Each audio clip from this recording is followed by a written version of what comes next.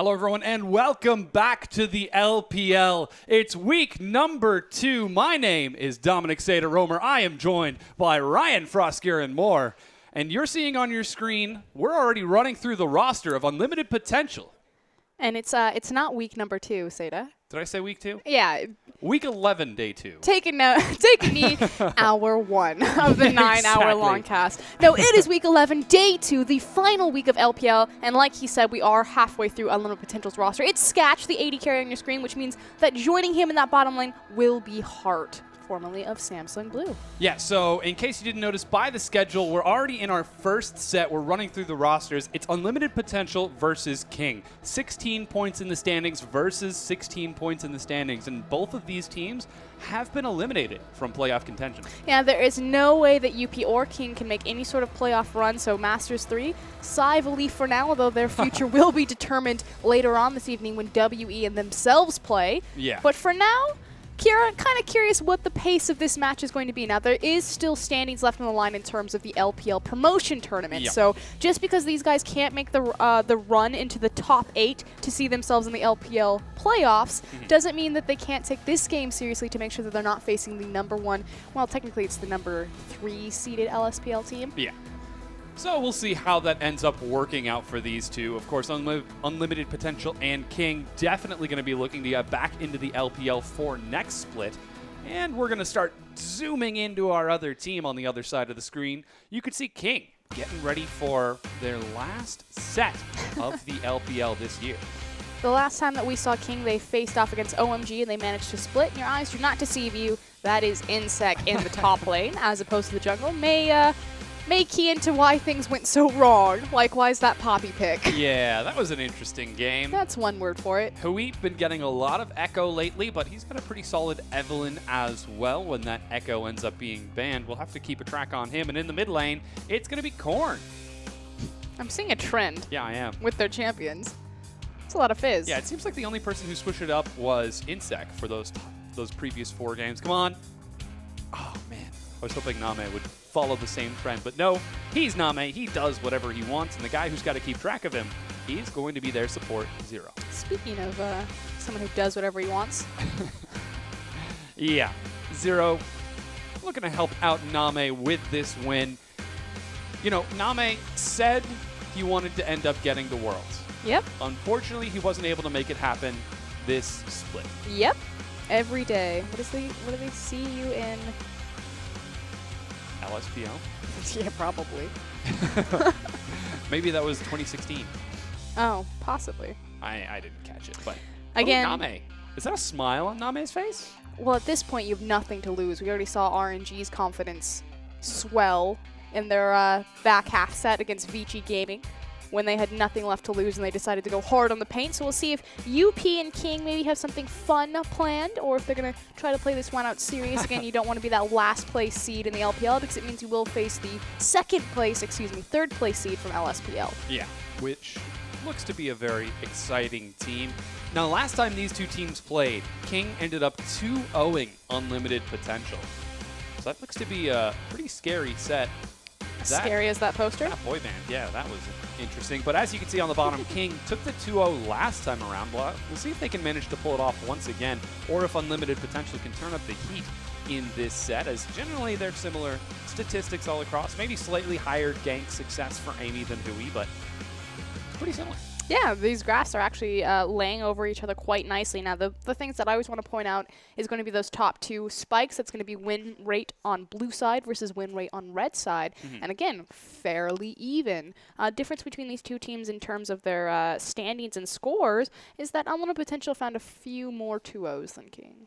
Yeah, and we're actually starting to see that Unlimited Potential, a few. They found 1. That counts. That doubles it. So the overall scores for these teams are 2, 10, and 8 for Unlimited Potential to 1, 13, and 7. They effectively doubled their 2-0s. That's not even a fake statistic. That's an actual statistic. That is an actual statistic. You are completely right. Yeah. So we'll see if they can end up pulling out any more points in this set.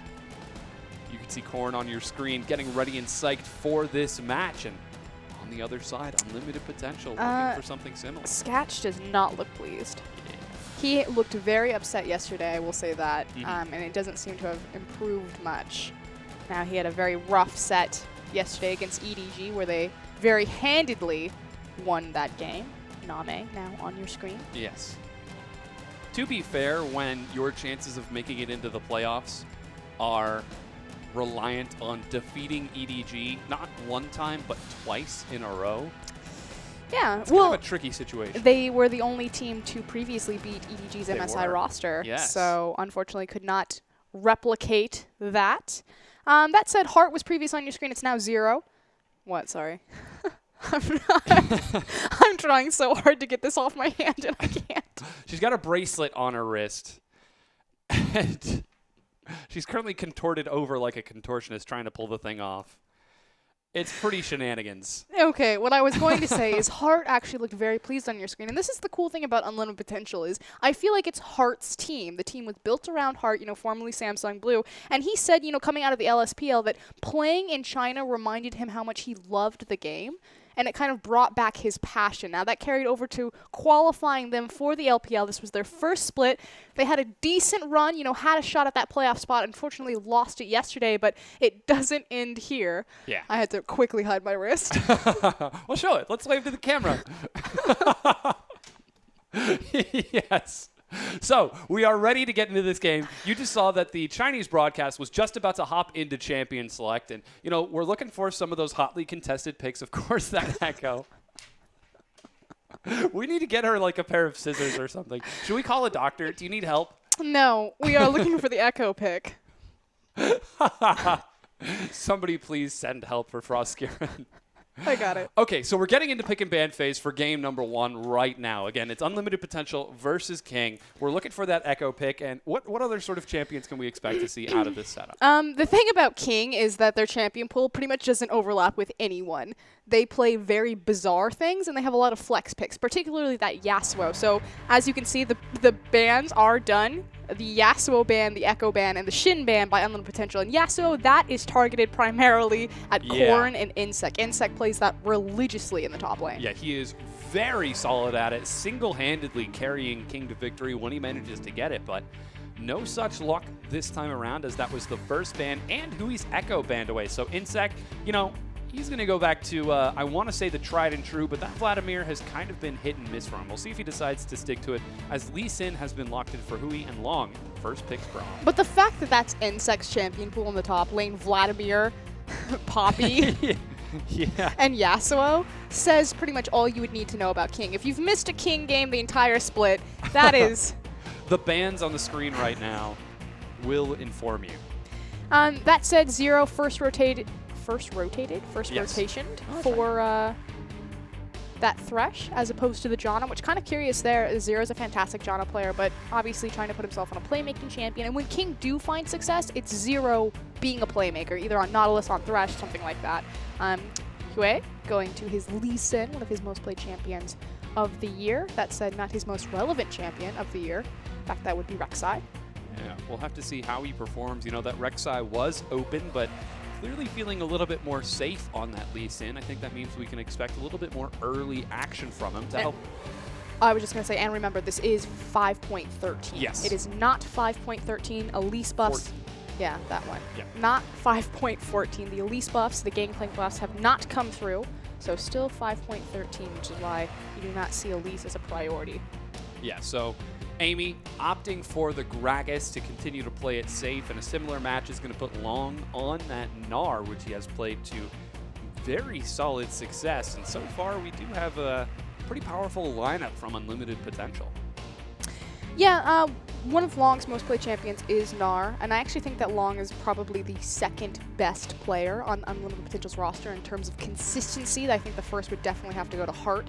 Heart has had an incredible performance over the course of LPL, and if I had to give anything to UP, it's that they're kind of like RNG. Individually they have really high skill ceilings, but it's about making them hit it consistently to get the results needed to have a higher tier in the standings. And just the fact that too many players across their team make slight judgment errors or positional errors, typically Amy and Sketch, kind of have led to their downfall. Yeah, we'll see how they manage to pull it off this time, or if they're able to keep Unlimited Potential up afloat. Now it's left the mid laner and AD carry for Unlimited Potential. Sketch looking at Teemo right now. I'd be exceptionally surprised to see if he decides to lock that in. You know, it is still important to play these games out. Sketch is like, please, Misfortune. Can I do it? Can I do it? And the This coach is is- like, yeah, sure. This is 5.13. Misfortune changes have not gone through. Yep. Now, He plays a lot of oh, yeah, Ashe. he also plays some pretty solid Caitlyn. He plays a lot of Ashe. Yeah, we'll see what he decides to go with the last pick for Unlimited Potential to round out their team. And, you know, this isn't a throwaway game for them. We mentioned it earlier, but their seeding into the LPL promotion tournament after the split concludes will be based off of their position in the LPL. So if Unlimited Potential can get past King, then they'll have a better seed. Yeah, so how it works is that 2 of the top LSPL teams are auto-promoted into LPL. That was Hyper Youth Gaming as well as Energy Pacemaker all. So then the rest of them, the bottom 4, I believe it's WE Future, Newbie, I'm forgetting the other 2. Anyway, you take the last 4 LSPL teams, the bottom 4 LPL teams, and you seed them together in a tournament, and only 2 teams emerge from that to join the auto-promoted LSPL team. So again, seeding does matter here, but last lock-ins for UP is going to be Twitch and Victor. Yeah, it looks to be a very solid pickup from Unlimited Potential. Insec now, the last pick for King, once again going to the priority. Looking at Fiora, this is 513, so doesn't have that new style Fiora out just yet with her wonky run. So if he does decide to pick that, she will run normally, and instead looking at a champion who runs on significantly more legs than Fiora. No, don't do it. Hecarim could go Please. back to the Poppy. No, he's joking. Decides to commit to Hecarim. Okay. This is actually a fairly standard comp from King. Name, not the most fluent with Graves. I guess that's the word that I'm going to... He doesn't play Graves a lot. Yeah. I actually haven't seen it from him a lot, so that's a little bit curious. But everyone else is on comfort champions. Seeing that Korn early rotated Azir, it did tell me that Punish was going to go ahead and look for that Victor, just because Victor's damage is not going to be impacted by Azir's Emperor's Divide wall, simply because Azir or Victor can just drop his damage on the other side of it. So otherwise, fairly similar comps. This is not the first time that we've seen Twitch in the LPL. I believe it's the 3rd time. Imp's already played it. Sorry, Sketch. Well, of course. It would have to be him. He played his skin too. Of course he did. Did he have to play against Dandy and Mata? I can't remember which game he did it in. That would have been an exceptional. And then they Probably all picked was. their champions with the skins. Mata always wears his skin. But we're getting 2 seconds into our set. The lineups were just on the screen. Unlimited Potential versus King. You can see pretty healthy amount of communication coming out from these 2 teams as they prepare for their lastly final set. It's only King's final set, but on Yeah. your screen it's going to be Long versus Insec. And again, UP, they do have one more set. I believe it gets WE. Yeah, that's going to happen tomorrow. Yeah. World Elite currently at 17 points in the standings. So a split here would tie all 3 teams together, and then that tie would be broken by either UP or World Elite. But running through, it's Punished and Korn. going to be Korn, Sketch, and Name in the bottom lane versus Heart and Zero. And do any of these lanes stand out to you? The matchup that's really cool for me is always going to be Heart versus Zero, especially because both of them got their signature champion. So Heart was a big Braum player back in Korea. Zero is a massive Thresh player. And both of these guys are kind of the primary playmakers and carries for their team from that supportive position.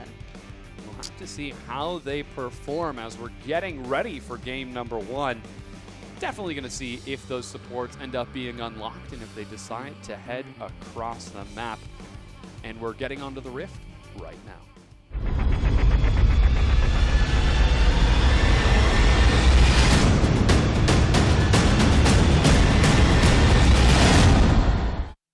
And we have loaded onto the Rift. Welcome back, everyone. It's Unlimited Potential versus King. Week 11, day number 2, set number 1, game number 1.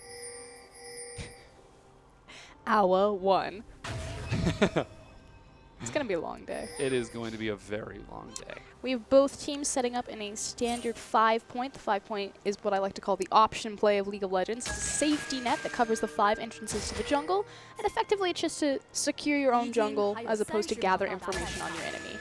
Yeah, so nobody wants to take any chances with this. Unlimited Potential again going to play tomorrow. Korn dropping the good old bird dance. This is the last game that King will play in the LPL, should they not make it through LPL promotions.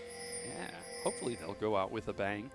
Insect taking that Hecarim, champion that he should be relatively familiar with Just from getting playing it in the jungle. Flashbacks of Insect running forward through Hecarim and getting Azir ulted into towers and dying. Bonk. You've seen that gif? I have. Where he just completely whiffs his target? Yeah, and then just bounces around. Yeah. Yeah, so looks like we're not going to be seeing any sort of lane swap. Art and Sketch are sitting on top of a ward, 0. I believe 0. If they go too close to that wall, he could try to play them over. Yeah, looks like Hart and Sketch will be invading, however, although King have set up a trap. He spotted it out. There goes the flay. Hart takes some tough damage. He's got flash available, but uses the quick stand aside, saving that skill. Should be noted, however, that Hart is under half health, so we'll see if he's going to pot up. He's obviously going to quickly proc these relics just so he can get some health back, but right now, Zero and Name are in full control of the lane just because of the HP discrepancy. Hart continuing to take some harass, trying to heal up as best he can. Luckily, he does have 3 health potions, possibly 4, depending on his mastery. And Huey will get an opportunity to start off with his Gromp and head on over to the blue buff teleport. He is going to put Long in the top lane after picking up a quick level 2. So everything seems to be a nice and patient early game. And Insect decided to pick Hecarim into the Gnar matchup, which typically over the course of the LPL, we've seen Gnars picked up as kind of a counter to Hecarim, just because they can itemize into that frozen mallet and then walk them down in the elongated lane and really punish the fact that they're a ranged champion versus a melee. So, again, a little bit curious. Insect obviously incredibly comfortable on Hecarim. He's played it both in the jungle and the top lane, but it's a bold move, Cotton. It certainly is. We'll have to see how it pays off and if he can continue to farm up safely. You can see he's taking the defensive start with full use Long. Just tickles Insect with a nice stun and continues to harass as his wave gets shoved in. Amy and Kui are both on that side. So it's crazy active. More harass comes across as Name and Zero are being unrelenting in this bottom lane. Poor Sketch can barely CS. We talked about how Name doesn't normally play Graves. It's not a big power pick for him, but Twitch is a big pick for Name. He's a big Twitch player, so, you know, Sketch on the other side of this matchup, Name knows exactly how this champion works and what he wants to do. Yeah, he is only going to end up being down about 2 CS once this wave is cleared. So all in all, good job from Sketch catching the wave despite the fact that he was shoved back. Interestingly enough, they're going to start taking the Krug camp while Name looks to set up a nice patient freeze. Sketch feeling pressured in this bomb. And again, it was just the fact that Hart got caught out in that level 1, lost a lot of his HP, and so he lost a lot of significant control over the creep wave. King doing a good job recognizing that and punishing it. Now, when King win games, it's in the early game. They have to snowball ahead. They have one of the highest averages of gold leads at 20 minutes in their victories. But if they don't get the gold lead before 20 minutes, their chances to win are abysmal. Have to see if they can pull that off. Now, the matchup that you were wanting to highlight was that Hart versus Zero. So far, things don't really look to be going in Hart's way as Name is shoving as hard as he possibly can. We haven't seen the supports unlocked just yet, so we might yet still get to see some fun. Well, this is entirely expected, too. It's much more beneficial for King to get the 2v2 just because there's so much kill pressure in a Thresh Graves lane versus a Braum Twitch lane. Now, Braum is a fantastic support at level 1 just because he can roam around with how tanky he is in his Q, forcing Hart to take the W to escape certain death. Was a big setback. Sorry, I was looking at what Azir was doing. But then, you know, Braum levels 2 through 5 until he gets his ultimate available is pretty much, you know, non-existent in the lane phase just because you're competing against the range advantage that Thresh has as well as the CC advantage. Not seeing too much. Recall out of Zero is going to be matching the recall of Unlimited Potential. But we'll see if he decides to pick up some boots and a healthy amount of wards. He indeed does, and is likely going to head his way back down to the mid lane. Look for a few deep wards with Hui. Long trying to bully Insect out of lane. He did get a recall in with boots. Amy looking for a gank. Long has to be careful, though. He was fighting Insect into the creep wave, which made that trade a little bit more even, but here he goes. Yeah, he's level 6 now. Got the Mega Gnar. Insect takes a slam. First blood. Beautiful CC lock from Amy right there to get the flash on the belly bop. And unfortunately, there's nothing Insect can really do to respond to this. If they shove the wave in, they will force the teleport out of him to catch a lot of that EXP. Actually, he may just walk up there simply because the wave is just going to eat it. Yeah, Huey managed to clear out a few of those on top of it, so. Okay, yeah. So this is actually really not, I'm not going to say good, but not as punishing on Hecarim. So the thing about Hecarim is typically when you make your buys, top laners or most champions like to buy when they can afford kind of a big ingredient item. Because Hecarim is so mobile and it's about just using his speed to run back and forth between the lane, he buys more smaller ingredients and makes more frequent backs than other top laners. So it's not as punishing that he died. Yeah, he lost his EXP and his gold there, but by upgrading his level 2 boots, he doesn't have to burn the cooldown of TP and he can just race back up. Yeah, Long still holding on to his own teleport as well. Opts for a Ninja Tabby to back the Ninja Tabby. Tabby?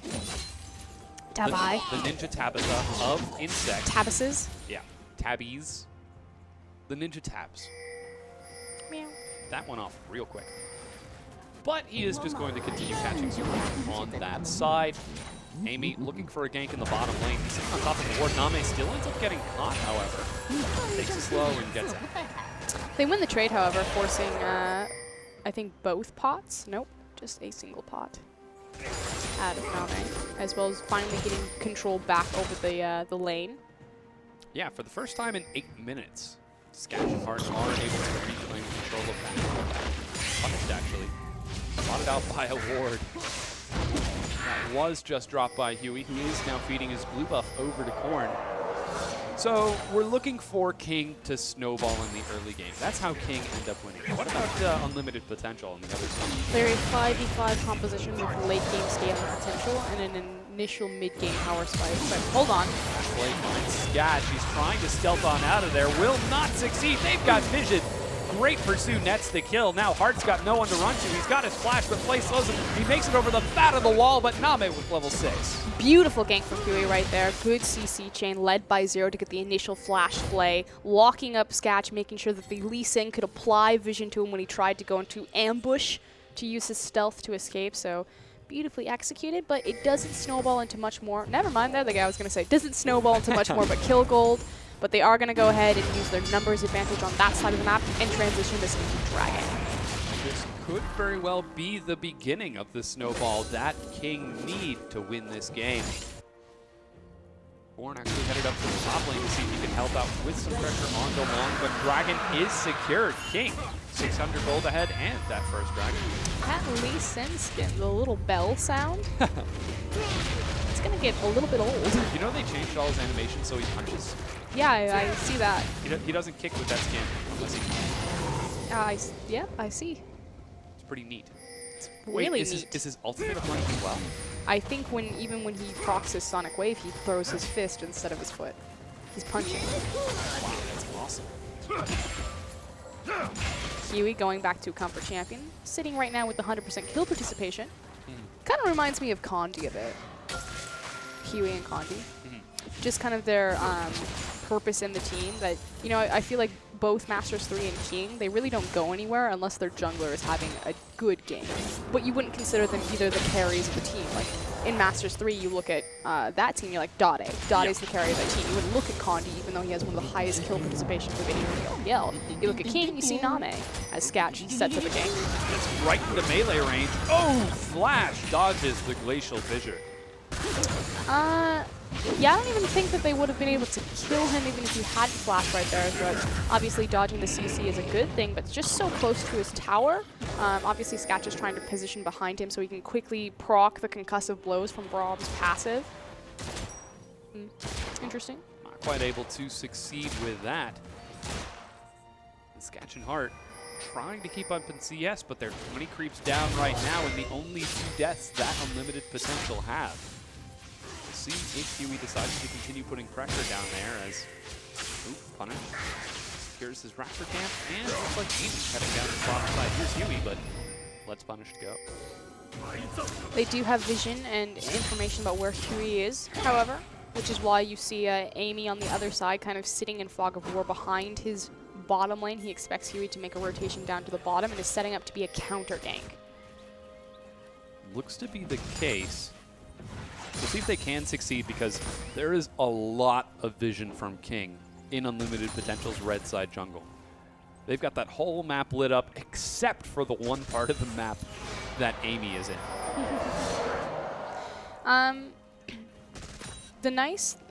Actually, hold on, because Huey's rotating down. The thing about having as much vision as they do is that it's not being utilized right now. They already took Dragon, so they should technically be translating their pressure to the top side of the map, because they have a window of opportunity where they can act up there and not sacrifice any objective. So yeah, it's nice that you have all of that vision, 1, 2, 3, 4, 5 wards, but if you think, 5 times 75, what is that? A lot of gold. 375. Yeah, 375. Yeah. Lands the slow. Could be the counter gank. Ooh, did he start the ultimate? No. Amy actually does find Name. There's no flash. The cast finds Hart. Here's a teleport as well. Hart gets kicked back, and Name executes. Insect with that teleport finds Sketch. Gets knocked against the wall. Sketch is going to die. Insect trades it over the hook, finds Long. Oh, here's Victor. the laser. Cleans up 1 kill. Could be 2. Huey gets stunned, and he goes down. Korn drops the ultimate, and oh my god, Huey's still alive. 2 for 2 so far. And that's going to be it.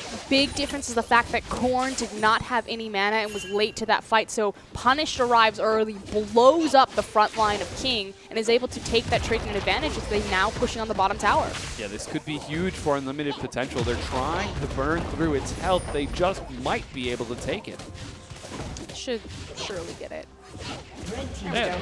Turret number 1 secured for Unlimited Potential. That evens the gold right back even. Beautiful collapse from UP. Gets them in objective. We'll see if they're able to translate this into superior Dragon controls. We see that 2-minute timer up in the corner of your screen right now, just because they can get that wave pushing that much deeper on King's side of the map. Interestingly enough, looks like Long is headed on that side. No, it makes sense, because the TP is down for Gnar. Can quickly rotate your bot lane up into the top side, try to get as much pressure as possible on that top tier tower.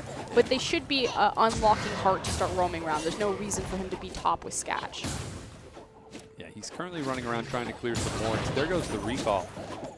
Double Sightstone finish for both of the supports. Finally, we're going to be getting some more vision dropped out for Unlimited Potential. But King, they find the bottom tier 1 undefended. Long is close to Mega Gnar, but Name just might get it. Lantern is placed just to get Name to safety even further. Mega Gnar will pop, so unable to defend their tower, and King even up pressure on the bottom side of the map. Yeah, they might just continue to stay down there as Hart. He's running around on that side of the map along with Amy, though. Insect in the top along with Huey.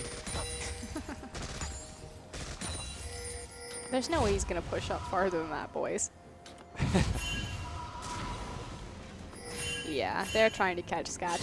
He has a feeling of what's going on. Now, Dragon will be spawning in 37 seconds, so this is actually really smart. Sketch here should reset himself, and he should start walking towards the Dragon pit. So you have the Blade of the Ruined King completed by Twitch, which means his assassination potential just skyrocketed as he wanders up into the top lane.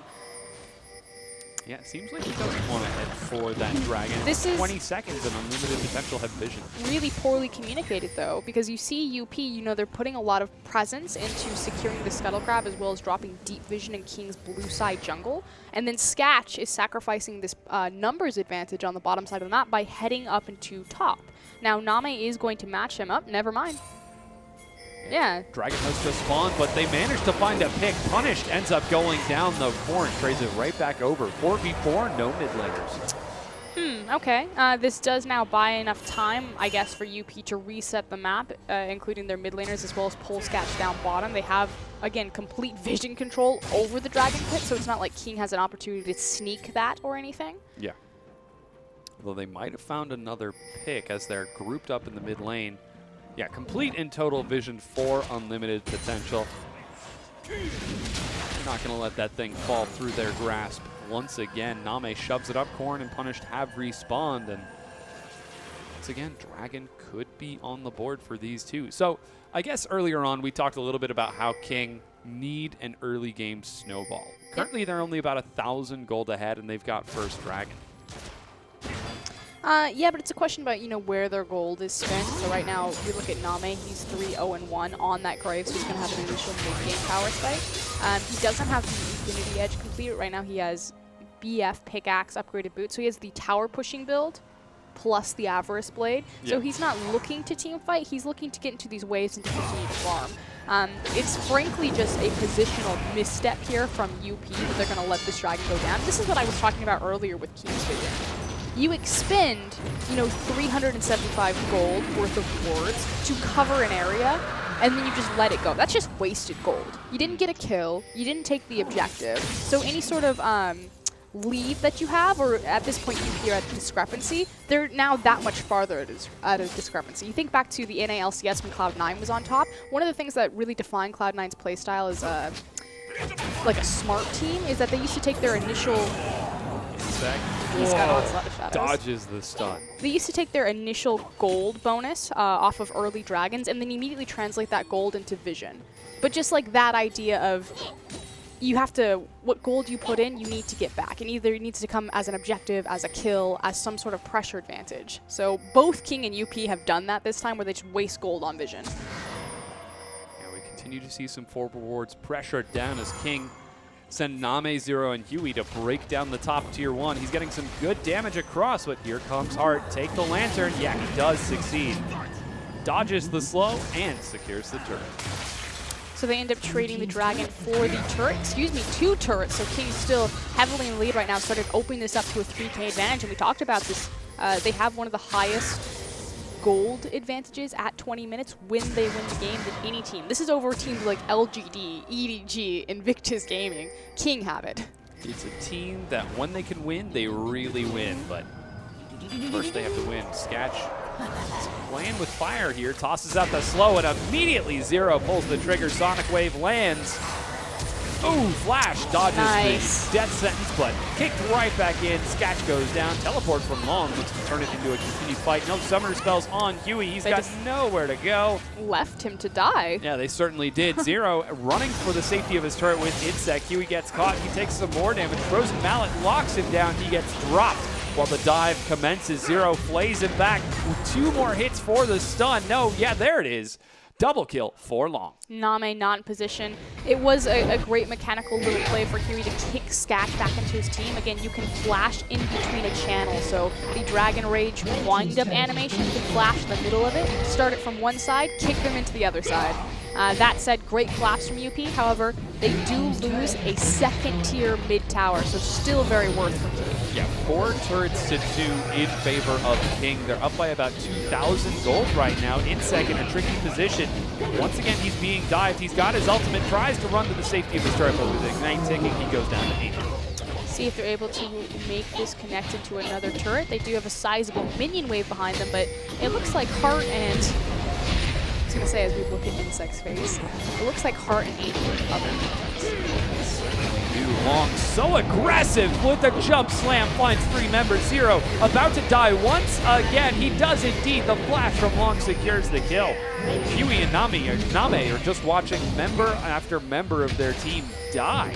Beautiful ultimate from Long right there. Locked up 3 people. Oh, Korn gets found by Punish. He's taking a lot of damage. Knocks him, but doesn't get the ultimate over the wall.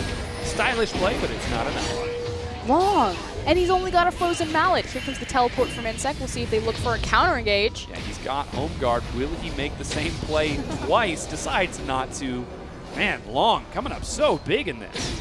We've seen a lot of really impressive Gnar play back-to-back, and Gnar's always been a big pick for China in general. Even when globally he started to teeter off a bit. But Let Me yesterday had a beautiful Gnar game when RNG, couldn't come back into the playoffs, and now Long. 4-0-7.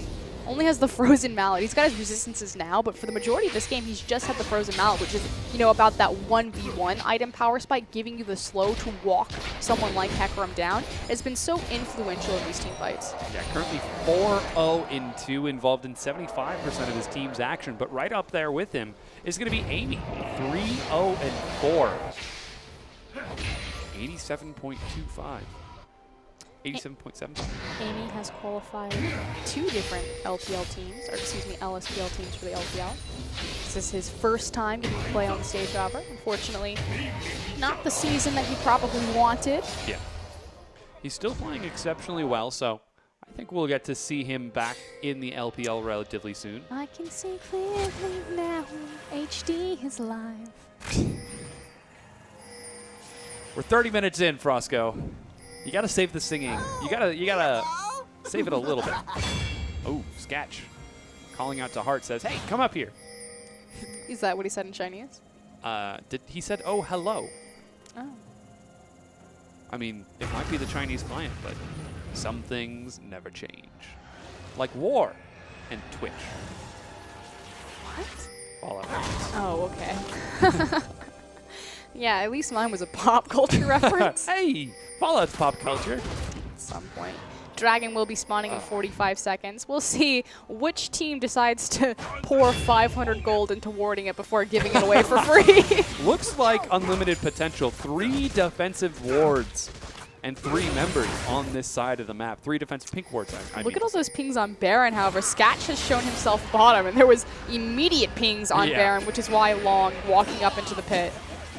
No shenanigans this time. I like how Long single-handedly dissuades 4 members. He's massive. It's a level 13 Gnar. Yeah. Long playing out of his mind this game. Let's not go too far.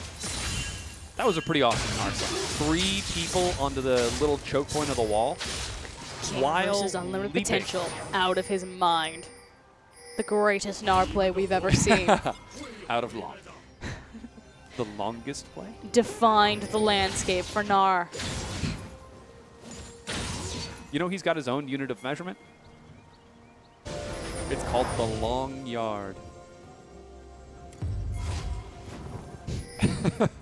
Dragon's Live. You didn't see that movie? Oh, I saw it. Let's look at our itemization right now. As Hart is setting up to steal this away from him. It's like, Q! Oh, he gets it.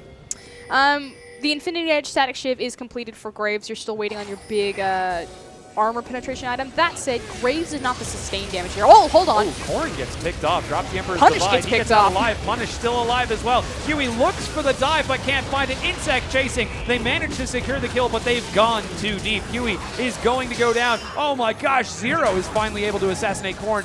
Actually, that Sketch assassinates Corrin, and Zero flashes the wall to escape. But this is what I was going to say. So with Name's itemization right now, he's there for burst damage. You know, a static shiv proc into the Graves buckshot collateral damage. Azir is their primary sustained damage carry, getting out those Sand Soldiers, having the Nashor's Tooth. If Azir gets picked off, which he immediately exploded in the front of that fight, as well as losing their jungler, that's pretty much the team fight for King at this point in their itemization until that last Whisper is up and rolling, especially for how far ahead Long is. I feel like that's been the main story for this game because we've seen Corrin wander into Punish multiple times this set. Weird build from Corrin. On Azir? Yeah, I knew he had the Nashor's Tooth, but he's also completed the Luden's Echo. Typically, the new build for Azir's, because again, 5.13, is to go Nashor's into Rylai's because of how the slows were changed. So this is like a wave clear poke build as opposed to like a sustained damage chase build. Looks like Corrin is having a bit of trouble in this set. Currently 1-2-1 to the 1-2-3 of Punish. That's a 30 CS. Yeah, he's about 30 CS up. Should also be noted that Sketch has an immediate power spike over Name because he's finished the Yomu. Ghost Blade. Yeah, he's looking for the assassination. Was spotted out by a brilliant ward, however, so Corrin's gonna... Peace. He's gonna skedaddle. See ya, nerd. Hart clears that ward out, and Unlimited Potential did take that first dragon, so they were able to catch back up with King, and in fact now have a gold lead over Unlimited Potential after finding a few kills. Huey sees a ward. Oh, come on. Oh, can't quite clear it. I feel like he took that lantern mid-animation. Oh, once again, Corrin gets hot. Scat this time with a solo kill, and Hart just rides the wall. This is the thing, though. You can't be that far forward on the map without protective flanking vision once Twitch has the Blade of the Rune King complete. The assassination potential is just way too high. Yeah. Corrin continuing to accept pressure from Unlimited Potential, might be ceding over some control of the Baron pit to UP. as Sketch and Hart are on this side, and there's a very healthy amount of wards, though. Long and Insect, both with teleport available, split pushing on the far side of the map. Insect sees those defensive wards. So the identity of King has been the split push.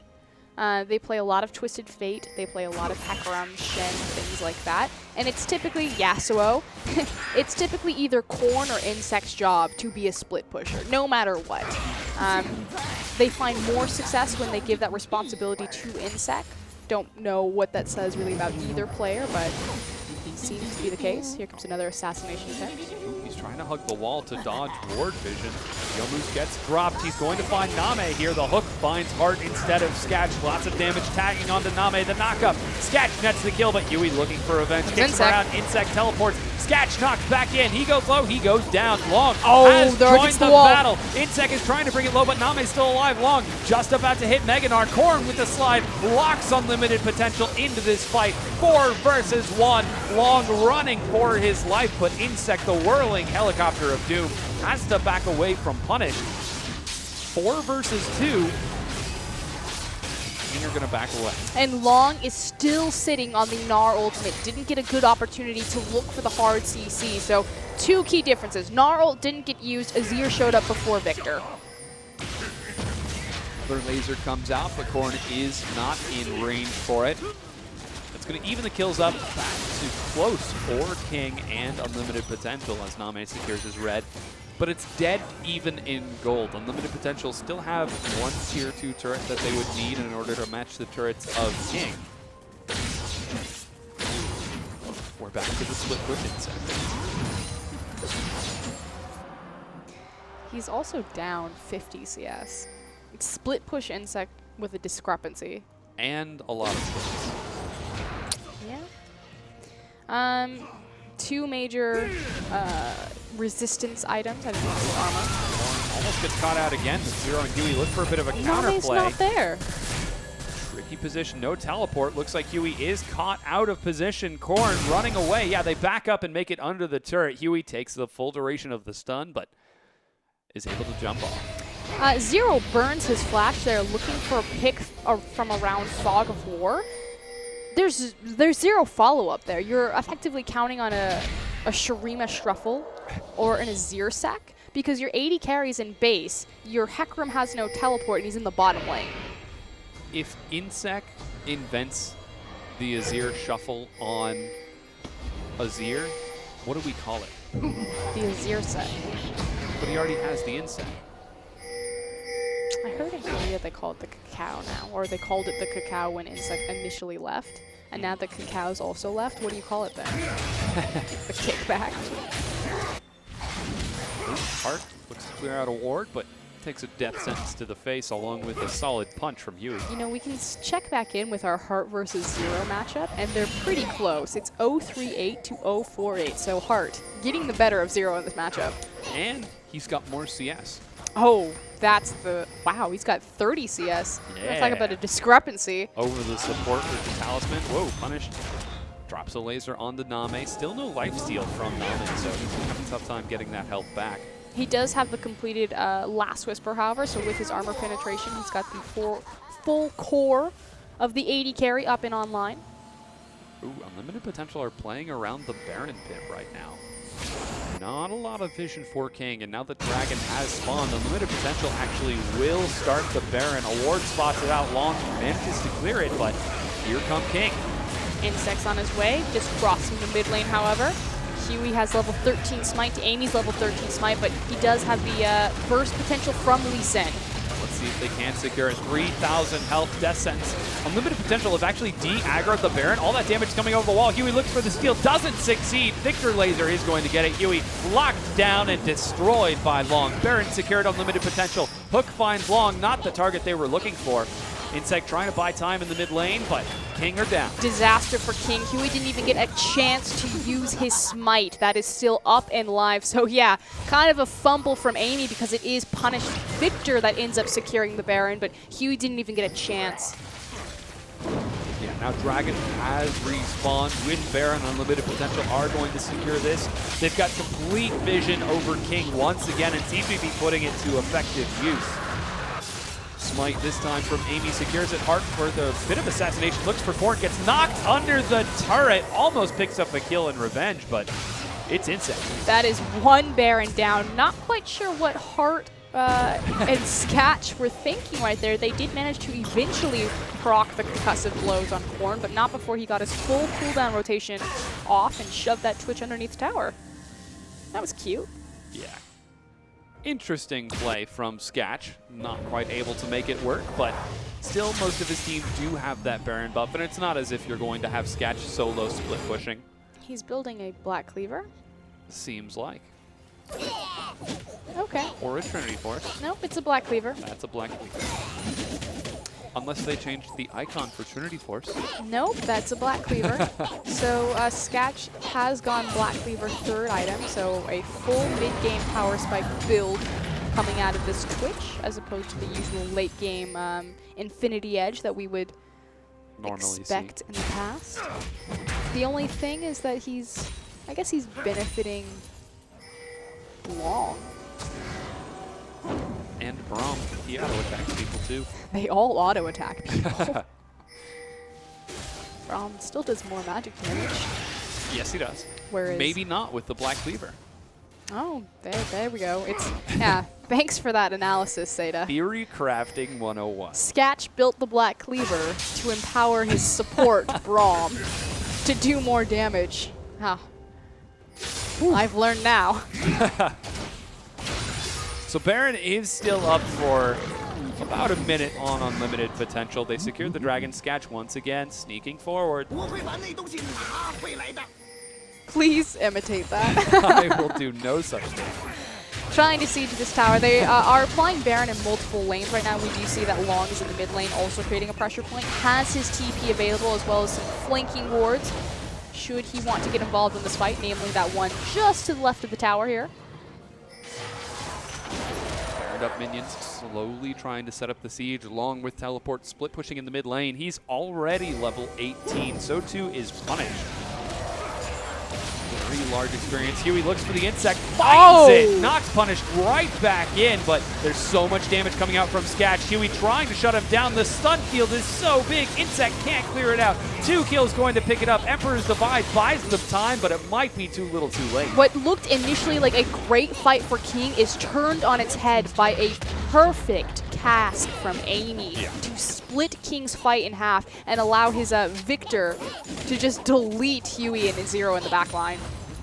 And there is no longer a Baron buff on unlimited potential, but 5 minions and 5 members of their team. They look for the first inhibitor turret of the game. Name healing up as quick as he can, but it just might not be fast enough as this inhibitor is going down. And King have just lost complete control of this game, and we're closing in to that 10K gold gap, about 7K right now on your screen. Just mid-game team fights. King fell apart, didn't get the snowball that they needed to kind of supplement their overzealous decision-making. Long also going to get a chance to solo kill the last tier 2 turret. 7 turrets to 4 in favor of unlimited potential, as they're up nearly 9,000 gold over King. 8.2 currently, 8.3. And King just weren't able to find that snowball. Last year, 4 out of these 5 players were on the Worlds stage. 3 of them in the Worlds finals. Now, no chance of top 8 playoff run. King, if they lose this, as Sketch looks to assassinate Corn again. Ooh, good dark passage. Zero, gold Corn away. Will finish last place in the LPL. Looking that great for King. They might split with unlimited potential, and then UP could go 0-2 tomorrow. We'll see. They might be able to finish slightly better than us. It's such a turn of events. Yeah. And obviously King have been plagued by roster issues for the entirety of the season. Starting in Spring Split, not having Name available until week 9, and then at the start of the Summer Split, not having Insect and Zero available for the first 3 weeks. And of course, they lost every single game until they got their Koreans back, and then they immediately split with Xiaogu. since then, just a bumpy roller coaster.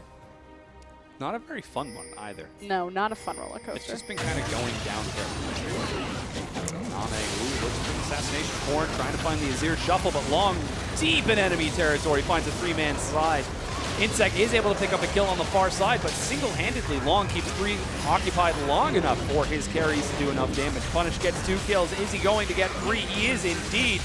Continuing to chase forward. Amy doesn't even care about the inhibitor anymore. UP could look to end. And you told the story of this game in that team fight. You know, the difference between Long and Insec and how far ahead. Insec gets into the back line, is immediately obliterated. Long able to zone off 3 people by himself. And look at him just tank up that tower in mini Gnar form. He is massive. Spirit Visage, Randuin's Omen, Thornmail, and the Frozen Mallet. Yeah, Flash Stun finds Korn. He's got the Zonias. Can they get the ace before the game ends? They do. Ace secured. Unlimited potential take game number 1 against King. And again, neither of these teams can sneak up into that top 8 for a playoff run, but it is still fairly important for seeding come the LPL promotion tournament. You do not want to be last place because you'll face the higher seed LSPL team. Yeah. Unlimited potential, definitely fighting very hard right now as they end up taking this win.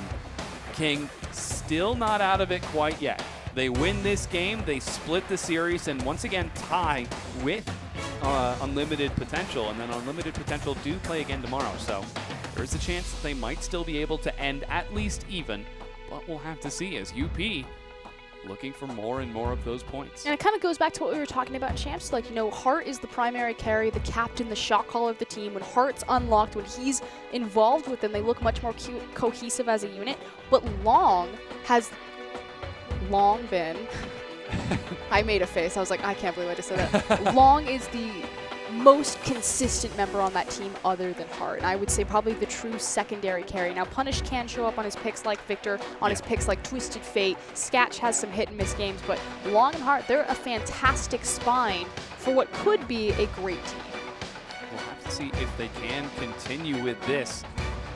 It's EDG week at LPL. This is why you see so much EDG stuff. T-shirts and signs. They're giving them out at the posters. venue. Yeah. But again, Unlimited Potential end up taking the win. There probably are a few people wearing Unlimited Potential shirts in the crowd. I like them. So we have to hope that they will continue to perform admirably in this series. Yeah, and again, it just goes back to if UP can find the 2-0 here, they then also have 3 points available on the final day. They're one of the few teams that play all 3 days this weekend. Unfortunately, again, they cannot go for that top 8. We will not see UP in the playoffs, but they need a better seeding so they can dodge out on a harder LSPL team and hopefully re-qualify themselves for the LPL. Yeah, hopefully Unlimited Potential will be able to return to the LPL next split, but as it stands, you said it exactly, they're not able to make it into playoffs currently, so they are going to go into the LPL promotion tournament. But, you know, I kind of want to talk a little bit more about the effectiveness of Unlimited Potential's team, because Long, super strong in that top lane, but Amy, he was 4-1-12 by the time that game ended.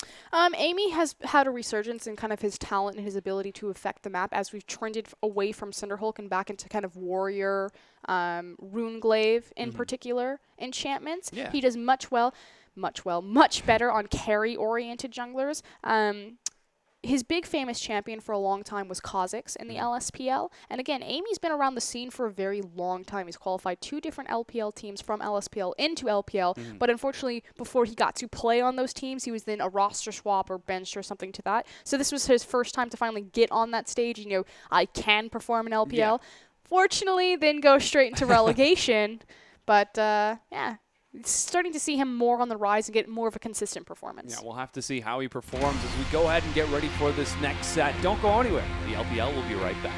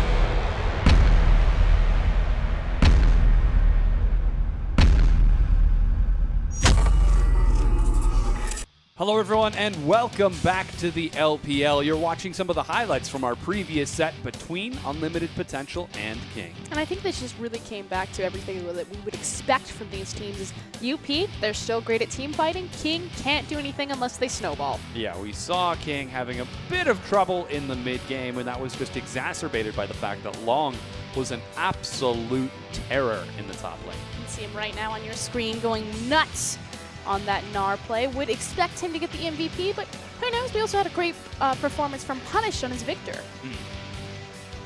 Very solid play from Unlimited Potential. We'll see who gets the MVP in just a moment as we're running through the crowd, and we're going to take a look at some of those stats from our previous game. I suspect that it's going to look fairly one-sided to UP in terms of jungle control. There we go 55 to 45. Yeah. Pretty even. You know, Huey was invading quite a bit, though.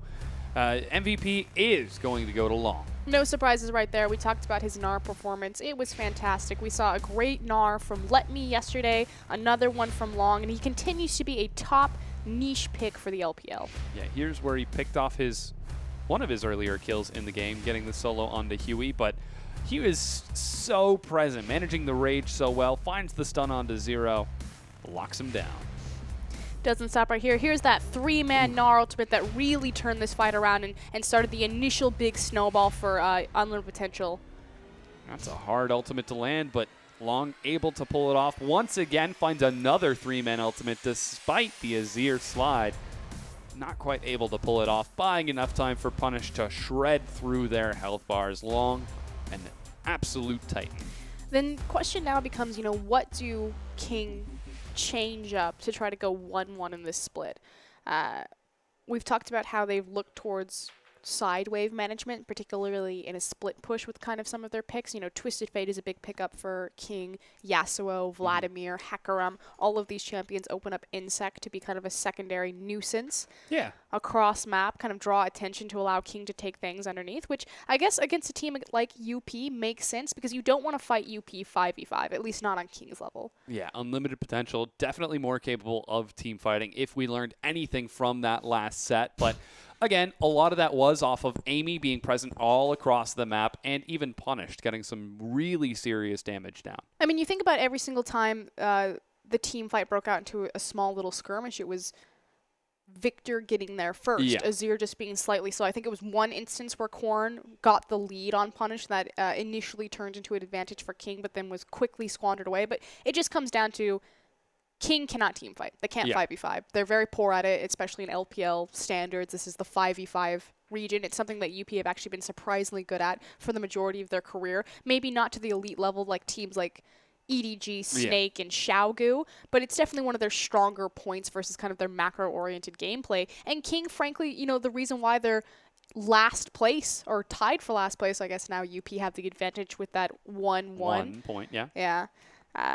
Is that they're weak in macro play, they're weak in their 5v5, they're decent in skirmish because individually they're talented players, but they were never able to connect on teamwork. We'll have to see if they can pull it together with this set, if they manage to pull off the split successfully, or if once again Insect will be targeted by two of these bans and effectively shut down. He did hover the Vladimir early on in the rotation. I wouldn't be surprised to see him go for something like that again. So he might decide to look for that split push. The zoning chemo play. Yeah. We'll see what he decides to go for. I just feel it just makes sense. Put Korn on Twisted Fate or put him on some sort of self-sufficient mid laner where he can do whatever he wants. Doesn't matter what the team does around him. Put Insect on a split pusher and then just send either one of them to opposite sides of the map. And then just try to make picks. Put Nami on Sivir. Yeah, Nami's actually smiling right now, despite being in last place in the LPL and one game away from being eliminated completely. His last game of the LPL is going to kick off in the next 5 minutes. Yep. And he's got a smile on his face. That bodes rather well for Nami, that he is keeping a positive attitude. Have you seen King? They are a bunch of funny guys. That team is nothing but positive attitudes, let me tell you. Yeah, so we're getting into Champion Select right now. Coaches on your screen as we are preparing for this. And champion select, boom, has been initiated. So again, you can see on your screen that purple side has pretty set staple bans, Rise, Echo, and Callista. We'll see if those come through again. UP actually going to change it up, prioritizing that Yasuo ban. And again, the brilliance of this ban against King in particular is that it's a big pick for both Insec and Korn. We did see that identical first ban from Unlimited Potential in game number 1. This time, though, they swap out the Shen for a Rise. So we'll see if they continue to put pressure on that top lane with that last pick, as long as Gnar receiving the respect ban from King. I also like the fact that Punish's Twisted Fate also receiving a respect ban. Punish is one of the better players, better TF players in the LPL, actually, especially their victory over EDG when they pulled it out as a counter pick to Clear Love's Evelynn. Last two are going to be Braum taken away from Heart. That was the first priority pick of Unlimited Potential in game number 1. Then Callista from Name, followed up by King, insta-locking Shen for Insec. So the two big priority picks left out on the field, or I guess I should say 3, are going to be Echo, Victor, and Shen. So they decide to prioritize Shen for Insec as opposed to Echo for Hui. Now, Hui did have a fantastic performance on the Lee Sin last game. Unfortunately, wasn't able to connect that one into a win, but this is the thing that I always like to talk about anytime Echo Jungle comes up. MLXG and Amy are the two biggest supporters of Echo Jungle in the LPL, and Echo Jungle has a insane win rate from that position specifically. Just from those two. Yep. So, can't let them have it. These are the guys who are going to make things happen. Currently, Thresh being looked at by Heart, going to steal that away from Zero. We'll see if he decides to commit to it as Unlimited Potential. They've got 3 games left in the LPL. This is one of them. Thresh locked in. Echo set to match it. I would expect that they pick up Victor. Nope, never mind. Looks like Korn is going to continue to prioritize. You know, actually, the more that I think about this and kind of reflect, it makes sense. So Azir and Victor are probably single-handedly the 2 top control mages right now, and it is a very control mage-centric meta. It makes sense to me that Korn would prioritize Azir over Victor, just because Azir is going to bring mobility versus kind of the CC utility that Victor is going to have. Not that Azir doesn't have utility, but Victor obviously has more of it. And it just, you know, Korn's a Fizz player. He kind of does his own thing. Like, he's a good player, but he plays for himself, and he doesn't necessarily do the best thing for his team. Which might be getting into some of the deeper issues about why King have difficulty grouping and fighting as a collective. No, I'd actually completely agree with that. It's just take skirmish-based champions. Now, typically when they do pick up a Shin, they like to do something crazy level 1. They have one of the earliest First Blood averages alongside Vici Gaming, who also like to do level 1 shenanigans. So we'll see if Insec maybe sneaks into the bottom lane. Flash taunt. We'll see where he goes in this set. No 80 carry yet locked for Sketch as Unlimited Potential. Looking at Punished for Victor. Victor for Punished in the mid lane. And Sketch is going to lock in Maokai for long, and Name insta-locks Lucian. Last game of the LPL, might as well play Lucian. Yeah. One of Name's comfort picks. No surprises right there. He's either going to be Lucian, Kog'Maw, or Jinx, but actually you could still have a Janna. See if Zero goes Nami. Yep, I knew it. Yeah. Okay, yeah. You just saw his eyebrow go up. He's like, should I? Could I? I could. His signature champion. Plays a lot of Nami. Nami obviously synergizes really well with Lucian. If you think back to 2014 Summer, when Nami and Lucian were all the craze, even bleeding over from Korea into China for the Chinese playoffs when World Elite pulled it out. Oh, come on. I'm just hyping you up your Nami. He's going to swap back to it. He's going to do Nautilus. I got a feeling. Nami just works so well with Lucian. The double tap on the E, you get all 3 procs off. Yeah. Trading with the W on the Piercing Light. So he decides to commit to the Nautilus instead. How's that going to work for him? It's also a great Nautilus. It was typically banned away from him. We talked about how his other big pick is his Thresh, which it should be for every support. But again, putting Zero on a playmaking champion, he's the #1 playmaker for King. When things go right, it's typically led by him, and he can solo carry games on champions like Nautilus, like Thresh. We'll have to see if he's going to be able to carry this one, and King, whether or not they split the series, will determine their final placement in the LPL this split. One more point gets them tied back up with Unlimited Potential and Masters 3. at 17 points in the standings for 11th, though, of course, both World Elite and Unlimited Potential have some more games, so it might not be their permanent position. And King, with last place staring them down, they've got their final roster locked in. Unlimited Potential decide to pick up Ezreal. Oh no, going back to the Twitch. I was going to say, Ezreal would be a little bit curious, so again, Sketch deciding to go back to his Twitch. Had a great performance on the last time, though. You know, Braum Twitch versus Thresh Twitch, you have a bit more synergy in proccing Braum's concussive blows. Not that you don't have great kill potential with Thresh being able to CC lock any sort of target with the Flay death sentence, but we'll see. It also provides a solid escape for Twitch. A lot more mobility for a low mobility AD carry, yep. We saw Sketch was basically hunting Korn around the map. Anytime Korn showed up in a lane farming, Sketch would immediately dash up there with Heart and sneak in to try to pick him off.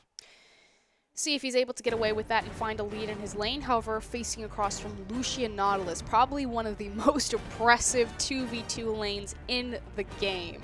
That is disgusting. Can we expect any sort of lane swap to dodge that? You know, I would like to see a lane swap, but UP, they should have lane swapped last game. They decided to meet Name and Zero head-to-head in the 2v2 bot lane. And I actually don't think it'll change much this time around. Yeah, that actually went pretty well for King in that early game, getting the really solid early damage. They kept a ton of pressure, but running through the rosters right now in the top lane, it's Insec and Long. The thing you got to watch out for is that whenever Insec has Shen, he likes to make a level 1 play with the Flash Thought.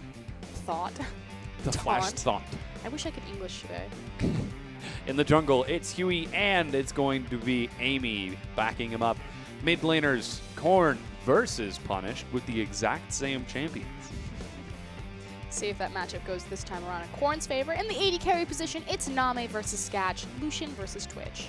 And to help it out with the support, you're going to see Zero and Heart. And again, this is still my featured matchup, the supports facing off. He missed the perfect opportunity to make a heart with his hands. I wonder why. It took me 11 weeks to see that, but we're getting onto the Rift right now.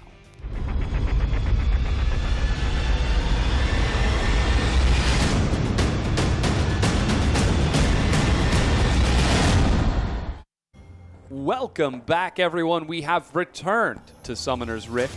It's week 11, day number 2, set number 1, game number 2, between King and Unlimited Potential. We talked about this, how King liked to make some level 1 shenanigans when they have the Thresh. What do? They group up and they bum rush down bot lane. They just might be looking for those They're playing level 1 shenanigans. They're playing with Fog of War. The reason why they sent Name up through Try is because he would walk through a ward. So it's the idea of, hey, it's my AD carry, come look for a death sentence, and then the rest of King would be set up for a flank. But UP, they don't fall for it, and we just trade some deep vision. Yeah, some wards being dropped out. Looks like Unlimited Potential are going to be the ones who find a few wards. We'll see if they can make any use of this, as once again, Insec looking for something a bit cheesy on the bottom lane. Heart.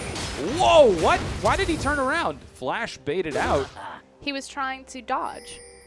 He dodged into it. I understand that he dodged into it, but that's why he turned around. Okay, I see. He thought that he would throw the skill shot to lead as opposed to just directly at him. But that's the thing about Nautilus, is that his hitbox is so much larger. Yeah. The dredge line was able to burn the flash out of Heart, and Insec is still waiting down in this bottom lane. So he knows now that Heart doesn't have any sort of flash. Let's see if they can make any sort of advantage happen as both of the junglers start on the bottom side of the map. The other big thing, though, was the fact that Zero had to start Dredge Line level 1, which typically on Nautilus, you're either going to take your Titan's Wrath or your Riptide. Oh, Insec is going to find a double taunt. Sketch is the primary target. The knockup blocks him down. Ignite, heal. Oh, first blood picked up by Zero's Ignite Tick hero. Running fast forward. Heart doesn't have a flash. They're trying to save him with the parallel convergence. Ooh, stun finds Insec and Zero, but Heart gets out. The reason why King are being so cautious right here is because look at where Hui and Korn are positioned. They're just not in posture to assist, whereas Victor's Punish got over there way quicker. Ooh, another flash gets burned, this time Long dodging the dredge line of Zero, and a lot of summoner spells missing. King, is this the snowball that they needed in game number 1? Yes, but this is so obvious. King do this every single time. We talked about this in Champion Select. So you know that UP have to expect that level 1, Insect's going to be bottom lane looking for that taunt. Yeah, Unlimited Potential just not playing to King right now, and it did end up hurting them in this early game. And unfortunately, for long, he didn't even get anything out of it. So the fact that Maokai started, because they didn't know if it was going to be a lane swap or not, started with double jungle, which makes sense because he can clear camps fairly well with his saplings, as opposed to being in the lane and soaking up more EXP, meant that, yeah, Insect wasted all of, not wasted, but spent all of that time during the level 1 getting Name an advantage. But he didn't lose anything to long because Maokai wasn't absorbing the top lane. Large wave on the top side of the map means that Long is going to get an opportunity to shove Insect under his turret, but Hui is on that side of the map with his blue buff should any sort of action break out. Sketch trying to catch up with CS, should be able to get most of these minions, but that early first blood onto Heart in the assist. Whoa, Hook finds Name. He's got no exhaust, no flash, taking a lot of damage. He's burned low, forced to dash out, burning his heal to escape, and Zero trades it off. There's a very famous Thresh player in North America's challenger scene, the RNG Thresh player, Romelia. And she says that the sure way to hit the Thresh hook, and she plays like only Thresh, is to walk forward and then at a 90-degree angle throw the hook behind the creep wave, just because the hitbox is larger that direction. And that's exactly what Heart just did there. The horizontal width of the hitbox? Yeah. Like that's watch her do it. She does it every single time. But Heart just did it to Name. Just you step forward, because normally you lead with Flay, because Flay will guarantee you the death sentence. Yeah. Interesting. Hui looking for a gank in the top lane. He's letting Insect shove this up, make sure that vision is cleared. We'll see if Long can figure out that he is going to start taking some pressure. Hui's actually wasting a lot of time up here. The 30-second long Kong. What is he planning to do? You can't dive a Maokai. He thinks that Insect's going to get ganked. But Echo, Amy is sitting back in Fog of War waiting for a lantern. He's actually heading down to the bottom lane now. Amy playing the con on the other side of the map. He's got a bit more room, however, just because the wave is going to... That sounds fine. Zero. Hook. Ooh, is going to miss. Zero did not want to follow that. Yeah, I was going to say, he actually should have let that hit him, like you said, because then Zero would have been that much closer to Echo. But fortunately for him, he misses his skill shot. Name looking to interrupt some recalls. Does succeed for Sketch just by scaring him away, but no crazy action breaking out. Heart and Amy actually going for a nice stroll through the jungle.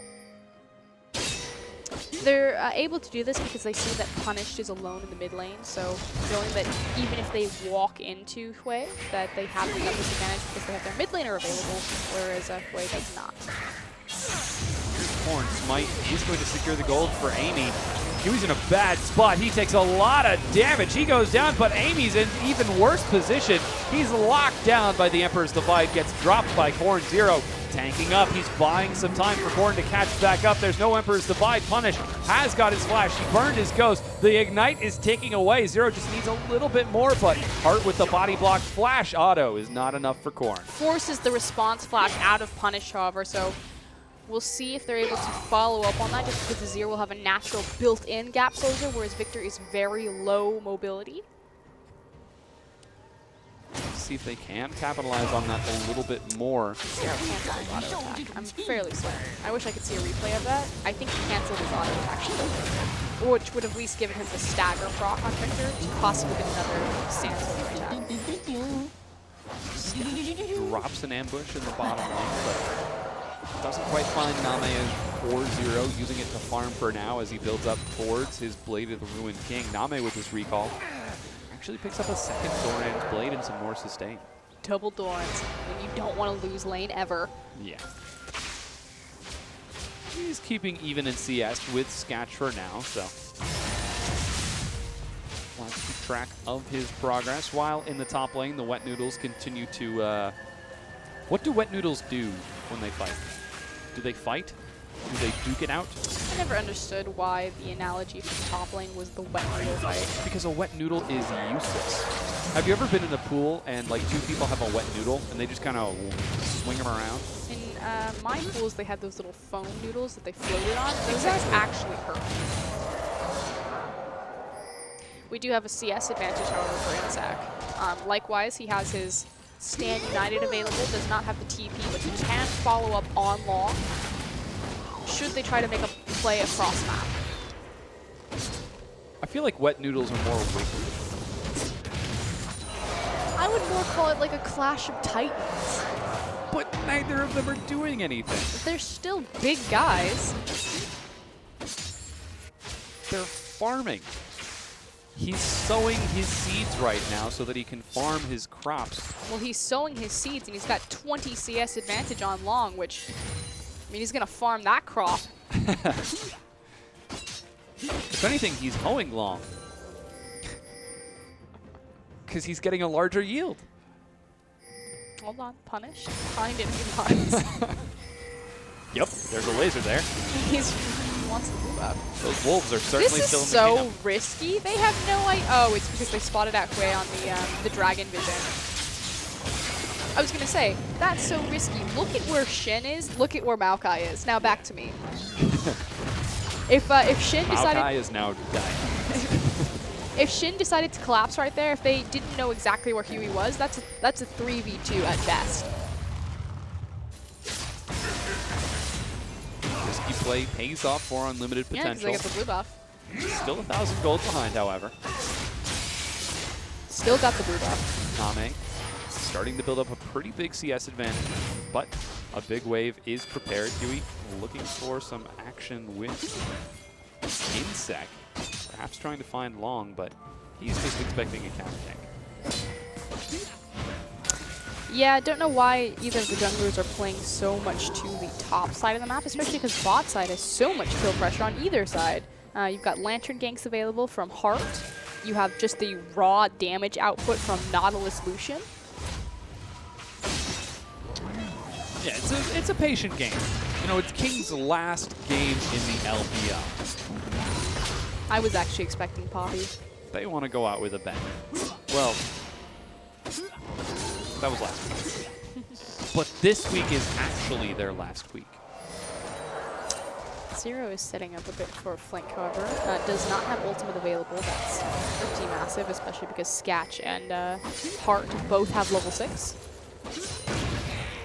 Some scary trading. Insect, slight health advantage over Long, but the Catalyst just procs, so Long is going to get some health back. Amy's on the top side of the map as well. Just be careful that he doesn't step forward into that rush. If not sure if he knows it's... No, he definitely doesn't know it's warded. Now Insect knows that there's an Echo up there. Ping goes on to Dragon immediately, so with the vision granted of Echo in the top side of the map, King are going to go ahead and pull the trigger on this Dragon. Yeah, Amy running as fast as his Echo legs can carry him, but probably not going to make it in time. Rest of Unlimited Potential know that this is happening. Recall completed from Insect. Here comes the TP. Oh, the hook goes in. Will they be able to secure it? No smite for Yui, but he still manages to get it with Name. 4-0's already dead. The teleport gets dropped. It's chaos for King, but they're able to keep themselves together. No, they've lost Yui. It's 3 versus 5 now that Amy's joined the battle. Name gets caught. Korn forced to flash the wall. What was a good idea has suddenly become absolutely tragic. Insect joins the fight. Name's going to end up going down, but it's 4 for 3. Unlimited Potential will gladly take that trade over the Dragon. So yes, they lose the initial control, but they should be able to collapse onto the mid lane and at least siege up onto this tower or do some significant damage. Or maybe they'll just calm. There he goes. I was going to say, where is my laser punish? Doesn't have any mana. He's looking for the cooldown, but minion wave gets shoved out. Amy gets to clear a ward. Well, know that he's spotted by the ward, but not do anything about it. And no significant damage to the tower, so they just take the kill gold. That is actually pretty important for Unlimited Potential because that does put them in the overall gold lead. It's important because majority of the kills went onto that Victor punished his mid lane. He now has the Morelos completed. From the early game, King not quite finding the snowball they needed, despite Name and Zero helping to secure first blood. happens every time to King. They just, you give them a skirmish, you let them do something sneaky, they can pull off some picks, but as soon as it comes to an arena, the Dragon Pit, a 5v5, wet noodles. Wiggling around. Just slapping each other.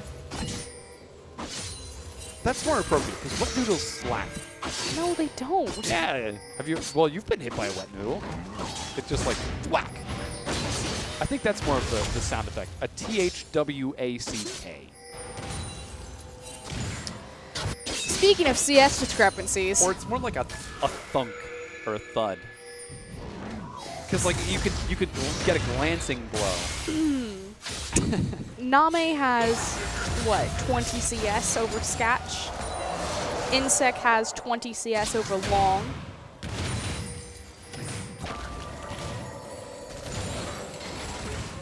The farm down here is rocking that CS lead, but despite those advantages, they're not quite able to make anything happen. Flash Death Sentence goes wide. Hart tries to pull the Remelia. Ends up not pulling anything. It's okay, Zero immediately missed his skill shot as well. Both Amy and Punish will walk out of that one. Obviously, Hart's trying to pull the trigger because he saw that Punish was making the roam.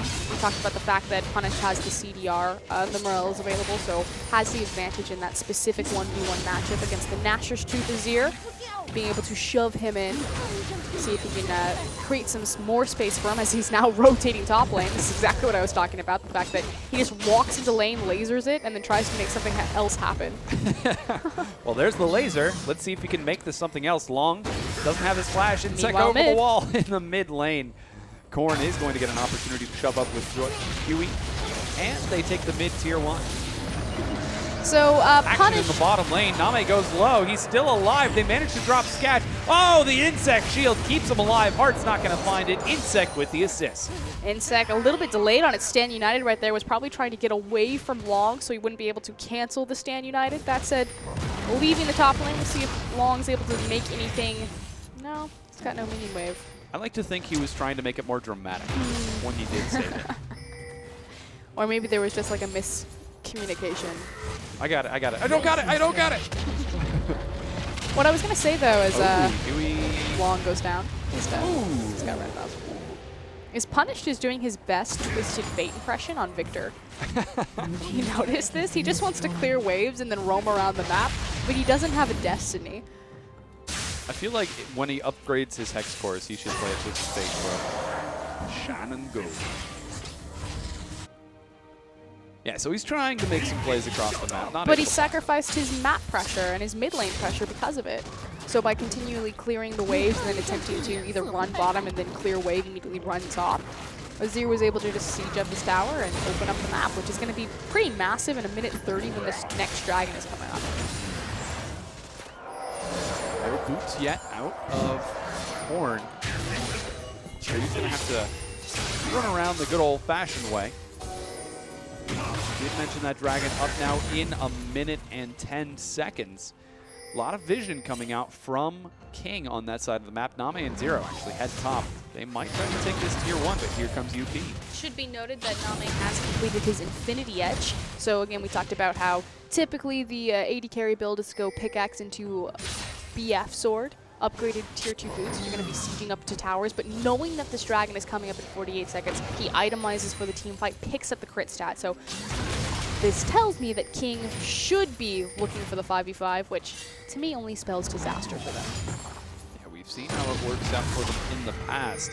Only about 2,500 gold ahead right now. Name, doesn't quite get the double tap onto Long. Again, 4 members of Unlimited Potential on the top side. Insec trying to bully Sketch away, ends up taking more damage than he deals by diving under the turret.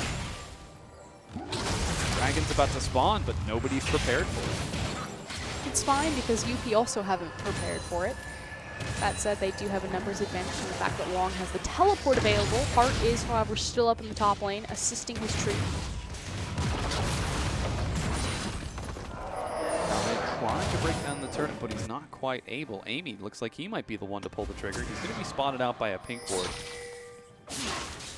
And Insec with his recall heads down to the bottom lane. Huey finds Hart. Play knocks him back. Zero looking for the auto attack. Death charge culling. Name gets the kill. That was actually really interesting in terms of interaction. Using the animation of the Dragon Rage kick on top of the animation of the Flay to kind of cancel out the knockback. It still applied a little bit, but I think it has an actual name from Dota, like a bicycle. Animation cancel? No, it's not an animation cancel. It's where you cancel a CC effect or a displacement effect through the animation of your own attack. So, like, if Tarek stuns Caitlyn right as she uses her Piltover Peacemaker, the stun duration, I mean, effectively you're still stunned. That has to do with the cast time. Like, that's the same thing when you stun Ezreal, but he still arcane shifts away. Yeah, no, I understand. It's just, I thought it had a specific name from Dota. It's called, dang it, why didn't I stun him? I'm pretty sure that's what Hart was thinking. Dang it, why didn't I stun him? So the trade is going to be for a kill and the top tier 1 turret. Actually, the last tier 1 turret for unlimited potential for that dragon. Overall net gold gain for King, but that dragon #1, very important to unlimited potential. But again, we talked about how normally Name will itemize for BF Sword Pickaxe and upgrade a tier 2 boots if he's going to push down towers versus a team fight. He goes for the Infinity Edge, he's set up to team fight, and King just sacrificed their positioning on the map and gave up another free dragon. Another miscommunication for King. Might be the last one of the LPL in 2016. We'll certainly have to find out. The game is young. The night is young. Yeah.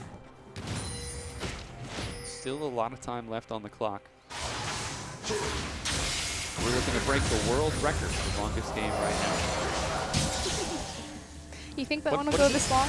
86 minutes, 87? Oh, I don't know how long. Was that the first game? Yeah. It was Rib and Kobe, wasn't it? Yep. What legends? No. By about minute 75, they were just screaming, "End the game! I need to use the bathroom!" And then they started guessing, like, what happens if it hits 100 minutes? Do you think a meteor will come down and just end the game for them? It got wacky.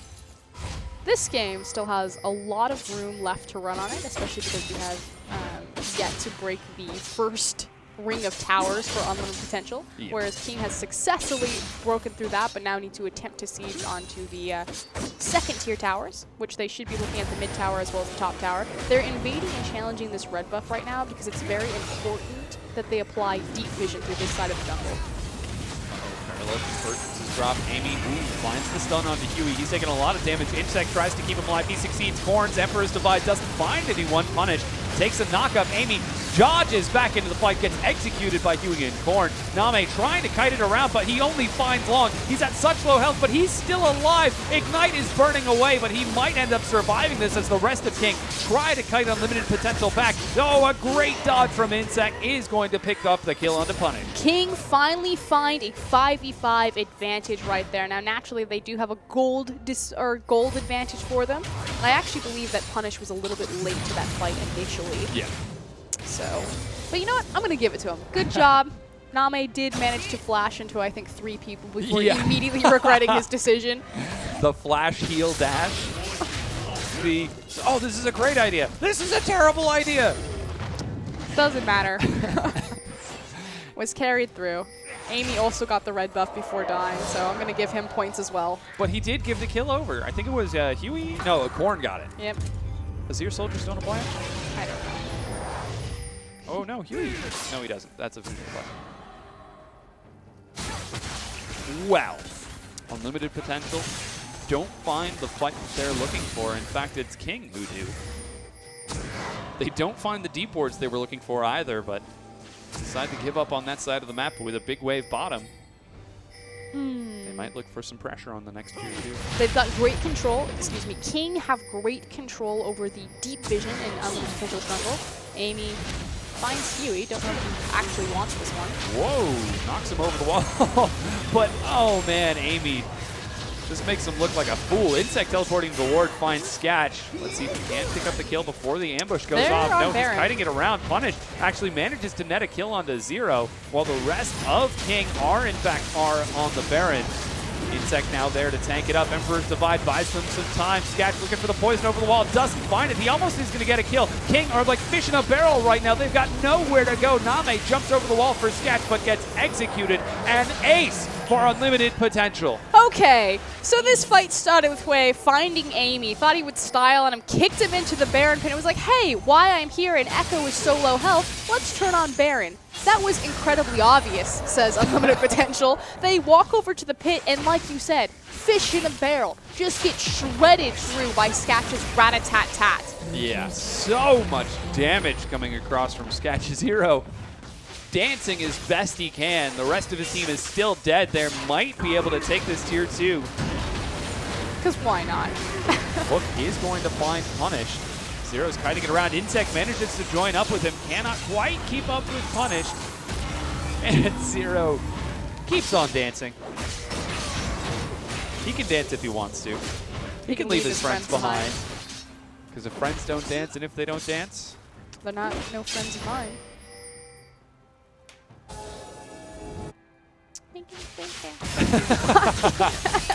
Faces. And I'm homebound. I kept on looking for like a way, because safety is a 6-letter word, but both King and Zero are 4 letters. I don't know what goes through your mind. So I could have done like K, K, K, K, G, G, G, G, Z, Z, E, E, R, O, King, Zero. There it is. There we go, Dragon. So King did manage to get the first Baron. All that really got them, though, was kill gold, or not kill gold, global gold from the objective itself before they were then immediately aced. They managed to secure their 2nd tier tower because Sketch decided that he really wanted to go top lane in an attempt to push down the top tier tower, which he still hasn't gotten. Yeah. It's a work in progress. But it's okay, because in the end, King got the 2nd Dragon. Yeah. This all happened in 2 minutes. Yes. King now only back up to about 3,000 gold, but it's about to become 2,000. He got it. Turret number 2 secured by Unlimited Potential. He should have just been mid lane with them when they were initially diving when Zero decided to ult onto. What an excellent idea. Let's go back in time and tell them that.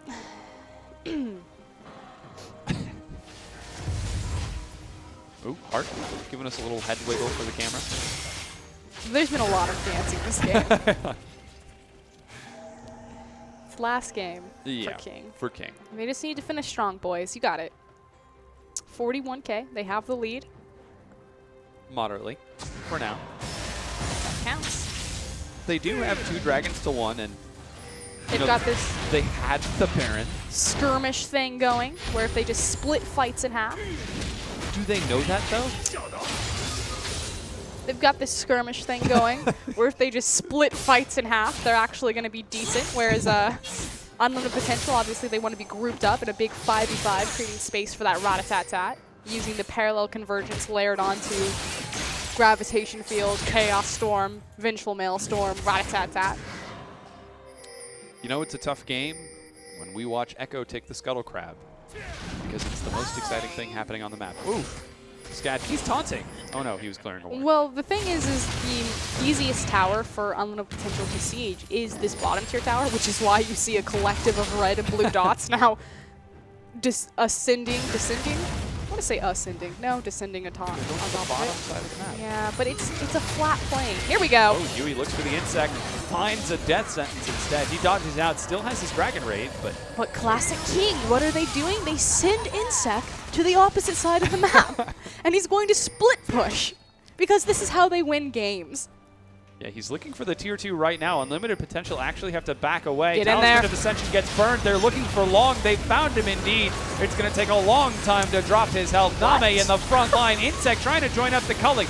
Manages to get the execution. Insect misses his Shadow Dash. He finds only a stun instead. Zero is dead. 4 versus 4, and Unlimited Potential are chasing.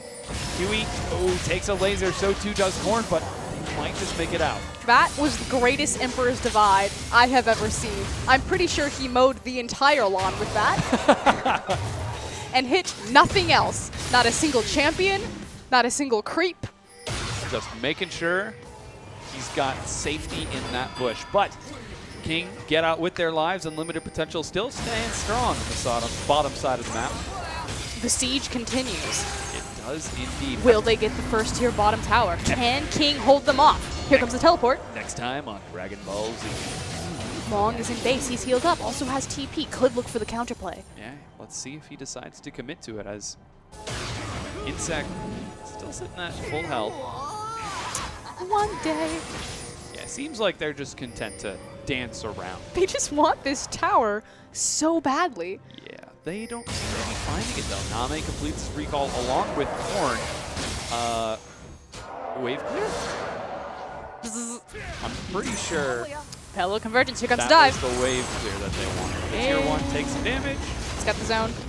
We got it, boys. goes down. Okay, Insect looking for the flash taunt. Doesn't have flash, has flash. Mission Three-man impossible. taunt. He's looking for it. Oh, he finds punished instead. The hook brings him back in. Korn finally manages to catch up. He picks up a kill, though. Huey's already dead. Long teleports in. Once again, the lawn has been mowed. That is the cleanest lawn ever. Zero picks up a kill. Korn deep in enemy lines. Amy backs out, and King might be able to take this team fight. He's looking for Amy. Can't quite find it. Long is dead, and yeah, Amy goes down. Ace for King. Ace for King. They find the advantage on the 5v5, mostly on the back of Insect with that flash taunt onto Victor, trying to lead him. And again, Korn, another fantastic Emperor's Divide. I don't know how he does it. Netting yet another clean lawn is a vital part of maintaining. He didn't even split the fight, Seda. He literally just pushed the Emperor's Divide into the wall. There wasn't anyone. So the tier 2 turret is taken by King. They lose a tier 1, but take a tier 2 in reverse. Oh, I'm so glad we have a replay of this. Okay, watch this Emperor's Divide right here. There's Amy. He's going to get on top of Insect. Completely misses everyone. He was trying to aim for Heart. Heart's been losing weight. Didn't even touch him. But after that, they just... Name and Korn have enough damage to make up for the lack of the Emperor's Divide landing, however, and they are able to end up winning the ace. The big thing is the fact that, thank you, producer, for giving me a replay of that. The big thing is that Victor was the initial target taunted. Yeah. And that they were able to remove punish, whereas Azir was still able to get at the sustained damage with his Sand Soldiers instead of his Emperor's Divide damage. Oh, Name almost takes a stun from Amy, but Baron and Dragon have spawned. Insect already on the other side of the map, but unlimited potential might collapse. They just need to buy time for Insect. Long doesn't have teleport. Insect has the Stand United, so King are in the advantage here positionally just because of their global presence. Just chase them. Literally, just chase them. There they go. Yeah, seems like they're going to kite forward now. They're Insect looking for the inhibitor turret. Parallel convergence. Long is going to be caught. He takes a stun. The shield soaking up again. He mows his lawn, but this time it's the river. The AoE gets dropped all across. Name and Korn in the back. Amy right in the front line. Huey dashes in, and King are cleaning up once again. Punished and Long are dead. So too his Heart. Sketch running for his life, but Lucian is on the hunt. Oh, they found him. Oh, poor guy. That was much better from Korn this time around. Yes, the Emperor's Divide didn't connect with anyone, but it split the fight. It guaranteed safety. And Lucian and Azir were able to continue to output damage from behind the safety of the Emperor's Divide. They are going to attempt the Baron right now. Amy waiting in the wings. Doesn't have flash or his ultimate. He's got E. That's all he needs. Does have a smite. Oh no, it's down to 1,300 health. The Baron is secured. A little bit too late there, Amy. Empowered recall against Korn. Back to safety. He was just trying to do that blind. We do have another replay, so again, just watch how this fight. They decide to pull the trigger right now. The Emperor's Divide comes out, doesn't connect with anyone, but look, Lucian and Name, or Name and Korn, just from behind the barracks of the Emperor's Divide wall, are putting out continuous damage, so beautifully placed. Blue team From here, Name executes Sketch, and you know, we talked about the fact that King need a snowball in order to win. Well, it seems like they're actually team fighting and participating rather well. Name and Korn are doing some serious damage. Korn 7-1-8, 5-2-10 on Name. Long caught out of position. Oh, kicks him away from the lantern. Yeah, off the lantern. That was really nicely played. Yeah, suddenly King just feel alive, much more cohesive as a team. And you look at their composition, nothing really changed. You have Name traded his AD carry, now playing Lucian this game, but more importantly, Insect playing the Shin versus the Hecarim. Shin and Hecarim both have great team fighting powers. It's just different how they interact with each other. And the fact that Insect has played far more Hecarim than Shin, he is a far better Shin than he has ever been in Hecarim. Yeah, he's playing exceptionally well this set, involved in 17 of his team's kills. Been all over the map. The inhibitor is broken. Nearly a 9,000 gold lead for King, and they are so tanky. Insect, Huey, and even Zero. Got the second Baron this time around, didn't get ace, in full control, and they've now surpassed that 10k gold mark. So in true fashion, King are looking to split this series. I don't know. King do? Oh, they split. Yeah. How'd Vici do? They just might. Oh, they split. Hey. What? 33 minutes in, still an opportunity for unlimited potential to get back into this. Blue team's turret. They do have the Wombo combo composition. Again, you can never discount the Venn diagram of murder between Victor and Echo.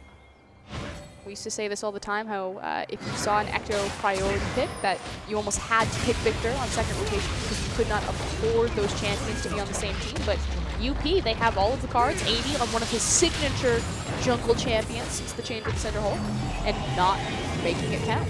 Yeah, it's not being as effective as you would hope. After a very passive early game, this game has exploded into typical LPL fashion, into a complete slaughter.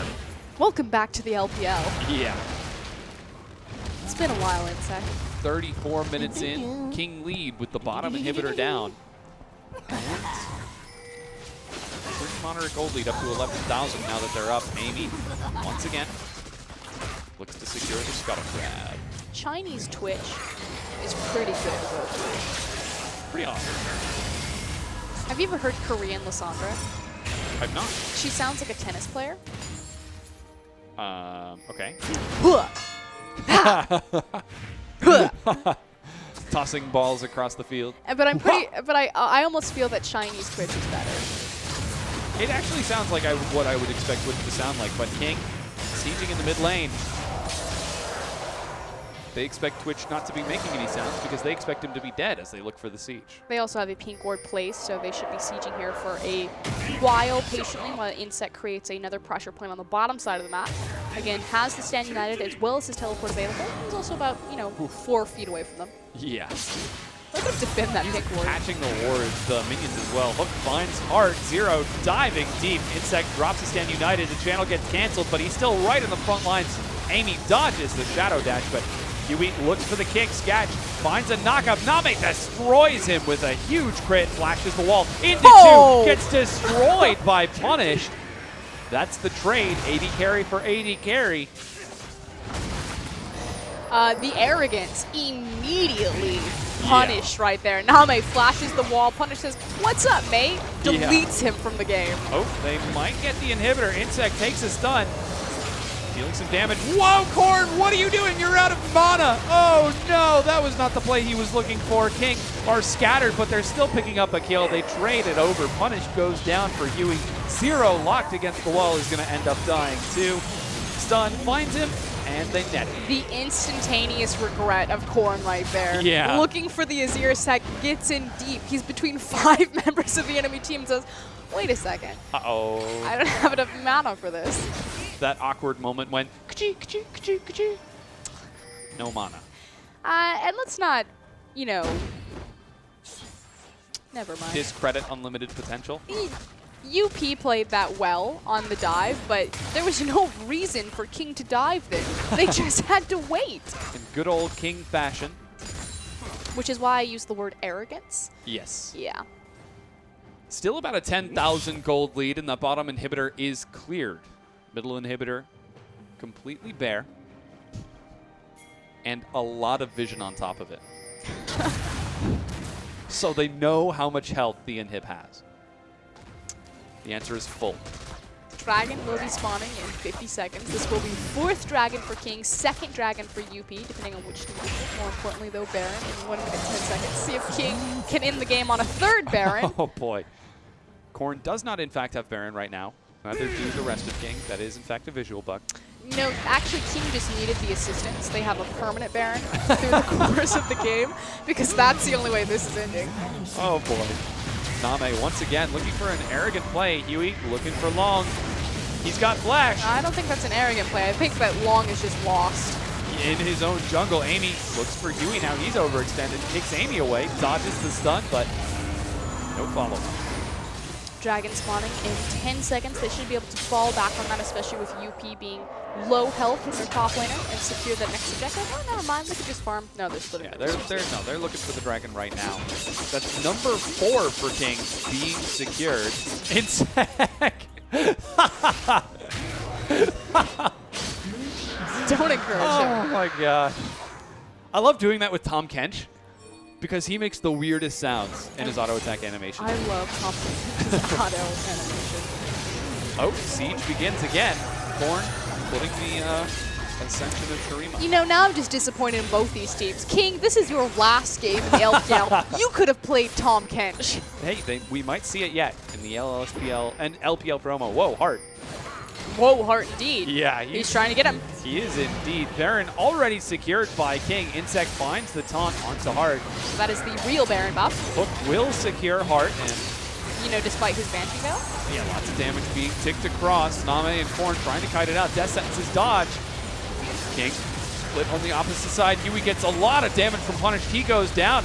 Knockup is going to find Amy. Chrono Break keeps him alive. Long, again, still in the front line, tanking quite successfully. Korn Zonia's to knock out of the stun. Name still kiting around the far side. Korn is low. He goes down. Name face-to-face with Sketch. He crits not once but twice, but it's not enough. Sketch survives and Punish puts an end to that. Zero takes a laser. Ace for King. And somehow King loses that fight. Did you look at Korn the entirety of that fight? He was zoning off 3 members of Unlimited Potential before finally getting flashed on and going down. I'm actually confused how King lost that.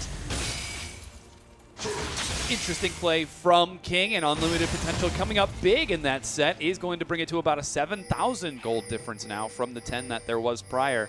The inhibitor has respawned, and you know, King do have that 5th dragon they could fall back on. Oh, thank goodness. And the 4th Baron. Also, look at Victor's AP right now. 857. That's how they lost that fight. Wow. I was looking at Korn zoning off, Punish, Sketch, and I think Amy. He forced the Echo ultimate out. Yeah. And it was just these sand soldiers ripping through them like, okay, you know, King's got this. Korn zoning off all of their carries, and suddenly, what is happening right now? Then suddenly punished. The power of Victor. And again, it comes back to it. UP have an amazing 5v5 composition. They're an amazing 5v5 team. Not the best in LPL, but one of the top 5v5 teams. And you had Baron, and you have Shin, and you're really good at sprint pushing. Why? Why are you fighting? They're going back to it now. Looks like Insec heading to the top lane. Rest of King now in the mid lane, but they've got to keep an eye on fire. Remember that Xiaogu game against OMG? Out of all 44 that they've played? The one that we did yesterday? Against OMG? Yeah, totally. It's kind of how I feel like this is going to happen. We're going to get to 56 minutes. We're still trying to break that record for the longest game in the LPL. We successfully broke it yesterday. We'll break it again today, and then a 3rd time tomorrow. It was the longest game of the season. I don't think it's been the longest game of history of this split LPL. of the LPL. Yeah. Yes, I should clarify. But right now we're in a very similar situation. King cannot 5v5. Yeah. This, unless it's perfect. Like, Hue needs to get the best possible insect of either Sketch or Punish. And at this point, I would just say Punished has to die first. If he doesn't, UP win the fight. He doesn't even have a Zhonya's. Who needs a Zhonya's when you have 800 AP? And you laser across 5 people and just watch them explode into shrapnel? That's a strong laser. To turn people into shrapnel? Victor's an amazing champion. He's really good in lane phase. He has an incredible mid-game power spike, and then he gets to hyperscale into late game with a bunch of utility and CC. The Technometer. Gets all of his evolution points when he's in upgraded Hex Core. His gravitational field becomes a little mini Oriana ult. He's pretty strong. Pretty good champion. That's what I'm getting. I like Victor. I think he's probably highest priority. We already talked about how Corn, has a natural tendency to pick Azir over Victor. Yes, Just Fizz. Yes, but this makes sense for Corn. He likes having that mobility, likes jumping around. She likes mowing lawns. And Rivers. That one was good. I'll point out the questionable, serviceable Azir ults. Okay. But that one, it was like hunkered down with Name. Yeah. They're keeping UP at bay. In the bunker. Yeah, that was good. 1 minute till Dragon 5 is up for King. They've got Insect split pushing and unlimited potential. Might be looking to put an end to that as they've got 3 members on the top side of the map. Other itemizations that we can check in, because we've repeated multiple times how Victor is massive. Name, 7, 4, and 11 on this Lucian right now, has both BF upgrades, the Bloodthirster Infinity Edge, as well as the Trinity Force. I always like Trinity on Lucian, obviously getting multiple Sheen procs very quickly using your double tap passive. See if he can manage to do enough damage to break through long. This tanky line in this set. Hart, whoa, way overextends. He goes awful low here. Here comes a double teleport as well. Corn drops the Emperor's Divide, but Long still in the back line. No, he's kiting it out. Let's see if Sketch can try to turn this around as Punished is a little bit late to the draw. He's finally going to catch up, takes a lot of CC. There goes the ultimate. Is he going to drop it down? It's he's been locked up. Finds him. He goes down. Corn trying to drop onto Sketch, but will he be able to pick up the kill? Slides forward. They will get it indeed. 3 kills for King. I think they may have just won the game right now. 5th Dragon is up and available, but instead they are rushing towards UP's base. They have a sizable creep wave behind them. But more importantly, that was a great ultimate, Corn. Fantastic job, again, creating the bunker, letting Name and Corn sit back, continually put out damage, and more importantly, Insect found the hard CC onto Punish, removed that Victor from the team fight. Yeah, they're looking. Nexus turret number 1 goes down. Hart, the secondary focus, is dropped. Amy doesn't have enough. Nexus turret 2 goes down. King are on the Nexus, and they're going to win the game, splitting the series with unlimited potential. Looked a little bit shaky there, kind of in late mid-game, but King managed to team fight it out on the back of Insect and Corn. Yeah, amazing play from Name and Corn, trying to stay alive as best they can, but Insect landing the taunt in the thick of things. Finding that pick on the Punished was huge. We talked about it. If Punish survived through the fights, it was over. UP would just decimate them with the control and spread of Victor. Getting that CC, very necessary. And UP, I mean, they're still tied for last. They certainly are. So too are King.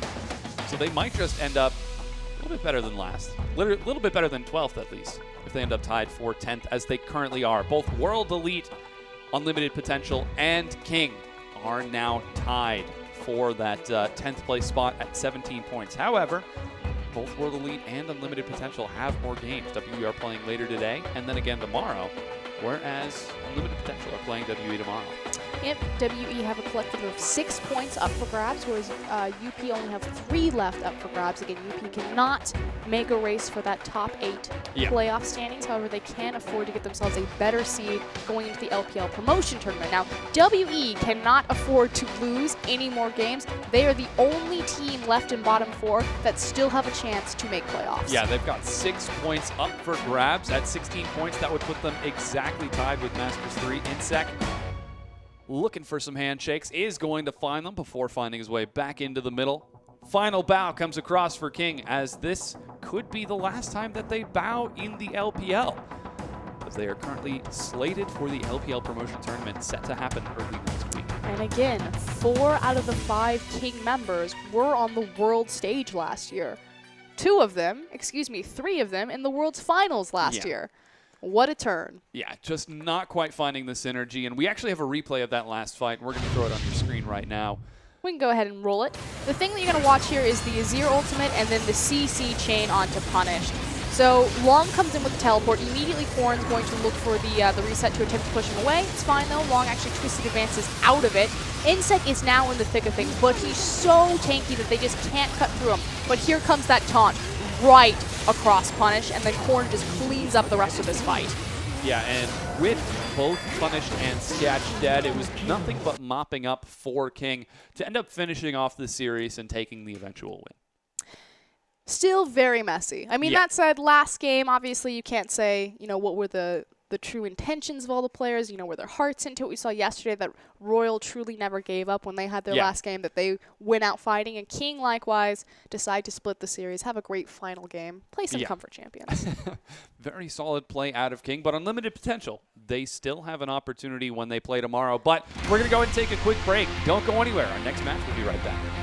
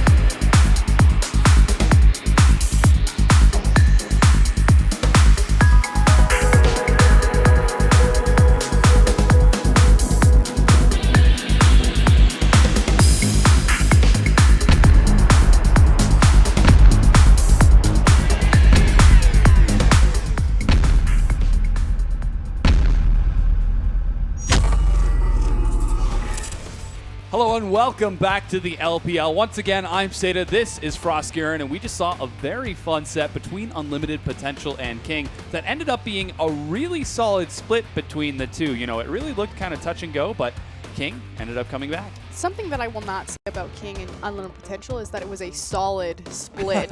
Now, it was a solid split between those two games, but unfortunately, King and UP have just been very up and down, which is why they will now, or King will now finish tied for last place. UP do have a chance to kind of rise up, make a few more points, but fortunate for King, just inconsistent. Yeah, just not quite able to pull it together. Currently, they are at 17 points in the standings, tied with Unlimited Potential at those 17 points, who are also tied with World Elite, though. World Elite are playing later today and tomorrow, and Unlimited Potential have another set tomorrow against World Elite. So a lot of opportunities for those other two teams to still earn points, but King are locked in at 17.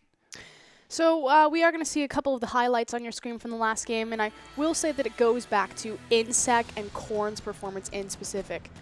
Yeah. Insec doing a great job finding the perfect CC on particularly Punished, making sure that he gets deleted from those fights and isn't able to make a massive impact with this Victor, who I think had 800 AP by the end of that fight. 857 ability power at the end of the game. Absolutely exceptional play with that enormous amount of Victor damage. King, right here, this is when they kind of pulled the dive at a sort of awkward time. Name with the aggressive play, overextended.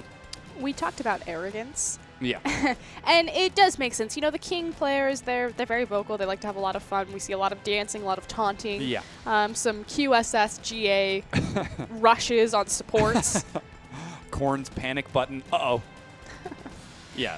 But I think it just really encapsulates the spirit of King over the course of the split. You know, they had a rocky start, but they're at the end of the day, you can tell that they're just having fun with this game. And here's the big team fight, the one that ends it all. And just look at this CC lock by Insec on Punish. There we go. And then Korn just deletes him from the map. And from there, King had the game. Yeah, very solid play from Insec, landing those taunts and being able to lock down Punish long enough because, as we mentioned, 857 ability power. By the time we were at that end point, if Punish hit you with something, you were going to take some hurt. But look at the EDG. I know. On your screen, you see a few fans. Okay, so just to clarify, it is EDG week in the LPL arena, which is why you see so many EDG jerseys as well as the posters being handed off. They are handing them out at the arena because EDG are in first.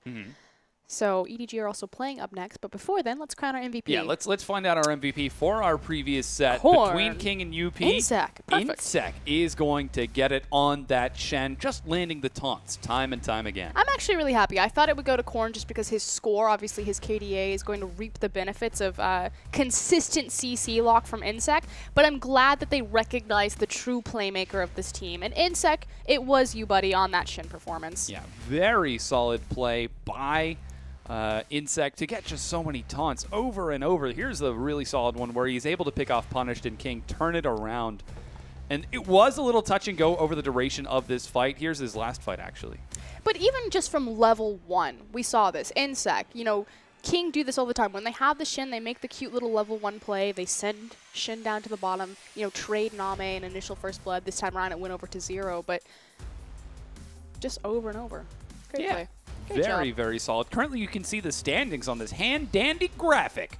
It's EDG at 42, Xiaogu at 35. You can read through all of those numbers for yourself, but the big ones to look out for is that 8th spot in the middle, Masters 3. They're coming up next, playing against Edward Gaming. The only team that can knock them out of the playoffs right now is World Elite in 10th place, but World Elite need a 3-0 2 times. They need to 3-0 Unlimited Potential, and they're playing, I believe, Invictus Gaming later. Yes, and UP. Yeah, so it's just really a tough set for World Elite, but Masters 3, you know, if they win any single one game against EDG, they've got these 2 coming up right now. If they win either of them, then they're safe. Yep. They've hit, yeah. That's the short and sweet of it. If Masters 3 get a single point, they're fine. Yeah. That said, they're against EDG. EDG are now on I believe, a 13-game win streak since their MSI roster has returned. The only team to ever beat the MSI roster is Unlimited Potential. So it's a tall order. Dreams to do 2-0 come it. true. To 2-0 it. Unlimited Potential didn't just beat it; they 2-0'd it. Yeah, no, they didn't 2-0 the MSI roster. Oh, they didn't? No, Bamey played the first game. Oh, that's right. Well, but it's possible. If Unlimited Potential can do it, Masters 3 stand a chance.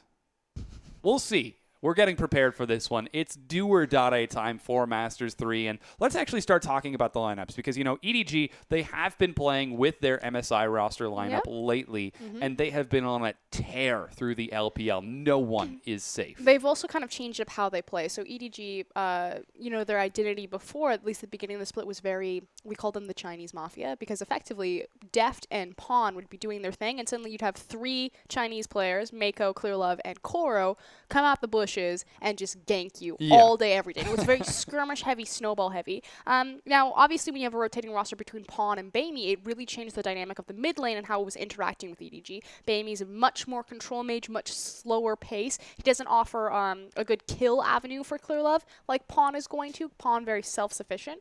So it kind of slowed them down. Since Pawn and Koro have taken their rightful spots back on the starting lineup over Amazing J and Bamey, EDG have actually kind of been slowing themselves down, playing much more methodical, controlled, clean games versus very skirmish-heavy snowball games. And that just makes it even more terrifying that they're continuing to perform. But the team that has to take them on and earn a single win to secure a spot in the playoffs, it's Masters 3. You just saw Kandi in the top lane. Here is their jungler. No, Looper in the top lane. Looper in the top lane, Kandi in the jungle. Yeah, in the mid lane, it's going to be Dade, the man himself. He'll shoot you down. Do or Dade. In the AD carry position, it will be SMLZ. Yep, and to round things out from the bottom, looks like we're going to have Ruo filling in for the support. We'll get a chance to see him in just a second. I feel like that was the longest pause a player has ever had on his picture. Because you want to talk about Dade right now. I mean, it's Dade. He's the guy around Masters 3. The team was built for him. Yes, he also picked Kandi to be his jungler, and we talk about how Dade and Looper are the 2 big names on this team coming from Samsung White and Samsung Blue. That is Ruo in the support position. Yeah. It was formerly of Love CD, but has been replaced since. But Kandi, I always go back. When Kandi performs well, Masters 3 win. Everything that they do has to go through him. He has the highest kill participation on the team. Makes sense. He's the jungler. He's one of the highest kill participations in the entirety of the LPL. So, see if Kandi can get his Rek'Sai. Yeah, we'll have to definitely keep track. You just saw someone in the crowd was holding up a sign that said Looper fighting, a bold fan, staying true to the last. Because on the other side of the rift, the opponents that Masters 3 have to take on, we've already hyped them up quite a bit. It's Edward Gaming, 12-6-2 in the standings. Out of 44 sets of games, currently they're at 40. They've been 0-2'd twice. By WE and Unlimited Potential. Yeah. The team's tied for last place. Yes. Yep. Funny how that works. Interesting indeed, but you see him on your screen. It's Edward Gaming, currently 30-10 overall. In the top, it's going to be Koro. No surprise there. Since Koro's returned from injury, he looks back in form. Now, Koro plays a teleport flanking style, very oriented to his team fight versus a split push 1v1 duelist style. But in the jungle, the captain, the shot caller, it's Clearlove. Yeah, actually, you can see the captain's Koro. He's been playing a lot of Rek'Sai lately, had 2,300 MVP points compared to the stereotypical 1,300 to 1,500 we're seeing this late in the split. In the mid lane, it's Pawn on those ice skates Yasuo yesterday. We'll see if he can get it again. AD carry, Deft. Pawn has played 24 unique champions for the year. That is the most in the LPL. I think the only player to beat him globally is FLICKR. Ooh, that's a lot of them. But here's the last support to round out the roster for Edward Gaming. It is the MSI roster indeed. That was Mako you saw on your screen. And this is a scary, scary team that M3 have to go against. And they've been dismantling their opponents. It's not just been, naturally EDG are going to win. Like Xiaogu versus OMG yesterday. That was a slugfest. Xiaogu barely scraping out with the 2-0 over OMG. EDG have just been oppressive, dominant in their victories. And if you look back to M3's leading weeks, they faced Invictus Gaming and Snake. They had multiple opportunities. They just had to win one game out of their final 3 teams to not put themselves in this position, but they lost 2-0 to Invictus, they lost 2-0 to Snake. The last time that they faced EDG, they got 2-0'd. historically, chances aren't looking very good. Yeah, weather forecast not looking that great. We'll see if there is going to be rain on Masters 3 Parade, or if they might get a glimmer of some sunshine. We certainly shall see. The crowd is ready. Everyone holding up, if not a sign that was given to them, a handmade sign. Even the chairs have signs themselves. Look at all the EDG. Oh, wait, one guy has a WE shirt. Oh, does he? Yeah. My favorite thing about the WE shirt is that it has a 10 on the back. I think it's like something like a 10-year anniversary or something like that, but all I can think is 10th place. Currently tied. Let's see if they can beat it. Look at that little peanut. Ooh. It's like whenever you see the size comparison of, and that's the size of his brain. And the bottom is going to be their historic records against each other. So they faced 6 times, and so far EDG are 6-0 against Masters 3. They just, the miracle, it can happen. It can. It certainly can. This might be the game that ends the 6-game winning streak. Masters 3 have been on, Edward Gaming have been on against Masters 3. EDG have been on a tear, and Masters 3 have been on a slow downward spiral. If EDG have been on a tear, then have Masters 3 been on the mend? Let's talk about champions that may be contested between these two teams. Yeah, let's do that indeed. So let's actually take a look at the mid lane. Pawn, he's been playing a lot of different champions, of course. You mentioned the 24, but he's up against Dade. Pawn, like Korn, I actually feel will prioritize Azir over Victor. In fact, it'll often be banned against him, just because it's so much more beneficial to give Pawn mobility on his champions. Yeah. Kassadin, Fizz, Jace, Azir, versus low mobility. Again, Pawn makes his own plays. He walks into the enemy jungle, he assassinates the jungler, he can 1v1 outduel, he's big onto his skirmishing, decent team fighting, but you need to give him mobility so he can stay self-sufficient. So EDG don't need to expend resources to protect him. They can keep Def safe. We'll see if he is able to pick up a mobile champion. Of course, it's impossible to ban them all out, especially when you're up against EDG and you would leave other things up like Mako Zanny, like Deft's Jinx. So like Koro Shen. Exactly. He's like been playing Clear Love's crazy. Everything. Clear Love actually hasn't played Echo Jungle yet, though. Really? Yeah. First time for everything. Was a little bit slow on the uptake of Gragas. It's now one of his most played champions for the... So, Edward Gaming currently at 42 points. They've got 6 points still left up for grabs. A win here would... A 2-0 here would put them at 45. And then another 2-0 tomorrow would bring them to 48, which is, I believe, currently their highest that they've reached. Are you trying to say that they have the chance to set a record? Yes. I would have to double check on that, but yes, they are firmly in first place. They have earned a lot of points. This is one of the most dominating seasons that EDG has ever had. In fact, I think it's the most dominating season that they've ever had. Aaron's got his sleeves rolled up. He's taking this seriously. No, I just don't think that his shirt has sleeves, dear. I thought it always had sleeves. No, he's got his sleeves rolled up. I think he has a different shirt on.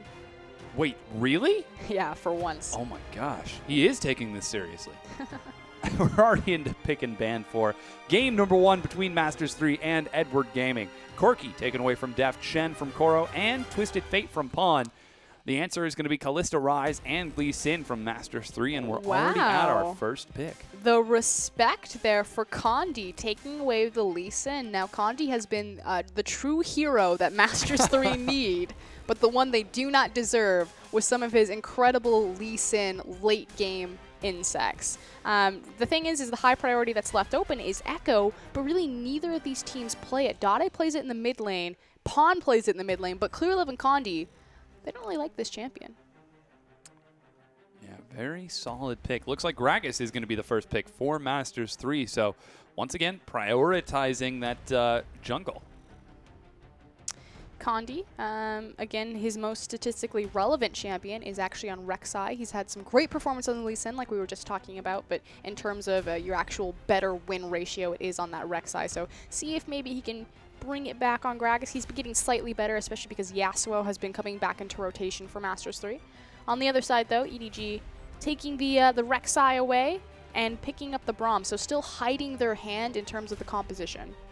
2 very strong meta picks for Edward Gaming and champions that we've seen them perform exceptionally well with.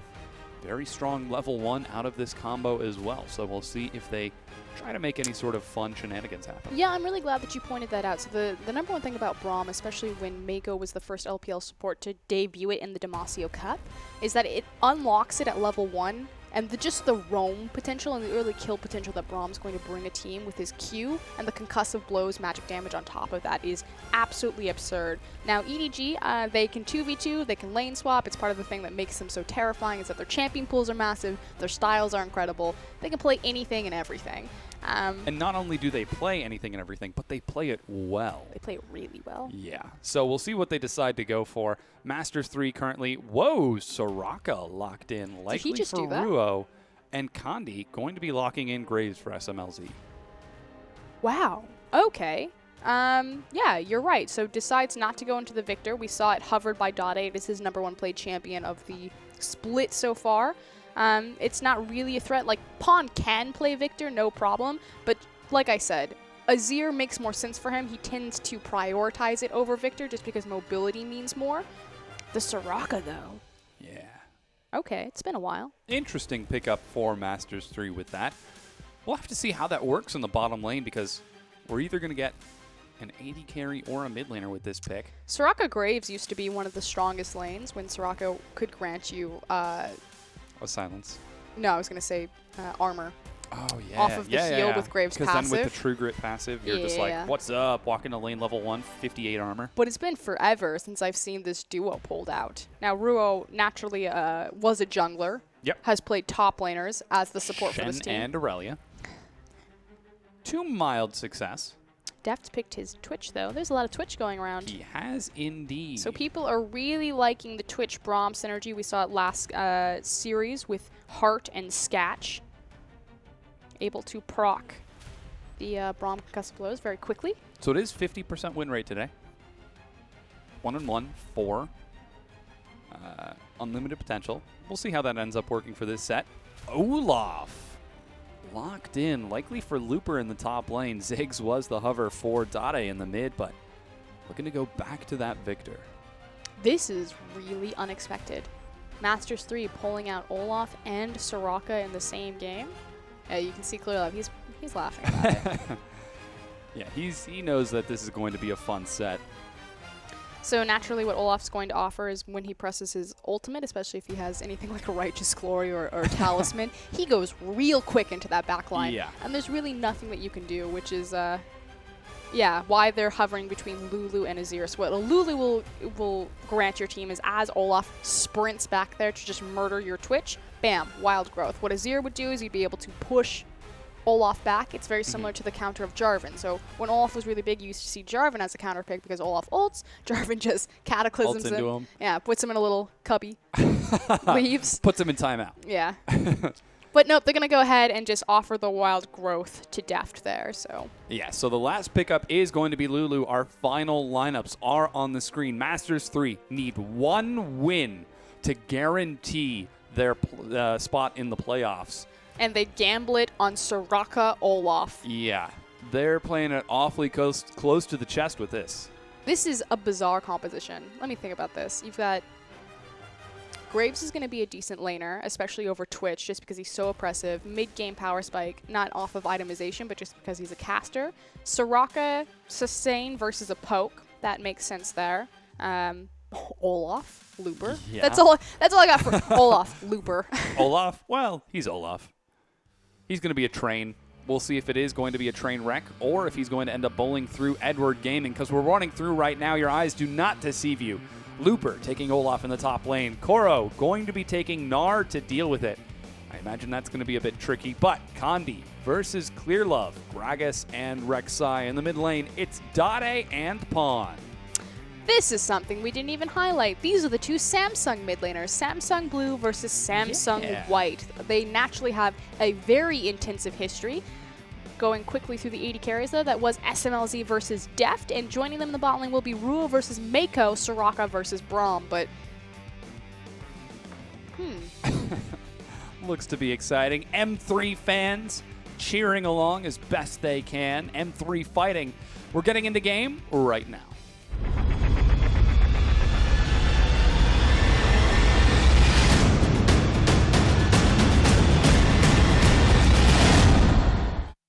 And we have returned to the Rift. Welcome back, everyone. It's Masters 3 versus Edward Gaming. We're in week 11, day number 2, set number 2, game number 1, 27 seconds in. And there's an Olaf and Soraka picked up from Masters 3. They need one single win to guarantee their playoff spot, but they take a Soraka and Olaf. They're also being very cute and rushing up the top lane. So could possibly be a lane swap, or they're just trying to catch someone out. Now, typically, if you're trying to catch someone out, you don't invade from this side. Oh, Cooper is going to check a bush, sees... I don't know if they actually saw that ward right there, so we'll have to keep an eye on whether or not this gank is going to be successful. Dade, so they are aware now that they've been spotted out. Dade was standing and trying because Def decided to step forward. The only reason he would step forward into that is because he would know that all of their resources are on the top side. So both Masters 3 and EDG understand what happened, that they had vertical invades. Yeah, not quite able to get anything too big outside of some wards.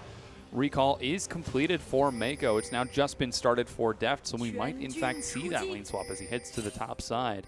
They're looking, the reason why Graves and Soraka are sitting in the mid lane is so they don't go over any wards, and it's the shortest distance between either the top and the bottom. So they are actually trying to dodge Mako and Deft here. Definitely a scary sort of setup, and why would they look into this lane swap? Why would they be trying so hard? The only thing that I can think of is they're going to try to push the tower. But the thing is it's not like Soraka's incredibly good at sieging. I mean, she's ranged, she's got some bananas. But that's not a terrible 2v2, Soraka Graves. Just because even though Soraka's not going to grant you any kind of offensive control or zone control, she's just going to empower. So the difference between Soraka Janna versus like Braum Alistar is Braum Alistar create the zone and the AD carry enforces the zone. In the Soraka Janna lane, the AD carry creates the zone, and Soraka and Janna enforce the zone. So it's just different posturing, but this is why you you tie... Okay, there they go. They got the 2v2. This is why you tie really hard lane champions like Graves, like Lucian, with people like Nami, Soraka, Janna. You know, back in the day when they did. That was the idea behind it, is that you would compensate for it with a very lane-heavy, aggressive AD carry. I thought that was really weird that they would try to dodge that. So looks like they aren't going to dodge it. Instead, they were waiting to make sure that they got it. And they were finally able to make it into lane in time. However, Deft and Mako already being in lane, having a minor advantage. Looper just catching some CS, tossing some axes. He says, "This is what I think of your monocle." He throws an axe. Big difference between Gnar and Olaf is the fact that Gnar doesn't have a resource like mana, so eventually Olaf will be slowed down when he isn't able to compete with the range. Can't throw his axe to CS safely. Currently harassing Goro rather well. The Doran's Blade not too effective at bringing Goro's health back up, as he did now burn his health potion and is using Meganar to try getting some health back. Blue has been started by Condi, but Clearlove with the immediate invade enforced by Mako, smite it and secure it. Not quite sure what Condi was thinking right there. There was no way that he was going to be able to secure his blue buff, but great read. The speed of Rek'Sai to immediately look for that invade, knowing that Twitch and Braum got the advantage in their lane to force Soraka and Graves into the tower so they couldn't respond. Solid play. That's going to give Clearlove a 3-buff start, and Condi rather low health right now. He's only just secured his Gromp and has to recall. This is exactly what we saw in WE versus EG. If you think about just these really slow advantages, and this kind of illustrates the difference between EDG's current playstyle and what they've been trending to do. It starts out small. You know, Deft and Mako, they got the advantage in the lane. They took control immediately of the creep wave, and they just pushed in. But it just ekes into, okay, so Graves and Soraka are near the tower. That means that Clearlove can come in, steal away a free buff. And then it just snowballs on top of that. So now Clearlove will have an EXP advantage. If he gets to level 6 earlier, which it's not as punishing on Rek'Sai just because it grants her semi-global presence, but how he abuses that level EXP difference and then just continues to create more wiggle room between discrepancy. See how that ends up working out for EDG, as currently we're not seeing any major discrepancies outside of that. Have to keep a track though. Condi is on this bottom side. He could be looking for a deep ward, but Clearlove's already a step ahead. He's actually got a good gank angle on Koro here. Yeah, Koro's at low health. Meganar is popped. Flash is burned. And Condi does not have to answer back with his own flash, and that's what I'm talking about. A fantastic angle into that lane, so he wouldn't be forced to burn the flash belly bop, but gets the escape Summer out of Gnar. Oh, yeah, likewise the teleport. Teleport being used. No phage completed just yet out of Koro. Could be looking for the Frozen Mallet instead, and instead just opts for some general stats with health and a longsword. And now it seems we've gotten back to that standard laning, top laner versus top laner, and the duos on the top side of the map. I actually really like Lulu as a pick into control mages like Azir, like Victor. Victor especially because he's a mid-range mage. So what you do is you place your E onto the back creeps, and then it gives you that much more reach with your Glitter Lance to make these effective trades. Starting to see Pawn put some more pressure on the Dade. Low mana from Dade, though he does now have level 6. Means that Pawn can continue to be aggressive. Clearlow, once again, looking for the invade. He's spotted out by a ward from Condi, so should be safe. And it's the initial back timings, really. Although, there he goes. Upgrading his Hex core, the fact that Pawn had the Amplifying Tome available to him in the initial trades, whereas Dade was at a item disadvantage. We'll see, though, that we have a gank being set up in the top lane. Yeah, Condi looks for it, but not quite able to find anything. Generally diving. Whoa, teleport now being used by Looper. He's got his ultimate. Here's Condi as well. Unbreakable, not quite going to be enough. They find depth. He flashes. First blood picked up by Condi. Stun isn't going to connect, but that's a great play from Masters 3. Hold on, though. Here comes Pawn. Yeah, he's going to try finding someone. They drop a ward instantly. He drops his sweeper to deny vision, but Pawn can't pull the trigger. But they do get them off of the tower, so they're not able to snowball this into more. Now, the reason this worked is because Looper had the TP, the initial gank on Koro to deny that, knowing that it was a 4v3 at best. Pawn wasn't able to rotate quickly enough, and Clearlove was nowhere to be seen. So great execution from Masters 3. Yeah, these are the sorts of plays that they're going to need if they want to end up taking the win against Edward Gaming and ending the 13-win streak that EDG are on. And this is also really beautiful. So the teleport went up to the top lane. Looper's already there. They go back. They send their bottom lane towards the dragon. They're looking for dragon control. Things definitely looking up for Masters 3 in their set. Wow, they're actually going to swap it back. Yeah, it seems like they do. Call completed from Looper. He heads down to the bottom side, and SMLZ and Ruo head back to the top. So what does that mean for them? It just tells me that their priority is to keep laning against Deft. That they just want to bully this Twitch around and put him down as quickly as possible. Let's see if that is effective as blue buff now going over to Pawn. And remember, there was the 3 buff start from Clearlove, so he can definitely still head across the map and look for a secondary invade. Mako and Deft look for a bit of action, but they're not quite able to catch up with Ruo. And SMLZ can catch some farms in the top lane. So initial item discrepancy, you have the Bilgewater Cutlass versus the BF Sword. Now coming close to, never mind, SMLZ does have the level 6, so a lot of kill pressure from this Grave Soraka, which is why Mako and Deft are roaming around. It's very dangerous for them to be in the lane. Deft finds some damage on the Dade, but doesn't bring him out quite yet. Trying to find the assassination, or at least force Dade back so they can get control over this dragon. What they sacrifice could be the top tier tower, though.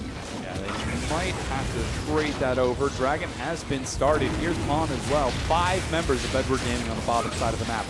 Condi doesn't have his smite for another 7 or 8 seconds. I don't know that he's going to be able to steal as his health is going too low. And secure Edward Gaming. Also kind of a big misstep from Masters 3. So we talked about, SMLZ was delayed on the rotation. So it told me that he was going to look for the trade or at least some significant damage on the top tier tower for the first dragon, which makes sense, but he actually decides halfway through that they're going to attempt to stall it, walks down river, loses dragon, and more importantly, loses all of that time to chip away at this objective. Looks like he is finally going to start getting some damage up there. Koro completing his phage, heading to the top side of the map as well. He's just going to play nice and defensive. Doesn't want to take any chances, though. Masters 3 are on that side of the map. Condi looking to steal away the red buff. So Masters 3, they were in initial control over the early game here, you know, making that fantastic early teleport play, but EDG, a great counter. Instead of forcing Deft and Mako into the 2v2 that Masters 3 dictated, they decide to pull him into the mid lane, force Dade back, immediately translate that into a numbers advantage on the Dragon, and even this game back up. Technically not in gold, but the Dragon's invisible gold. In overall objectives, yeah. So things are being traded back over. Once again, SMLZ and Ruo head to the bottom to match the duo of Edward Gaming. And Koro farms it up in the top. So what do we expect from Edward Gaming? They've been playing exceptionally strong with that patient snowball style. Can they afford to get away with that against Masters 3? Yeah, you're waiting for the Blade of the Ruined King from Deft at this point is going to be the next big power spike and kind of go button. Because again, Pawn is on Lulu. You're not waiting for a Lulu power spike. She's a mid-bridge champion. She takes her aggressive bully lane phase, translate that into utility, empowerment of the AD carry. So this game is entirely about Deft. Since the Dragon's not there, there's no reason to look for a 5v5, so it's just about kind of sitting back for the next 6 minutes, farming up, trying to get some sort of advantage on Deft as he's now looking at Dade in the mid. Yeah, trying to take a page out of Sketch's book with this, but doesn't quite find the assassination onto Dade. He did flash to get out of it, though. Yeah, it's great punishment. But again, just trying to find these little advantages on Deft so that the next time Dragon comes around, they feel that they're good to look for a full 5v5 as opposed to a pick. So Deft has actually been sacrificing a lot of CS. Whoa, SMLZ dashes forward thinking he's got the 1v1, but that's in fact a 3v2. Ruo stunned against the wall, knockup locks him down. He's dropped, heal is used, it's not enough. SMLZ continues to chase it around. Teleport canceled by Looper. Ooh, and Deft dropping some BM. Yeah, and it wasn't Koro that delayed the teleport. Looper just decided not to commit on it, despite the fact that Condi was in the area. Guess didn't want the numbers, the fact that Ruo had already died. Yeah. Because Looper could have followed, not Looper, Koro could have followed. Ruo had his ultimate too. He was CC locked. Yeah. They comboed the CC up too well. It's almost like they're EDG. Weird. It's almost like best team as of MSI. You can say it. Best team in the world. So that's the tricky thing. It's been 3 months since that point. Yeah, but that was the last. Are those results still relevant 3 months down the line? I would say no, but in terms of, you know, the last results that you have to go off of. Yeah, I guess that's the good way to put it. Like, as of the most recent international event, Edward Gaming is the best team in the world. As of power rankings, however, for the majority of time, you know, despite the fact that Korea lost IEM and MSI. Careful now. Hey, hey. Hello? It's a joke. Crossgear and salty. But Shove continuing on the bottom lane. Clearlove looks to head top after affecting a gank bottom. Why not make one happen on the other side of the map? They're just going to sit back. There's no need to force anything. Because again, you're just waiting for Deft. You are correct that he did sacrifice a lot of farm to SMLZ, 116 to 97, trying to make these roams happen in the mid lane. It's not massive, especially because he's got a big wave pushing into him. Deft also didn't get an assist on that kill onto Ruo. So he is missing out on that assist gold as well. It's because he was fighting SMLZ, the Graves was the more immediate threat in front of him. Koro now also looking, this is what we were talking about, the skirmish. Yeah. You know, Pawn's kind of doing his own thing, but suddenly a Chinese player will wander into his lane. Sometimes more than one. The Chinese Mafia. Clearlove could be looking for some backup. Could be looking to provide backup for Koro, but the Gnar Rage Bar calms down. He's had an opportunity to sit down, collect himself, have some tea. Here we go. Blade of the Ruined King is up and online for Deft. Now what this opens up for Twitch is it means that his assassination potential has just skyrocketed. So it's that much scarier for Dade to be alone in this mid lane, especially without flash. If Deft can position himself proper, anytime he goes dark on the map, Masters 3 need to be so diligent in keeping track of him. Yeah, Sightstone has been completed for Condi as well as Ruo, so they should be looking for a few more rewards. Dragons up in 30 seconds. The first one went to Edward Gaming. Now they have hit some breakpoints. Athens, Blade of the Ruined King, even Phage on the Koro. He's got enough gold for another recall on top of it. You're pretty much phage for phage. The big thing, though, is the fact that SMLZ did get the Infinity Edge complete again. He has the CS advantage. Taking those battle stats, knowing that we're about to come into a 5v5 over this dragon. SMLZ does have his Infinity Edge. Looks like we could have a gank from Mako and Clear Love. Could be looking for a dive. They're spotted out by a ward, but SMLZ and Ruo play it safe and they get out. Well, if they get the dive there and they're able to eliminate even one person, it would automatically beam the dragon just because they have more numbers. Looper doing a good job keeping Koro pushed in with his Black Cleaver. Yeah, he's going to chase him down. Not even close to Meganar, but he's got the juice. Oh, Cast nice. knocks him out. They pick up the kill on the Looper, lose the bottom tier 1, and they might trade Dragon. Yeah, but this is what this means. EDG are on the dragon. With Condi up top, there's no way to look for a smite steal, but this is fine. Masters 3 say, let's take the trade for the second tier top tower, which frankly, this early in the game is better. It offers so much more control over the map, specifically that Baron pit. Very solid play for Masters 3 in finding the kill and trading that objective. Edward Gaming respond as expected. Dade is going to secure his blue buff. Deft might be able to find something. SMLZ flashes. Ruo doesn't have his. He does, but doesn't think he uses it. 2 ultimates for the flash cooldown.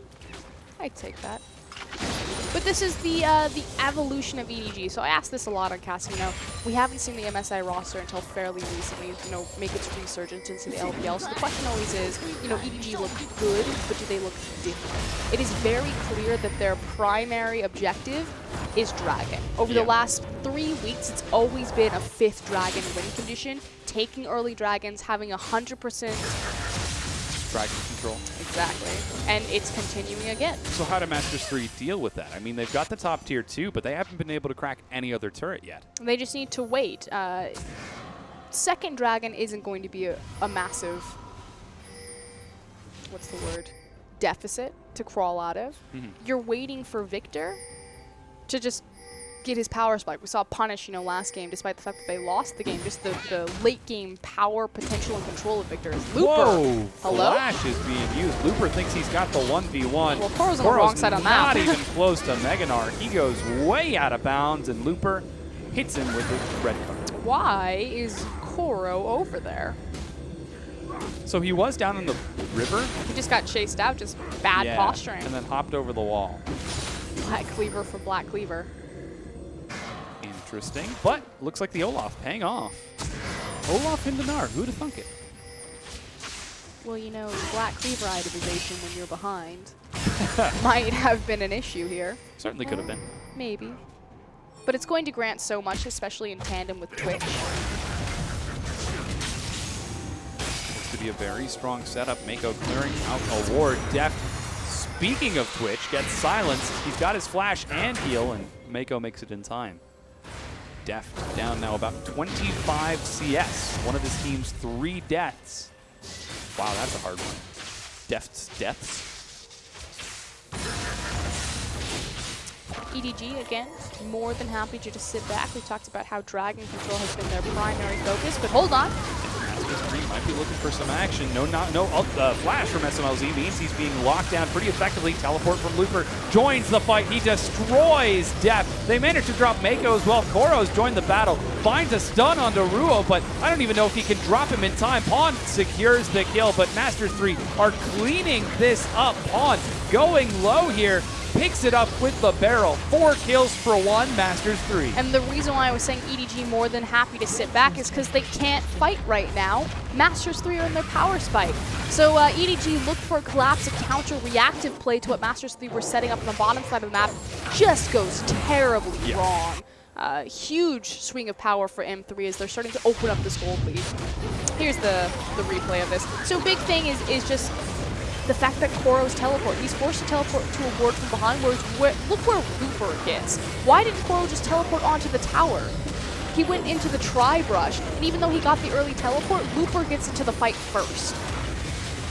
Miscommunication issues could be a problem for Edward Gaming if they hope to win this set and go on to win number 14 in a row, but currently Masters 3 in the lead. 5,000 gold. Baron's up in 4 seconds. You just saw him slithering around his pit. Does Baron slither?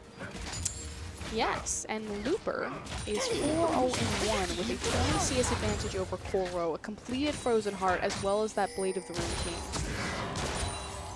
Not Blade of the Rune King, Black Weaver. That's a Black Weaver. Thank you. That's a scary Olaf, to say the least. Just working out wonders for them, but it hasn't been in a... I mean, Olaf's always been a dueling champion, just because there's no way to stop him from just running at you and murdering you. Yeah. So it's, why not just 5-5? Why not just play safe? Don't play reactive. Wait.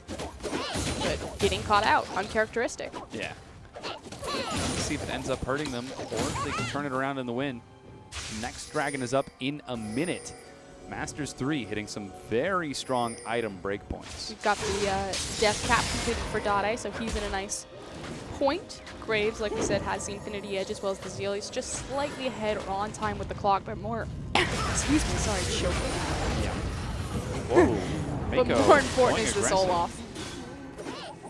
Yeah, Looper is huge right now. 4-0-1. 2 completed items. Once again, SMLZ in the top lane on the timer of that Dragon. He does this all the time. What I wanted to touch on before, I started choking on air is that we talked about how EDG's composition is all about deft on this Twitch. Pawn picking up the Lulu is to empower the team to carry. Olaf is a perfect answer, especially a fed Olaf, to that Twitch. Now, Lulu is there to counter Olaf, and that, okay, you get onto the back line, I'm just going to wild growth him, I'm going to speed him up, I'm going to give him a shield. But if you're 4-0-1, that doesn't really matter. Olaf's just going to toss axe after axe. Now, Dragon's up in 10 seconds. Looper's split pushing in the bottom lane, and Masters 3 are actually setting up a siege in the mid. They have to break through Lulu and Twitch, however. Not the easiest of tasks. Meanwhile, Looper continues to apply pressure to the bottom side of the map, and with map control, Imperial able to turn on the Dragon. Yeah, they look to secure it and end that Dragon 5 win condition, or at the very least push it back 6 minutes. EDG have to give it up. There's nothing they can do to fight it. They've also been spotting out on wards, so Masters 3 know that they have the better posturing to take this mid-tier tower, so EDG are about to lose 2 objectives in 1 swing. Really bad misplay from Edward Gaming. They're down about 5,500 gold, and Masters 3 continue to press forward. They might be able to take the tier 2. No, Mako. Look at Deft, he's setting up for a flank. Let's see if he can pull the trigger on it. Masters 3 backing away a bit too quick. Even a taunt from that Dade. He knows that there's a flank being prepared. He's already all set and ready. Not going to let himself get caught. No, beautiful position from Masters 3 and really good macro movement. So we talked about, SMLZ not being on the correct position for the Dragon timer. Doesn't matter. Looper making up for it, applying pressure into the bottom side, opens up space for them to turn on the Dragon, and then great vision behind the back of the Baron pit shows Deft wandering up to the top side. Knowing that Twitch isn't there to protect the mid lane, Masters 3 pick up another big objective. They certainly do with that Dragon and the mid-tier 1. With those tier 1s down, a lot of the map has opened up for Masters 3. They've got vision pretty much all in Edward Gaming's jungle. And Edward Gaming, with only 2 sweepers, can't really contest it. Where have you been all of my life, Looper? I feel like I've been waiting for him this entire split. I was half expecting you to break into song. No. We do have a window of opportunity where we can play towards the Baron if Masters 3 get a sizable pick here. I just realized that one Looper fan in the crowd was probably so happy. I knew he was the best, guys. Yeah. Masters 3 will find the fast track to the inner tier 2. He's a world champion. I love you, Looper. End up dropping it before Edward Gaming can respond again. Koro splitting on the other side. Looper has his teleport, but he's going to hoof it the old-fashioned way. If he can force the teleport out of Koro here, because he doesn't want to duel him, and then Masters 3 can just successfully disengage, but doesn't get the opportunity. Koro does get the back off. Here we go. Oh, yeah, here goes Deft and Pawn. They dash forward, but the silence is too much. Deft goes aggressive, but gets dropped by Dade. They're continuing to kite forward. The ultimate is not going to find anyone. Kandi dodges the slow Looper. Oh, he's on the hunt. The freight train is on the kick, but he decides to back out. So through the wild growth, the shield, as well as the Whimsy, Deft just explodes. fantastic silence coming out of Rio right there, as well as follow-up damage from Dade. Deletes Twitch. So I figured out why it's Soraka. Whoa, except Clear Love is caught. He takes a lot of damage. Koro does have his ultimate, but doesn't quite pull the trigger. He doesn't want to be caught out. Knocks Masters 3 away. Doesn't even want to try for the stun. Tell me. The instant silence. The instant AoE silence. I think it's more so... Like, the silence is always going to be good. Sure. But there's so many more forms of CC that you could pick up as opposed to a silence. I think it's... Like a Lulu support. No, With a silence. He was drafted after Twitch, yes? Yeah. Okay. Yeah. See, this would be my assumption here. So we saw Rek'Sai and Braum.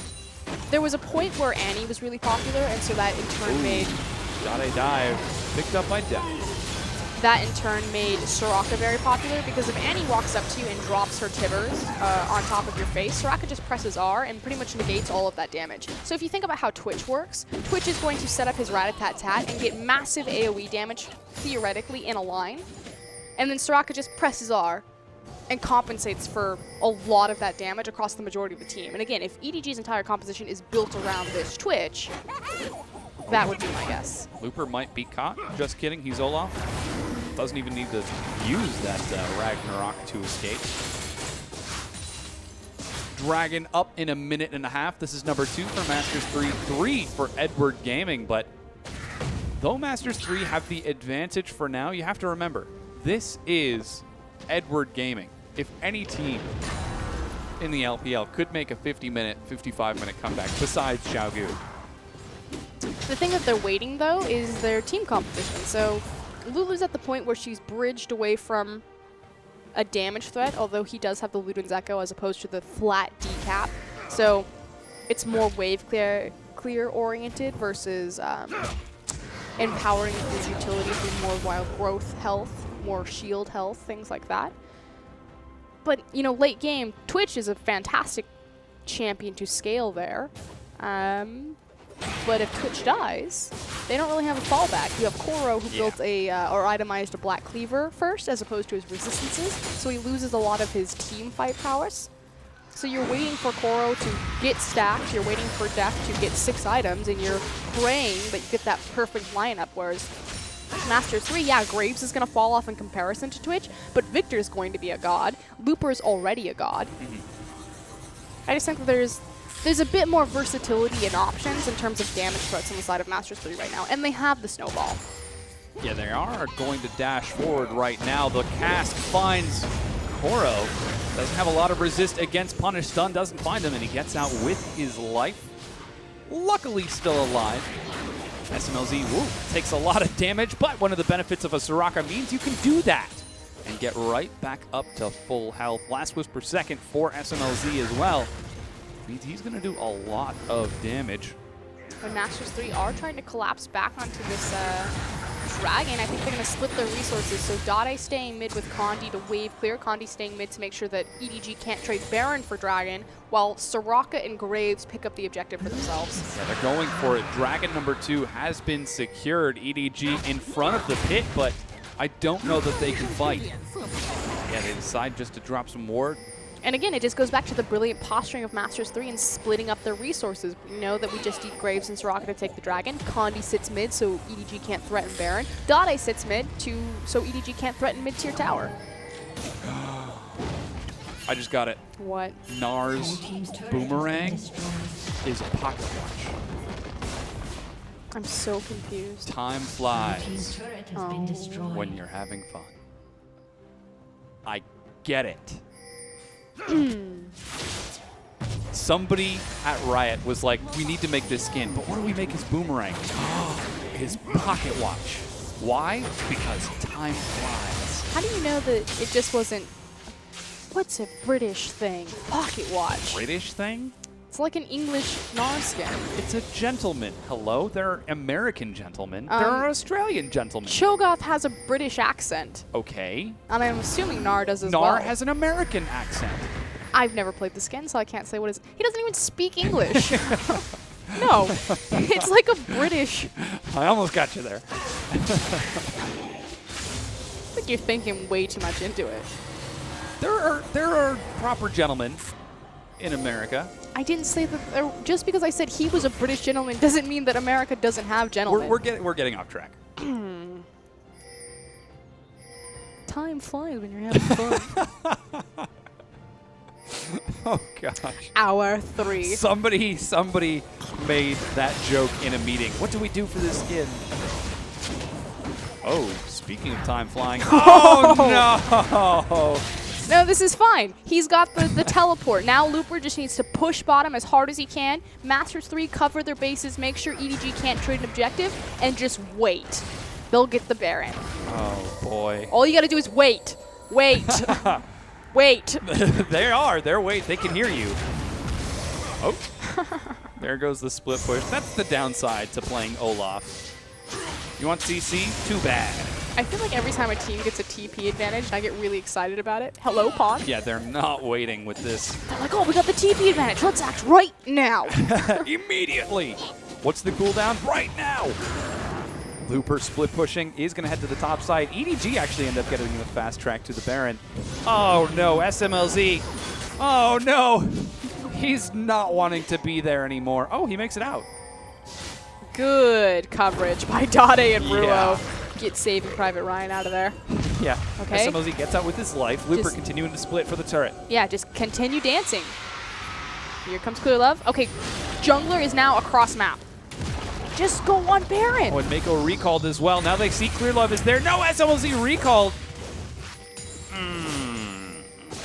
You guys can't see it right now, but FLICKR's face is on the desk. I'm pretty sure it's called a face desk. It's Baron. As soon as you heard the void scream, you knew that Rek'Sai was going to the opposite side of the map. Your AD carry's right there. You have the ability to get Looper there. Either look for the team fight and just destroy EDG, or force onto the Baron so EDG have to come face check into you. Condi clearing out the scuttle crab. And this is why Masters 8. That's a great ward. This is what I like to call the Baron Gate ward. So you see how far up it is on the Baron wall. Likewise, okay, there's 2 wards I can talk about. The one that's up on the far wall, I call it the Baron Gate ward. Obviously, it was popularized in the KT versus Blue OGN match. Yeah. When I first saw that ward. It dodges out from the pink, but you still see the enemy team going into the Baron pit, so it's not able to be denied, and you're able to check that they're doing Baron, although you don't get the health. So what you do is you ward behind the Baron's head. So you see how SMLZ had to go into the pit? It's because he has to physically move his camera to hit that ward. If you're just walking up to the pit, you can't click on it. So again, use Baron's model to your advantage, guys. Yeah. Place the ward behind his giant head. Baron very glad of all the attention he's going to receive. The tier 2 turret is taken by Looper's split push. Koro getting very aggressive right now with the rest of Edward Gaming as they continue looking for a bit of a scrap with Masters 3. Looper should have just continued pushing. EDG have done a good job understanding that they can't sacrifice their... And Megadar throws a clock tower because he's bigger and bigger. Time flies. No, because it's the Big Ben because he's British! Oh my gosh. I love the layers within layers. No! It's so great. There's no layers! That's excellent. Dade going to secure blue buff. Famous FLICKR and stink at. Just how my face sits. Okay, so the tier 2 has been broken. It's 6 turrets to 3, a 6,000 gold lead for Masters 3. And yes, they did break the tier 2, but seems like they might be running out of steam right now. Dragon's up in 20 seconds, and EDG, judging from their posturing, might be ready to fight for it. It's because they had a big momentum swing where they could have taken Baron, but they didn't. So now they just have to wait for EDG to misposition themselves. But they lost all of their momentum and control in the map as soon as Looper took the 2nd tier tower and then backed. Which is why I said, if he had just continued going forward, they had the TP discrepancy for the last 5 minutes, and all they got was a 2nd tier tower, when they could have gotten both. Things not working out too great for Masters 3 after this one. Dragon has been started. This is number 3. They've secured now 3 in a row on this set, and Edward Gaming again let it go. They're not playing for this Dragon 5 win condition unless they wait for at least the 53-minute mark. So itemization complete, because again, what are EDG waiting for? What do they need? They need resistances built up on their Gnar, and they need their Twitch to have some form of damage. And right now, he's got the Blade of the Rune King, he has the Last Whisper, and he has the Yomo's Ghost Blade. Oh, EDG have started the Baron. Masters 3 see that this is happening. No, they're just strolling by. Okay, never mind. I was going to say, that'd be nuts. I saw Clearlove's Rage Bar go up with Deft and Mako in the pit. Just break dancing on a ward, probably. I think... Oh, look at that damage. Yeah, so much coming across, but they can't quite find it. This Teleport. is so risky. Ooh, gets canceled by Koro. He's coming around the long way. Mako is caught, forced to flash. The slow is dropped. Masters 3 on the hunt.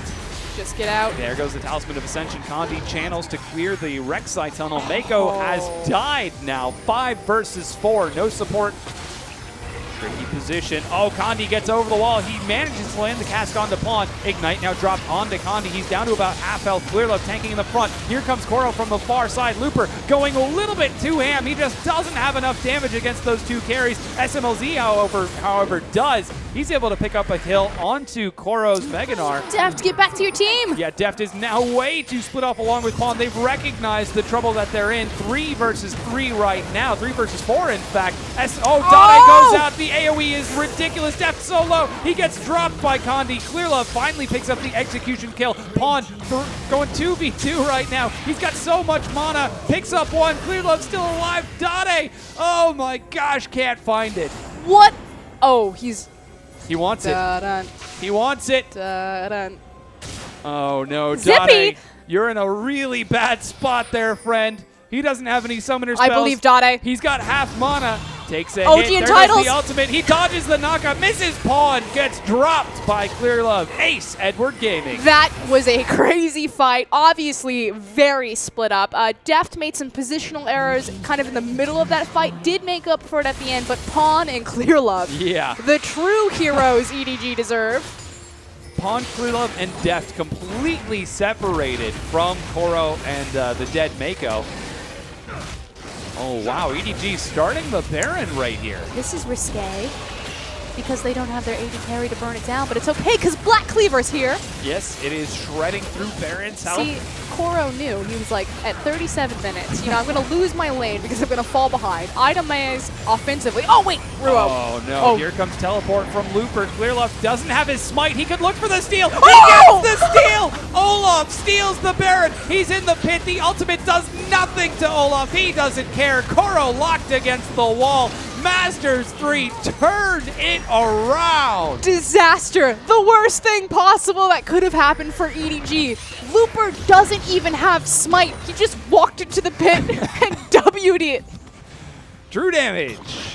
Reckless swing secures the Baron for Masters 3. They lost a tier 2 turret, but now they win the back team fight, and they've got Baron buff. This game is swinging like a pendulum right now, and Masters 3 look to break it into the base of Edward. They don't have the numbers to secure this inhibitor, so they should just let it go. If they die on this inhib, it's game. It's not worth it. Let the inhib go down.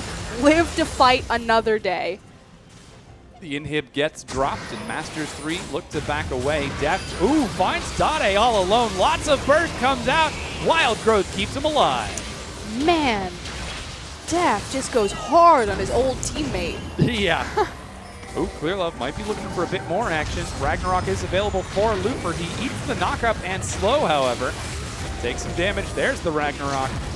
An axe for some slow. Cask to separate. Mako doesn't have his ultimate either. Oh, catches him as the Ragnarok wears off. Koro teleporting from behind. Looper could be punished for picking up the Baron. EDG swinging right back forward. Looper looking for Deft. He's kiting it back. The Lulu pays off. Kandi is able to slay Koro, however. What a legend.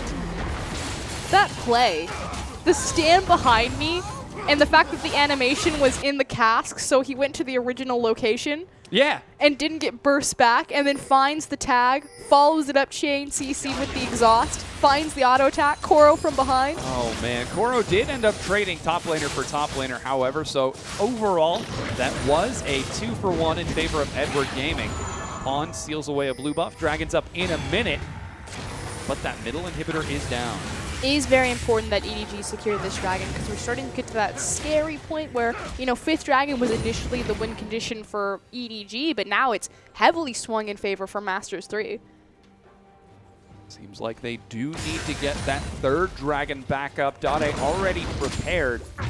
Don't know if he's quite hit the 850 ability power of the previous set. All I care about is that Dade has Rylai's, and it's such a Dade thing to have. Pastry made this comment. The outplays. Pastry made this comment once that if you mispronounce the first part of Dade's name, you're pretty much like it's done. Yeah. Dade. You're ruined. Yeah, I'm trying to remember how. What Dade? Day-Day? That's what it is. Day-Day. Because it's either Dade or Daddy, and neither of those. You get halfway through it, and if you mess up just the first step, it's done. Day-Day. Day-Day. Dee-Dee. I talked up my laboratory. Dragon has spawned, and Masters 3 are in the pit. Dexter does not stand a chance. Has Dragon number 4 secured for Masters 3. No response from Edward Gaming. So deciding to not try their chances again.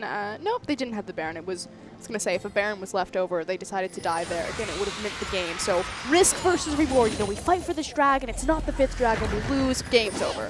Fight for the one that counts. Not taking any chances. Death takes some punishment from Dade. Not Daddy, but Dade. I wanted the crazy Dade outplays in that last, because it was Pawn versus Dade. Yeah. No, White Pawn versus Dade and Deft. Well, and it was Clear Love. Yeah, he may have gotten you're right. 3-manned. Very solid play from Dade. Let's see if he can end up turning it into a win right now. Or if Edward Gaming will come back. That middle inhibitor still sending super minions out, but EDG have got it on tap. And Dade's been playing fantastic. But I just want to go back. 4-2-5 on this Looper Olaf. 4-1-7 on Condi's. There, speaking of mispronunciation, Condi's Gragas. Nothing. M3. Not nothing. Everything. Everything that goes right for them has to go through Condi. Dade is on your team. Looper is having a great game. People look at Masters 3, oh, Dade's the hard carry. No, Looper's the hard carry. No. This jungler, probably one of the most improved players over the course of the LPL. Condi has had, he, for a long time, couldn't play Gragas. It was just somewhat serviceable, not fun to watch. Has definitely turned it around. You know, he's had I remember some of those early casts. Exactly. He's had some great casks this game. So, you know, good job on Condi. Good job for making Dade look good. Looper once again initiating the split push. Teleport is up. Goro doesn't have his for about a minute and a half. Baron going to be up in 2 minutes, and Masters 3 already playing to that side of the map, though. That inhibitor still down, still sending super minions forward, but EDG have got that thing under lock and key. Big thing also is that EDG have the Infinity Edge completed on death. So big power swing for this Twitch, especially if he can open up with crits in his rat-a-tat-tat. Looper playing, like you said. Split push pressure though, he has the TP advantage.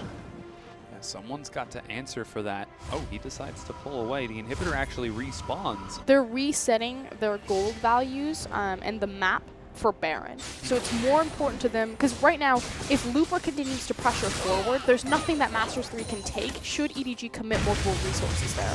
So it doesn't make sense to apply the pressure then and now, which is why they make their backs. I really like how Looper's building, and it's such an Olaf thing to do. 3 armor item, 4 armor items. It's like he does true damage or something. Half of a magic resist. And he just gets some penetration for the times when he's not true damage. You can tell who he's focused on. A little rat. Oh. Get in there, Dade.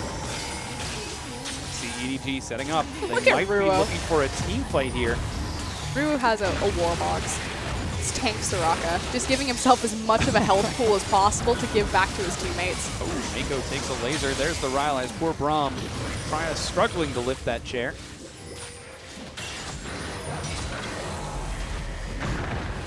And nobody quite pulls the trigger. Baron spawns. And they need to stagger their backs. Is it Pawn or Def that's backing? Clear Love. Okay, he's got his networks, that's why. And he's got Void Rush. No tunnels over there. It was actually just cleared, so he's got to hoof it the good old-fashioned way. But Masters 3 don't know that. Yeah. So safe to do so as long as you do it in Fog of War. Someone will need to respond to that massive top wave, however. It is convenient that it's on the side of Baron, however. It's not like the amassing bottom wave that EDG have.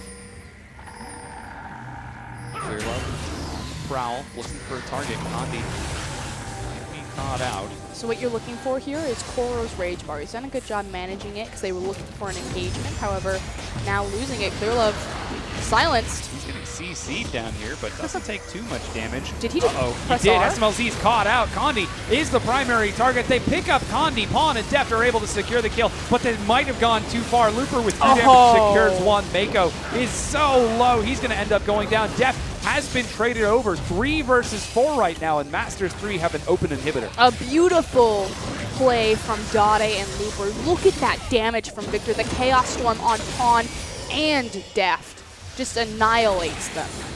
Pawn is finally going to be able to clear that wave, but Masters 3 rushing down the mid lane. Clearlove's actually still waiting in the back. He could be looking for a flank. They're going to go 3v4. He's spotted out by a ward right now. Masters 3 pincered in the base in between Gnar and Rek'Sai. They have a numbers disadvantage. Slam. He looks for Dade. Can he drop Dade in time? The silence isn't going to find it. The knockup is dropped. Dade still alive. Ruo is actually going to be the primary target. There's the secondary stun. Dade still up, is able to drop Koro. He's finally going to take a knockup from Clearlove, who ends Dade's final life before chasing Ruo away. Pawn. Look at Pawn. I have no idea what he's doing, but this is so good. Look at Pawn. He's buying time. Oh my goodness, he's kiting around right now. Condi and Looper can't catch up. He's just dodging summoner spells as best he can. Ruo finally goes down. Pawn 1v2. He takes 1 axe. Is he still going to be able to get out of this? There's going to be the flash body slam. He doesn't have his ultimate at such low health. Pawn. Oh my gosh. Zippy. Pawn just went 1v2 and outplayed them. That entire fight was entirely Pawn. That was incredible to watch. Even though Koro and Clearlove are the ones doing all of the damage, Pawn was skirting the outskirts, just full on zipping himself every single, what is it, Whimsy? Whimsy himself every single time. That guy is moving like 700 miles an hour. Dragon secured by Edward Gaming. The minions in the bottom lane knock down the inhibitor turret. EDG are rushing for the Baron right now. 4 members are up. Koro about to spawn with teleport. They're going to start this off. Masters 3, suddenly they've fallen apart as Edward Gaming put all the stops out to win this game. Here comes Looper, but Clearlove, he doesn't have smite again. Oh no, not going to look for the steal. Edward Gaming secure the Baron. And Pawn gets the Baron. Yeah. We talked about EDG. The strength of their team is the fact that everyone can carry from any position. Most of the time, though, it is typically Deft and kind of the Clearlove Deft synergy. They have the 2 highest kill participations on the team, and it's about, you know, creating space. We look at this comp. Who's the hyper carry? It's the Twitch. Yeah. Pawn, you are the hard carry of this game right now. You are a legend. That was, and a rookie would be proud of that Lulu play. Yeah. Buying time for his team so effectively, just kiting around. Against an Olaf Gragas, absolute chaos. Dodging the axes. Yeah. Forcing the flash belly bop out of Condi, and they still can't CC lock him. Looper just pulled a straight Mushu, missed like a 3-foot axe. That was like, he went to roll for initiate, and he rolled like a 1, and the axe went backwards. That's called a critical fail. Yeah. For those of you who don't know D&D, I do that all the time. you roll a d20. I roll to move, and I end up on the floor. Edward Gaming in complete control of this game now. For the first time, they have total momentum, and Masters 3 are forced to defend. And they've done a great job buying time, not only with their team fights and just their general positioning, but around the pressure points and the minion waves on the map. Look at the top wave right now. Look at the bottom wave. How many free objectives EDG have gone just because minions have been amassing while Pawn just runs Masters 3 around. Yeah, he's keeping Baroned up minions. He's got the Faker build going. Up right now, while the rest of his team splits on the other side. That is a huge wave. Oh, here's Dade. Okay, Samsung White versus Blue. Come on, Dade. No, decides not to commit to it. The rest of EDG on the other side continue to look for the inhibitor turret. The Chaos Storm wouldn't be able to keep up with him. He dropped the Chaos Storm, and unless he hit the perfect gravitational field, Lulu would just run away with it. Traveling faster than the laser is right now. Pawn, his shield alone is worth nearly 1,000 health. EDG look to break down one inhibitor turret. They succeed. Dade can't find it. Takes some punishment from Deft. Looper in the front line. He doesn't even care. He's trying to find Deft. Can he bring him down in time? He does succeed. SMLZ is trying to drop Koro. He's going to bring him down too. Pawn once again kiting around. There's going to be the cleanse dash as he chases forward. 2 members of EDG dead. And Koro, wait, what? Is Pawn base racing? Are they going to base race? They're No. Oh my god. going to win. Empowered Recall, 5 members of Masters 3 against 3 members of Edward Gaming. Recall completed by Pawn, gets him back in time. 1 Bear inhibitor in the mid lane. 50 seconds for Koro, another 50 for Deft. Masters 3, will they make playoffs? Will they guarantee their playoff spot? Okay, here we go. Teleport coming through. EDG just need to let this go. You can't stop the inhibitor from falling. If you die here, it's the game. There's no reason. Just wait. It's still 30 seconds before Koro and Deft are up. They're on Nexus Tower number 1. SMLZ taking some turret hits. He walks right into Clear Love, but doesn't find it in time. Pawn hiding around the outside again, and Masters 3 cannot break EDG's base. Pawn takes a laser, loses a lot of health. Looper's caught. He turns it around. Ruo with no health drops a heal. Clear Love still alive. The slow finds Looper. Mako's continuing to chase, and Masters 3 have to back out. Pawn looking for another clip to add to his highlight reel. This is the greatest Lulu play I've ever seen. Clear Love has just Void Rush behind Masters 3. They're trapped between Rek'Sai and Lulu. Oh my gosh, he's continuing to chase.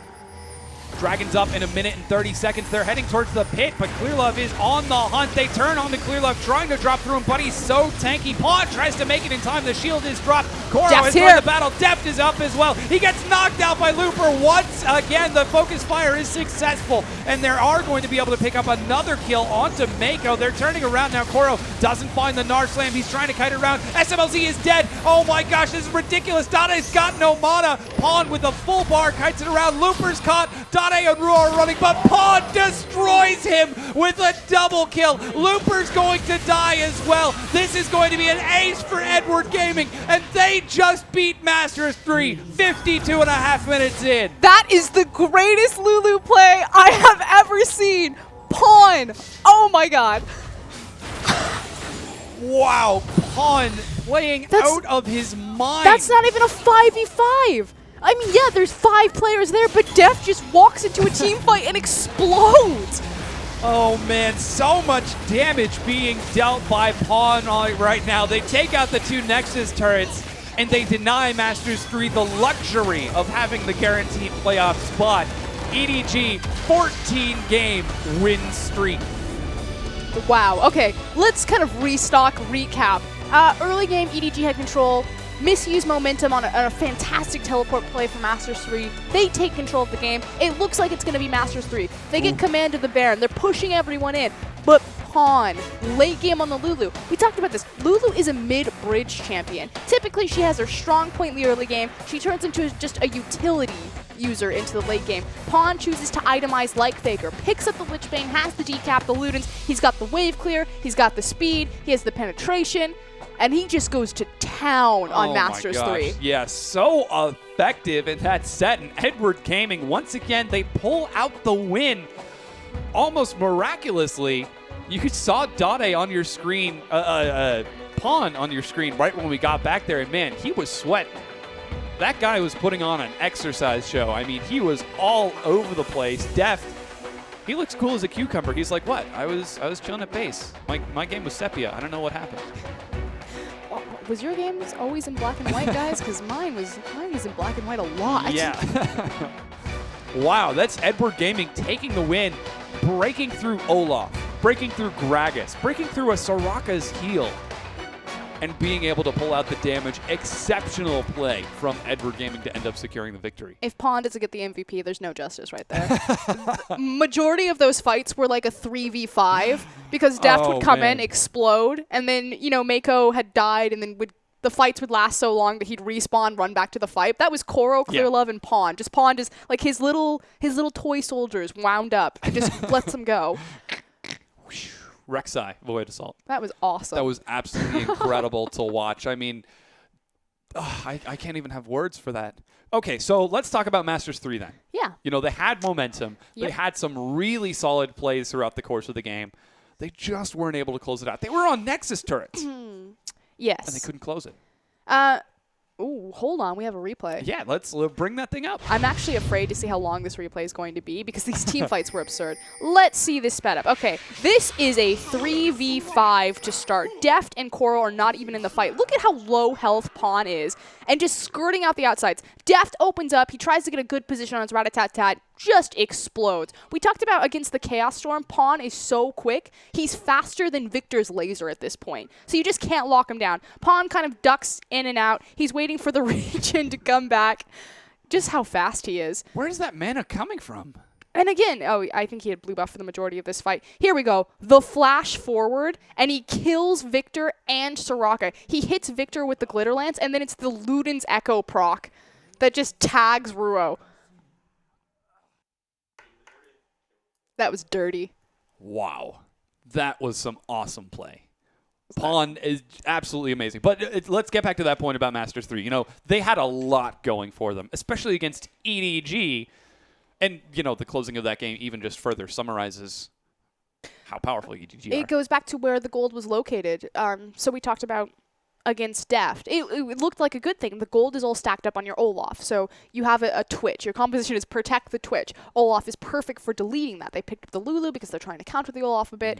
But the shift to power into Pawn stepping up, itemizing, that was FLICKR's build effectively from Lulu, taking the Lich Bane, going for more of that late game damage threat. You know, realizing that it's not working out with Deft, that he's being positioned on the punishing. The composition from Masters 3 is able to ram on top of that Twitch and just delete him from the map.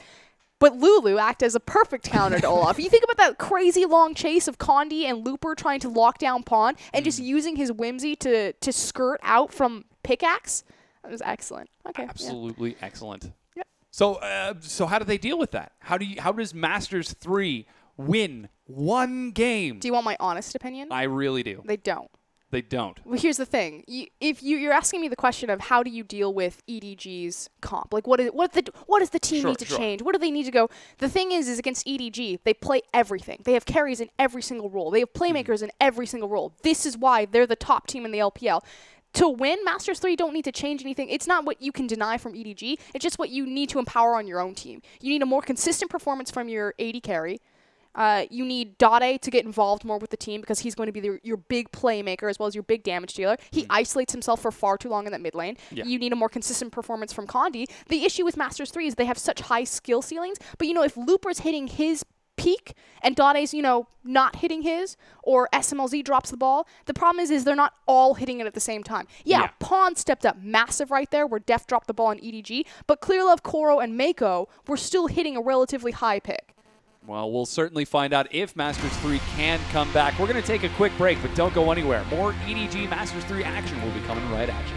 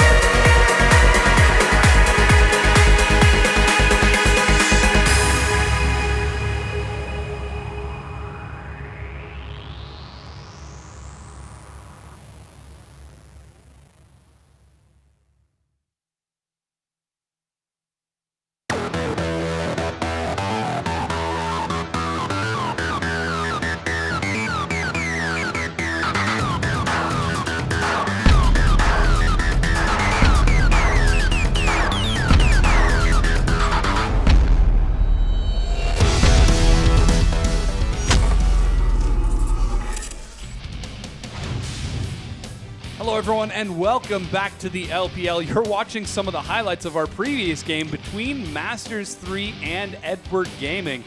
The big guy you want to be looking out for here in this set is Pawn. Pawn confirms Masters 3 tasted purple, and he destroys them this game with Lulu. What started out so heavily favored for Masters 3 on the back of Looper quickly turns around mid-game when Pawn just explodes, taking EDG into 3v5s and coming away victorious. Yeah, amazing play from Pawn. Here's Dade, caught 1v2 in between Clearlove and Pawn. The poor guy just can't make anything happen. Looks for it, but Pawn able to outrun the laser. Clearlove gets the solo kill and the ace. And you know, it was just back and forth the entire game. I just feel, again, this fight, this is a 3v5 initially. Deft will start to open up here before he just gets deleted from the map by Dade's reach and damage. But Pawn, watch him skirt around so many of these fights. The CDR and the speed from Whimsy is really the game changer here. Just the best Lulu play I think I've ever seen. Yes, it was incredible to watch. So ridiculous. Here's the double kill coming right up. Oh, the Luden's Echo proc flashes forward, tags Dade, the Luden's Echo proc, then takes down Bruo, turns around, picks up another one. Triple kill, quadra kill. Might as well have been a penta considering how effective Pawn was when that set was all said and done. Yeah, she's like, oh, I've seen better Lulu play. Yeah, I can play Lulu better at home. I can do better than that in my sleep.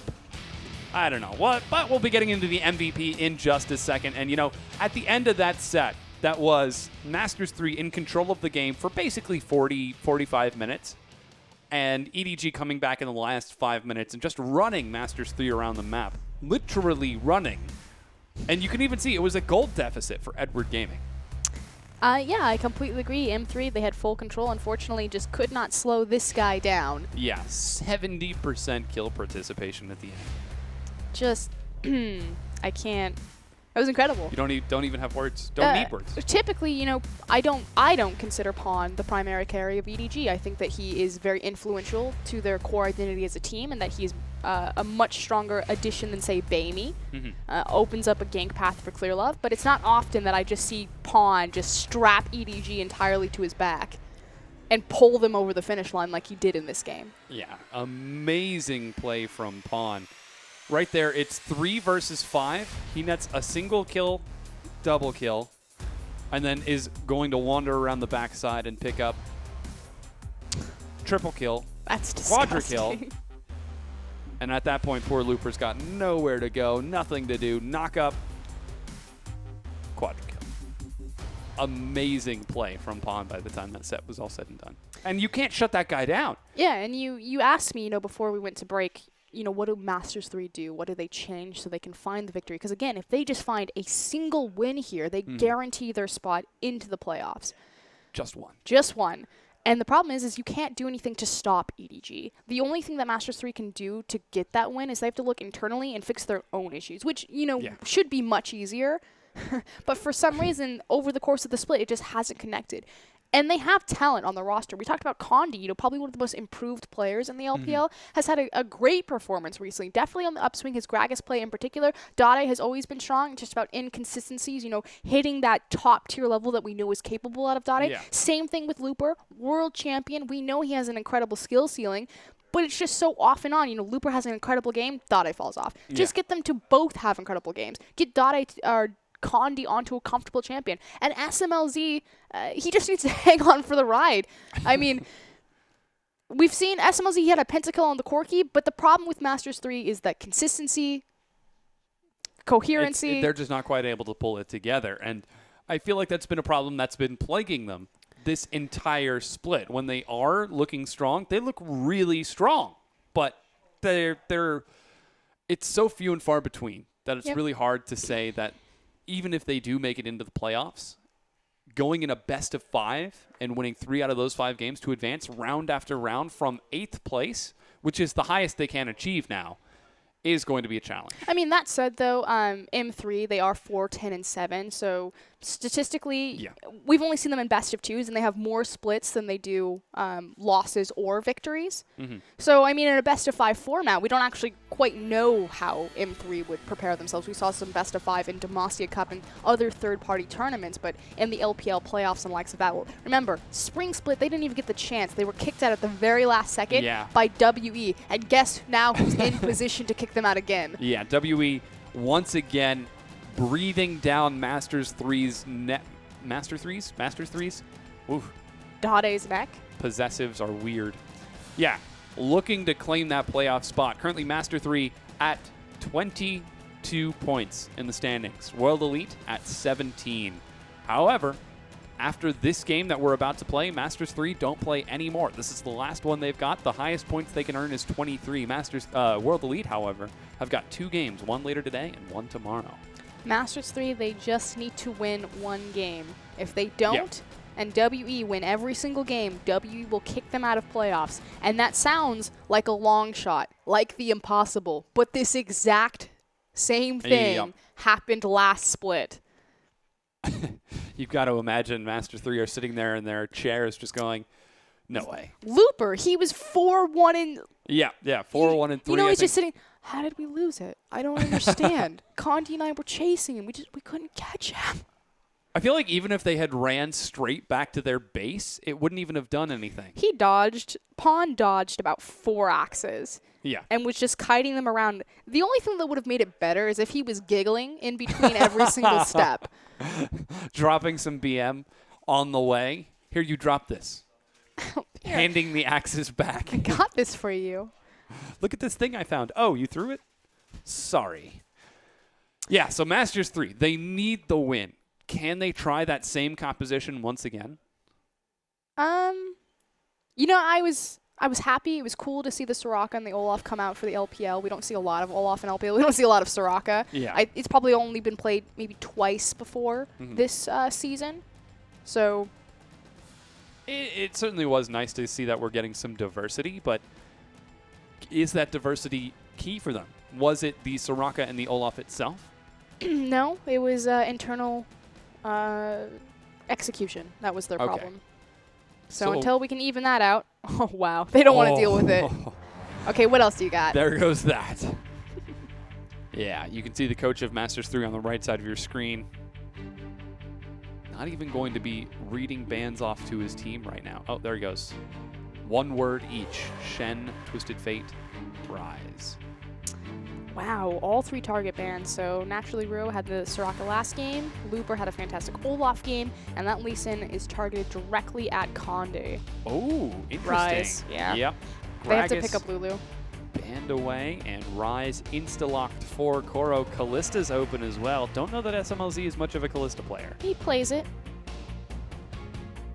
We'll see how he performs on this set, as he's going back up against Deft, but there's no way you can let Deft get that champion on top of the Rise. You need to pick up Lulu. I have a feeling second rotation from EDG is going to be Jonah Lulu.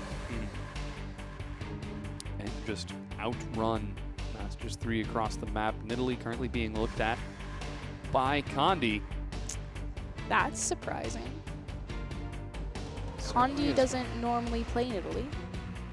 We'll see if he sticks to it or if he swaps it over at the last second. You have your pick of any jungler. Oh, first pick Cassiopeia for Dade. Rek'Sai now being looked at for Condi. Much stronger. So again, we talked about statistically relevant champions for Condi. Ones that he has a decent win rate on. Rek'Sai is the answer for that. Dade going back to the tried and true Cassiopeia. He has a very interesting build in Cassie. He likes to rush Rylai's, I think, second rotation for her. So tier into Rylai's, into Merc Treads, into Abyssal. And obviously the last time, he actually hasn't played it on the new patch, I don't think, and that itemization got a straight up buff coming over to the 5.13 patch. In answer, Edward Gaming are going to pick up their AD carry and support, Deft and Mako. Now taking that Kallista and Thresh. Answer. Yeah. Pantheon and Quinn locked in for Masters 3. And I can't even say that this is the first time Quinn's been played in the LPL. It's the second time Quinn's been played in the LPL. The first time was by SMLZ, and it lost miserably. I would only expect the same. I'm a little bit curious if Looper's playing Pantheon or Rek'Sai in the top lane, and if Condi's playing Pantheon or Rek'Sai in the jungle. Interesting to see that pick up, but Edward Gaming looking for their last set right now. It's mid laner and jungler for EDG. Clearlove says, hover Udyr. Yeah, don't worry, it'll throw him off. Trust me. I have not seen him play Udyr. There we go. Yeah. Here we go. The signature Nunu flash wall snowball. The Clearlove special. Okay, so they're not playing Lulu. The reason why I thought that they would do Janna Lulu is because the last time they ran a Ryze comp, they picked up a lot of movement speed, Sivir, Janna, Lulu, and they just zipped Koro around. Yeah. Got him in range of that 600 snare. But instead, they're going to empower Pawn. You've got the Nunu there, so it's going to give his attack speed not only to Callista, but likewise to those Sand Soldiers. I have no idea He's what playing the roster Pantheon for Masters support. 3 is. He's playing Pantheon support. Oh yeah, it is Ruo. Yeah. Oh my goodness. That is a kill lane. It is Quinn Pantheon bottom. If we catch you with a stun, you gon' die. Now, this is before your time, Seda, but SMLZ, when he played for World Elite Academy as their AD carry, a lane that he was very famous for was his Urgot Nasus. Nasus. Yeah. What? Yeah, it was Nasus support, and Urgot AD carry. And this was before Urgot was actually a thing. Is he playing Brand? Yeah. I'm so excited. Cassiopeia top lane for Looper. Brand mid lane for Dade. Quinn AD carry. Pantheon support. I can't even make this up. That is a Cassiopeia, Rek'Sai, Brand, Quinn, and Pantheon team comp. Oh. Versus the zone control, space control, Callista, Ryze, Azir combo. Yeah, this is a very strong setup from Edward Gaming, and Masters 3 just went full solo queue. Win lane, win game. It's the last time that they'll be able to play in the LPL. This year. Yep. They might come back next year as... Oh no, if they make playoffs, they're still in the LPL. Yep. If they get kicked out, but it's Then- the last time that they'll play in the LPL this year. Yes. Yeah. See? They could come back, but we'll see how that ends up working out. The two teams are prepping and ready to go with this last set between Masters 3 and Edward Gaming. We're running through Cassiopeia top lane versus Ryze, Koro versus Looper. In the jungle, it's Clearlove's Nunu versus Condi's Rek'Sai. Probably the most normal matchup that we're going to have in this game. In the mid lane, it's going to be Dade versus Pawn, Azir versus Brand. Yeah, that's going to be fun. On the AD carry side, it's Deft and SMLZ on Callista and Quinn. I hear blinds are nice. Yeah, the only AD carry to have a blind, so it's very difficult to outduel her. But joining them in the support role, your eyes do not deceive you. That's Ruo and Mako, and that is Thresh and Pantheon. Masters 3 looking to end off their 2016 LPL career with a bang. Question is, will it be an explosive pop or just a fizzle? We'll find out as we're getting into game.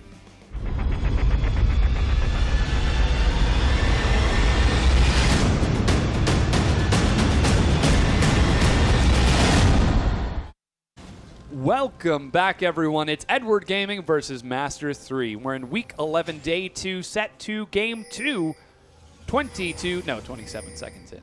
But EDG versus Masters 3. It's a wacky sort of team composition out of Masters 3. But not unexpected.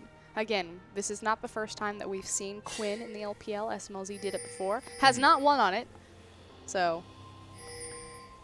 he's single-handedly trying to improve that champion's win rate I appreciate him. in the LPL. Ruo, known for playing Aurelia support. And Shen support. And Aurelia support, now taking his chance at Pantheon. Now Pantheon's running Ignite. This is how this works. Pantheon stuns you. Quinn jumps on you. And they try to kill you. That's how that works. So we're expecting some action early on in the bottom lane? It has to be. It has to be a kill lane. You're bringing CC. You have excellent execution damage just because of how Pantheon's passive will work on his passive, his crit, on his spear.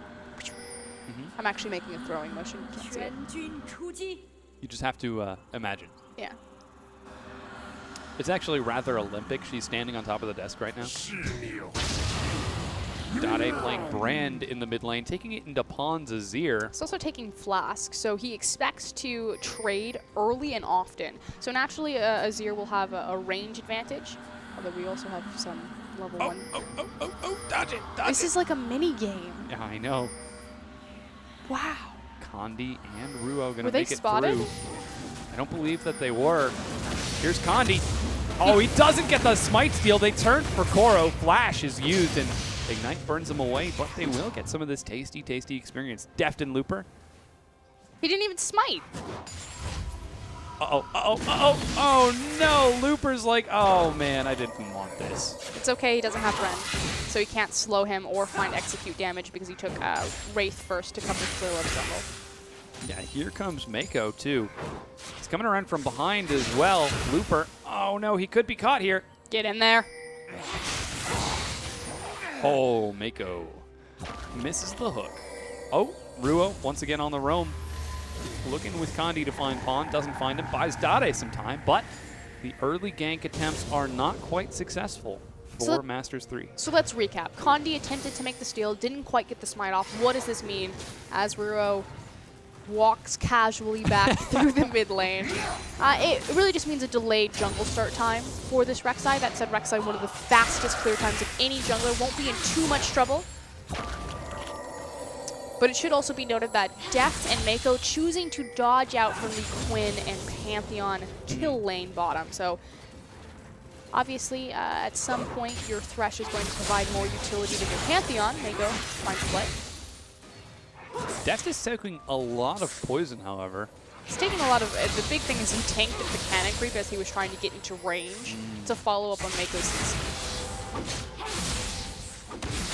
Looper down here, Ruo down as well. Looks to break this potential siege from Deft, and Mako looks to be successful as Clear Love steals away one of the tasty chickens of Condi.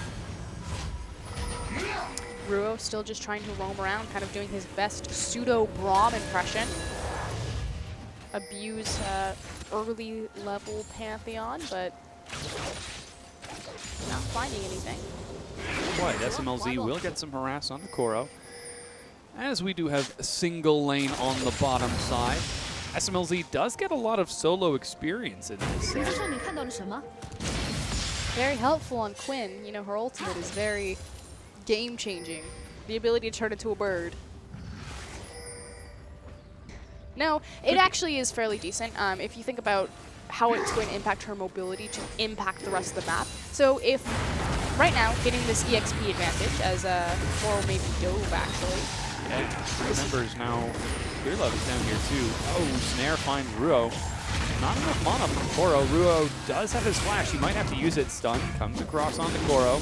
Quinn chasing around from the far side. Condi just going to zone them away. And the reason why Clear Love is collapsing down bottom, he understood that Ruo and Condi were in the area, but he needs to make sure that they can't dive. Again, Pantheon passive is so good at diving turrets, knowing that you can block that extra turret shot, despite the fact that he's down to EXP. But I want to go back to Quinn. Quinn's in an isolated lane, going to get her ultimate fairly early. Nice thing about Quinn's ultimate is that it gives her so much mobility, she could very quickly get to the mid lane and attempt to make an assassination play on Pawn. Dive on the Looper. They could be looking for first blood right now. The last auto attack secures it, and a Lantern gets Deft to safety. Speaking of diving, Looper had his flash available, so that's just a straight misplay as Condi and Ruo actually about to flash over this wall. Yeah, they double flash, triple flash, and a kill. Ruo actually is the one to get it. It's about sending a message, Seda. Yeah. 3 flashes, 1 kill.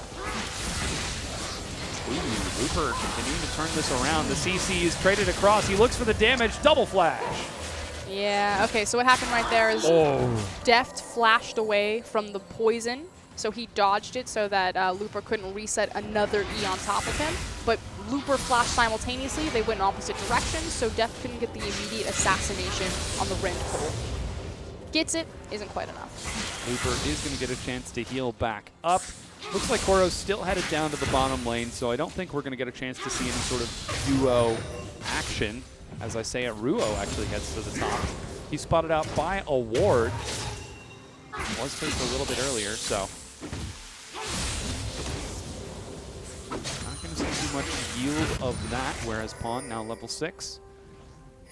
It is really important and really important that Rise doesn't have his tier yet. It's 6 minutes, 52 seconds into this game. We see that Looper has already gone back and gotten his. Naturally, because he was first blooded, he had the opportunity before teleporting back to lane.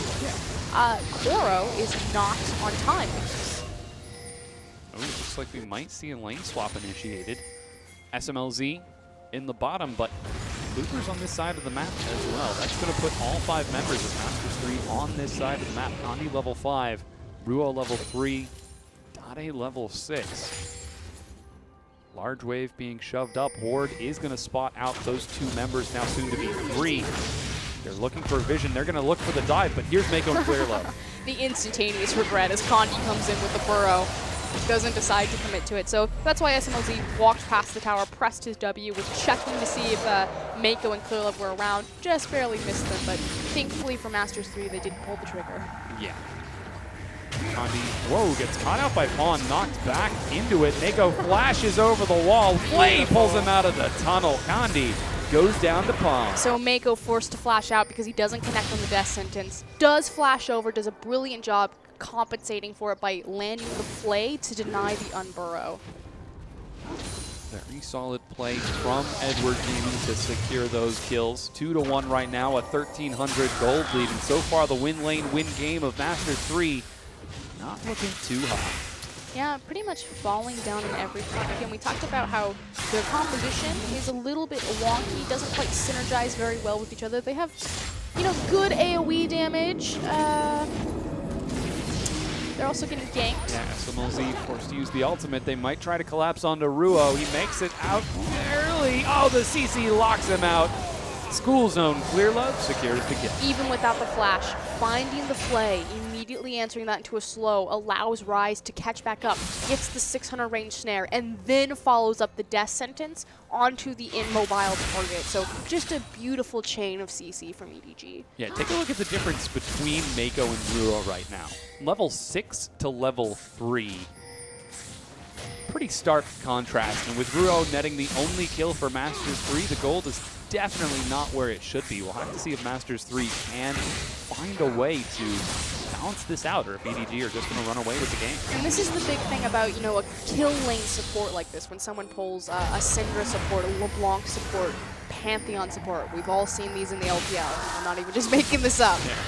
Oh, ultimate is used. Looks like they're trying to dive. Def Dade shows. He gets knocked out of the Pyroclasm. Still manages to get it off, but Koro teleport snares him long enough to die. Kandi's engaging as well.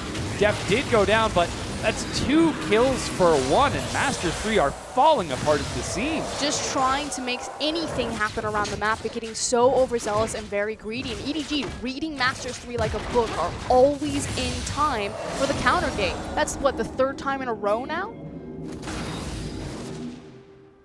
Yeah, definitely not working out for Masters 3 as they cannot find kills. SMLZ and Ruo will find some time on the bottom tier 1 turret, but it looks like Mako, Clearlove, and Koro might do the same on the opposite side of the map. Could be a tier 1 for a tier 1 trade, and Masters 3 desperately need the gold. Just trying to deny as much EXP as possible before sending that one down. However, Koro will answer on the top side, and likewise, Pawn has Dade's tower just under half health. Can't quite break it down, though. Clearlove is once again going to secure Scuttle Crab. And yeah, there goes Ruo and SMLZ. Looper continuing to farm up in the top. He's taking the patient route with this tier and Null Magic Mantle. Big thing, though, is that Masters 3 haven't been able to transition on early Dragon Control, which makes sense because they're not the team with Ballista and Nunu. But the fact that EDG have traded even on towers, especially on the top side of the map, and then also have the Callisto and the Nunu, it pretty much guarantees them that unless M3 make a massive pick here, that dragon is theirs.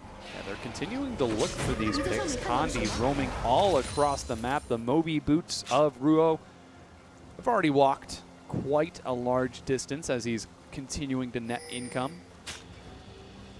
Clearlove on the invade looks again to steal away the Raptor camp from Kandi. Just going to try harassing, pinging forward. Dade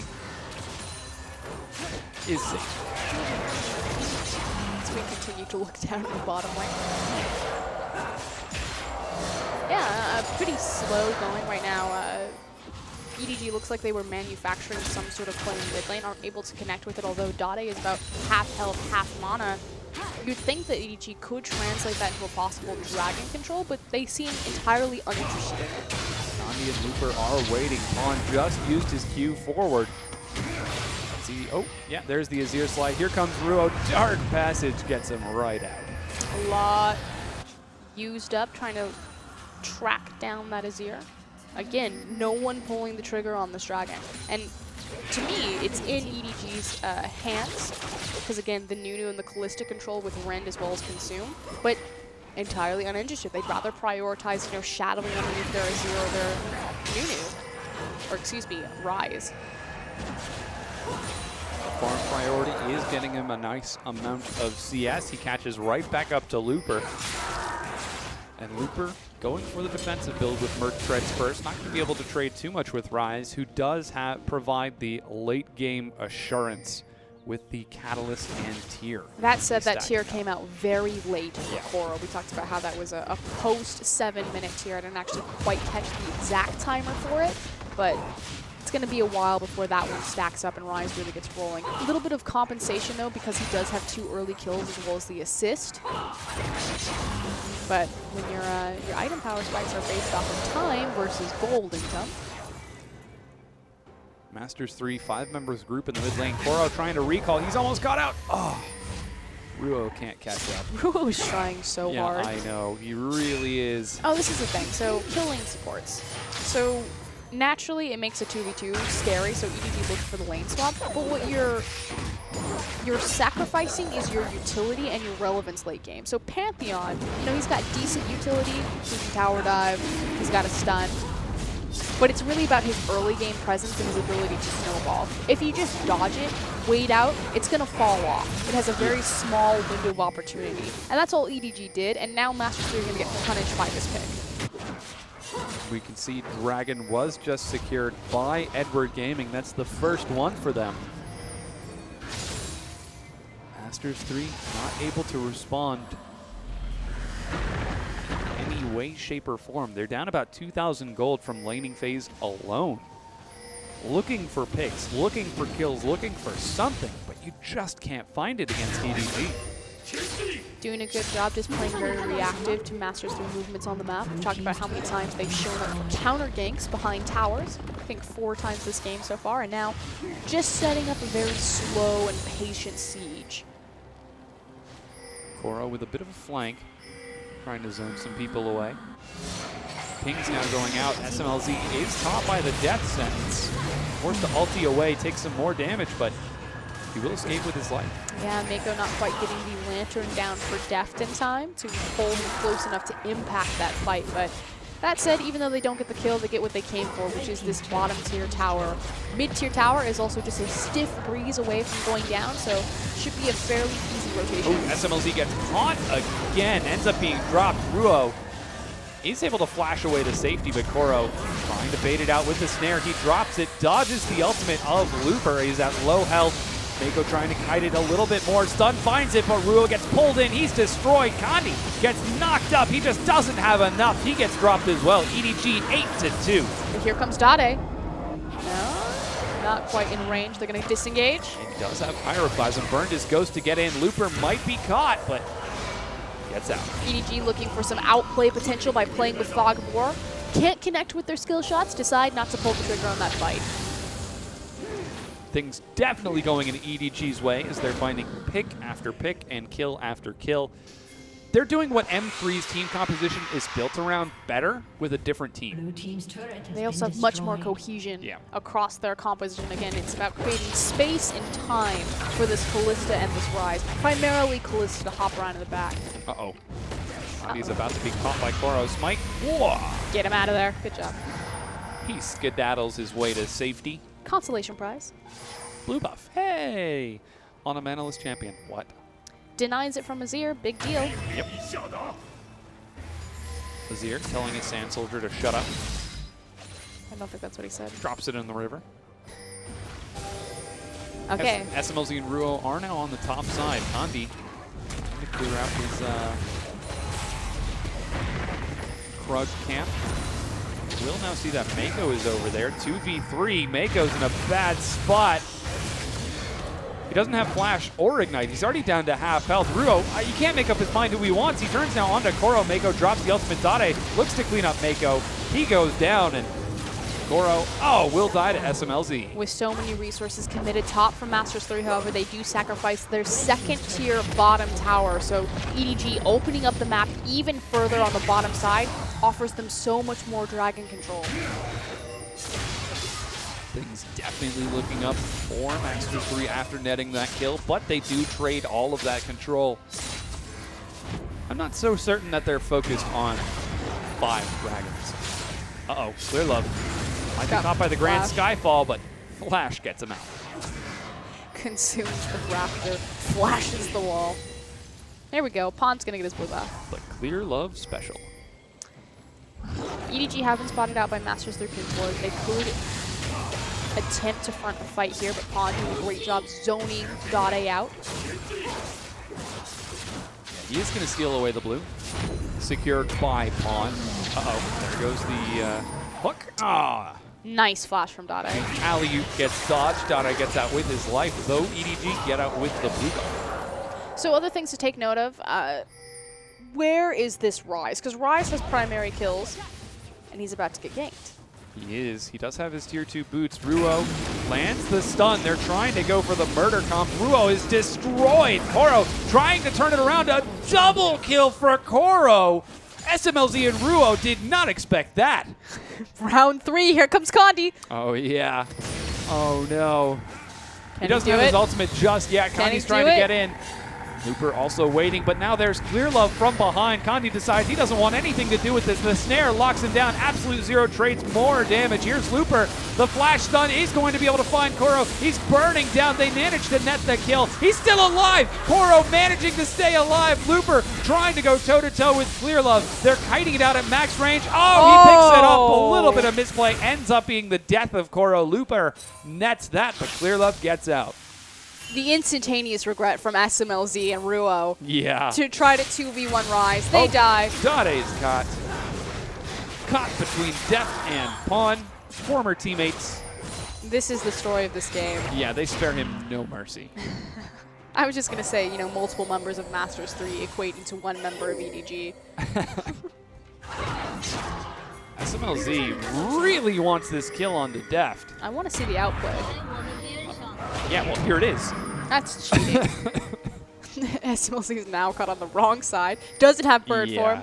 Doesn't have anything. He's running as fast as his bird legs can carry him. Koro's like, all right, round 2, let's go. He finds Looper, the slow. Tags is slow. Yeah, trying to catch up. Mako kills SMLZ. We saw that coming a mile away, but Looper, will he be able to escape? He's running as best he can. Nope, snare finds him. Oh, go Looper. Dodges one. He's dodging around now. Dodges another. Oh, but just doesn't have enough. Koro nets it.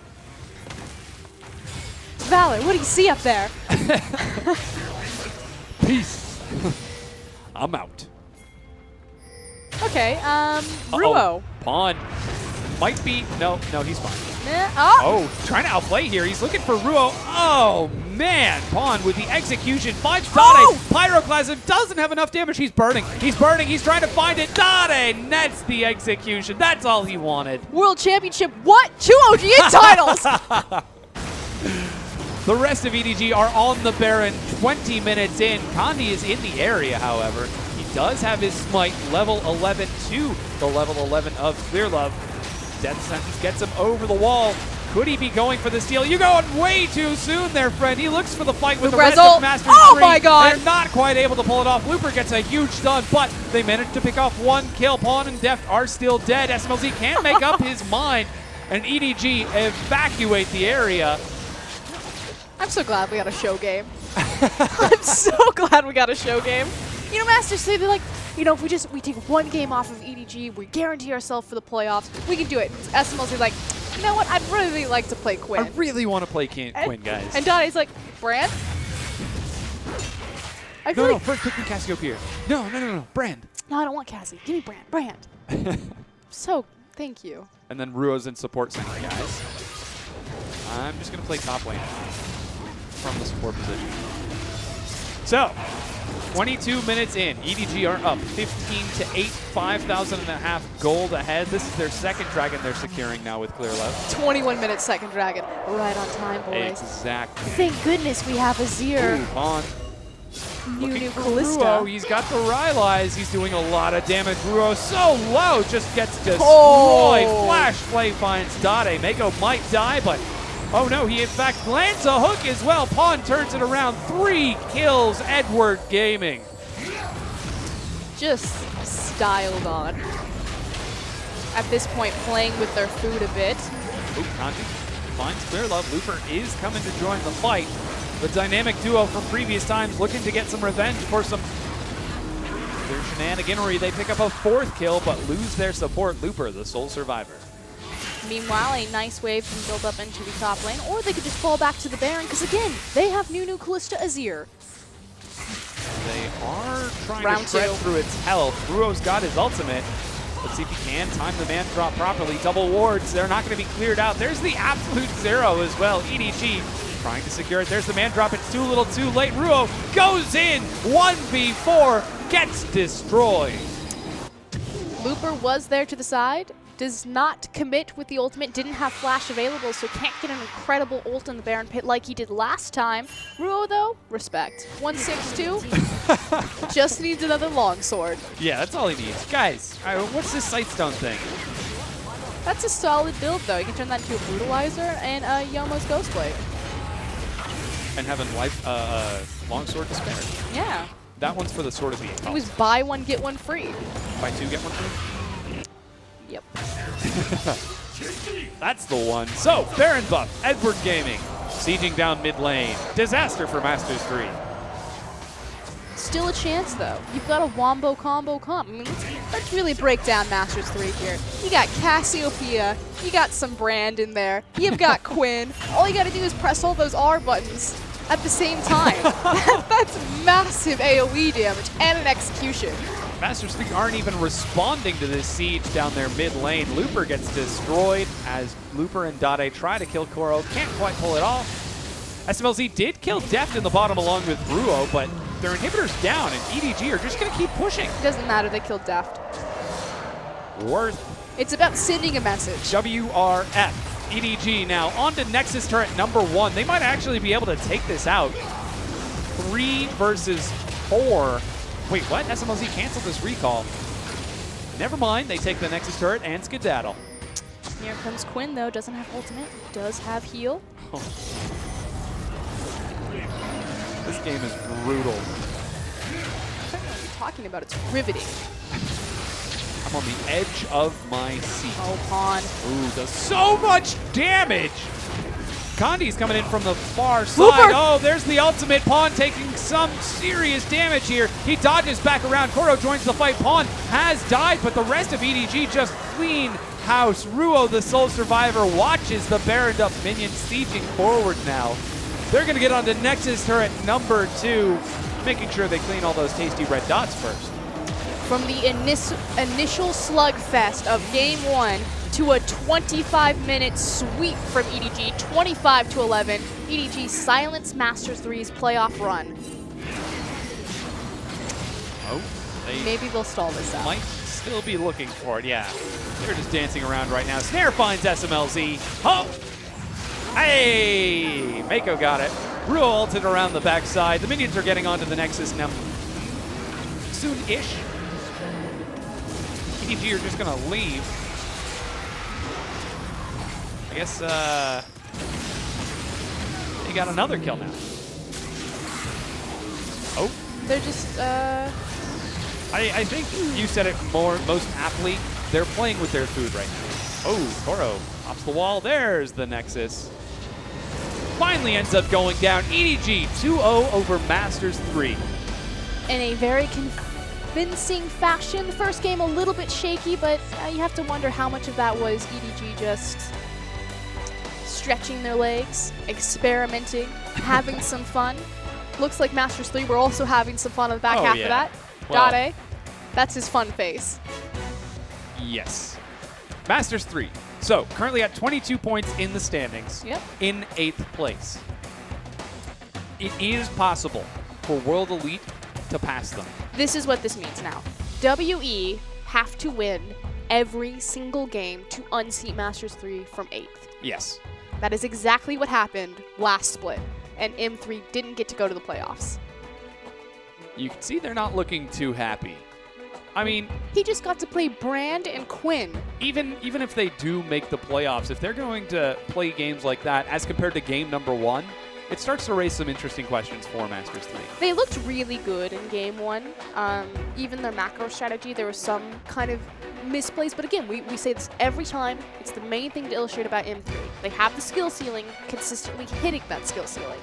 So I wouldn't be too worried and look at this game and say, okay, you know, Masters 3, they're on the downhill, they're not going to go anywhere, you're going to make playoffs, it's going to be a disaster.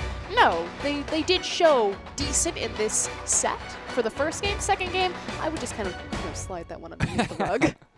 We'll try to do our best to make sure that that never sees the light of day. But that is Edward Gaming taking the 2-0. They're still in first place, yes? First place. That's what that game did to me. Wow.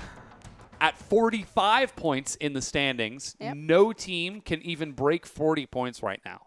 Every single win that they take is just for funsies. Yeah, EDG are guaranteed first place, Xiaogu are guaranteed second place, and now it's just kind of a mixture for 3rd through 4th. Yeah, well, we're going to go and take a quick break while we get ready for the next set. Don't go anywhere. The LPL will be right back.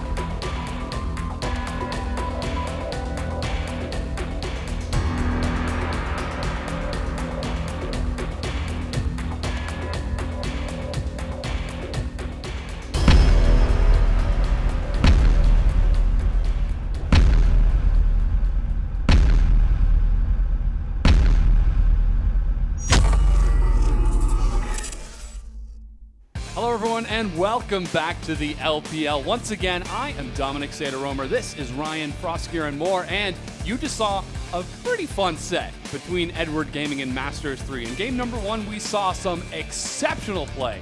In game number 2, we saw some exceptional play. I think fun is probably the best word for the series that we just saw. It was very apparent that in game 1, Masters 3, they knew this was our chance, we can really make an impact. But at the end, EDG playing with their food, in particular Pawn. One of the most incredible Lulu performances I have ever seen personally. If you haven't seen the set, go back and watch it. It's awesome. Game number 2, go back and watch it. It's awesome. There's a Quinn. It's a very fun, wacky game. Masters 3, for their last game in the LPL 2016, decide to have a little bit of fun, and it didn't end up working out too well for them. So EDG does end up 2-0ing Masters 3, so again, what that opens up is it means that WE can kill Masters 3 run, or their security. Playoff contention. Yeah, their security for the 8th place spot. But that also means that WE needs to continue to win every single game. They can't afford to lose a single one. So Masters 3 probably still feeling fairly comfortable despite their lackluster recent performance. To be fair, this exact same thing happened last year. Here are some of the spotlights from that game between Edward Gaming and Masters 3. Cassiopeia top lane, Pantheon support, Brand mid lane, and Quinn AD carry. The only thing that was standard was Kandi's Rek'Sai. But even then, he wasn't exactly playing it that way. On the other side, though, you can see EDG's composition. They got the Rise, the priority pick, and just watch the disgusting damage that Coral puts out here. But it's not done. See little Kandi in your river? I guess that highlight's done. Yeah, I was going to say, little Kandi in your river, he goes up and he gives a triple kill away. It's a pretty impressive set, but there was EDG trying to take the 20-minute Baron. It was successfully dissuaded by Masters 3, but again, 2 minutes later, EDG made the exact same play, and that time, Masters 3 weren't able to respond, and with Baron, EDG just ended up taking control of the game. Yeah, just great performance across the board. I'm actually curious who the MVP is going to go to. I would assume Koro on the Rise. Yeah. Probably had one of the highest KDAs as well, but this match turned into 1v1s. That's the easiest way to explain this. Everyone in the game was just looking for individual outplay and just the craziest thing that they could do. Yeah, time and again, Pawn did so much damage by the end, but still a relatively squishy mage when you dash into people with lots of CC. And from here, EDG started to have a little bit of fun, where they just kind of sat on the Nexus. I think it started before then. Yeah. At that point, it was just kind of blatantly obvious. I think I see a flame sign, though. But we still need to crown the MVP. Yeah, we'll have to see. We're getting ready for our next set between LGD and OMG. We'll find out who that MVP is. You can see it was 27-11, a 15,000 gold lead, 24 minutes in. I have a feeling it's Koro, though. Do you? Yep, that's who I'm going to put my money on. Clear love. Ah, dang. 160 MVP points. He ended up rocking out that game with a whopping 6 KDA, or nearly. Let's see, math, 16. I can't do 16 divided by 3. It's fine. What's really important in terms of EDG, and specifically this Rise pick, is that's the second time that they've gotten Rise on priority pick. The first time, Aaron created a speed-up Rise composition, Sivir, Lulu, Janna, just to act as a gap closer for Rise. This time around, though, it's still a space control comp with the Zir, Nunu, and Kalista, but still, getting the priority, ganking Rise early, getting him those early kills in that snowball, EDG have shown that you cannot leave this pick open for them. Yeah, you saw the other commentators were giggling at how incredibly powerful Koro was on that performance, but it's definitely well-reserved to get that MVP going 1v2, and Quinn and Pantheon just not quite able to get the kill. Yeah, Ruo, a lot of early roams, fell down in levels, wasn't able to be much of anything that game. Had a lot of longswords, though. He did. At least he had a plethora of longswords. But let's get into our next set. This looks to be a much more exciting, much more intense match. We've got LGD versus OMG. It's 6th place versus 5th right now, and OMG, they looked a little bit shaky yesterday. There were some rumors that Going would be playing on his Weibo. He answered that he is not going to be playing until Sunday, so don't expect him, though we'll see if we're surprised. Meanwhile, Acorn is back. Is he? Yeah, likewise, Oh. Flame. So LGD back to their rotating roster in the top lane of starting Acorn, then running the Flame. But more importantly for LGD, their new coach. Now, their new coach is Chris, formerly of Starhorn Royal Club. And I get a little bit shocked when people are like, Chris? Chris who? He is the only coach to go to 2 world championships. He's the Starhorn Royal Club coach. Yeah. So Likewise with Uzi, same guy. They're just slowly shifting Starhorn Royal Club around different teams. Just spreading it out. He recently spent some time in the LSPL with Team Newbie, who will be in the LPL promotions. Yes, the one. And so now joining the LGD roster, and he looked great yesterday. Yeah, definitely some very solid drafts. But again, going up against them on the other side of the rift, it's OMG. Oh my game. If you go to their website, it still says, oh my god, though. It's on their shirts, their new clothing line. Well, Looks fantastic. OMG have been playing pretty well lately. They sort of suffered a little bit yesterday, getting 2-0'd by Xiaogu. Yeah, in a slugfest of a game. And the problem is it just looks like they were disjointed, a lot of miscommunication. But let's quickly start with the LGD lineup, see who's starting. It is going to be Acorn in that top lane. Acorn is going to start us off for LGD on the blue side of the rift. You can see he's been playing some pretty powerful tank champions lately to help him out in the jungle. It's TBQ. And LGD did announce that TBQ will be starting for the rest of their season, which really only has 2 games, well, I guess 2 sets, this set and the next one. In the mid lane, though, it's Godby. Yeah, the guy has been playing a lot of Orianna, been playing out of his mind lately with some incredible outplays, but here's their AD carry. Gotta be quiet. It's Imp. And speaking of incredible outplays, Imp showing up again that he is a world champion. His Vayne performance was incredible yesterday in their Invictus Gaming set. Final support is going to be PYL on Thresh, Janna, and Braum. He's been pretty much the primary shot caller for LGD, and he's been leading them through some tough times. When people look at LGD, he is the core. He is the identity of LGD. These players chose to be on this team because of PYL. Not just the Chinese players, but the Korean players. All of them got offers to go to different teams, and they said, no, I want to be here because of your captain, PYL. We'll have to see if he can carry his team through a win in this set, because currently, it seems like there's an empty chair over there. I mean, that said, LGD have been sitting fairly, what's the word? He's just leaning forward. He looks very handsome. He's prepped and ready for this. Look at his hair. Aww. He's so cute. I totally forgot what I was saying. I was just so enamored by PYL. On the other side, though. Yeah, OMG going to be taking him out, seeing if they can out-handsome the handsome man himself. In the top lane, it's going to be Going, starting us off. Yeah. Welcome back, Going. Okay, I'm excited. I'm sorry if that was inappropriate. Do you think Going can out-handsome PYL? Have you seen his cheekbones? Look, you could sharpen a knife on that. Leveling the jungler. Who is their AD carry? I'm leaning forward now, trying to check who's in lobby. We actually can't see just yet. I know it. We'll find out as we run through. The mid laner, Cool, been playing a lot of Azir lately. Had a bit of difficulty yesterday, but we'll see what he decides to go back to. It's AD North. carry is going to be North. Okay, so it is not Uzi, it is North. This is their new AD carry, had his debut in the Demacia Cup where he picked up a pentakill, and really the only difference you need to expect is that when North is on the team, he's a very similar champion pool to Uzi. Naturally, Uzi plays everything, but the team is more oriented around Cool and leveling synergy as opposed to ganking the bot lane. Joining him down there will be the support Amazing. Yeah, you can see Amazing on your screen right now as he's prepping for his first set. So, currently, LGD and OMG are tied at 26 points in the standings, tied for 5th place. Both LGD and OMG have got 2 sets, one today and one tomorrow, so... The difference, however, is that OMG face LGD today and EDG tomorrow. And we just saw what EDG did to Masters 3 last game, pulling out the big guns, pulling out Going.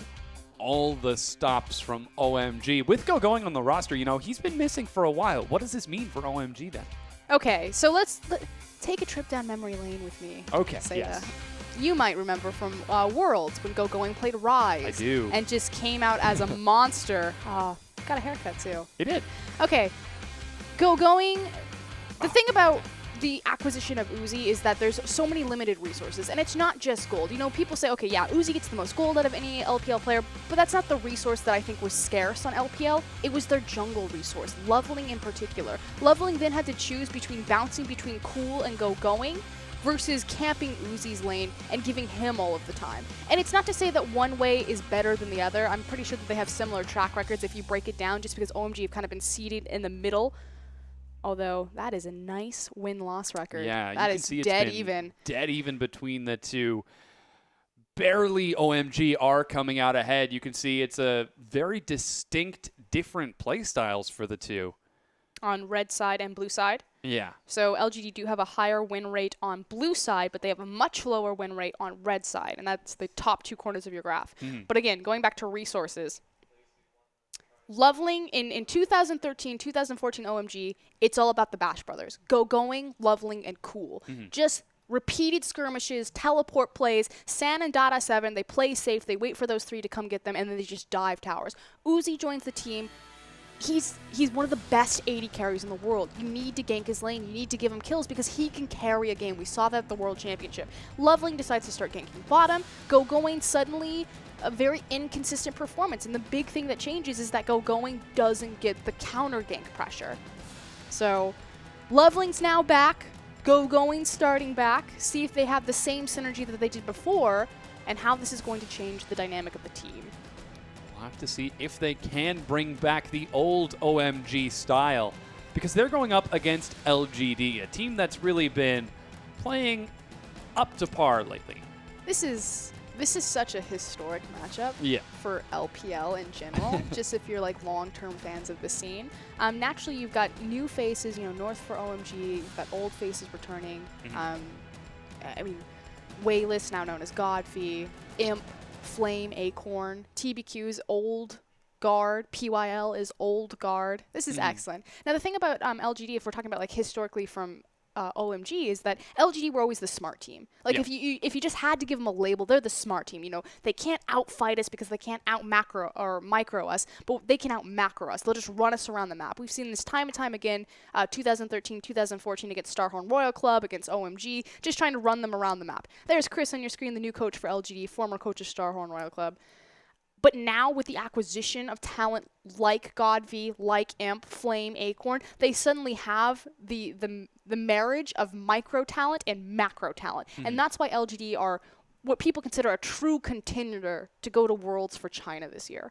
Yeah, after sneaking through playoffs last split, they performed not so great, coming in, I believe, just barely at the bottom at 7th place, but really, I guess the idea behind that was to sit low in the bracket to try climbing. They barely missed their chance at Worlds last year to OMG. It was actually in a best of 5 in the final game that sent OMG to the Korean, Season 4 World Championship. Yeah, in Seoul. Was effectively Cool handing his drink to his teammates, locking in Ari, and then 1v9ing. So this is good. I'm excited. I'm like, I needed this. I needed the pick-me-up. Mystery setup, yeah. I definitely can tell that you're enjoying the history of this, but looks like Callista and Vayne are going to be banned away from Imp. Double AD carry priority. Rise still available. They don't want to leave that open for Acorn. Yeah, here's going to be the true test for North. Now, again, the new AD carry. He is replacing Uzi. Uzi is currently injured. They said that there was some hand issues, and he hasn't had like a big, challenge yet. He's played TNT. He played him this week, actually. That didn't go quite well. He actually lost to him yesterday. But now he gets to play Imp, and then tomorrow he gets to play Deft. We'll see how he matches up. Echo still available. So too is Victor. But currently Acorn is looking at Rek'Sai for TBQ. We'll see if they decide to commit to that for the first lock-in of LGD versus OMG, as we are in picks and bans. I say this all the time. If you're going to look at one weak link on LGD, it has to be TBQ. His effective champion pool is just very limited. The fact that from blue side, the priority pick has to be giving your jungler something he's comfortable on versus something like Victor, something like Shen, although Shen's banned. But you know what I'm saying? Echo. Looks like they are going to commit to it. 1 second left. And they decide to lock it in. TBQ playing safe, LGD playing around that weakness. should expect Loveling to pick up the Gragas later on during the draft, but OMG very quick. So again, the priority picks. Who was left open? Victor and Braum. Massive power picks right now throughout the LPL. But again, LGD, they know we need to get TBQ on something he's comfortable with. We need to make sure that he's not the letdown for the team. Now we're looking at LGD's next 2 picks. OMG, you know, with that Victor and Braum, what does that say to us already? That they have the strong, cool champion. That's not cool Zari. That's not cool Zoriana. That's Victor. A lot of zone control is what it says. Vayne isn't available. We'll see if North perhaps goes for a Lucian, especially because Imp is not right now looking for Sivir. Lucian has a decent matchup against Sivir just because he can easily proc her spell shield and then punish her with double tap. See how that works out as the Sivir and Janna have been locked in for Imp and PYL. He's also played a lot of Jinx, and that's another possible pickup here. You'd have a lot of AoE control, and again, Corki. Could be a pretty strong pickup for OMG if they decide to stick to it. Currently, Gnar locked in for Go-Going, and yeah, the Corki is committed to. My favorite aspect is the fact that Go-Going's name isn't in caps. He doesn't get the big OMG, he gets the little OMG. Oh, isn't his name O-Going? No, it's Go-Going. But it's OMG O-Going. Yeah, I mean, obviously he's really cute. It's going to be the Corki Gnar lock-in for Go-Going. Now, pulled some stats, so these are Go-Going stats from Spring Split, because he has not played the entirety of Summer Split.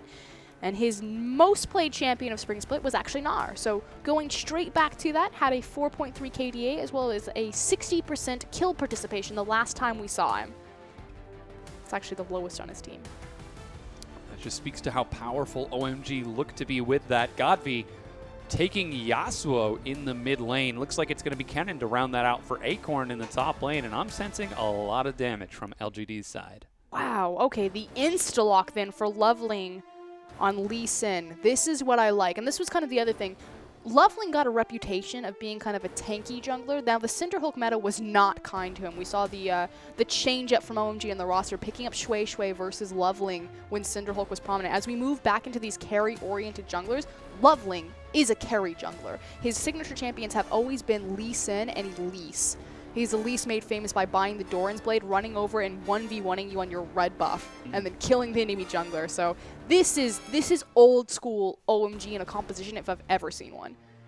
We'll have to see how that works as they are taking on LGD. 47% win rate to 53. It's 8-9. Both of these teams tied in the standings of the LPL. They've only got 2 sets left. One against Edward Gaming, the other, I believe, against Vici. Looks to be a very thrilling set between the two. No joking in this set. It's all serious mode for these two teams. Well, this is also a massive moment for OMG to prove that they know what they're doing. Their roster has gone through so many different iterations, and losing yesterday in the 2-0 to Xiaogu was devastating to their momentum closing out this split. Yeah, they still can perform in the top 5. They just need to net some points over LGD in the set. We're running through the rosters right now. You just saw the top jungle and now mid laners to round it out in the bottom. It's Imp and North along with the supports, PYL and Amazing, to close this out. And what can we expect from this set? Excitement. I honestly, I am curious to see what form OMG are in, what kind of iteration that they're going to bring. We'll certainly find out as we're getting onto the Rift.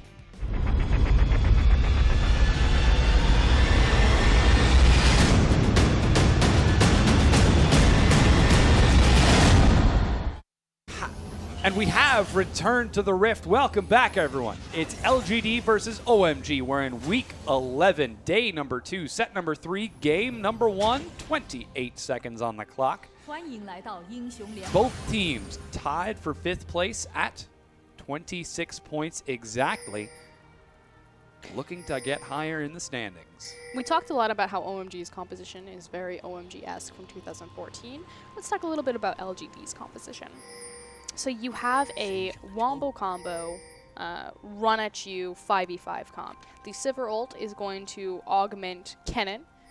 Likewise, you have great backline dive threat between Kennen and Rek'Sai, especially when TBQ has his flash available. And then Godby is on a very self-sufficient assassin. So, sorry, I was looking at TBQ to see if Lovelane's going to commit here. Yeah, just going to tickle him a little bit. As both of the junglers pop by each other looking to trade, but not going to see too much ridiculous action. With the Janna Sivir, do you think we might see a lane swap? Especially now that Amazing Recalled is heading to the top side of the map. I would say it's more beneficial for North and Amazing to get the lane swap just because it unlocks Braum. It's not so much about Janna and Sivir don't want a 2v2, but more so Corki is fine in a 2v1 if it comes to that at worst. Especially because his wave clear with his W is fine, and then as soon as he's level 6 and he has rockets. Safety with Valkyrie, things like that. More importantly though, it unlocks Braum to impact the map with 3. See if we do get that unlocked Braum. Seems like it's already being put into effect as he's starting to head down to the blue buff, which is being started by Acorn. I think he's actually just starting to see small. Yeah, I think he's just taking the Sentinels. Small but Sentinels. Amazing is gathering information to figure out where TBQ has started, which is why you then immediately see the response from PYL and TBQ to invade on Lovelane's blue buff. So now the question is, do OMG walk across the river? There they go. Okay, so we're going to trade blue buffs. It's going to be vertical jumping. Ooh, quick level 2 from Godv. Trades some big damage on the cool, but he might be caught out. Looks to get the dash over. Stun is going to connect. Ignite ticking out. Lands the knock up onto Amazing. Loveland takes a hit too. Unfortunately, Cool was just on a completely different page. The minion wave was very large in front of him. He decides to focus on the creep wave as opposed to walking past it and assisting with that all-in, but that could have very easily been a first blood. So that's the OMG that we expect to see, you know, these very famous level 1, level 2 plays. The unlocking of Braum, coming in, roaming onto the mid-tier tower, but Victor just not following up. Just not quite on the same page. PYL and TBQ spot the invade now. Seems like the blue buff not going to be able to go over to OMG. They might actually get free buffed as they start this game. Yeah, so they try to commit on the early mid lane gank, and unfortunately, because it doesn't commit to them, they don't get any advantage in terms of numbers and lose the buff. So far, not that grand a start. We are seeing a minor gold lead for LGD because they do have a Cool building a wave, but once Godv catches it, that should even it right back up.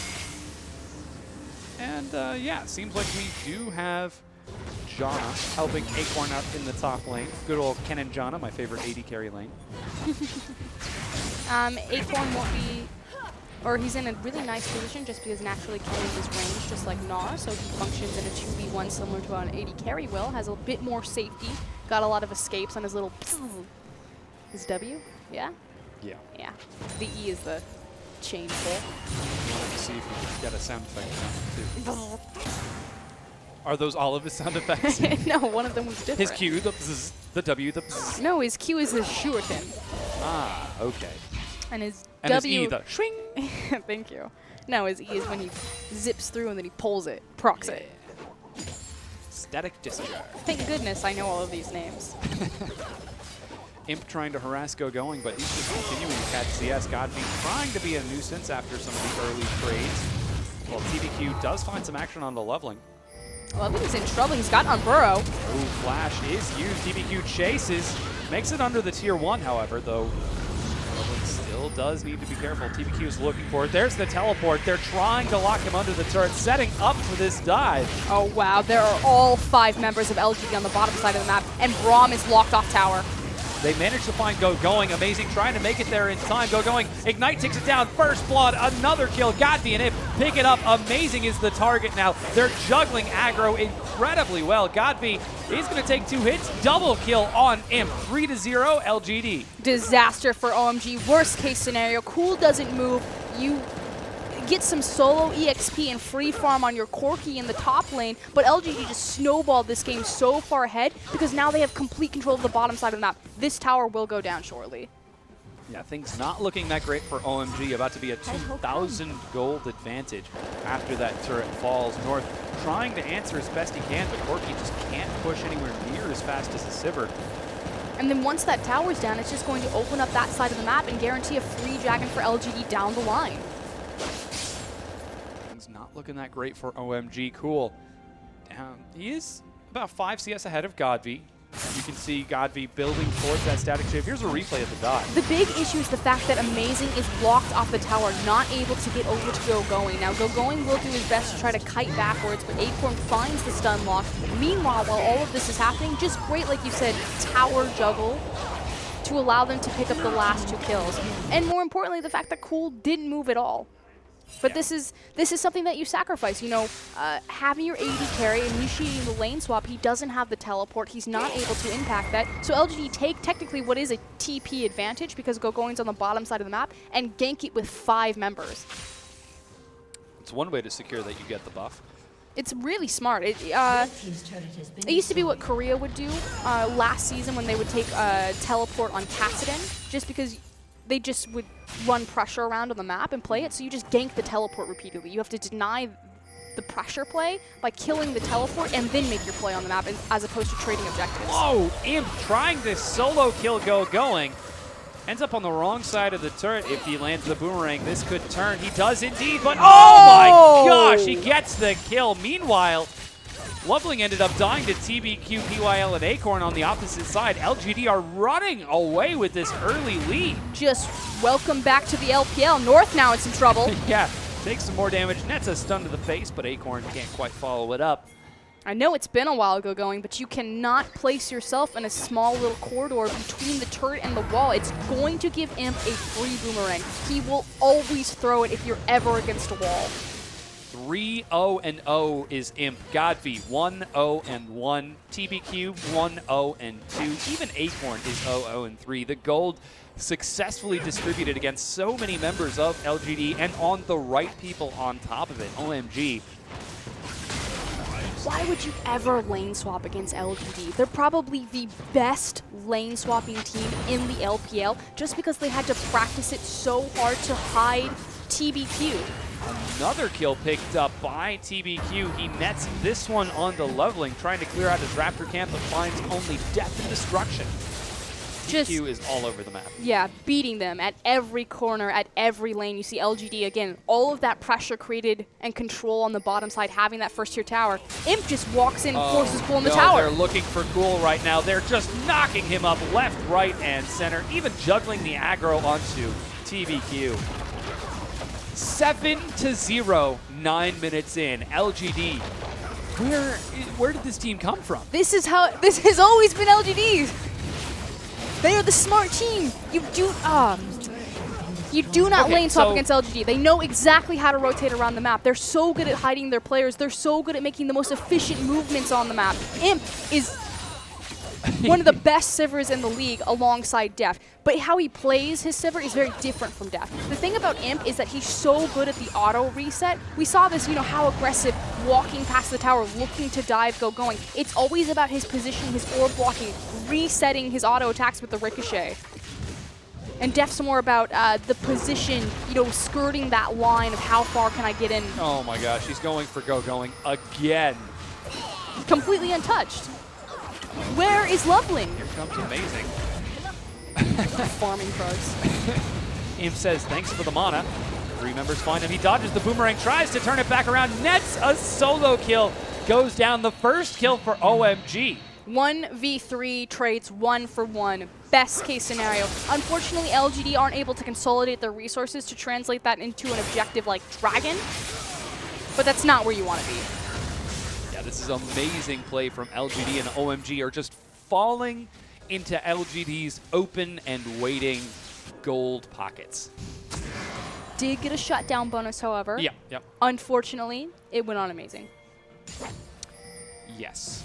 So that said, Sightstone? He's got a nice Sightstone. Yeah. Okay, OMG need to start setting up protection around this dragon and start controlling some of this bleeding. Yeah. You do have still a relatively large window where they can look for a fight mid-game, especially if Cool itemizes Abyssal early to empower Corki's mixed damage shred. Victor has a lot of shortcuts on his build, so he can still be relevant despite the fact that He's not behind, but he's not ahead of the clock like a majority of LGD members are, just due to the number of kills that have gone down. Yeah. Oh, the turret actually is going to go down. Cool, not able to clear the wave in time. It's 2 turrets to 1. That's an 11-minute Infinity Edge. Yeah. Static shift finished on Godv. Needlessly large rod first on Acorn. LGD doesn't want to take this to a 40-minute game. They want to win in the next 15 minutes. They do have complete control over the dragon, but still not going to hold the trigger, continuing to siege and play with pressure points. Nope, there they go. So their thing about LGD is anytime they prep for an objective, they make sure that they push their waves forward. And the reason why they do this is if you think that it comes into a 50-50 dragon, if OMG were to ace them here, never mind the fact that they have to deal with the pressure points and they're not able to collapse on the dragon, but let's say if they were to ace them there, OMG wouldn't be able to translate that ace into pushing a tower. They have to translate that ace into clearing out their waves. So LGD, no matter what point it is in the game, anytime they approach a Baron, a tower, a dragon, they will always push their side waves because it maximizes the takeaway. So then if they ace OMG, they can walk to any lane that they want because the waves are prepped, and it minimizes the punishment should they make a mistake. Well, they were able to take that first dragon uncontested from OMG. No chance for OMG to try making anything happen. We see Amazing and Loveling, the dynamic duo with Going and Cool, running around the top side of the map, but they are not able to find anything. Imp rotates now to the top side of the map. Infinity Edge and Zerker Greaves are completed. It's the last standing outer tower, so it makes sense that it's the easiest objective to secure right now. And Going has to expect that a dive is possible. He does have a pink ward into his try. He heard the Void scream, so probably suspecting that TBQ is in the area. And Lovely needs to start heading top. Currently he's being stalled out by Godv. Finally he's on his way up there, but already PYL and, PYL might be caught. Stun completely wears off. North actually forced to pull up as well. Turret still stands, and the dive does not happen. There we go. OMG finally got their resources and postured behind Going. That said, Acorn. He's got some free time on the top tier too. Bottom tier. And that already did take some Here comes harass. the teleport. There's the teleport. They're looking for the fight right now. PYL knocked into the wall. Oh, deleted. Gets destroyed by Going. The ultimate is going to try forcing the disengage. Acorn can't find the slicing Maelstrom. He gets chased out, kicked back into the team. A huge play by OMG, who are outmaneuvering LGD in this team fight. The flash knockup is going to keep Godv alive. Imp is doing so much damage, but the unbreakable of the choke just prevents any more. Heal is trying to bring him low, but it's not enough. Godv and Imp kiting it out. Does Imp have the damage? He does not. Flash, laser, rocket. He's trying to get a kill, but he cannot find it. Ace for OMG. Welcome back to the LPL, OMG. It's nice to see you again. There's the 5v5 we know and love. Going finds the stun. He's still alive. What does it matter, though? It doesn't translate into an objective, just the kill goal. They shore up a bit of the discrepancy, but LGD are still in the lead. Certainly running away with this game. 2,000 gold ahead, but just like that, it has gone from 9-1 to 9-6. As OMG are trying to claw their way back into this with a perfectly executed team fight. But again, it didn't net them any sort of global advantage. We will see the replay. Going finds a beautiful stun lock on PYL. He dies. I think he might have just started the animation for the Monsoon, but it didn't count for anything. But here's the big devastation. Acorn doesn't hit anyone with the ultimate. Beautiful inset kickback from Loveling. Like I said, he's a carry jungler. That's one of his signature champions. And from there, it's just choke point Victor, spreading the laser across every single member of LGD. Incredible play from OMG as they clean up kill after kill by the end. And 9-6. North nets the final one, and the gold for OMG, smaller than LGD's though it may be, is on the right people. It's 204 on North and 213 on Cool. So they will be able to do some serious damage if we should find ourselves in their fight. Gotta be an interesting build. Is he going into a Phantom Dancer? Oh, okay, that makes more sense. I was gonna say, there's Phantom Dancer that's not cost efficient at all. It has to be Trinity. 3 items that he built into. Yeah, it's gotta be. Zanya's now complete for Acorn, so hopefully that will help him get into range for using his ultimate? It won't help him get into range, but it will make sure that he can't get kicked back. Now, he did flash back out of the last team fight and then was insect back in. Yeah, I mean, Loveling following that resonating strike to maximum range and then kicking Acorn back in. Huge play. OMG looking for some deep wards and potentially the blue buff, but they're just going to find a fistful of LGD who are prepared for it. Dragon's up in 90 seconds. LGD being much more cautious now. Got burned by the last engagement. Can't afford to have another misstep like that. And like you said, Dragon will be up in 1 minute 20 seconds. We'll see how both these teams prepare. LGD already have fantastic vision control over the bottom side of the map. OMG now need to start picking up their vision and moving it down there. The LGD have got complete control of that side of the pit. Teleport available for going means he can catch these waves on this side of the map, but Imp might be looking for the last tier 1. There's no way that going can defend this. Actually, now he can. I thought Loveling had back, but nope. Now he can, especially because Amazing and Loveling and Cool behind him. Doesn't have flash. Scary position. Scoop. TBQ gets caught. Doesn't time his knock. Oh, he does in fact time his knock up quite right. Acorn looks for the fight. Zanius is ready. Doesn't pop it just yet. He finally does, but he goes down. Quick 2 kills for OMG. Imp running for his life once again. Flashbacks, and Loveling pursues another suicidal, but he manages to get out alive. The boomerang barely clears PYL. He dodges 2 skill shots. Godby trades over for a tier 2. And in LGD fashion, it's just to buy time for the split push. Meanwhile, North is also in the mid lane. Second tier bottom for first tier mid. Not quite even, especially with the Dragon coming up. That will give LGD even further control over this pit. See if they can commit on it. Yeah, Dragon is spawning just now. Void Rush gets TBQ right back out. Godby actually going to complete his recall right now. Deciding not to stay. I don't know that LGD can stay for this Dragon as they're trying to stagger their backs. And things once again slow down as everyone starts grouping around the pit. You have to know that LGD are so much more cautious against OMG's team fight. Not only do they also have an incredible team fight comp, having Victor and the AoE damage from Corki, but just this is OMG. This is what they were famous for. Their skirmishes. If going, Loveling, and Cool in a team fight, just their synergy and cohesion as a unit was always a par above, which is why OMG were a dynasty for the longest time in LPL.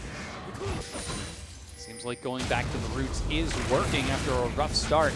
They're now going to start off this Dragon. That would be number 1 for them. TBQ waiting over the wall. Decides to go for the steal, can't commit to it.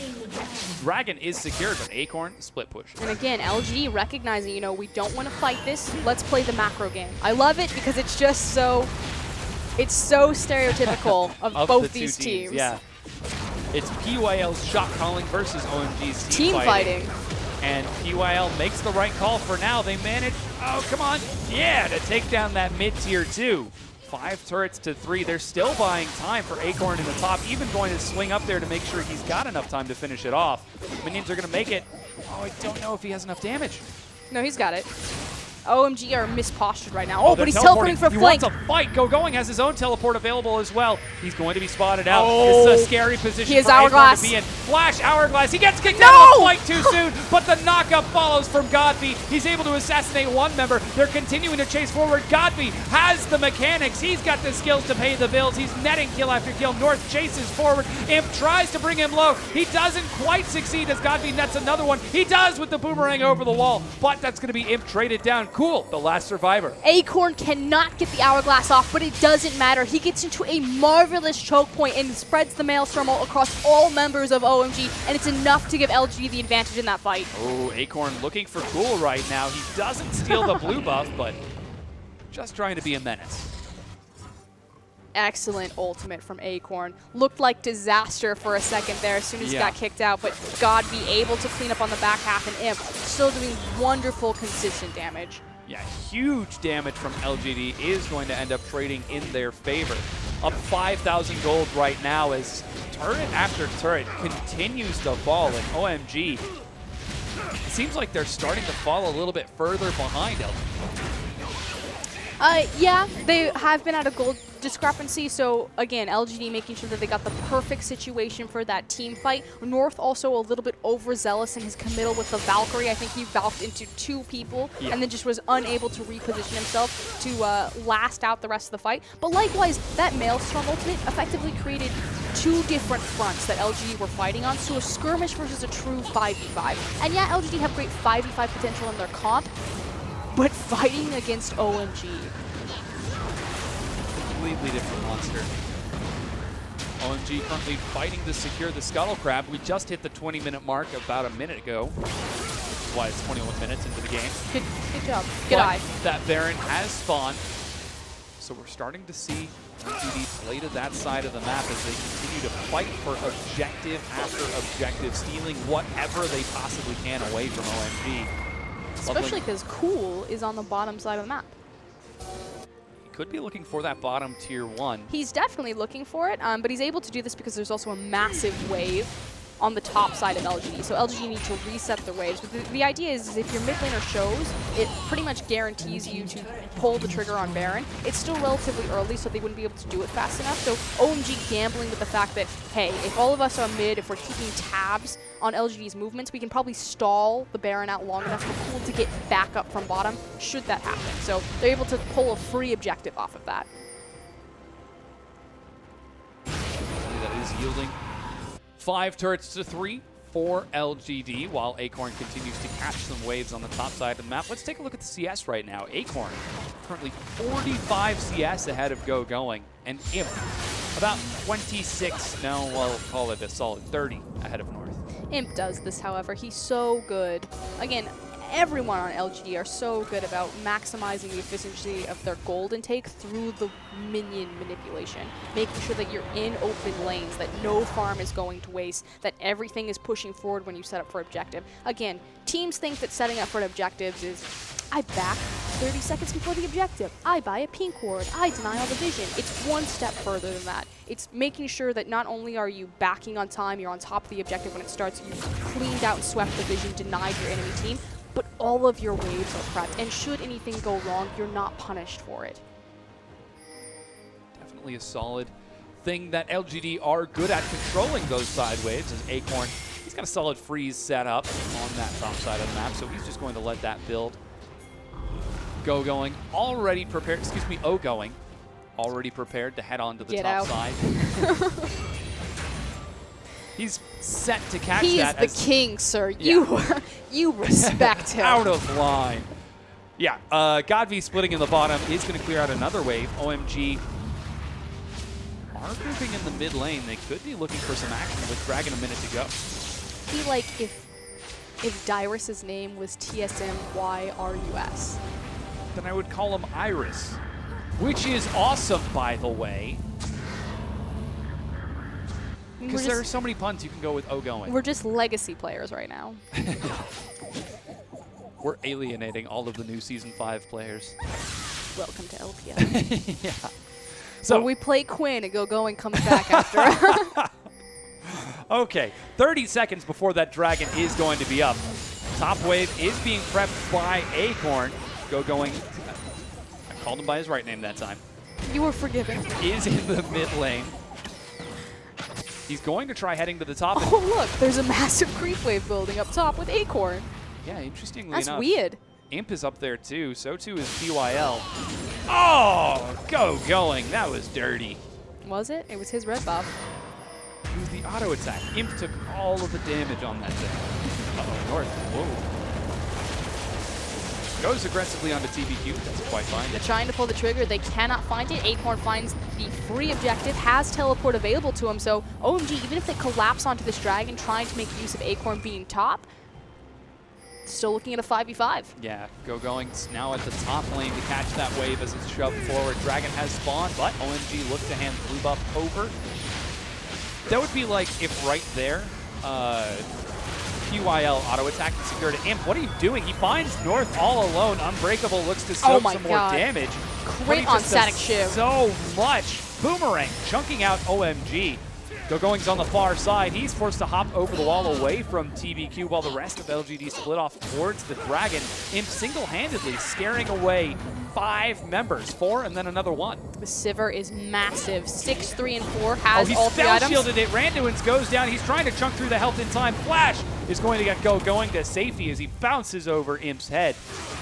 Not able to proc Meganar. Oh, the knockup finds Amazing, but he's forced to flash away. OMG, they're still dancing around LGD right now, but finally they get out. GoGoing's way too low and doesn't have the teleport available. OMG will have to give up this Dragon. This is Dragon number 2 for LGD.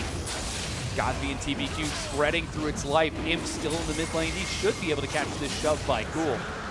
Yeah, he's going to get the minion time and secure it. Dragon number 2, LGD. Good play from Imp, pretty much strapping LGD to his boot at that point. Forces the flash out of GoGoing.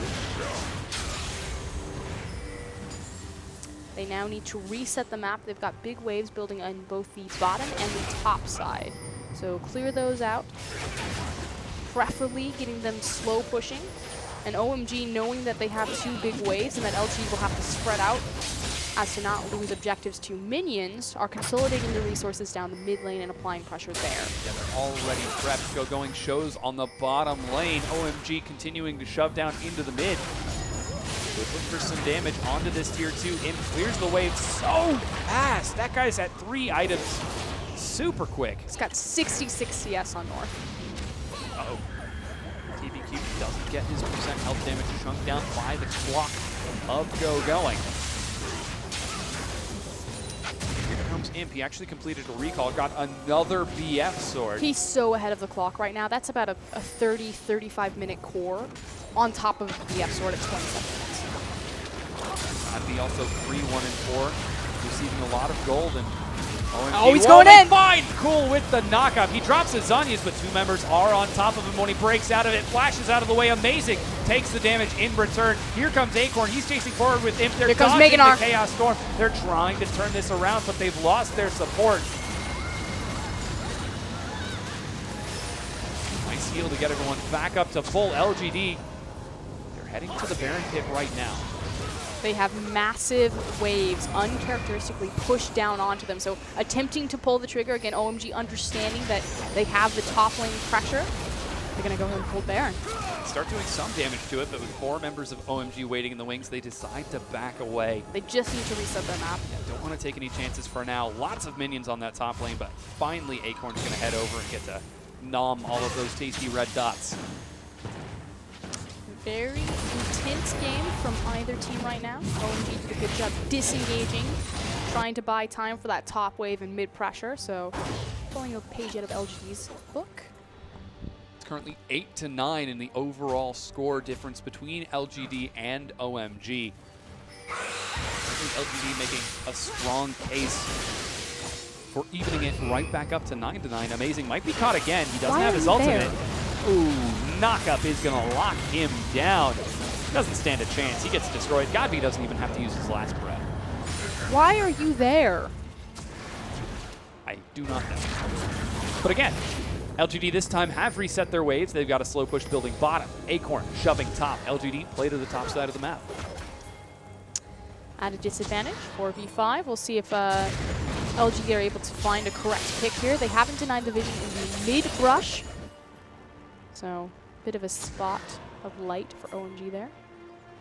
See if that is going to yield any results. We're just now hitting the 30-minute mark, and it is just about dead even between the two. This is like the tieiest tie of ties. OMG and LGD are tied 8-9. LGD and OMG are tied 26 to 26 points. They both have identical scores in the LPL, 5-11 and 4, 5-11 and 4. The last time they faced, though, OMG 2-0'd LGD.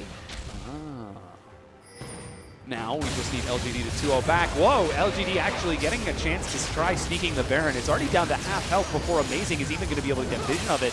There's a ward in the pit, but OMG cannot make it in time. Burn it instantly, and OMG just get out-postured and lose a free Baron. That's devastating. Yeah, certainly is. Imp clears a minion wave. Here's the empowered recall for even more damage. Let's see, Bloodthirster now finished. 31 minutes in, 4 items Sivir. This is a terrifying AD carry. And Imp has been in full control the entirety of the game. So we think about it, LG had a fantastic early game. Only did they stumble slightly off of 3 5v5s where OMG had that glimmer of hope for their mid-game power spike on the Trinity Force as well as Victor. Since then, though, Imp has done a fantastic job forcing flashes out of top laners. Yeah. Stealing objectives up by himself. And top laners who are building armor, by the way. Yeah. 7, 3, and 5. Amazing play. With this Baron buff, this is going to put LGD in a very happy position. Imp splitting on the top side of the map. Godv was just on the bottom. He did recall to finish his Trinity Force. And pick up another BF sword. Well, his first, I suppose. LGD attempting to apply Baron through all 3 waves right now. Again, creating map pressure. See if they look for the 5v5 or they're going to try to slowly pull OMG around and whittle away at these turrets. They might be looking for going here. Just going to zone him away for now. Imp sets up a wave. Cool has to catch it. And with Baron now, LGD look to set up in this bottom lane. Acorn, very far forward, does have the hourglass complete. We'll see if he pushes it this time. Meanwhile, mid wave is being pressured in. And the split push has commenced. 3 in the bottom, 2 in the mid lane. Who's going to take the inhibitor first? Might be Imp, as he does so much damage, but the wave is cleared in time in the bottom lane. Imp continues to shove forward, doesn't even care about the turret right now. LGD sat at the bottom of the standings for the majority of this LPL season. You think back to PYL having his jaw surgery and then having to start Fan, and just how different the team looks now as they break the inhibitor line. A completely different animal. Yeah, Imp continuing to shove forward. He only needs about 2 more auto attacks. Here's on the hunt. He's continuing to chase forward. Lots of damage. Finds Cool, but he gets out with his life. The inhibitor, swarmed by LGD members, goes down. Imp manages to get out alive. Acorn going in for the fight. Again, Amazing is picked off. Imp flashes aggressively forward. He's looking to end the game right here, right now. 3 members of OMG are dead. Is it going to be 4? Imp is still alive, dodging the rocket. Cool, the sole survivor. No, North is the last survivor. The rest of his team is dead. 5 members of LGD with Baron buff. They're on Nexus turret number 1. They're going to win game number 1 unless North has anything to say about it. LGD coming out strong against OMG. They had complete control over the early game. Going to go ahead and delete North from the map. Just whittle them down and win in true macro fashion. Yeah, the ace picked up by LGD. They win game number 1, bringing them to 27 points in the standings and in sole possession of 5th, dropping OMG and Vici into 6th. Legendary LGD. That guy on your screen right there was probably the big reason as to why that went so well. How everything went so right for LGD. LGD, very famous for their last split Oscar night between them and Invictus Gaming, where both teams had a bit of fun to try to get a better seed going into the playoffs. Yeah. It's no surprise, playoffs were announced for LPL, I believe, on week 7, and suddenly, LGD are getting a lot more 2-0s. Yeah, they're turning up the heat quite a bit. OMG having a bit of trouble. You know, they were team fighting well, but I guess that's what it comes down to. Can LGD keep OMG's team fight separated enough? Yeah, that's, and again, that's what is so entertaining to me and longtime fans of the LPL watching this match, is that it's so core to both these teams' identities and histories about how this game was won. Will say, though, OMG, they need to look at Amazing. Amazing needs to tighten up his performance. You cannot afford to get caught out back-to-back like that deep into the game when Baron is in play. So many times that Amazing was caught out, ended up hurting quite a lot of kills, and that was with Imp putting so much pressure. He was pulling away top laners, mid laners, single-handedly going 1v4 and scaring away OMG. And that was built off of the incredible early game performance from LGD. Do not lane swap against them. They are the best at a lane swap in the LPL. They did it so long when TBQ was having issues adjusting to the Cinderhulk meta, hiding away his Sejuani. It's down to an art form at that point. It definitely is. But we're going to go ahead and take a quick break. Don't go anywhere. We'll be right back with game number 2.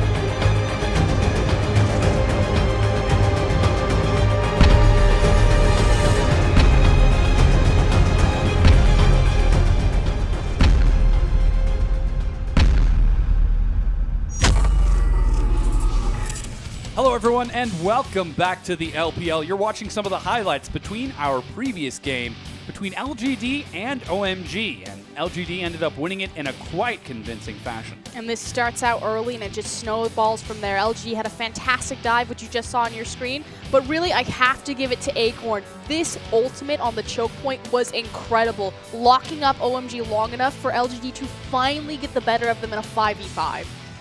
Very solid play from LGD when they were finally able to turn it around after those team fights. And, you know, OMG had been fighting so exceptionally well pretty much up to that mid-game point, and it really looked like it was head-to-head, neck and neck between them. That's the thing that OMG were always famous for when they had go going. Again, Acorn on your screen getting another fantastic ultimate. Don't look at me say that. Loveling is going to end up going down, and that was the end of the set between them.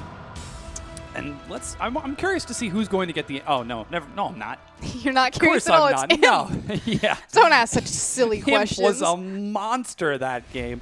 20-10 in favor of LGD, and you see that enormous gold lead, 13,000. That was almost completely instigated by one guy and one guy only. Let's get him on your screen. Give me the Harry Potter. You just gotta put it up. Come on. I'm a 12-year-old, and you can't make comments like that. Even he's saying, shh, no. Don't tell anyone. No surprise, Imp gets the MVP. Just an absolute legend. His Sivir, I talked about it, how Deft and Imp have the best Sivers in the league. TNT's probably a close third at that point. But just how Imp plays Sivir is very different. It's all about the ricochet. The ricka-shicka-shicka broken stream. I was waiting for like. it. Yeah, there it is. That was the ricochet that you saw, just the tail end, but amazing. Oh, man. Ends up getting destroyed. 3 kills for LGD off of that early play. He attacked the tower right there. Yeah. Solid play from Imp all across the board. This last team fight, he basically, I think right there, he just kind of imagined that he was someone else. That was pretty much the encapsulation of how Imp plays Sivir. He's going to dodge the rocket right here now. Is he flashed forward, hit, auto reset? Yeah, but and it's then just dodged a skill shot. Yeah. Yeah. Such incredibly high skill cap. So, now then, let's get to what this means for these two teams. Yep. LGD, winning game number 1, nets them 1 point. Yep. That brings them to 27 points in the standings and in sole position of 5th place. Got it. Right behind them are right behind them are OMG and Vici Gaming. So OMG still has a chance to come back and either split with them, but in terms of the LGD OMG matchup, it's now dead even, 9-9 between the teams overall. That's what you're keeping track of? Yeah. Okay. He's keeping track of the historic record of OMG versus LG, which LGD have now tied it up. Yeah, 9-9, which is awesome. This is like the rivalry. Okay. But in terms of our race to the top 8 standings, LGD have now, what you said, they've moved into sole position of 5th? Yes. Okay, that's the more important thing to me. That's why I prefaced it. Okay, got it. What did we change about going into game number 2? You tell me, Frosco. Good handoff. The reverse. OMG, you know, they got outmaneuvered in the early game. So it goes back to why would you ever allow LGD to get a lane swap? They're so good at it. They're very used to it.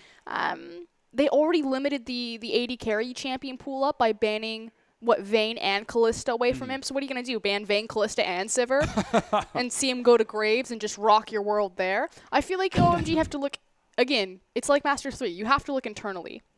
You either need to target TBQ because he's going to have the only champion pool that's small enough where you can actually limit it to make an impact on the game itself, or you just need to keep Amazing from dying. I was trying to think about the nicest way to say that. He was pretty much on the tankiest support that we have. I think the only person who gets tankier is Nautilus. What's so excellent about this is if you think back across OMG supports, you know, like Dada 7, Cloud, Luo, now they have Amazing. They've always had this problem. The best support that OMG have ever had was this guy named Drug.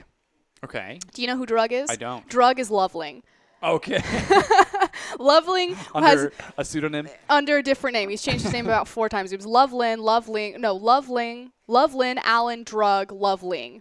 Okay. And since then, they've had this historic problem of finding a support that can keep up with them consistently. And so what they do is they just put their support on the tankiest champion imaginable and just hope that don't die. That compensates for it. But amazing, just he gave up solo queues at the worst possible time. And Braum is such a key power pick right now. The fact that was high priority. That was second rotation Victor Braum. Alistair. Perfect. I believe it was open. That set, but they decided to go for the first pick, Victor Braum. His #1 champion is Nautilus. At this point, I would just, again, super tanky champion, very easy to press your buttons, get him on there. We'll see if that's what they end up going for, because we're getting back to these two teams' styles and how they end up clashing. LGD, the macro player. They will run you around the map and take things before you can respond. But OMG, the 5v5 team fights. LGD weren't able to find, OMG weren't able to find those team fights at the end of the game.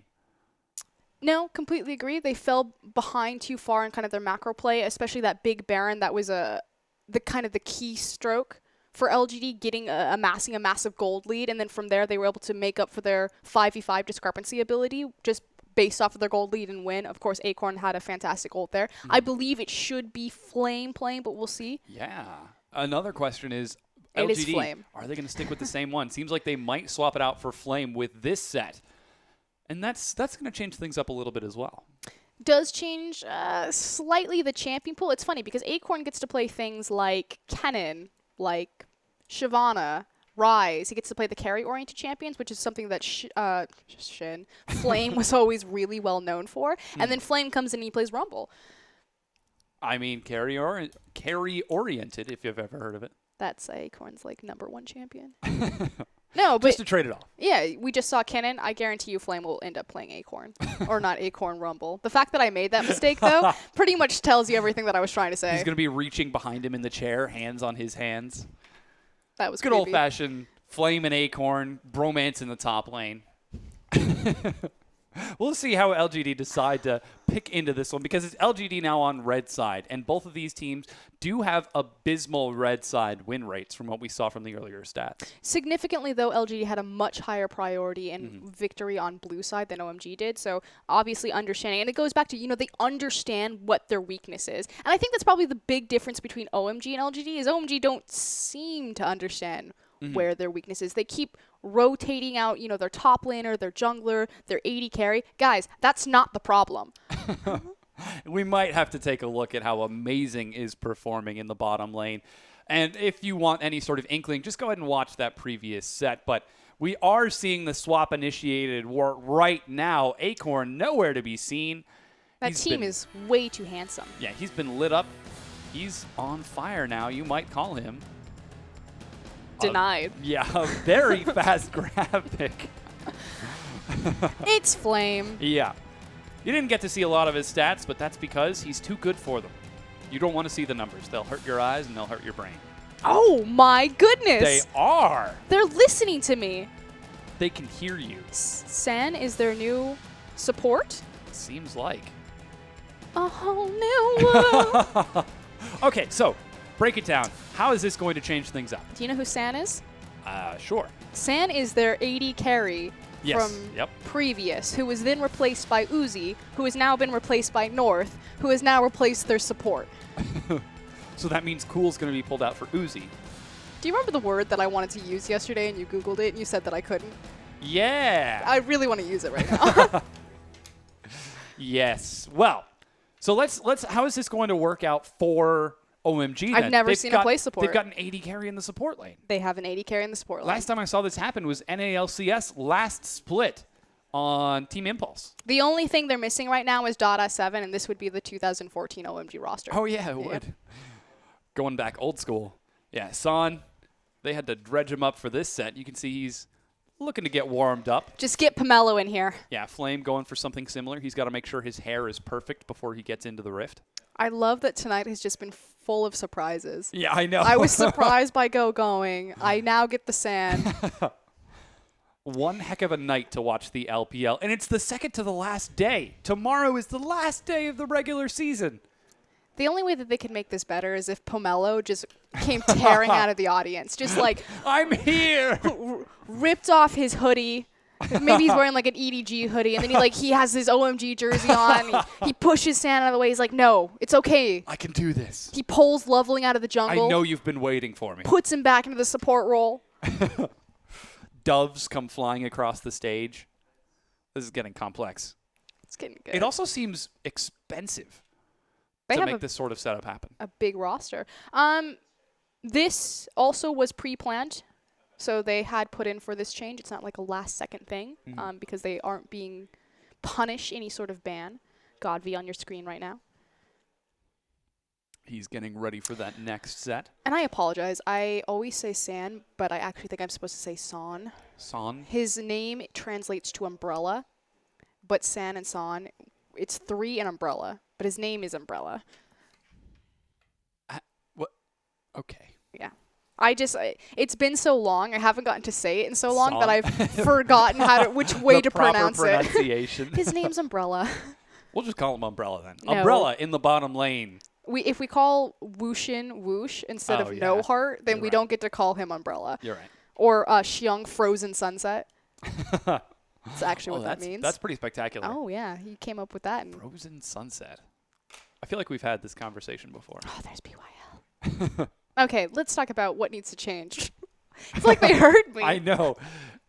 He knows that this conversation is happening. This is transcended to a whole new level. Are we on the speakers in that studio? Hello! Have scripted that better. Yeah, I know.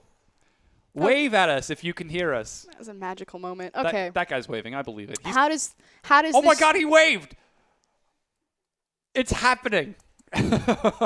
Hour 6. We've still got a whole other set. Yeah, please keep it together. You're telling me. Woo. Okay, San. He's probably filling out his runes and masteries right now, which is what's probably taking so long with this support setup. We're going to be getting in just a second now. Flame seems to be getting himself in the zone.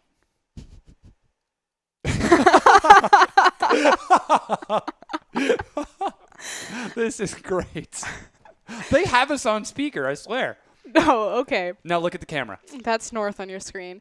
Oh, come on, look. I've never seen San play the support role. Obviously, he's been on OMG for a very long time. So, again, OMG, they're famous for their team fight. It used to be they were one of the best teams at collapsing. So if you imagine the Dragon Pit and all of the different angles into the Dragon Pit, OMG are one of the few teams that would be able to collapse from multiple different angles and just rip a team fight apart. At the same time. Yeah, and that's normally very dangerous because if you don't come from the same side, all it takes is the enemy team to turn on one member slightly out of position, delete them, you're looking at a 4v5. It was their bromance, their synergy, their cohesion as a unit that made them the dynasty that they became in the LPL. When they got Uzi, they had one of the worst splits that OMG have ever had in terms of their standings. And since then, it's just been a mess between finding the correct roster and building that synergy back up. Right now, you have pretty much every single old school OMG member except for that missing support role, which is now filled by their previous AD carry. Their previous AD carry. Wacky setup indeed. We're getting into pick and ban for game number 2 between OMG and LGD. Already you can see some strong bans coming away. Godv's rookie taken off of the board. Vayne taken away from Imp. And Godv's rookie? That's Godv Yasuo. Wow. That was like... They play. Oh, it's man. Okay. You know what? I'll give you rookie. It's like when you're trying to solve a really difficult problem, you know what the answer is, but you just have to work it out to actually get there. It's like when you say Rumble. No, you say Acorn, but you mean Rumble. That was so hard. Physically, Rumble is in my mind, and all I can think is Acorn, Acorn, Acorn. Yeah, so our 6 bans are on your screen right now. Verbal difficulties aside, we are again masticating properly. Well, at least for the next few minutes. We'll see how long that lasts. I can't say the word incestuous, but you can say masticating? Because masticating means moving your mouth. Going. First picking Gragas in the top lane. That's San. Oh my god. Hey, look what they did. They targeted TBQ's champion pool by banning Rek'Sai and first prioritizing the other big jungler. It's almost as if they have us on speaker in... the studio. Second rotation, no, hovering. They really don't. Hovering Victor. Flame doing his best Imp cosplay. It's like so many. Okay, so it's Flame cosplaying Imp, cosplaying MLXG, cosplaying Daniel Radcliffe. Isn't MLXG cosplaying Imp as well because Imp was there first with that style? No, he's the original. Really? MLXG? There we go. LGD, they make the pretty much the exact same rotation that OMG made last game, grabbing the Victor and the Braum. So again, big priority picks, but OMG deciding this time around that they're going to deny TBQ. So the answer, or the question is, what does TBQ go back to? Does he go to Sejuani? We'll certainly see. I have a feeling he's going to go to Release. This is what my money's on. Ooh, that could be fun. This is patch 5.13, so Elise has not received her direct buffs just yet, but still has Rune Glaive, still has the Repel buff, so that's pretty solid. Twisted Fate picked up for Cool, and Kog'Maw now locked in for North. OMG, looking very scary. Surely means that the Janna will come out. They don't need to pick Janna in this rotation simply because Braum is already on the board. Oh, he's going to play Echo. Echo locked in for TBQ. Bit of a gamble right now, but Imp hovering the tried and true with that champion. He won Worlds. Who's that Pokemon? Please. I don't think I've actually ever seen TBQ play Echo. I'll double check my stats on this. Echo Victor is very, very potent, but the reason why you would leave it open is because you wouldn't expect TBQ to have that in his champion pool. Again, it's fairly limited, especially for how effective it's been on. So the question was, is he going to go to Sejuani? No, he goes for the synergy with Godfrey, the parallel convergence layered on top of the gravitational field, layered on top of the Chaos Storm. Very solid picks for LGD so far. The answer is once again put going onto Gnar. San takes the support Alistar. Might be expecting the same troubles that Amazing had in the previous game. Okay, so if this OMG iteration is going to act like previous OMG, this is how this works. Leveling bounces between Cool and Go-Going. Because Cool is playing on Twisted Fate and he has the TP, it's pretty much ganking Go-Going's lane repeatedly. Yeah. Get an advantage there, drive by, pick up your bot lane. Yeah, you can see that Flame right now knows that this is the case. He's communicating, but if I take Hecarim, they're going to gank me a lot, and Gnar is just going to build a Frozen Mallet. If I take Maokai, though, nothing can hurt me, and I can flame for my team. But it's okay, because Acorn got to play Kennen, my champion that was permabanned away from me for the entirety of my career. That Kennen is still open, but decides to commit to the tanky Maokai. How does this happen? And it is going to be locked in. Flame and Acorn successfully switching their champion pools, and our rosters are now on screen. What are you going to give me for this? You really want Braum? No. There it goes. Declining the trade. No, I think I'll take Braum in the top lane. You do Maokai. Okay. Is Cool going to be impactful on his Twisted Fate? Will leveling snowball going ahead? Or where are they going to prioritize their gank pressure? How will San perform on this Alistar? Again, I've never seen him personally play support. Little bit curious. Has the Ignite, so going for the all-in. Yeah, very questionable choice from OMG. 5 minutes to midnight, 3 games away from finishing off the LPL regular season, pulling their support for their previous AD carry. It's San in the support lane. He's on the screen to the right now. Coaches shaking hands. We're just about to get into our next set between LGD and OMG. And after taking game number 1, OMG looking for revenge. I can't. Look at how handsome they are. Look at his cheekbones. Look at that jawline. It's Loveling and TBQ in the jungle. TBQ has nice hair. In the mid lane, we're going to be seeing Cool versus Godfrey. I got nothing to say on this. No? No. In the AD carry position, it's going to be North versus Imp. Imp having an incredible game last time. Guarantee he'll play his skin this time You could around. have said nothing. No. That's also an option. PYL versus Sen. Yeah. Indeed, in that bottom lane, there is TBQ. There's Their cat. the LGD cat. Oh, and Mango. Cute. But we're getting into the rift.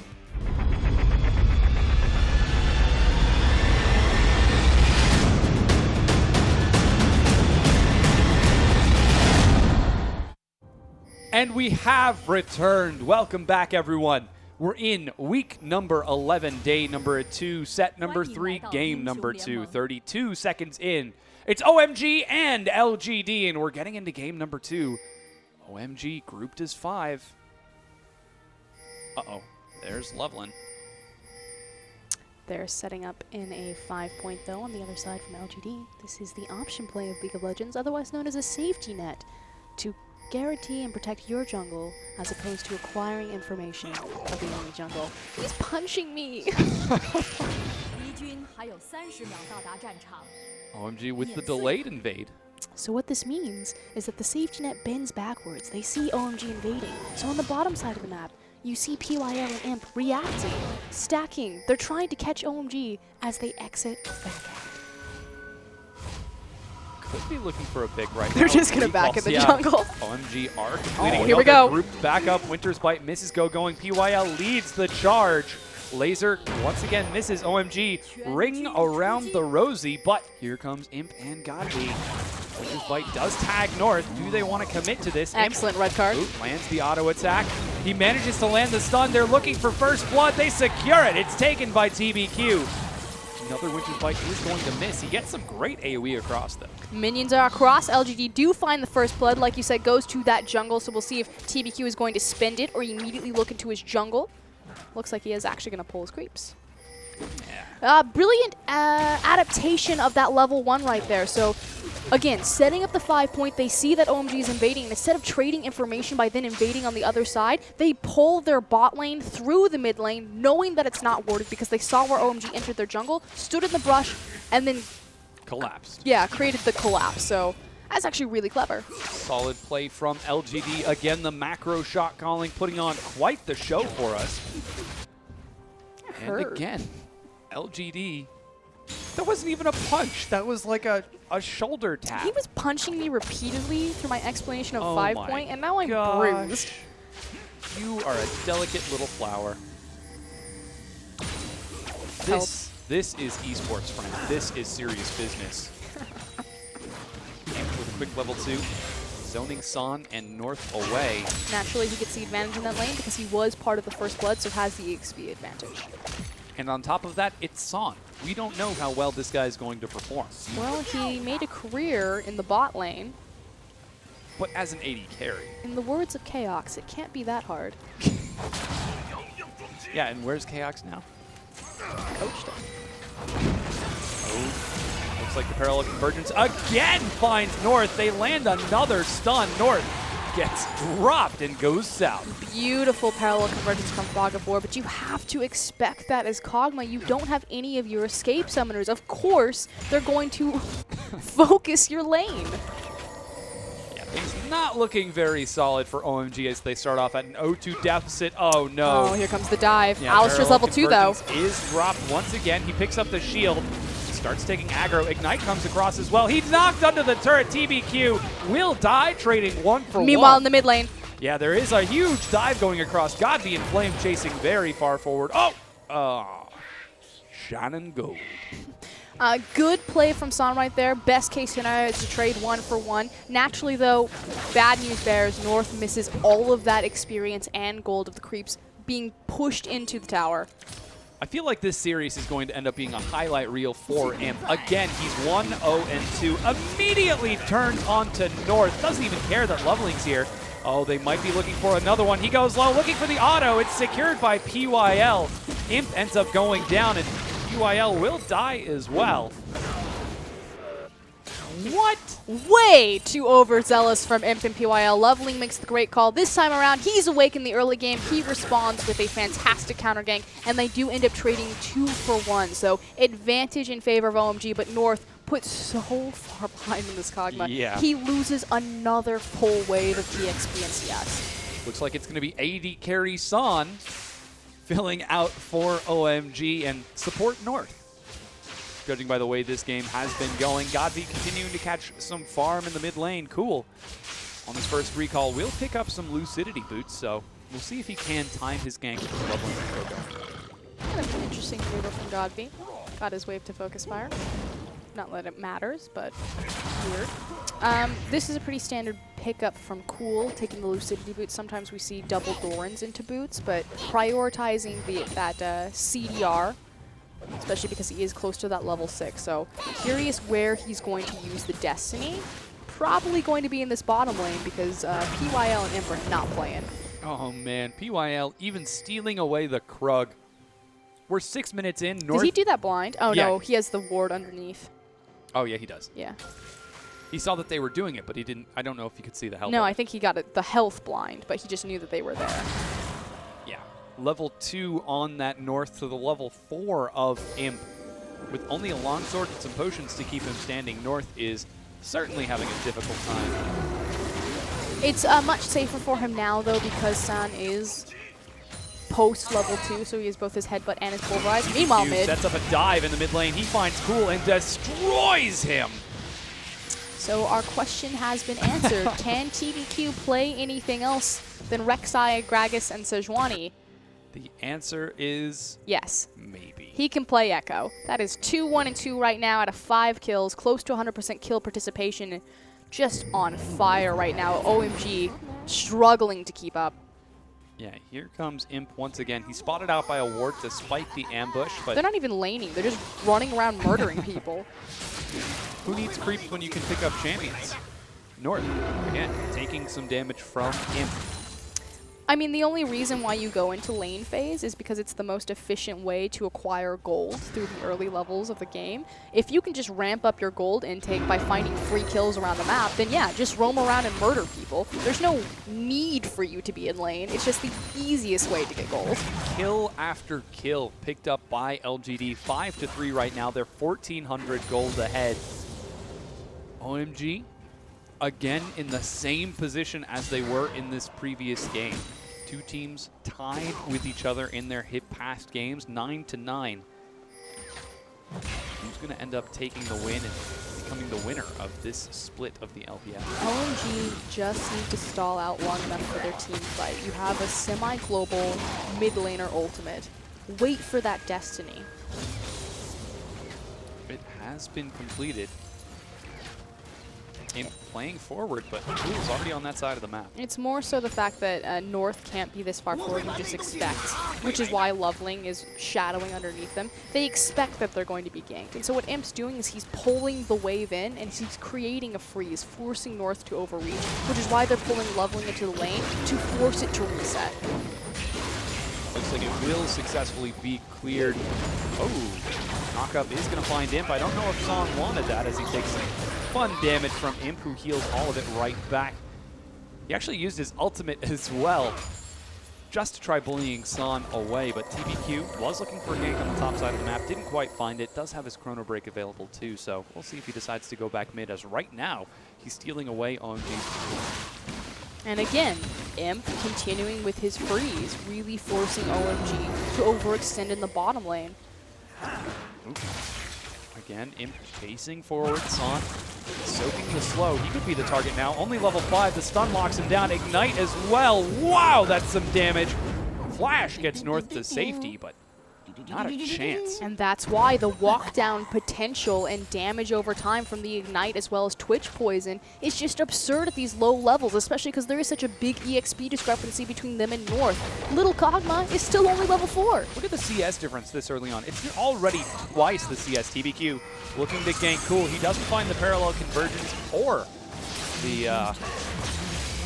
Chrono Break. What? So winning bot lane so hard, what this does is it means that TBQ doesn't even have to go bot. There's no reason for him to do it. His lane's going to win. 3v2, they probably still win that. So they pull resource like leveling down there, and it just opens him up to apply so much pressure bot. They're looking for another dive onto North. 5 members are down here. Imp gets caught out by Sun and destroyed by Going, and LGD suddenly it's 4 versus 4. Destiny and Gate are available for Cool. He has his teleport too, but not enough mana. OMG keep their precious AD carry alive. Way too overzealous from Imp. Ended up taking the tower right there. Yeah. Good response. Again, reactionary play from OMG to try to stop the bleeding. We'll see if they can translate this numbers into anything.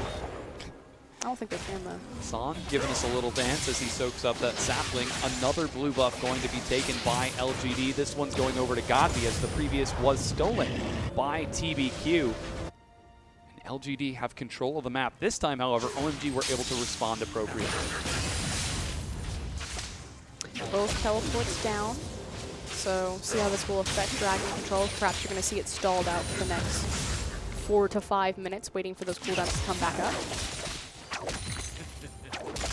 Certainly have to see how that works out. Dragon still on the map, hasn't been contested just yet, but again, 10.5-minute play to the Ruined King. Imp so far ahead of his power curve. And a big part of that is on his CS. He has close to double CS of North. But the assassination potential, I mean, at any point, Imp can go drop vision and brush, ambush out, position himself accordingly, and just destroy North. He doesn't even have his flash to save him. Going's actually doing a very solid job in this top lane. It's because they got a 2v2. Yeah, having an experience advantage over Flame for now, in addition to having a moderate CS lead, about 20. Speaking of assassination. Cool suspense. But this time around, you know, not lane swapping against LGD. The top lane fares much better. You know, Going able to get a big CS lead onto Flame. Uh-oh, Loveling's actually showing up there as well. There goes the Destiny Gate. They're diving onto Loveling. He's dodging a lot of abilities so far, but taking so much damage. Going kites it out. He's so low, he could try to turn, but runs for his life. Cool, trying to keep pace. He's run out of mana for his ultimate. He gets 1 kill as the miss micro from Loveling keeps him down. Snare under the turret. Cool is being brought low. Flame, double kill, outplays Loveling and Cool. Just straight up styled on. So yeah, Loveling going down was just a macro misstep from Loveling. He took 1 extra tower shot. You saw that he went to pull out of it. But the outplay on Cool underneath tower, the twisted advance at max tower range to then cue him back into it, beautiful. Dragon #1 is also secured from that, and so far, OMG are down 3,500. Let's take a look. Okay, this is awesome. The big problem here is the fact that Cool just has no mana or damage. He's not able to do anything to assist in this dive. Here's the misstep from Loveling. You saw that he was out to the outside, figured that he would drop aggro, takes 1 more shot, but this, the max range twisted advance on the tower aggro into the CC chain. Oh, so good. Amazing play from LGD as they take a huge advantage over OMG. They've got control of the Dragon. Imp takes the first turret of the game, the second actually, as he knocks down that bottom tier 1 turret. And again, LGD are slated to run away with this set. The problem is that Loveling has no available gank opportunity. He was strongest in that top lane where you have the CS discrepancy, but just a straight mechanical outplay from Flame puts him back to ground zero. Uh-oh, TBQ looks for Cool, doesn't quite find him with the Time Winder. A lot of pressure from TBQ. His ganks have been wildly successful so far. Here are LGD's Imp and PYL running back up towards the mid lane, and Cool has to back off. Going had an advantage over Flame. I'm not so sure if that's the case anymore, but he's continuing to trade it out. About 13 to 14 CS will equate a kill's worth of gold. So the CS difference between Flame, they're probably fairly even. Just because he has both those kills as well as the assists. But here we go. LGD looking for a dive. Loveling and Going about to be punished once again. TBQ tanks a turret hit. Doesn't even get a chance to proc his shield, but Going and Loveling running forward. Here comes the dive. 5 members of LGD. Chrono Break is going to get Echo out in time. Knockout finds him. He's tanking turret aggro. Flash gets him out alive. They pick up the 2 kills and get away with their lives. Hold on, the chase is continuing. They certainly could be, and Yellow Card is prepared. Cool this time, has enough mana for the right abilities. He zones away the rest of LGD. So the reason why they stepped forward off of towers, they knew that the dive was coming, so they grabbed the minion wave in front of their tower and forced LGD to start taking tower initially. So they didn't get a chance to set it up, allowing them to pull the trigger a little bit quicker. LGD still managed aggro very well, got away with the dive, but kind of the best case decision making from OMG in that They're point. actually trying to assassinate Imp right now. He gets caught out by Cool and San. He's got a lot of damage though. They try diving again. He manages to land the poison and they secure the kill. but it doesn't translate into anything. And that's the biggest difference between these two teams. When LGD find a superior team fight or a pick, it translates into a tower, into a dragon. OMG are just getting kill gold and scraping to survive. Things not looking very good for OMG in this set. Their dreams and hopes to get into the top 5 for the playoffs are slowly slipping away as LGD continue to run further and further ahead of this set. 27 points to 26 right now. Another win would put LGD at 29. Top 4 is where you want to be for playoffs because it automatically seeds you into the weighted part of the bracket versus the gauntlet. However, 5th is still a safe spot to be in. Gives you a safety net because you kind of get a second chance. You just have to face the higher seed once you go into weighted bracket. TBQ waiting on top of a ward right now. He will be able to clear that out as Leveling and San running around looking for vision as the good old buddy duo of the OMG of old. Just not quite able to find anything. North, level 8 to the level 9 of Imp. He's still down about 40 CS, but he's starting to get close to his Trinity Force. San, however, gets picked up, and he's nice and tanky. TBQ takes a double knockback. Luckily, he's Echo. Chrono breaks out to safety, and San gets out with his life. Alistair Unbreakable Will came up huge right there. Yeah. I just felt like they were healing San. They were certainly trying. Cool splitting on the other side of the map. Looks for the top tier 1. Is he going to be able to secure it in time? He is indeed, despite Flame heading up as quickly as possible. Doing his best Messiah impression. Top tier 1 goes down. Flame going to catch these minions while TBQ clears out that ward. So, cool. Itemizing the Lich Bane, looking for the split push TF, which, no surprise, that's what we saw him just do. Curious if he's going to continue as he runs through the bottom wave. Now look for that last standing outer tower down there. Dragon is going to be up in about a minute. LGD took the previous one, and they've been taking some very successful engages time after time. OMG were finally able to trade away or secure the top tier 1 without losing too much via a trade, but I mean, the thing is that LGD just beat them in the lane phase and then grouped earlier and transitioned that into their initial lead. It hasn't been a true 5v5. There's been a lot of dives, but we still haven't gotten to see the big full 5v5. But now, built up with this 4K gold lead, should it come to a 5v5, LGD are so far ahead. They have so many more advantages. We'll have to see if they can continue to snowball this into the 2-0 victory. Going with a Hex Drinker and Merc Treads, finally able to face Flame, though Flame has now completed his Righteous Glory. Teleport available for Going, but not for Flame. Dragon has just spawned, and Flame has to flip it the long way around. TBQ finds Leveling, steals away his red buff. North is there to help it out, but TBQ does so much. He gets knocked back in. He's got the Chrono Break. Is he going to pull the trigger? He does, but there are 4 members, even burning his flash. Here comes PYL from the top. However, are LGD going to chase? Nope. 5 members of OMG ended up finding TBQ. Leveling not there. LGD actually cannot take the Dragon right now. Yeah, this puts a complete delay waiting for TBQ's death timer for him to trek back across the map, so they are going to apply pressure in the mid and bottom lane. There's actually a ping now going onto the Dragon from Imp. He might be able to try it. They'd have to sneak it, but they don't actually have it pinked, although I think he's pulling it. Yeah, no, he's taking Scuttle. Yeah. I'm just watching. Map. Yep. That's the Scuttle Crab. It's the cutest little skin. What gets me is his little pink rat tail. Oh. Looks like he's finding San right now. There's the Destiny Gate. Teleport to follow it up because he's right on top of a ward. Suddenly, Cool has no ultimate. Tag is going to find Leveling. Glacial Fissure is going to connect with North. Will they continue to chase? Righteous Glory being used. Whoa! Double dash for Flame. Gets him right back in. Cool kiting from the far side. Going. Finds TBQ, but Imp is untouched. He's shredding through their health. A great stun is going to clear away the health of the tanky frontliners. And though Godby and Imp are still alive, they don't have any tanks to keep them standing. Imp trying to kite it out with Godby. He's got the ambush prepped. Godby leads the charge. He's looking for North and Leveling. Flash over the wall. Cool! Oh! Completes the recall in time. Cask from Loveland is going to buy some time for North. Slow locks it down. They're continuing to kite this. Slow after slow. North, is he going to end up getting executed? I think he might. Just takes one hit. Execution. North doesn't cede over the kill goal.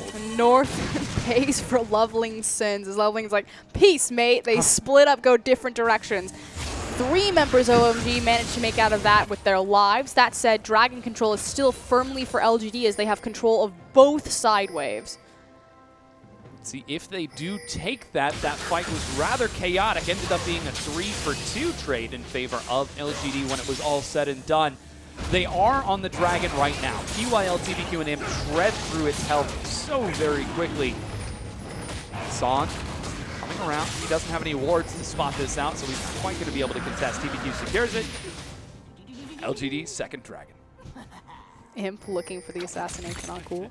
Again, the biggest thing was the fact that after all was said and done, LGD had the prepped side waves. OMG had to respond to reset the map, and then lost their positioning and posture on the Dragon. We're now 21.5 minutes into the game, and LGD's 5,000 gold lead is now only down to about 3,500 gold. So slowly but surely, OMG are catching back up, and there is another turret available for them to take. So that 1,000 standing gold would bring it down to only a 2,500 gold difference between the two. Will OMG be able to turn this game around and split the series with LGD? Well, that fight was fairly close, you know, in the long run from a gold discrepancy. You know, OMG fighting from behind and managing to split fairly even. And again, it just goes back to macro team versus fighting team. TBQ, of course, getting picked off in the beginning of that didn't help. Yeah, over a red buff. Whoa, PYL. He's doing an homage to Amazing right now as he gets caught out of position. Knockup gets dropped. He's trying to get some sort of AoE stun going, but ends up just burning his ultimate. Another pickoff for OMG as they seem to be finding the picks that they need to keep themselves in this. They're going to siege this mid-tier 1. It is close to full health, and Godvi is in position. That said, the dive potential. Going has his Mega Gnar. Yeah, they're looking for it. Flash knockup finds Godvi. He's tossed into the fight. Imp on the far side trying to clear it out. Godvi's already dead. Imp doing what he can. TBQ buying some time for him. Flame is so tanky. North, Cool ends up going down. North kiting it around from the far side. Flame trying to find some chase. He's got slow. 4 super low members, but he just can't quite catch up. He finds North. Imp can't make up his mind. TBQ rejoins the battle, secures the kill. He ends up going down to the explosion from North. Going flashes onto TBQ. Flame 1v2, now 1v2 again as another member joins the battle. He's going to take some big true damage, goes down. PYL now has joined the battle once again. He's chugging away as quick as he can, trying to retreat from Going, but they just might catch up. The slow finds him. Is this going to be an ace? No, it's not. He escapes.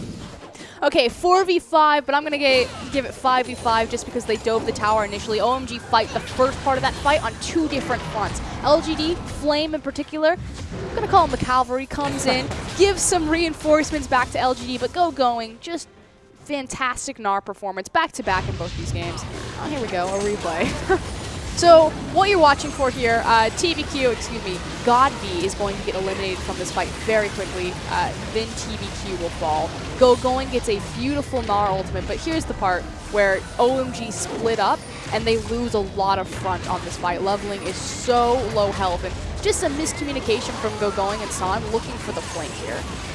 Couldn't quite find the right targets to pick off, and with that split, it ended up being a solid trade over 4 members for, I believe it was 3 of OMG. So again, OMG getting the better of this fight. PYL is going to end up getting away. From a gold discrepancy, so just going back to their 5v fighting prowess. And the only thing that's really changed is Going in the top lane.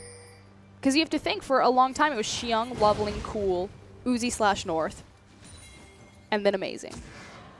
So. And now San. Yeah, but last game they were also able to team fight from a gold discrepancy. So I'm going to give it to Going. All right. Oh, Laser might just find Leveling. Flame trying to catch up with him. Lots of damage coming out, but Loveling gets away with half of his health. There's PYL trying to continue locking him down. Imp waiting for the flank from the side. He can't quite find the angle he's looking for. Cool on the opposite side chases it out. Son being the first to go down for OMG. And again, PYL kiting forward. They just got ripped apart from the inside out. None of OMG's members in position to assist with that. They collapsed just way too late, and LGD finding their foothold in this game.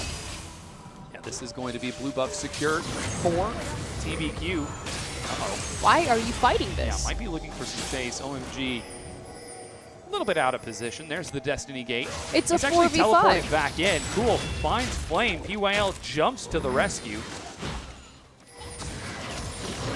Gets out alive. OMG actually do find the fast track to the mid-tier 1, so they should be able to shred through this. But here comes Godv, looking to join the fight from behind. Flame teleporting in as well. This could be the collapse that LGD need. Flame takes a lot of damage. TBQ doesn't find any stun. Here's Son, but they're doing so much damage. Flame ends up getting dropped. TBQ is going to have to chrono break. He does, but he doesn't get far enough out. Forced to flash. OMG take out one member, but they're not quite able to drop that many more. Loveling chases forward. The barrel finds PYL. The house narrowly misses. Tower still fairly low. Here goes Imp. Aggressive. He tries to solo kill. Cool. He succeeds. Turns on to going in Son. He does so much damage. He doesn't even need his team. The stun finds Son. Double kill. PYL is able to, no, it's Godv who picks up a kill onto North. The cast doesn't get the execution. Imp came up huge on the back half of that. Just stepping forward, no fear, finds the flank on his cooldowns. Amazing play to turn that right back and forth. And these two team teams, fights. Yeah, they're just butting heads right now. They're like 45 seconds drawn out slugfest. Yeah. Just the fact that people are dying and then rushing back into the team fight that's still going through the death timer and the walk. Okay, so we're 27 minutes in. I swear, last time we did this, it was like 10 minutes ago. That's how long we've been fighting. They've been fighting for 10 minutes. It's a 4,000 gold lead for LGD.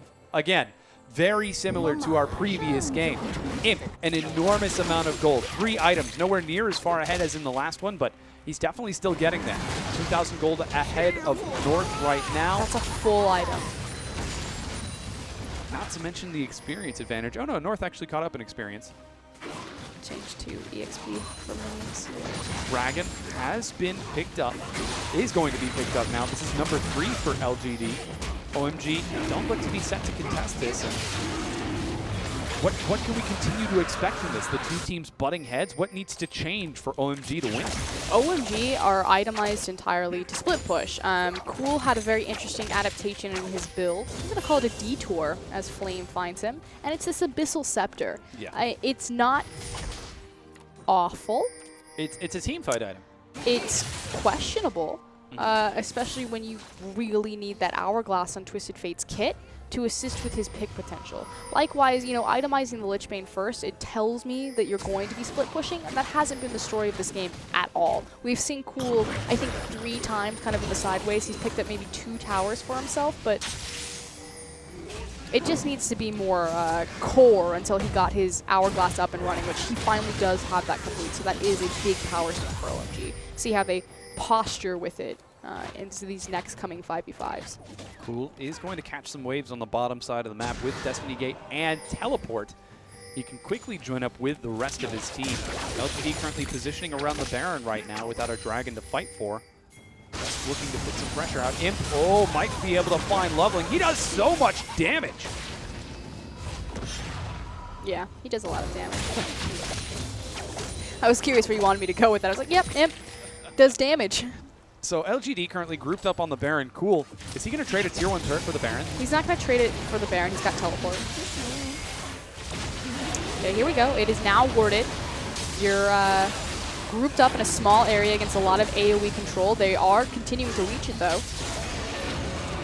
There's the Destiny. Spots Imp waiting in the wings, and this is a tricky situation. Flame might have been caught out, taking a little bit too much damage from the Baron. The ultimate finds going. Imp now getting into the fight. He's trying to get some more damage across, but kiting forward, he's absorbing slow after slow. Not able to find too much. Going, dashes forward, finds a little bit more damage onto Godv, but LGD playing so aggressive. OMG have the better position onto the mid lane, however, and they're just going to run into it, take that tower down, stall out the Baron. Flame actually died to the Baron, I believe, at the end of that fight. In the end, though, OMG gets the better of it because they pick up the kill and the tower, possibly looking for more here. Continuing to shove now onto the tier 2. Imp going in. Oh boy, he actually takes some collateral damage from the side. San forced to use the unbreakable will. Doesn't want to take any chances with Imp damage. The tier 2 turret goes down, and just like that, it's now even in turrets and just about even in gold. The OMG needs to be careful about staggering their backs here, however, just because if they're spotted out by a ward and they... Hold on. Because LGD are looking for the Baron. Yeah. So if OMG aren't careful about how they back, they could just lose it for free because it would take too long to get back to it across map, especially with Imp having Blade of the Ruin King. They're now on the Baron. LGD trying to pull the trigger. There's a teleport coming in from Going. Cool. Shortly going to follow. They're coming around. A huge stun finds them against the wall. San combos the knockup. Imp and Godby are still alive. They shred through San's health. The chrono break from TBQ keeps himself alive. Cool. Tries to find the flank. He finds Godby. He ends up going down, but Imp has got so much damage. He ends up getting dropped by North as well. OMG have taken out the primary damage dealers. They win the fight. They're going to be acing LGD. And they turn on the Baron. LGD gambled so big right there, not having proper vision of OMG for the backs. We talked about it. They need to stagger it because LGD are looking for the Baron. OMG call the bluff and going, carrying OMG on his back with that stun. Absolutely massive. They are securing the Baron right now. Cool already prepared in the mid lane, shoving forward, is going to look for an inhibitor, but he's got about 8 seconds before anyone's going to make it up in time. He could find the turret, but decides to play it safe instead. Well, or not. He's got it. Yeah. And he also has improved back. Powered recall. Yeah, PYL just doesn't make it. Here's a replay. Okay, it's all about that stun right there. LGD are trapped into the Baron pit. Look at how much damage they've taken before this fight really even begins. And it's even cute. North gets a, I believe he flashes forward at some point here. Kind of in, there it goes, into melee range of a lot of LGD's members. But OMG is just, or excuse me, Going is just wrecking LGD's front line, back line, sideline, score line. Yeah, exactly. Let's see if they can take out the Nexus. End up winning the game. Cool, looking to continue split pushing. He takes yet another turret, and for the first time this series, OMG have a lead. TBQ might be caught out, jumps the wall, Godby forced to flash as Cool. Destiny gates over the wall.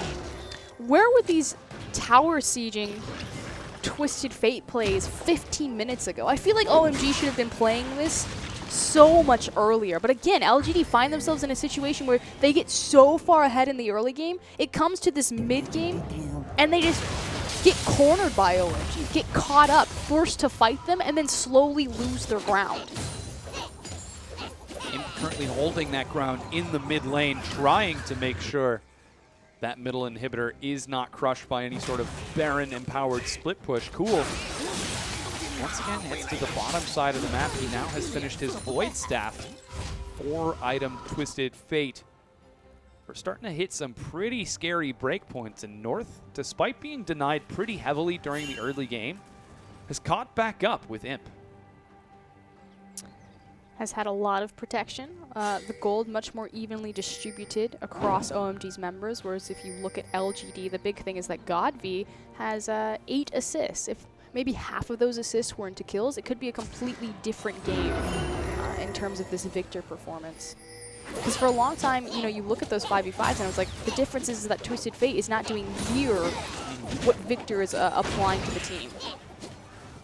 This time around, completely different story. Dragon has respawned and LGD are in no position to contest it. First Dragon has been secured for OMG 34 minutes into the game. That is a massive power spike as the scaling AD and AP is applying to pretty much consistently 3 items, sometimes 4 items across the majority of their members. Let's see if the Baron buff can successfully end up breaking down any part of the base of LGD. They've got 2 tier 2 turrets still standing, and now that the Baron buff has worn off, they were only able to find that middle inhibitor turret and the Dragon. Kings did go to the inhib, so Curious Foamjig are going to consolidate their resources and look to siege that one down, or if they're just possibly going to wait for the next Baron, or a different setting for a 5v5. Yeah, so that's the next question then. Without that Baron, then what do OMG need to do to continue getting back at LGD, to take the lead and continue pressing that advantage? The first thing that they need to do is reset the map, which is why you see those pings going to the top side to deal with that wave. Once the map is reset, and LGD at this point should be trying to deep ward on OMG's jungle so they can figure out where they're moving and then just kind of move around them, look for a pick. So LGD are looking for a pick, and they're also looking to just kind of manipulate the waves underneath OMG. OMG are looking to reset their map and consolidate their forces and look to force a 5v5 on the mid inhibitor. We'll have to see if they can pull that off. As it is now OMG's turn to lead the game and lead LGD around the map. Cool, split pushing, some pings coming out from LGD will spot him. Flame and go going. What? He popped Destiny to get vision of where LGD were to make sure that they weren't coming up to flank him. And then seeing their positioning and seeing that OMG were underneath him, he decided to use the Destiny gate forward to continue to push that wave. Imp will be able to catch this CS, however. He's 80 creeps ahead of North. And despite the split push from Cool, Godby's actually got a pretty moderate CS lead of his own. Something that Godby has always been very good at doing is CSing. Also has quite an interesting build, so decided to choose the Abyssal into Rylai's Void Staff build. Also has CDR boots. So since he didn't decide to go Morelos through his CDR, having to pick it up into boots, kind of curious, but you know, again, it's about empowering him, creating more utility for him. In the past fights, Imp hasn't been too successful at staying alive long enough to assassinate too many people, as the Destiny Gate just keeps finding him when he stunts. And you have to know that OMG, Cool must have learned from his mistake against Xiaogu. If you think back to their set yesterday when TNT was playing Vayne, and just that really misplayed Destiny Gate at the back half of that game, not getting onto that back line to lead TNT's Vayne. So, you know, changing up some gears to face against Imp's Twitch. Solid play. Cool continuing the split push. Flame forced to match it.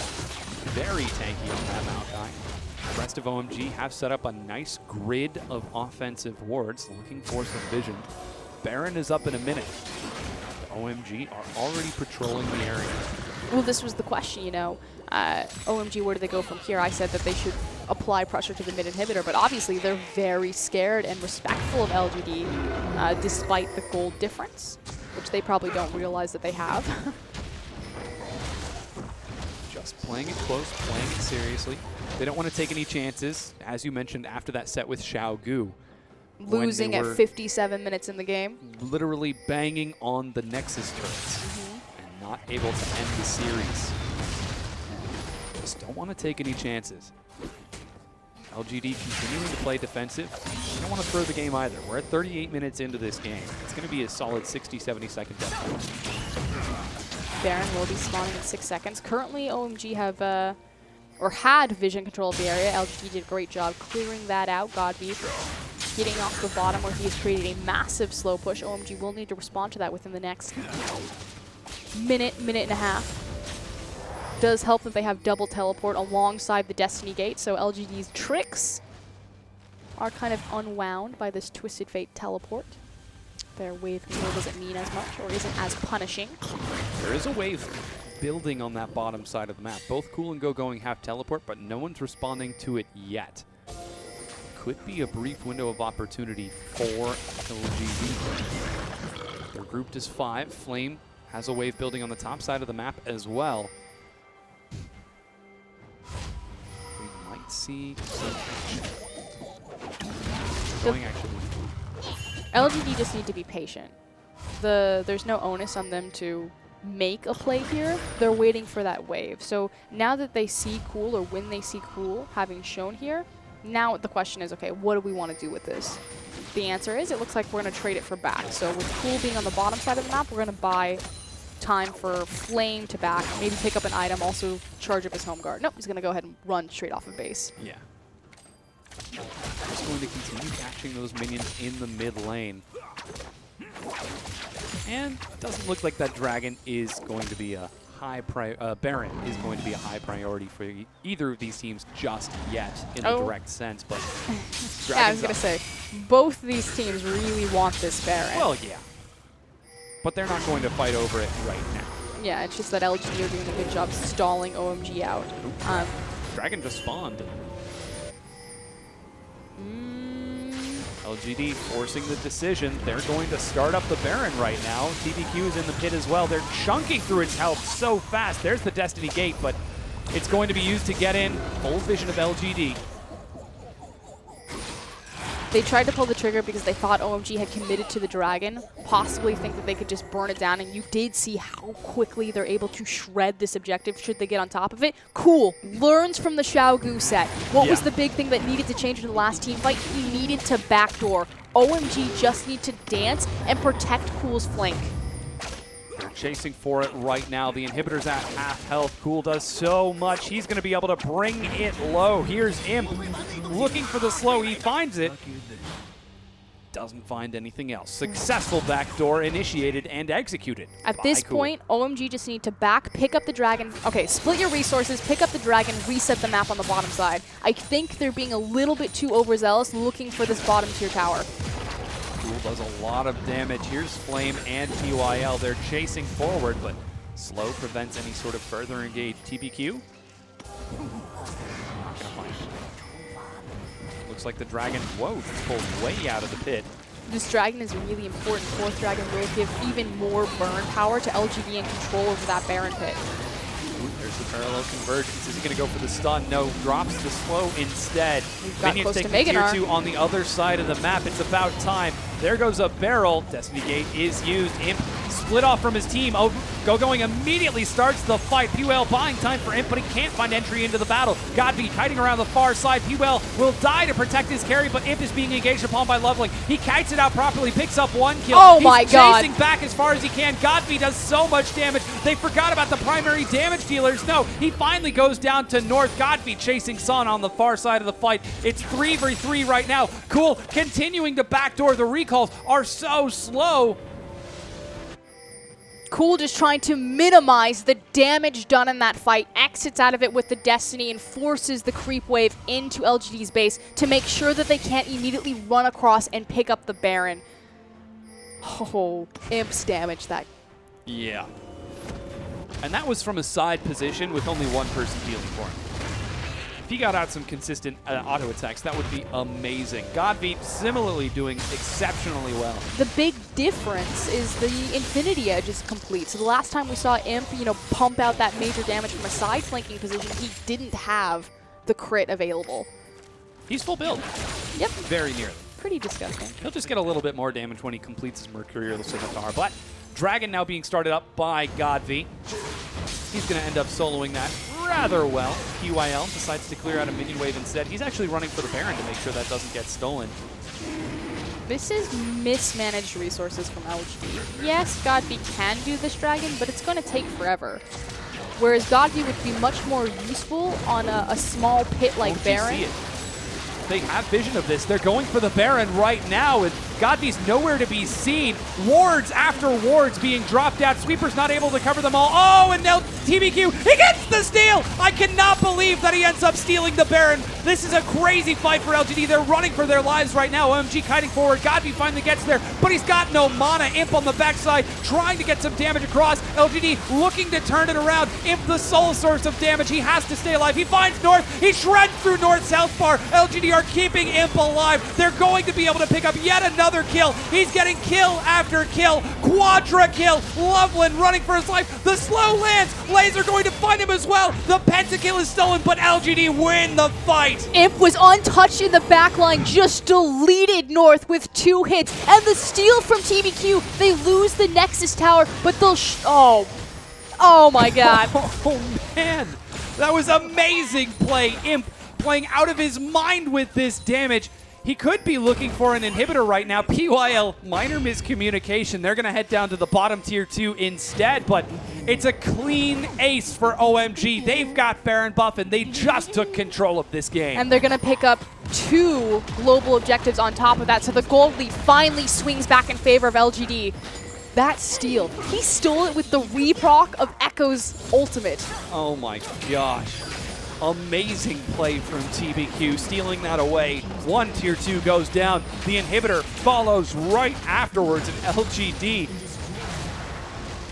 they're back in this. They're not just back in this, but they're back in the lead. They've got momentum. Their composition is so much better for... This is literally what happened to OMG in Xiaogu. Yes, Cool learned his lesson. Instead of trying to stick out the 5v5, he attempted for the back door, but it was just a band-aid to the solution. They're not playing Victor. Oh, they're trying to pincer right now. Cool looks for Godby and Flame, finds him. Why? Why do they keep giving up Victor? Here comes Son. He's going to target Flame. Knockup locks him into the wall. Godby does so much damage. Son eats a stun to the face. Flame might even be able to finish him off if he times his ultimate properly. TBQ joins the battle, does the work for him. Imp and Godby trying to deal with Loveland. They succeed. 2 members of OMG are dead. Make that 3 as North gets dropped as well for only 1 member of LGD. That fight started as a 2v5 of Maokai versus Victor, and that is the power of mid-game power spikes that then scale into late game. Imp, like Vayne, like Kog'Maw, is going to have an initial power spike mid-game with the completion of the Blade of the Rune King. He's then going to hyper-scale into late game. It fits so perfectly with the best mid-lane champion in the game, Victor. Could be looking to end this right now. Nexus turret number 1 goes down. Imp looking for Nexus turret number 2. PYL buying some time. Drops the ultimate. Cool doesn't find it in time. It's TBQ still alive. PYL will go down. Imp looking to kill Cool. He mistimes the Venom cast, but it doesn't matter. A clean ace for LGD. They're on the Nexus right now. The knockup trying to knock them away, but Son doing what he can is just not enough. LGD take the series and 2-0 OMG. In spectacular fashion. Now OMG, this current iteration of the roster, trying to do a throwback. They looked so much better in the 5v5, but they're not able to make it connect. LGD, incredible early game, decent mid game, fall apart in the transition into late game, and then bring it back with a superior team composition. OMG, you cannot give up Victor. Whew, I think I'm sweating after that. Holy cow. They've been burned back-to-back in both series. Xiaogu and now with LGD. Put Twisted Fate down. Put it Yeah. Put it away.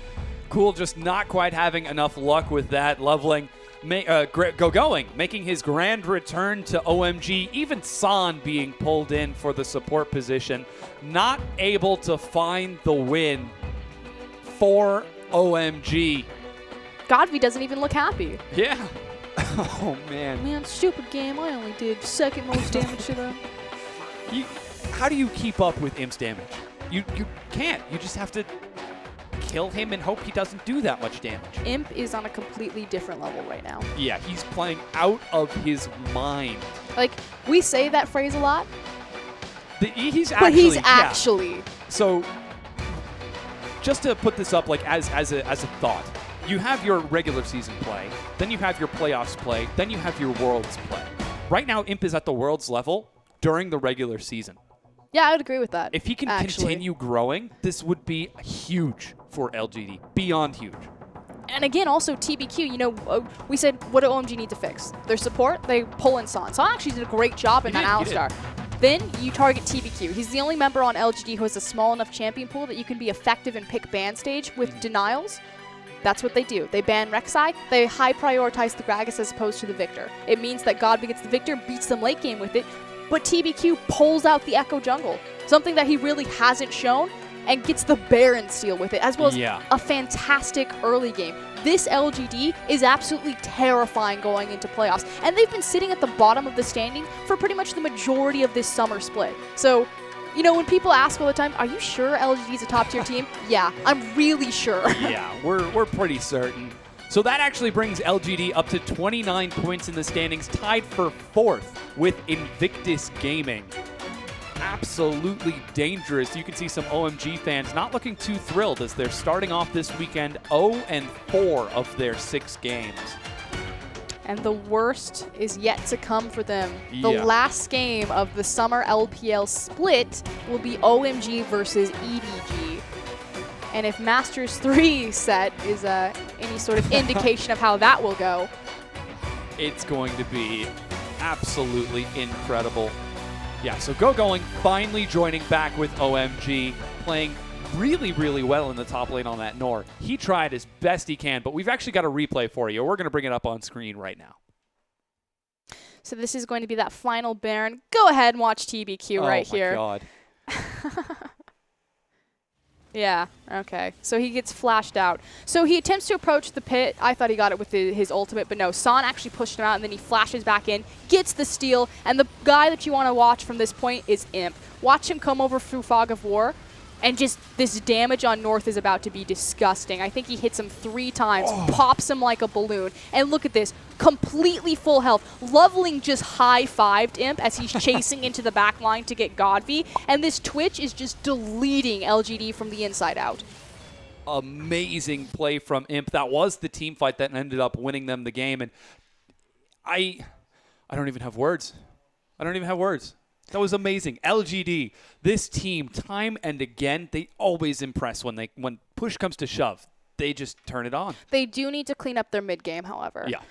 So both games, they started to falter a bit, losing in straight 5v5 scenarios to teams with gold discrepancies between them. OMG fighting from a disadvantage were able to pull out and kind of get their foot back in the door. So if they can shore that up, they look unstoppable on all fronts. They had a fantastic early game. They had an incredible late game. Their compositions are much stronger this time around if their late game is any indication of that. So welcome, Chris, the new coach for LGD. Looking great. One heck of a way to kick it off. But we're going to go ahead and take a quick break. Don't go anywhere. Our final set is coming up next.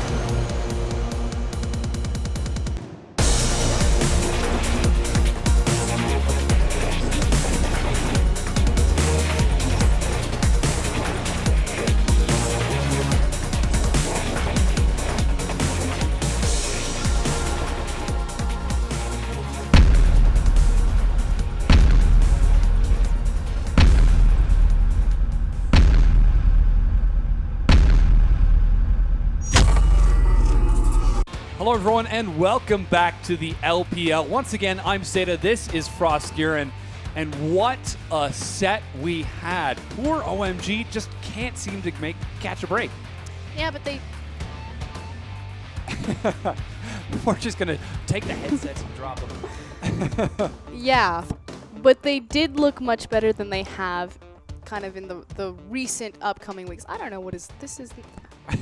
Can't get much closer to my face right now. They certainly do look better now. I mean, Going being brought in today, he played out of his mind on Gnar. He was trying so hard. You also saw kind of the evolution of the thought process from Cool, you know, having the Twisted Fate in the Xiaogu set and then pulling the Twisted Fate in the LGD set, recognizing when was the appropriate time to look for the backdoor versus the 5v5. Going, huge boom in power to their 5v5 potential, but still just really uncalculated on a lot of different fronts. Their early game fell apart. Their late game decision making was still somewhat questionable. Initial mid game rise, but it's not enough to make it count. Yeah. Their toughest opponent lies ahead.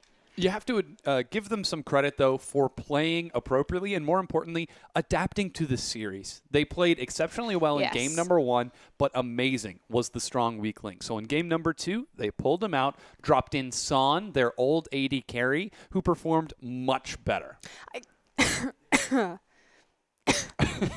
I can't call that our 9. Flash knockups? No, I can't call that an adaptation, however, simply because it was pre-planned. They have to submit their roster ahead of time, so it's not like they're like, okay, this guy's out. Well, get him out of there. So they knew that they would bring in Son as a support. Yeah, it's not like in Korea where you can...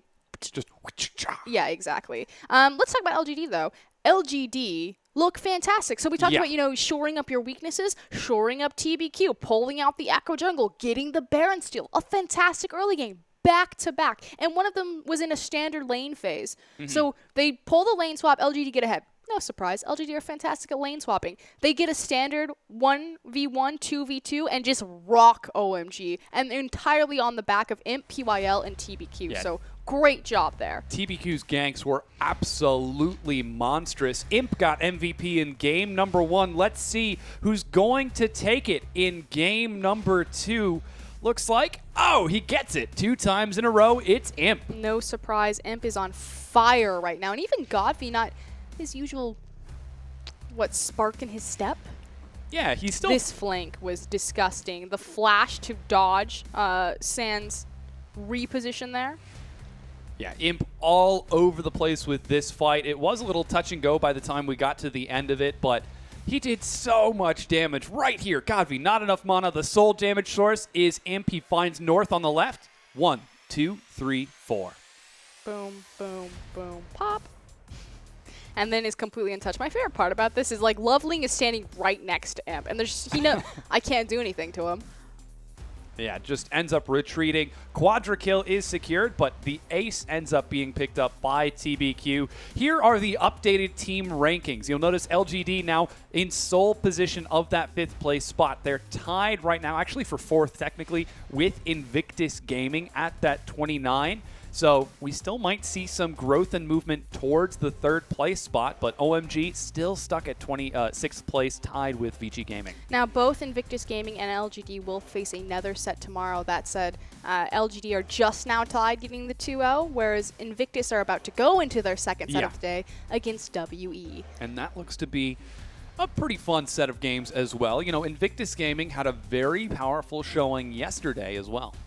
They were able to split 1-1 with LGD. Yeah. So we're getting into direct comparison. So the thing about the playoff bracket is this is all you need to understand. It's a gauntlet until 4th. Once you get into the 4th place spot, then it turns into a weighted bracket based on your seeding in the regular season. And there is a bit of a safety net for the team that comes into 5th. So top 5 is important. Top 4 is even bigger advantage. Yeah, when you get into the top 5, you will at least have an opportunity to drop 1 game, because with that gauntlet seeding in, you drop a single game, you're out of the LPL playoffs. Exactly. So we'll see if that ends up working out and who is going to end up securing those final spots. But as you mentioned, getting into our last set of the evening. It's so the last week of the LPL.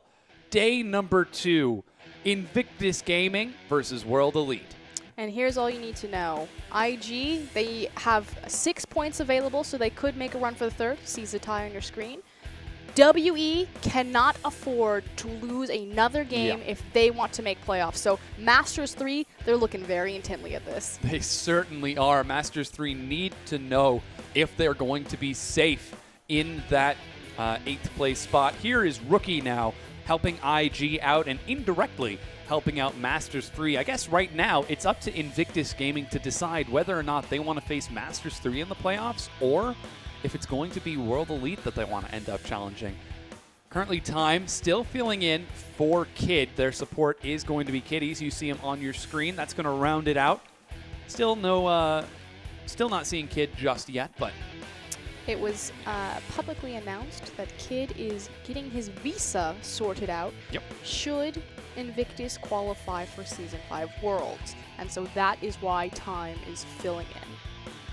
We'll have to see how that works out. Time has been playing exceptionally well. Big Every yawn. time I see Cacao, he's always yawning. Doesn't this guy get any sleep? Probably not. Oh my goodness. Plays solo queue all day. Rookie on your screen right now. Bouncing around, he will be facing across from Shie, but this is the new guy, Time. Now, Time was first debuted like North in the Demacia Cup for Invictus Gaming, and I really didn't have a big enough sample size to say that if he was a significant upgrade over Kid. Now, the thing about Kid and Kiddies, they've been together for a long time, legacy players of old school Invictus Gaming, but Kid has just not been having a good split. Kind of on the down on down. There's been some confidence issues, you know, going onto his social media and in interviews, things like that, saying that he's getting a lot of backlash. So, you know, maybe this break for him to sort out his visa will help him reset himself. Yeah, you know, he's been playing a lot better lately, but he's not going to be here. It's Time facing off against IG, however, and fighting for their playoff hopes, the playoff dreams. You can even see on their shirt, keep the dream alive. It is Aluka in the top lane, Spirit rounding it out from the jungle. In the mid lane, it's going to be Shie. There is one rule to World Elite. Do not give Spirit Nidalee. Yeah. That's it. Any other rule you can break, don't give him Nidalee. Aluka Scion? Don't give him Nidalee. Alrighty.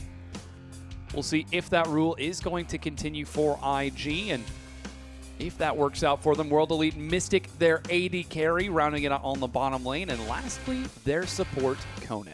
Last but not least, Conan. The thing about WE is, yes, Spirit is the primary carry of the team. However, their secondary carry and their most consistent secondary member is Mystic. He plays a fantastic Jinx and a very position-oriented AD carry, so look for him to go get rolling if they want to continue to go on a winning streak. Certainly have to keep track of Mystic on that AD carry lane and see how things match up. But let's talk a little bit about these team styles. You know, IG, they've kind of been growing a lot in the past few weeks. Ever since they're showing at the Demacia Cup, you know, they had a few weeks where they got a chance to sit down and practice back to the basics, what they're good at. Ever since their set against EDG, Invictus Gaming, and despite the fact that they lost that set, have looked incredible in 5v5, which normally really wasn't their thing. It was more about a skirmish oriented. There were some communication issues, especially, you know, Zatai taking a role swap from mid lane to transition into a top laner to replace Pokemon. Yeah, that's a weird sentence. Yep. But recently, it's looked much more cohesive, and it was kind of, oh, this set against EDG, is this just a one-off? No, consistently, and even in their set last night against LG Rookie, going insane on Azir, their team fighting looks so much better. You can see in the previous stats, it's actually a fairly even history between the two, 50% win rate between World Elite and Invictus Gaming. You want to talk about history? These two teams are the oldest teams in the LPL. In Chinese League of Legends. These are the old guard. This is like the TSM. The oldest grudge match of grudge matches. TSM versus CLG. This is Invictus Gaming versus World Elite. El Clasico, currently split 50-50 between them. Might we see a split between them now? Remember, a single loss eliminates World Elite from the playoff contention. They will end up going down into the LPL promos. But if they end up taking 2 wins and doing another 2 wins tomorrow, they can still get into the playoffs. We'll have to see how that works out. Here is Cacao, the jungler for Invictus Gaming, getting ready for this set. So, we talked a little bit about IG style. How are WE going to be able to combat this? How will they be able to keep pace with Invictus Gaming, who are the kings of team fighting? ING are very strong on the top side of their map. Rookie and Zatai do a fantastic job where they'll bounce the wave early in their lane phase together, and while they're pushed forward, Kakao will slip in and make an aggressive move on the enemy jungler. That enemy jungler is Spirit. Yeah. Unfortunately, when Spirit goes to do that, he looks to his left, he sees Xie. He looks to his right, he sees Luca, and he walks right back into his own jungle. He takes the scuttle crab and gets back. World Elite are most effective when they pick multiple carries, put a Luca on a top lane, and just, I don't want to say win lane, win game, but just survive long enough. Their team fighting is serviceable, probably mid-tier in LPL. It just really comes from their snowball potential. Yeah. They're a very solid snowball team. Snowball, small champion pools, Spirit, Spirit, Spirit, and Spirit. So we'll see if Spirit's going to be able to carry World Elite into victory as we're preparing to get into Champion Select right now. We've got that awesome camera pan, the two coaches already. That guy looks really nervous. It is a very important set for World Elite. They've only got 3 bans and 5 picks to get through, and we are in Invictus Gaming World Elite. Game number 1, bans have started. Kalista already being pulled away from time, although his most impressive champion so far has been Lucian, which a little bit curious because Lucian's not really in the meta. He's considered a niche counter pick to Corki. Been playing that to a lot of success, but Rule 1, don't let Nidalee have Spirit. That's Except the word. reverse that. Yeah. It's like Rumble and Acorn and Flame and Rumble. Good job. We're getting down to our last ban for Invictus Gaming. It's going to be Rek'Sai, taken away from Spirit, 2 targeted bans. I really like that, actually, and then also pulling the Runglaive Ezreal away from Xie. This is 5.13, so Runglaive Ezreal's still a thing. Let's see how World Elite can respond to this. They've got 1 ban left. Echo, still available for Kakao and Rookie. Both of them play it. Both of them play it very well. Yeah. Not going to get their hands on it this time. Echo is going to be banned away. Shen. Zatai's Shen is an absolute terror. It seems like every time he gets that Shen, he gets MVP. This is an actual quote made about Zatai from another Chinese pro. He said, Zatai doesn't have a champion pool, he has a champion ocean. Yeah. And it's very murky, and it's full of Lux sharks. Like, I'm not even, that's actually... Lux sharks? Lux sharks. As in Luxana. Yeah, as in Garen's Demacia! sister. Oh my gosh. So we'll see if he decides to pick up Luxana in the top lane. There used to be a joke that when he was a mid laner that he would just hit random at times. He's played everything all the way to Renekton mid in his opening set 2014 LPL Spring. But we did call the Shen. Yeah. He's definitely mellowed out since he's become the top laner of Invictus. And he said it himself, speaking of different quotes, but Zatai said this one. After EDG won MSI, he said, I looked to that team and I realized I can do that. We can win worlds. And since then, he's played more solo queue and been trying harder than ever before. The thing about Zatai is he's the son of a very wealthy businessman, and he played professional League of Legends for a long time. He's a veteran player of the scene because he could. He was good, but he never really put in the hard fought hours. It wasn't until this year, you know, seeing his peers succeed on an international stage that Zatai really stepped up, you know, overtaking Pokemon's place on the starting roster to be a top laner as opposed to a mid lane. We'll see if he can end up getting his team to Worlds, but first, he's going to start not only by getting into playoffs, which I believe is now guaranteed for Invictus Gaming, but getting as high as he possibly can. Currently, the fight is to get into that top 4 for Invictus Gaming and secure that spot.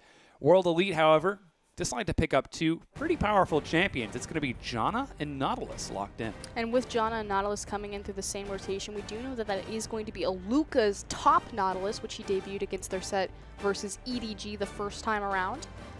Again, he plays pretty much 2 champions, Sion and Nautilus. He does both of them very well, though. Yeah. Solid pickup for World Elite. Insta-lock Azir from Rookie as he's bouncing around in his chair, ready for his game. Quinn being hovered, an homage to our earlier set. Y'all didn't see it, but Frostgiron just rolled her eyes all the way across the room. It was impressive.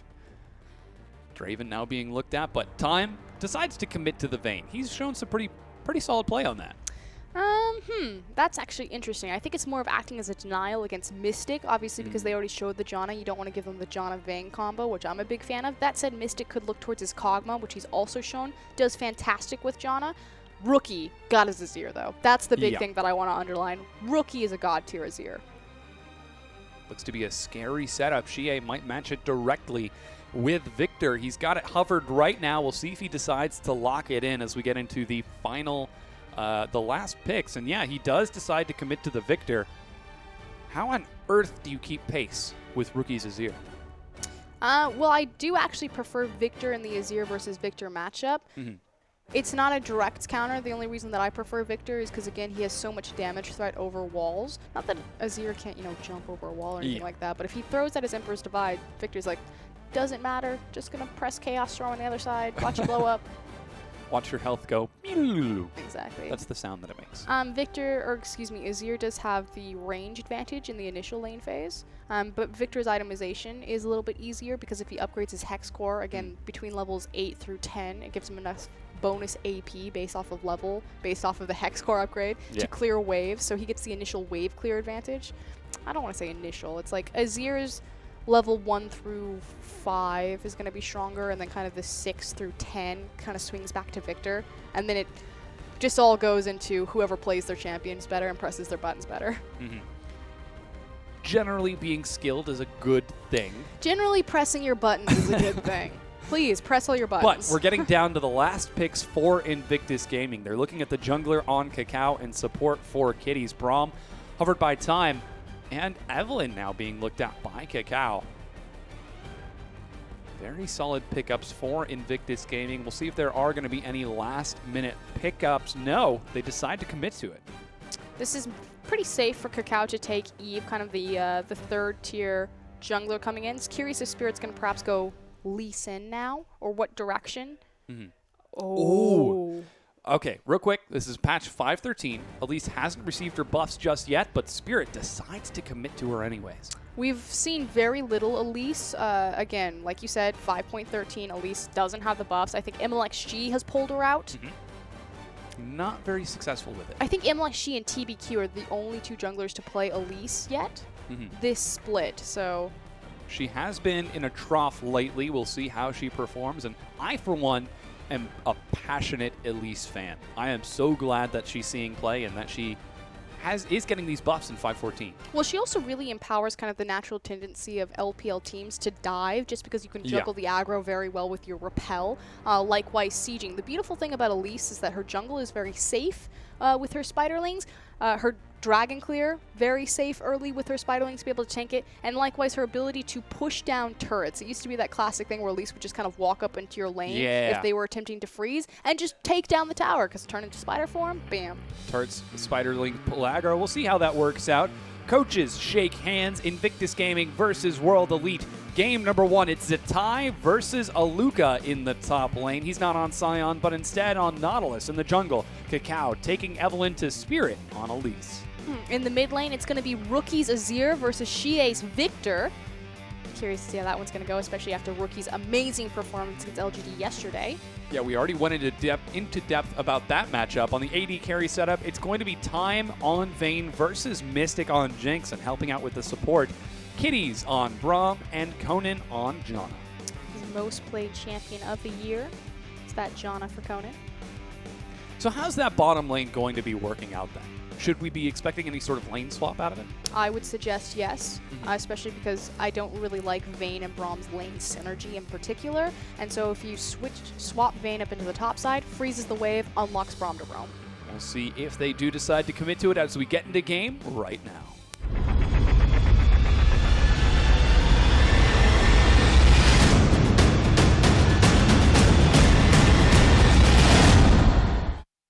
And we have returned to the Rift. Welcome back to our final set, everyone. It's week 11, day number 2, set number 4, game number 1, 34 seconds in. Invictus Gaming versus World Elite. The Dynasty, the historic matchup, the two longest standing clubs in the Chinese League of Legends scene, Invictus Gaming and WE. WE, oh, that's a cute Elise skin. That's the Blood Moon? Yeah. kind of scares me, actually. She's got pretty particles. Yeah, see, but I'm in Australia, and they have these things called funnel webs. Fun fact, did you know Darth Maul was based off of a funnel web? That's why his face is like that. I know they have camel spiders. What? I'm talking about Australia. Which one am I thinking of then? It's the scary little... Oh, the huntsman spiders. Oh, no. No, okay, we're done. No, one day I was sitting and Seda looks next to me and he goes, fun fact, did you know huntsman spiders can gallop? What's wrong with you? That's how you start a conversation. Fun fact. That's how you lose friends. Hey, look, a lane swap. Yeah, looks like we are going to send Time and Kitties to the top lane. Oh my god. Every time you see that spirit, you're just going to think of that. No! Why would you ruin this for me? Okay. So, no surprise when the lane swap comes through. We kind of already touched on it. Time is going to freeze the lane. Braum has a really weak lane phase by himself. Vayne and Braum have very little synergy in their 2v2, especially against the AoE pushing power of Jinx. Send Vayne up into the top side, give her a free lane phase, bypass that straight full Blade of the Rune King power spike, and more importantly, unlock Braum to roam around and to impact the map level 1. As I say that, though, Mystic and Conan are like, wait, we really want to punch Vayne in the face repeatedly, so they swap back up. Yeah, they certainly do. We'll see if Time's face does end up getting punched, or if he will have that Braum to protect him. It is fairly important that they lose the initial control on the wave, just because naturally Time and Kitties are there first. Likewise, Kitties has the Relic Shield, so he'll be able to get at least 2 procs and hopefully get that pushing. But if Mystic and Conan could ever get control of the wave, use the AoE rockets, push it in, Time is going to have a bad time. I saw it coming too. I was like, yes, yes. Welcome to the dark side. You tried so hard to avoid it too, but there was just no way out. Mystic and Time now trading in that top lane, while Zatai and Aluka duking it out in the bottom solo lane. We'll looks see like we what... might see Kakao go for an early gank as he heads to the top side of the map, but... There's nothing to gank up there. He's just setting down a ward. That's the one. What is he going to do, dive a Janna? I mean, sure. This is the LPL. We've seen wackier things. Like Quinn. And support Pantheon. And Urgot and NASA spot lanes. Oh, boy. Yes. Not going to see any dive come out of that. Ward would have spotted Spirit, but he is going to be spotted now by Rookie's own safety ward. Knows that Spirit's on that side of the map. So how the lane swap or the 2v2 really impacts the changes in this map is naturally you don't have any numbers advantage on either side, so it's not so much vertical jungling as it is standard lanes, but it really changes the dynamic about how teams set up for Dragon, which I actually think is beneficial in terms of WE. Now, Invictus Gaming do have actually a pretty high percentage of Dragon control in terms of the top teams in the LPL, whereas WE's is naturally abysmal.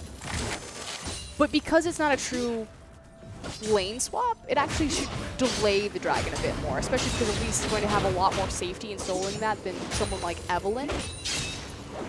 So I actually think that in the long run, this is actually better to just naturally how WE like to play their lane phase, which is very elongated and very slow. With a late game Jinx, and even better, late game Victor.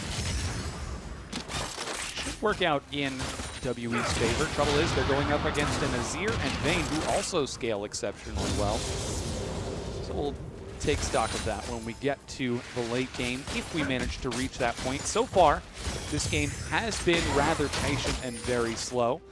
Everyone is just continuing to farm up nice and safely, but what are some of the early power spikes that we can start looking for? Blade of the Rune King and Stand United.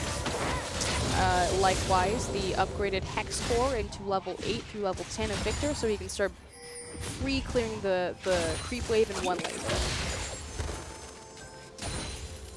Yep.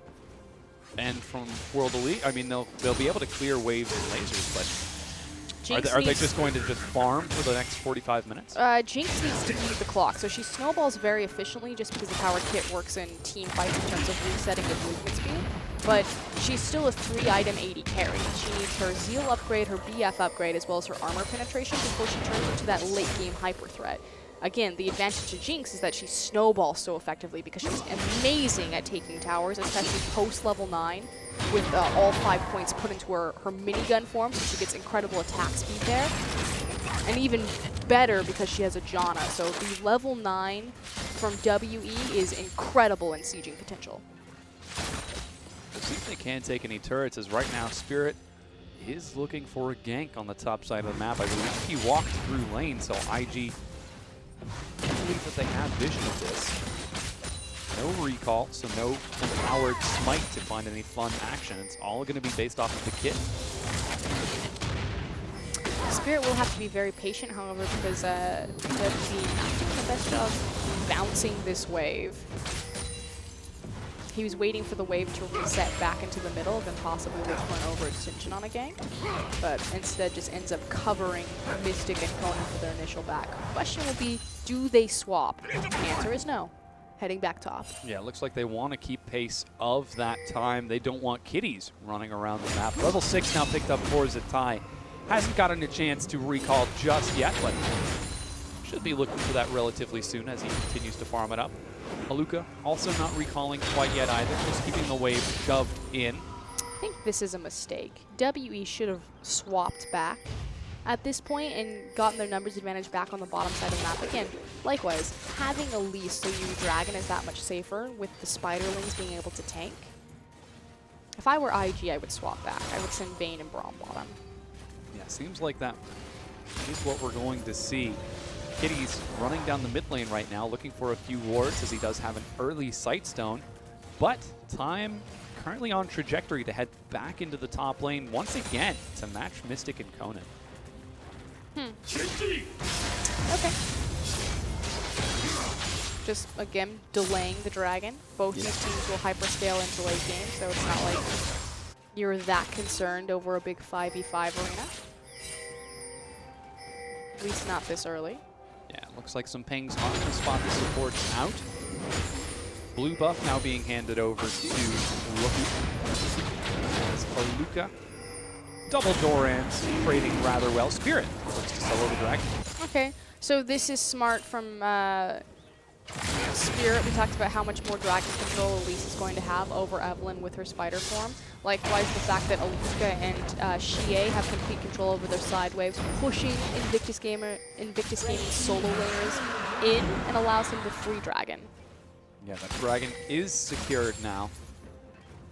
Solid play from Spirit. Looks like he is going for the Runeglaive route on that Elise build path as he picks up a Sheen. Cacao has turned to power farming as Mystic cutely cancels his auto attack to keep this wave frozen. Technically it's pushing, but... Slow push. Yeah.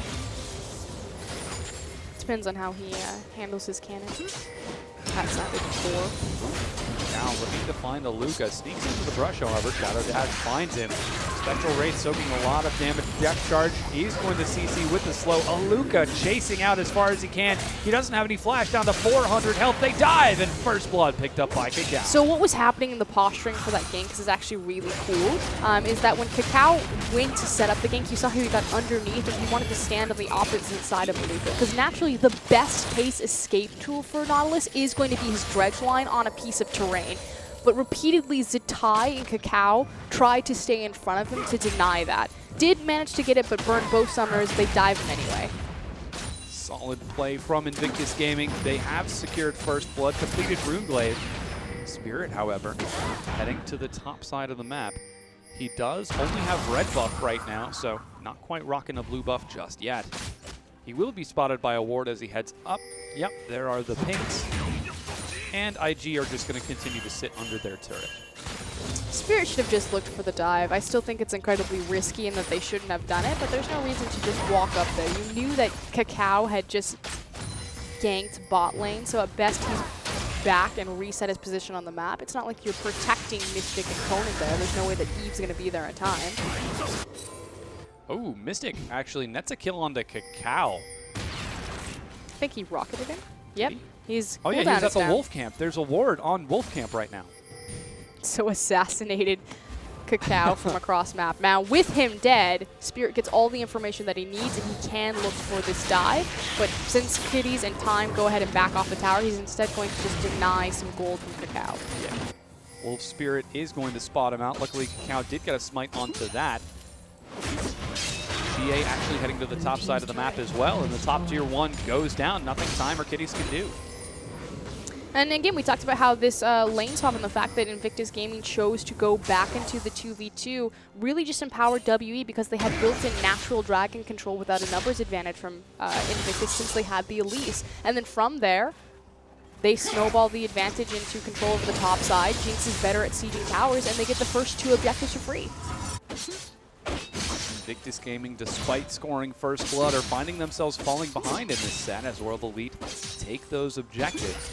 They should have swapped. It's a macro misplay from IG.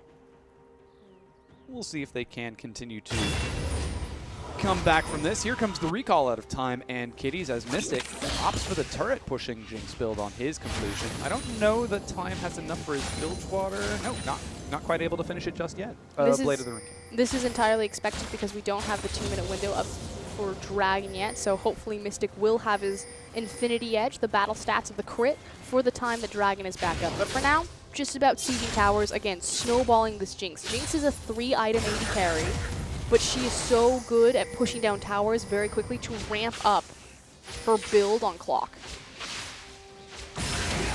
Currently at a CS lead as well. Mystic doing a very solid job from that AD carry support role. See if he can translate it into team fights as well, as we're starting to transition a little bit more into some standard lanes. The duo lanes head to the bottom side. Dragon's up in 2 minutes. Zatai has his Stand United as well as his teleport on top of that, so we might see IG pull the trigger on some action if they decide not to fight. So far, Invictus Gaming has just been sitting back and passively losing the game. Stick shoving in the bottom lane. Looks for a quick tag onto Time, but Invictus Gaming, they need to start changing things up if they want to regain momentum. Another turret falls for WE. Spirit doing a wonderful job shadowing Mystic and Conan, making sure that he's always playing to that side of the map. So if they're going to push forward, look for the objective, he's covering their flank from this Eve. There are now 4 members of World Elite approaching this mid lane. Rookie did just pick up his blue buff. Spirit rocking that visual bug blue buff for himself. Quick shove. Yeah, gets a bit of damage. Dragon will be spawning in 52 seconds. Both top laners have the teleports available. We do see, I actually thought it was Mystic backing, but no, it is Conan. So see if he's going to have his next power spike available to them, or if they're just going to try to play with map pressure and get control of this Dragon by pushing inside waves. So let's actually take a look at some of the hypothetical team fights that we'll see out of these team comps. How are these team fights going to be engaged, as Cacao actually might look for a gank on the Mystic? You have non-committal CC coming out of WE in terms of the Nautilus ultimate, the depth charge, as well as the cocoon. Whereas on the other side for Invictus, it's very hard committal CC. You know, Eve looking for a flank, dropping her ultimate, the Azir sec possibly, or the Shin taunt. Pretty much the only non-committal CC they have is Broncu and his ultimate, the Fissure. Quick tag is going to find Mystic, but not doing too much damage. In terms of those overall team fights, however, which team do you think has the advantage? Who's going to be the one doing the primary initiating? Depends on item. If Time doesn't have his Blade of the Ruin team completed for this fight, as in if they're not able to push Spirit off of this, then WE is going to have it. If Time had the Bork, it might have been a different question through the duration of Main's ultimate. But this is what I was curious about, you know, how would WE set up for this? Are they going to try to just make it blatantly obvious and draw IG into a 5v5? might be the double knockup. Dragon is secured. Spirit caught out by Rookie. He takes a lot of damage. Flashes to dodge a lot of damage. Gets out alive for now. They've already lost Mystic, and IG continuing to chase. Xie doesn't have any boots. He does have the speed boost buff, however, and is able to flash the wall to escape. But here comes Zitai. Flash taunt. Xie is caught. Dropped by Rookie. In the end, they do manage to pick up 2 kills for themselves, but they lose the Dragon. Possibly could look at this mid-tier tower, but they really just don't have the minion wave behind them. Here it comes. Yeah, chugging its way down the mid lane. This mid-tier 1 is in the sights of Invictus Gaming. They're going to be able to secure it no problem. IG now ahead, 2 kills. They did not get that second Dragon, however. So here was the question that I was asking, you know, are they going to pull IG into a 5v5? They didn't mean to, and so that's why WE fell really flat in that team fight. Yes, they made some positional errors where Mystic got put up on the ramp and was quickly deleted by Kakao. But more importantly, they just didn't commit to the same direction. You know, they were trying to sneak the Dragon by playing with side wave pressure and forcing IG to stay in the lanes as opposed to checking in the river. Lost control over their mid lane wave, allowed IG to peek into the river, and got caught into a fight that they didn't prepare for. Now that Blade of the Ruined King and Infinity Edge are finished on those AD carries, so now they're ready for a team fight, but Invictus Gaming are just a step ahead and taking it a little bit sooner than WE expected. Ooh, Rookie secures for himself the Raptor camp. Still do have a slight gold advantage, however, in the hands of Invictus. Despite being down a turret. So once they match it up in turrets, they're going to be up by about 2,000 gold over World Elite. I'm actually... Oh, it's the 2 kills. That's about it. Because I'm looking at their CS, I'm like, where is that gold lead coming from? Because Vayne is down 30 CS to Jinx. And then there's a... It's just in the first blood and the secondary kill. Yeah. You do have a 10 CS lead, nearly 12 in favor of Kakao, though. As Spirit completing his Rune Glaive, starting to build a little bit tanky with a Sightstone of his own. You haven't seen him put out too many ganks, however. He's mostly been focused around that Dragon control. We've talked about this before, you know, Spirit goes to make a proactive play, looks to his laners, looks to his other laner, and then goes back to farming. Ooh, looks like he might be looking for a play on the top side of the match. The time forced to dash away. Depth Charge Cocoon locked him down, but he's so tanky with the Spirit Visage. He doesn't have Flash. He's about to have Shadow Dash. Meanwhile, IG Dive on the other side. They're going to pick up 1 kill, and yeah, it's 2 kills traded over for 1 in favor again of Invictus Gaming. And again, the difference is not only the extra kill, but the fact that they will pick up a tower on the back half of it and continue marching up that bottom lane. Nocturne, Nautilus Elise, not that great at shoving turrets from what I understand. Rookie even joining up with the rest of his team to continue putting pressure. They might break this tier 2. There's no response from World Elite. So initial poor macro fumble from IG in the early game to lose the first Dragon, completely shored up now on the back of Kakao, finally making proactive plays. It just took him time to ramp up to his itemization. Look at Eve's build right now. That is Rune Glaive on Roa. Pretty powerful item, Spike.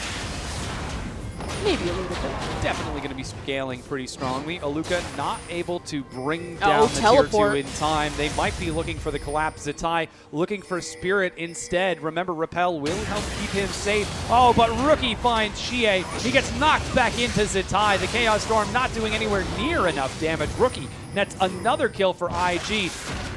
Spirit running for his life. He'll get out alive. And immediately moving the vision. So watch what Kitties is doing. Dragon is down. There's no reason to play to the bottom side of the map. Invictus Gaming make a TP play on the top side, have a pick, allows Kitties to place this deep vision, and you have time starting to prep the way from the top. The easiest objective for them to take is that last standing outer in the top. That's where Invictus Gaming are looking. Looks like it is going to be going down relatively soon, as there is no answer from World Elite, and World Elite are playing behind IG right now, nearly 4,000 gold. Zitai forced to dash away from a potential gank from Spirit, Conan, and Aluka, but Time and Kitties taking out the top tier 1. Mystic trying to answer in the mid lane, but Kakao is going to keep him busy. The devastating wave clear of the hate spike. That was sarcasm. I've noticed. Okay. But turret's still safe for now, and it's 6-4 in terms of kills, 4-2 in terms of turrets. WE slowly but surely feel their playoff dreams slipping through their fingers in this set. They still have a chance, though. They're only 5K hold down. They do have a fantastic late-game scaling composition as well as great 5v5 potential. We talk about kind of zone control. How do these team fights play out? Well, you have non-committal CC, so it's kind of like Yahtzee. You step forward into a team fight, you throw out your CC, you roll the dice. If it's what you want, you commit on it. If it's not, just roll the dice again. Zatai now split pushing on the bottom side of the map, looks to pull some pressure from World Elite. That Dragon is going to be up again in 30 seconds. World Elite did take the 2 prior.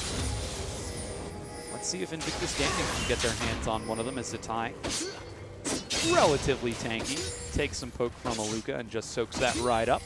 The problem last time is that WE didn't commit to fighting or sieging the Dragon. As long as they're on the same page, they are strong enough to fight 5v5. Aluka drops out a Spiderling. Quite a Spirit. Quite able to connect with anyone. So the Dragon has just spawned. Pretty powerful items built all across, but IG are in the pit on top of it as the timer. They look to take their first Dragon of the game, and World Elite have to seed it over. Yeah, completely uncontested. They didn't have any vision on top of it. Decide not to face check. WE's most important objective on the map is going to be that first tier mid tower, but a lot of pings are actually going down on the Baron. Yeah. Very dangerous play from World Elite. They're setting up a death bush right now. But Invictus Gaming have complete and total knowledge of this. They've got vision all around the area, even in the pit itself. They know that Baron's not happening. IG have to be in that push. World Elite have to be in that push, but IG played it safe. Yeah, and it's really just that one ward on the Baron pit that completely denies that possible play from WE. So good job from IG again. Kind of fumbled the early macro strategy, decides to prioritize, you know, getting Vayne closer to that Blade of the Rune King, but bring it back. That was an excellent crit. I loved watching that crit just destroy 20 million minions. 20 million minions? 20 million minions. That's the discrepancy between Vayne and Jinx right now. $1 billion. What is that from? Austin Powers. Oh. Where he goes back in time and his demands for the safety of the world are $1 billion, and all the world's leaders start laughing at him. Oh, right. Because there's not enough money in the world at that point in time. They're like, that number doesn't exist. Well, there's now 20 million minions. Generally a nice thing. Dragon is down. Best case scenario, or excuse me, most accessible objective for Invictus is going to be that mid-tier tower, because it grants the most passive map control and vision control. So what they need to do is they need to move into WE's red side jungle, which is what you see Kitty doing right now, place deep vision, and apply pressure between the mid and top wave. So either they're going to whittle down the towers slowly but surely, or they're going to catch WE rotating between waves. Oh, Rookie gets caught by the cocoon. That's the person they want. Depth Charge will find him. The knockup does some serious damage. Mystics over the wall. There's Insect joining the fight. Not Insect, Zatai. But they've already lost Rookie. Even Cacao goes down. There's so much damage being dropped onto Invictus Gaming. Zatai has to flash to get out of the knockup. Kitties might die to keep Zatai alive.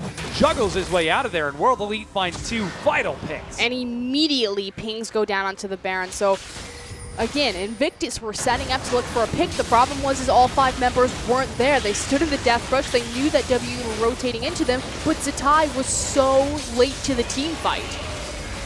World Elite on the Baron right now, down to 3,000 health, 1,000. Spirit is able to secure it. They find 2 picks and a 24.5-minute Baron. World Elite still in this game. Are you feeling it? I'm feeling it. Are you feeling the WE miracle run? Oh, well, if Shihei can get his blue, but Mystic decides to secure it just in case. Empowered Recall gets them all back to base in time. At 25 minutes in, it's now only down to a 2,000 gold difference between World Elite and IG. So that Baron will buy them a breather. We'll see if they're able to siege up the mid-tier tower with it, or if it's just going to be a pause button on the game. Now, again, both compositions scale fantastically into the late game. Closer that we can get this Jinx. Wow, he decided to go Phantom Dancer. the closer that we can get this Jinx to that last Whisper, the better WE will feel. With that Baron buff now being applied in at least 2 lanes, World Elite could be looking for some more very valuable turrets. I feel like this is just a pause for them, just because they're not consolidating their Baron or attempting to siege with it, that it's really just, it buys them time to the last Whisper. Yeah. Except he's going BF sword.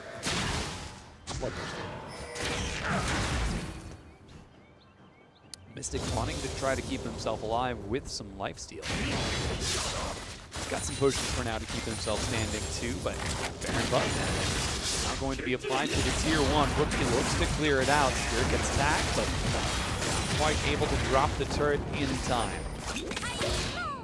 That's so cute, little Chinese Jinx voice. I've never heard it before.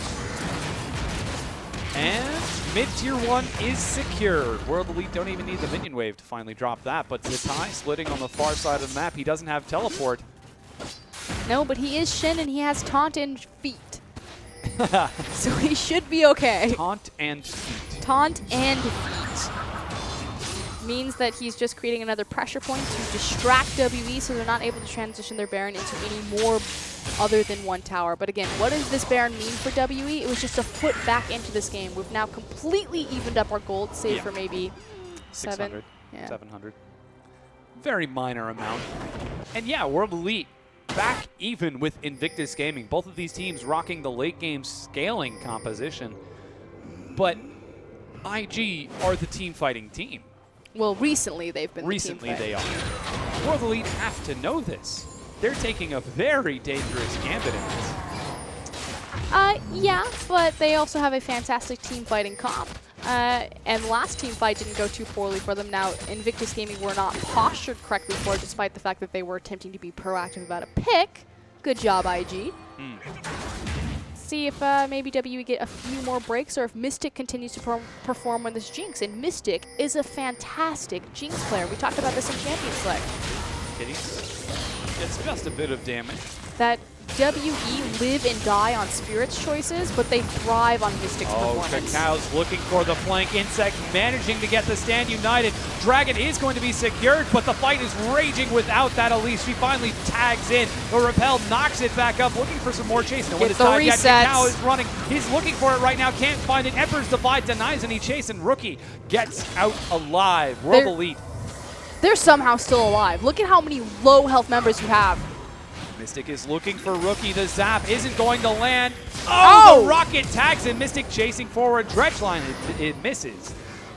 1 kill, 1 dragon, not the end of the world for WE. And again, they don't have any wave that they can quickly rotate to punish Invictus. I think they're actually going to try to tank this. That's not how you tank it. Yeah, Aluka is going to be the proper guy to absorb that damage. He's going to even it up in turrets when it's all said and done. And World Elite end up taking the gold lead as they even up in turrets. That was a little bit sketchy, though. They got it. They pulled it off. Did you see that Nautilus attack speed? Yes. When he was hitting that turret? It was -8. I actually thought it looked pretty sizable. Can we go ahead and click on Nautilus? Absolutely not. One day. Nope, okay, never mind. Absolutely.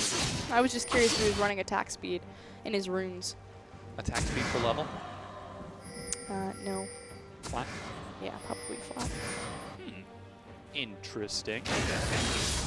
We're about 29.5 minutes into the game, and World Elite in moderate control. They actually have just evened it right back up with Invictus Gaming.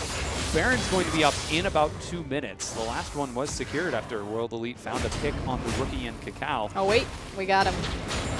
No. No attack speed?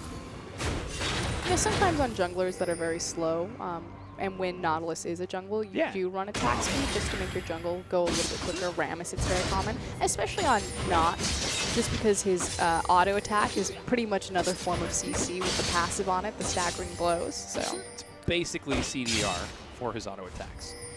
That's a good way to point it out, because I feel like some people are like, attack speed on Nautilus, why would you do that? Well, let me tell you. That Baron is going to be up in 70 seconds. Spirit secures the Scuttle Crab just to make sure that they've got vision. This time, however, IG hopefully looking to not get picked off before that Baron respawns. They're actually grouped up as 4 in the mid lane and Stand United in the top. Could look for some action if they find a pick of their own. But for the next 53 seconds, it's pretty much a prepping point. So we have big core itemization completed on both sides of the Rift here, particularly Rookie, and he's the guy who I want to talk about. So we already pointed out that Rookie is a fantastic Azir player. We saw it a little bit in the last team fight, although he was eventually picked off at the very end. Just needs some room to run, needs to be on top of the objectives. It's very key that Invictus don't lose their vision control on this Baron coming up, because it's so important as this pick comes through. A pick onto Mystic. He's at such low health. He's healing himself back up, still alive, takes a knockup, but finally Time catches up to him and he ends up going down. It's also going to be Kakao traded over, but Time is doing so much damage. Aluka running as best he can, but it's just not enough. You cannot escape. Meanwhile, Spirit is going to get an assassination. He repels up, but with nowhere to go, he's almost certainly going to end up dying. No, he actually makes it out alive, but that's going to be a 3-for-2 trade in favor of IG, and they're going to keep pushing. It's like a submarine comp. Evelyn of using her stealth. So a submarine comp refers to an Orianna comp, typically with Kha'Zix or Rengar. You place the ball on them when they're in stealth, and then they run into the enemy team and then pull the shockwave. Kakao, as the Eve, looks for the flank in stealth mode while the Stand United is prepped. But it's the same idea. It's delivering hard CC into the middle of the enemy team before they have time to react. Poor Mystic unfortunately wasn't able to keep himself alive in that last set. His Bloodthirster is now finished, which should be helping him, but wasn't quite able to make use of that. 5th turret secured for Invictus Gaming in that mid-tier 1. Mid-tier 2, excuse me. Baron has spawned. Dragon number 4 for World Elite is up in 80 seconds. They could be looking for it. Here we go again. So you're delivering this CC, in this case it is the Shen taunt, directly into the enemy team before they have time to react. Then IG do a fantastic job where they just pile in. Rookie has a nice Emperor's Divide to get Aluka off of his backline and to create space for Time to continue shredding through. And then just look at the damage Rookie does. Eventually Aluka does find him, as well as Spirit, but by then it's too little too late, and W have already forfeited the fight. World Elite grouped up around the Baron. They don't want to cede that over to Invictus Gaming. The tie split pushing on the far side of the map sets up an optimal situation for them, as they're able to apply pressure in multiple locations. Jinx now has the Bloodthirster available. Ooh, here comes Kakao once again. Flame Chompers denies entry. Kitties takes so much damage, flashes to survive, but the rocket still hits him from the outside. He doesn't get caught by the taunt from Zatai. Spirit kites it out. Conan tries to reset. Does he have enough damage? Mystic is still kiting it around. Time doing the best he can, going toe-to-toe with Rookie, but he's almost certainly going to go down. He does indeed. World Elite are winning the fight. Zatai, the sole survivor, is going to eventually be caught. It just needs one zap. It lands an ace for World Elite, and they're on the Baron. And WE came up huge that fight. Conan, a beautiful reset. They get another pick and take the 5v5. This is disaster for Invictus. Masters 3 have got to be quaking in their boots right now as World Elite look to take this game. They've taken the Baron, and their 4th dragon is available. This is not going to be a reset Baron. This is going to be an opportunity to press an advantage Baron for World Elite. Likewise, this opens up the 5th dragon win condition at 40 minutes and 32 seconds for WE. 30 seconds. Dude. Here we go. Here's the reset. Or excuse me, replay. Big thing is the fact that Kitties just explodes. Doesn't even get to do anything, just annihilated off the AoE. From there, Rookie is forced to burn his disengage because Xie catches him from the side and just cannot get into the team fight to start laying down damage. Conan does an excellent job resetting the fight, and from here, Rookie and Time just obliterate. Yeah, so much damage. Xie and Mystic able to keep up from the far end. There's the zap to secure the ace, and Invictus Gaming probably starting to sweat a little bit. They're 5,000 gold behind, and that was a team fight. that they ended up losing. They cannot afford to miss position like that again. The Stand United came through as an engage tool, wasn't able to absorb any damage. Kitties died before the fight even began, and Rookie was entirely zoned out by Xie. Not quite able to make the best use of that. 4 Dragons picked up for World Elite. They've still got Baron buff for another 2.5 minutes. They're looking to shove down the mid lane right now, and with a big minion wave, could spell trouble for IG. IG do have fantastic wave clear, still available in Rookie's Azir, however. So curious if W will continue to whittle, if they'll get impatient and look for a dive, especially because they see that Zatai is on the side. Spirit looking for some more poke. If he can find a valuable target, there will almost certainly be a dive. But so much damage finds the tier 2. World Elite shred through its health, losing nary a minion, and continue looking for the inhibitor turret. Mystic making sure that he's standing as far away as possible. They caught Kitties. He gets destroyed by Xie. The inhibitor goes down, and World Elite. Oh, they still need to take out that tier 2 on that side. No, they're pushing forward. Are they trying to end? No way. They got decent damage on the Nexus Tower, and they were posturing for it. They need to now go to their side waves and reset them, so a little bit of alleviated breathing room given to Invictus. Are going to look for the red buff now secured. Empowered Recall should let them reclaim control of those waves as super minions start dashing down the mid lane. Mystic, Spirit, and his entourage running back to lane on the top side. Looks to set up a bit of a split push. I realize what you're talking about. I was like, entourage? Each one of the little spiderlings? No one's following him. His spiderlings. Yeah, I got it now. Her spiderlings? Her spiderlings. All I'm thinking about is them galloping. You're sleeping and the huntsman spider is just galloping towards you. Why are you sleeping? Horses gallop, Seda. Spiders don't gallop. Each one of the little spiderlings looks like a haunting guise. That's cute. That's not scary. Yeah, look at it. Aww. They look like things you should put on your face.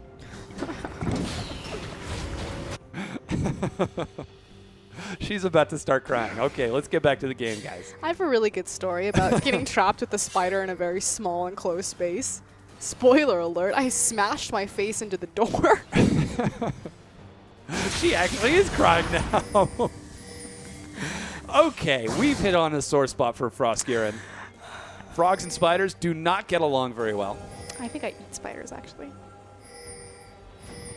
Okay. Invictus are trying to, not Invictus, WE are trying to siege up into another tower.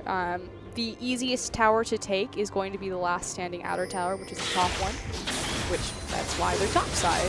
The reason why it's the easiest one to take is because you can get a better positioning and footing on it if you decide you want to attempt to dive, getting behind the tower. Likewise, it has less health than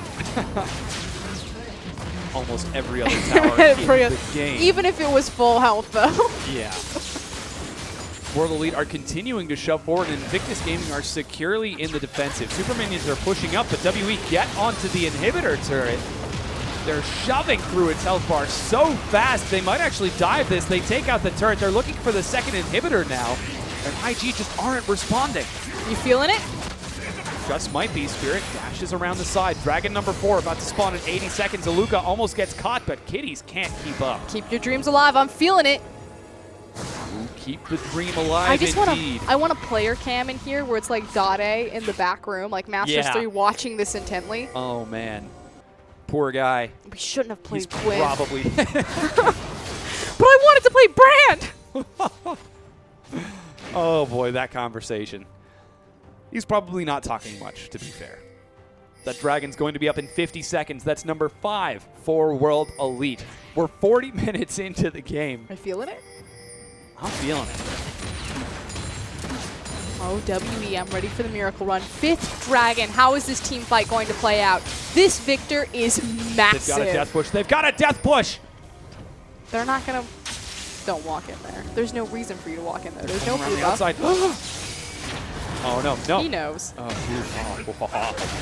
whoa, Spirit. Base checks into the bush. Nice and tanky. Now, what was that sound? That was my don't do it. And WE just need to be patient and wait for that massive wave of super creeps in the mid lane to reach Invictus Gaming's base. Likewise. IG are on the wrong side of this. Yeah. The hook lands onto Zatai, not the target that they quite want. Dragon just spawned, and World Elite are in prime position. Be patient. Patient! Super minions are shoving down. Here's Kakao for the flank. Rookie dashes the wall. Monsoon knocks Kakao away. He's going to get in. They got Dragon 5 is secured. Aluka's in the front trying to get around the Stand United. They manage to drop Kakao. They drop time as well. The rocket goes wide, and while Rookie gets away, everyone else from IG have died, but they're chasing around the wall. He gets yet another kill. Zatai, the sole survivor. World Elite are trying to get into the playoffs, and off of this game, they have got the momentum. They are one step closer. WE are on a miracle run, and it continues with this game. IG needed to change up how they were initiating fights. There's no reason to continue to use your Submarine Shin Evelyn combo. Just walk in and taunt, man. Not able to find it. He's like literally standing up on blue buff, and he teleports, he's Stand United down into the river. That's 6 feet. Just move. Ooh, World Elite taking game number 1 against Invictus Gaming. They need 3 more wins. They'll be tied with Master 3, and it'll come down to the head-to-head.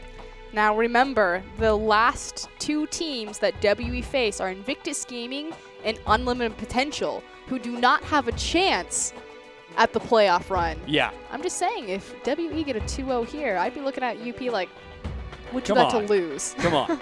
Yeah. The arms open. Come at me, bro. But Invictus Gaming giving up game number 1. Not able to take it quite yet. Still tied with LGD at those 29 points. But with only 4 points left in the standings, that in fact guarantees Xiaogu second place. And what push comes to shove, Xiaogu are locked in. Oh man, Kakao doesn't look too thrilled. I wouldn't be thrilled after that. I think, again, the primary problem was IG attempted to come into that 5v5 the same way every single time. It didn't work the first time. It didn't work the second time. Gave it one more shot and lost the game. Yeah, just not able to pull it through. Spirit was just on your screen. So instrumental to that win, making the right calls for World Elite. World Elite fighting indeed. They're looking for playoffs, and with that win, they're one step closer. 1 game down, 3 to go. Keep your dreams alive is what their jerseys say. I also like to point out that the jersey has a 10 on the back for 10th place. No, I think it's for 10-year anniversary. They're not in it anymore. No, they're not right. in 10th place. They've risen up.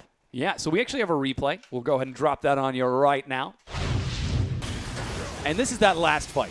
Okay, so here we go. Look where Zatai is teleporting from, trying to get into the middle, giving that shield to Kakao so he can run into the middle of the team. Doesn't matter, just gets deleted. This is 40 minutes in the game. They have 5th Dragon. Mystic is huge, and he is just rocking Invictus Gaming right now. Yeah, Mystic and Xie do so much damage. Not to mention the 5th Dragon buff. Absolutely instrumental, and they were able to control the dragon more than Invictus Gaming. They had Barons, they had dragons, they ended up taking the win, and you know, it was pretty even for a while. Invictus Gaming did have momentum early on. Yeah, but the initial lane swap having the 2v2, and we said, you know, how does that really change the dynamic of a match? Because your 2v2 is still there, so obviously the laners, or the lane matchups aren't changing. It's the dragon control. And the primary difference between these 2 teams is the fact that Kakao had Eve and Spirit had Elise. What's the big difference is that Elise has a much safer dragon clear. So we talked about how that was a big macro misstep from IG. They made up for it in the mid game, but repeatedly, WE have really shored up their weaknesses and looked much more cohesive and clean as a team. Very solid play from World Elite. We're going to go ahead and take a quick break. Don't go anywhere. We're getting on to our last game of the day in just a few.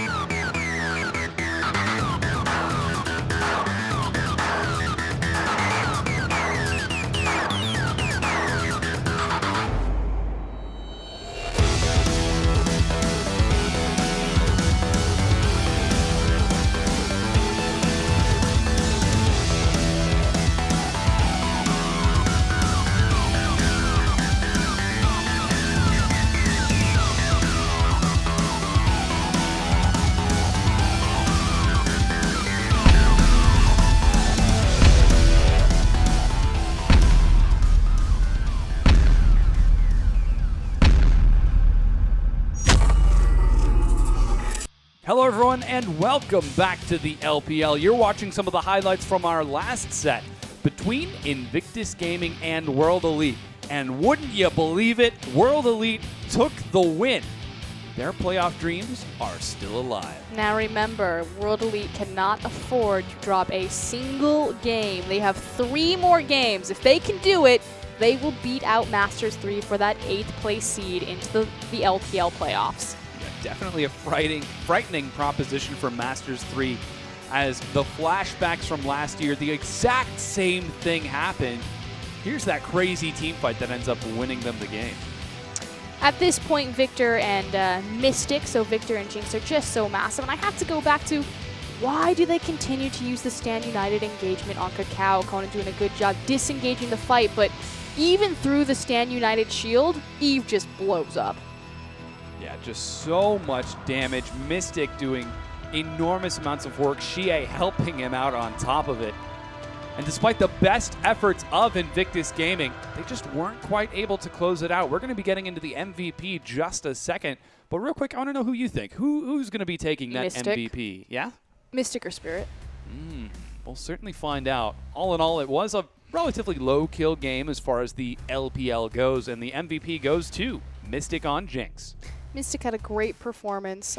We talked about this in Champions Select. You know, WE live and die on Spirit, but they thrive on Mystic. Spirit will constantly be the consistent spine and backbone of WE, but they need that secondary carry. And Mystic is actually very good and surprisingly consistent if he's on the correct champion. And Jinx is definitely his champion. Yeah, he's been playing it to pretty exceptional success, as his Ezreal was banned out in the pick and ban phase. Here you can see, despite everything IG throw into the back line, Mystic manages to stay alive with Xie and just do enough damage to IG to end up winning it. This last tap zap, though, as they chase Zatai on the back of the pit. Boop. What did she say, the little Chinese Jinx? I don't know. You can't even do your best imitation? I'm afraid I don't speak Jinx. Ni hao ma. That's not Jinx. No. I don't know that language. But once again, and for the last time tonight, this is our 8th hour on the desk. I am Seda. He misses his camera. This is FLICKR. I'm just going to keep going to this one. You can jump cameras if you want, but I'm staying with Our this guy here. Our producer keeps messing with us. He keeps like, is it this one? Is it that one? It's been a long day, but we're getting on to our last one. World Elite. Their playoff hopes are alive. They take game number 1 against Invictus Gaming. They just need this one and then another 2 tomorrow. It's within their grasp. 3 games in a row. That's all they need. That's all they need, and they do have a fairly easy opponent tomorrow, and Unlimited Potential tied currently for last place. So if they're going to find a 2-0, it should be on them. They just need to get over this. I'm so tempted to look over there. They just need to get over this hump of the last Invictus Gaming game. Well it's the said. time, game, trap. Let's talk about spiders. We're losing it down here, but we're going to stick with you for the last game of the evening. Again, World Elite versus Invictus Gaming. And, you know, Invictus Gaming, they had control during the early game. They had solid momentum throughout it. I can't even look at you anymore. What can Invictus do to claim victory? What can they do to earn the point that will secure for them 4th place, at least, in the LPL? All they needed to do was change up their team fights that game. Your big consistent CC is going to be the taunt. We talked about who played the Shin earlier. I feel like it's been so long, Seda. There was Punished. It was UP versus King Insec. King got that incredible taunt on Punished Victor. That's all that needed to happen. Zatai just needed to get to the taunt on Mystic, delete him from the fight. But repeatedly, he'd stand like 2 feet away from the team fight, charge up the Stand United. Mate, just walk in. Just flash taunt. Wasn't quite able to find it over the duration of that final game. It's like he's riding Kakao. He's got like a saddle on Kakao and like a little bit, and he's just like, go, boy! Forward! Onward, mule! How dare I have to walk into a team fight? Rookie. That's my face. Yeah, missing his usual cheery demeanor right now after that set. Oh, Spirit looking happy in the photograph. Let's see if he will look happy at the end of this set. Looks happy right now. Yeah, He's got a new haircut. he does. Looks stylish. Yeah, he also colored it. It used to be brown. Now it's black. Now back to me. Now back to you. His hair is diamonds. That's like the 4th time we've made that joke tonight. Okay, so I can't even. Oh, World Elite. You went full white girl. I can't even. Their last game of the evening. Our last game of the evening. They need this win. I need this win. What is the one rule when playing against World Elite? Don't give Spirit in Italy. Will IG ban it again? From purple side this time? Mm-hmm. Yeah, that's scary. Because you've got Rise. But the priority picks don't really mean as much for... That's the thing about WE and their champion pools. If you leave Rise open, if you leave Echo open... Did they just ban Trundle? Yeah. If you leave Rise open, if you leave Echo open, even Callista, it doesn't mean as much for WE's roster. But it's absolutely devastating from purple side because obviously you give priority pick to blue side. You know, they pick up Scion or Nidalee or something like that. Yeah. Then if Invictus Gaming, if they don't ban anything from purple side, they immediately get, you know, like Rise, Victor. Tricky prospect to deal with. Currently, Callista is banned away. Seems IG are playing that gamble. Now Rise shortly to follow it. To be fair, Zatai does play Trundle top, and he has pulled it out. Yes, we did see it last week. And the Respect Shendan, 2 top laners for Zatai. The man is a beast, but not going to be able to get those crazy carries on Shen. It's just, he's loaded up on top of Cacao, like on his shoulders, pointing. That probably explains why Cacao was so unhappy. I actually want a picture of Evelyn just like bent over, hunched, because the weight of Shin on top of her shoulders. While channeling. All right, so there's the Respect Nidalee. They follow the rule to the T, and looks like IG playing it safe with their bans. Conan is a fantastic Janna player. His #1 played champion for the LPL Summer split. Has a 3.3 KDA, 71 kill participation. What are you doing over there? My eye hurts. I've been staring at computer monitors all day, and it's great. Janna locked in for Conan. Invictus Gaming looking for their first picks to close us out. Currently hovering Riven. I would be astonished if he were to lock that in his last game against World Elite. I'm sure Dade would be too. As Masters 3's playoff chances are entirely hinging upon World Elite in this game right here, right now. Now Invictus, they still have to face Snake tomorrow. Yep. So this is not the last game for them. Although Zatai looks very upset. He does indeed. Taking Maokai in the top lane. And Cacao going for the Gragas. Second rotating Gragas to make sure that Spirit can't get his hands on him and empower WE to have both hard disengages of the monsoon. My brain actually just stopped working. Yeah, he could go back to that Elise, however. Very strong pick in the jungle. He played it to relatively solid success in game #1, and yeah, he decides to commit to it Mystic. Locking in Vayne. I actually really like this rotation from W. You know I'm a massive fan of Janna Vayne. Yep. Spirit had a decent performance. I say that lightly. He had an incredible performance on Middle East. So, obviously, he will be fine with that matchup. So I was just thinking of like a fun combo that we could call Vayne and Janna. Banana? I was thinking Vajana, but that's not good. Because it's either that or Javane. Who's, oh my god.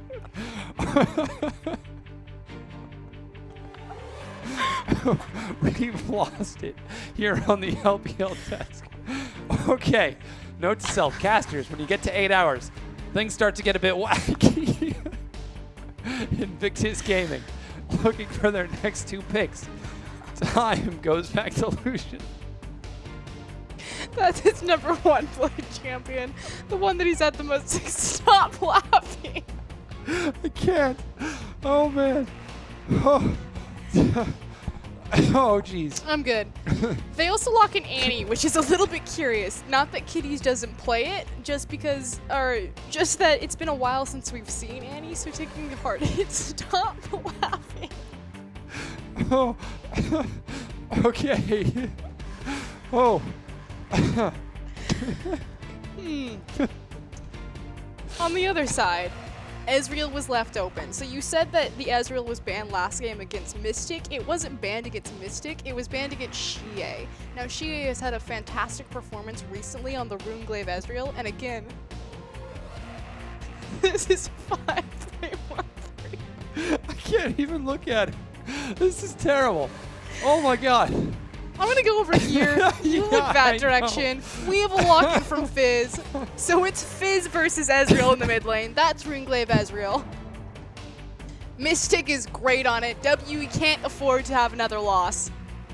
Thing about Runeglaive Ezreal is when he's in the mid lane, he loses a lot of kill pressure because obviously you're taking the smite as opposed to any sort of defensive summoner. So it's very curious about opening up gank paths. So Spirit looking at the mid lane can't go there. He either has to gank top lane, which is your Nautilus, or he ganks bottom lane, which is your Vayne Janna. So what does this tell me? It tells me that Spirit is going to gank nothing. Yeah. He's going to hard farm and he's going to try to steal the dragon. Meanwhile, Kakao has so many different options for kill pressure. The kill lane potential of a Lucian Annie lane is absurd. Likewise, the fact that Fizz got picked into the Ezreal with the Ignite is absurd. On top of that, it's so easy to gank a Maokai lane because your Twisted Advance guarantees you a free CC. Guess what? It's absurd. Generally an absurd combination. And you know, that's what we saw from Spirit in the previous game.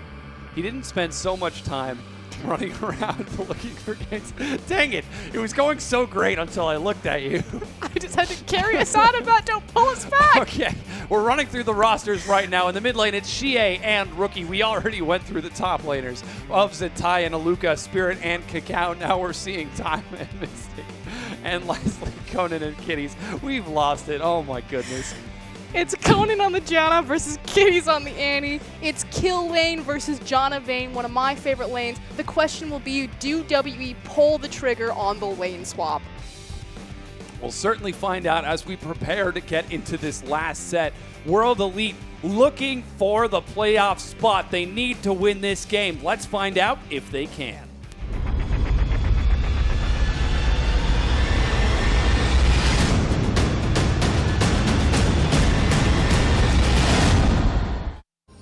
Hello everyone and welcome back to the LPL. It's our last game of the day. Week 11, day number 2, set number 4, game number 2. It's World Elite versus IG. Playoffs are on the line for World Elite. It's do or die time. I'd say do or die, but he already had his chance. It is do or die. Masters 3 looking at this game. Again, WE can pull off the impossible. They can kick Masters 3 out of the playoff spot again. But they have to win here. Yeah, they have to get this win. Invictus Gaming pulling out all the stops to try to keep up with it. Rookie returning back to that powerful, powerful Fizz. And Spirit, he had a great performance on Elise in game number 1. Will he be able to repeat it again in game number 2 as 5-point defense is going to be nice and safe? Now the difference between game 1 and game 2 is we had the lane swap come through. Now it was answered, so we had our 2v2s on the top side, and what did that change? It changed the dragon control, which went in Spirit's favor because he was on the Elise. Elise able to jungle much safer with the addition of her spider lane. So this time around, it will be another 2v2, especially into a very scary kill pressure lane like Annie and Lucian. But more importantly, it pretty much takes away any sort of advantage that Spirit would have to just look for an early snuck dragon. Yeah, he might not be able to find that this time He's not around. going to find anything. What is he going to gank? He can't gank the Ezreal. What's he going to do? Kill him with Smite? You did mention that Maokai, relatively difficult to do, so we'll see. We'll see where he decides to go for, or if he just, as you mentioned, commits to the farm. At least great at clearing. Aluka will start off with the Raptor camp. Again, 5.13, which means that Xie will be Runeglaive Ezreal and will be maxing the Q. We'll see how Rookie tries to keep up with that lane. He is on the sustained Fizz. Conan Mystic not having the best time already in that bottom lane as it's starting to get pressured in. Recall from Aluka looks to teleport him to the top. Zatai already up there as he didn't start with a camp. So Zatai will be keeping pace with Aluka when it's all said and done.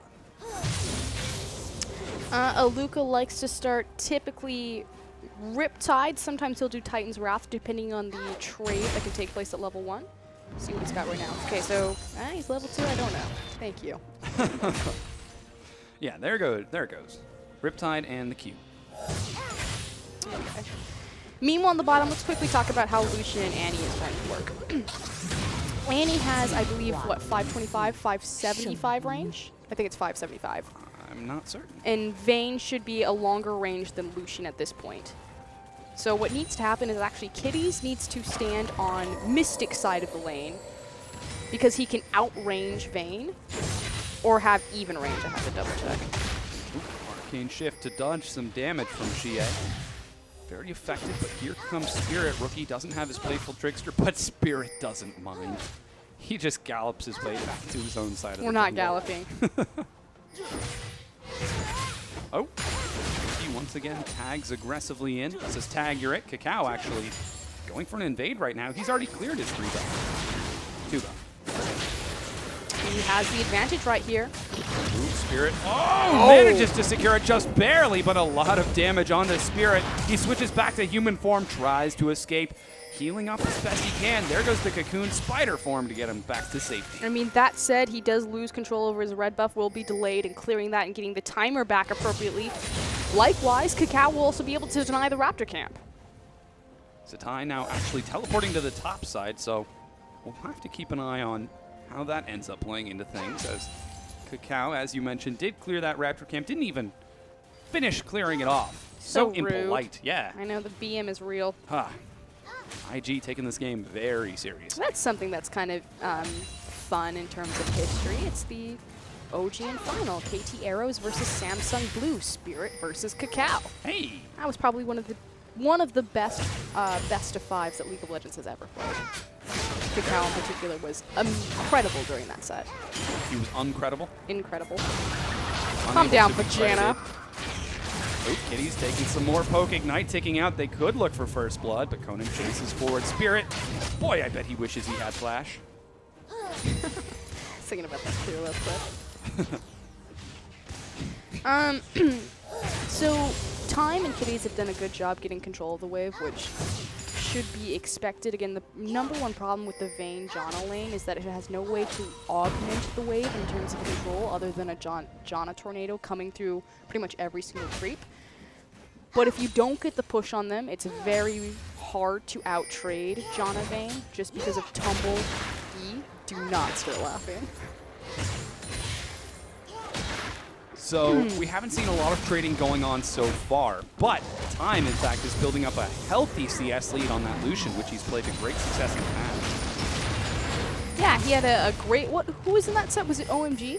No, it wasn't OMG. I think it was Xiaoyu. I think that was 2 weeks ago? Who did we play last week?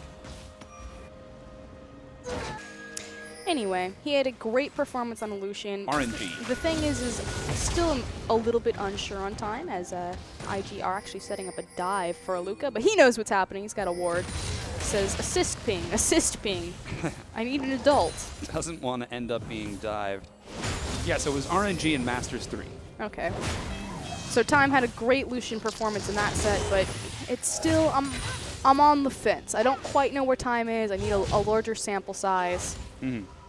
It's hard to kind of distinguish his identity between him and Kid.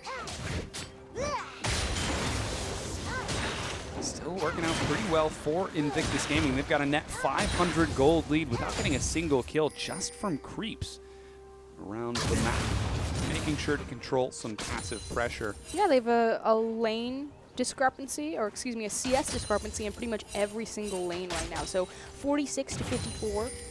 Probably the biggest one, 49 to 57. So the top lane is the biggest one right now. Is a tie over Aluka. to see if they can continue to expand that gold lead. Something that we talked a little bit about earlier is with the pressure of a Lucian Annie lane in the bottom lane, we're not expecting any sort of early dragon plays from World Elite. We're not expecting any plays from WE at all. Yeah.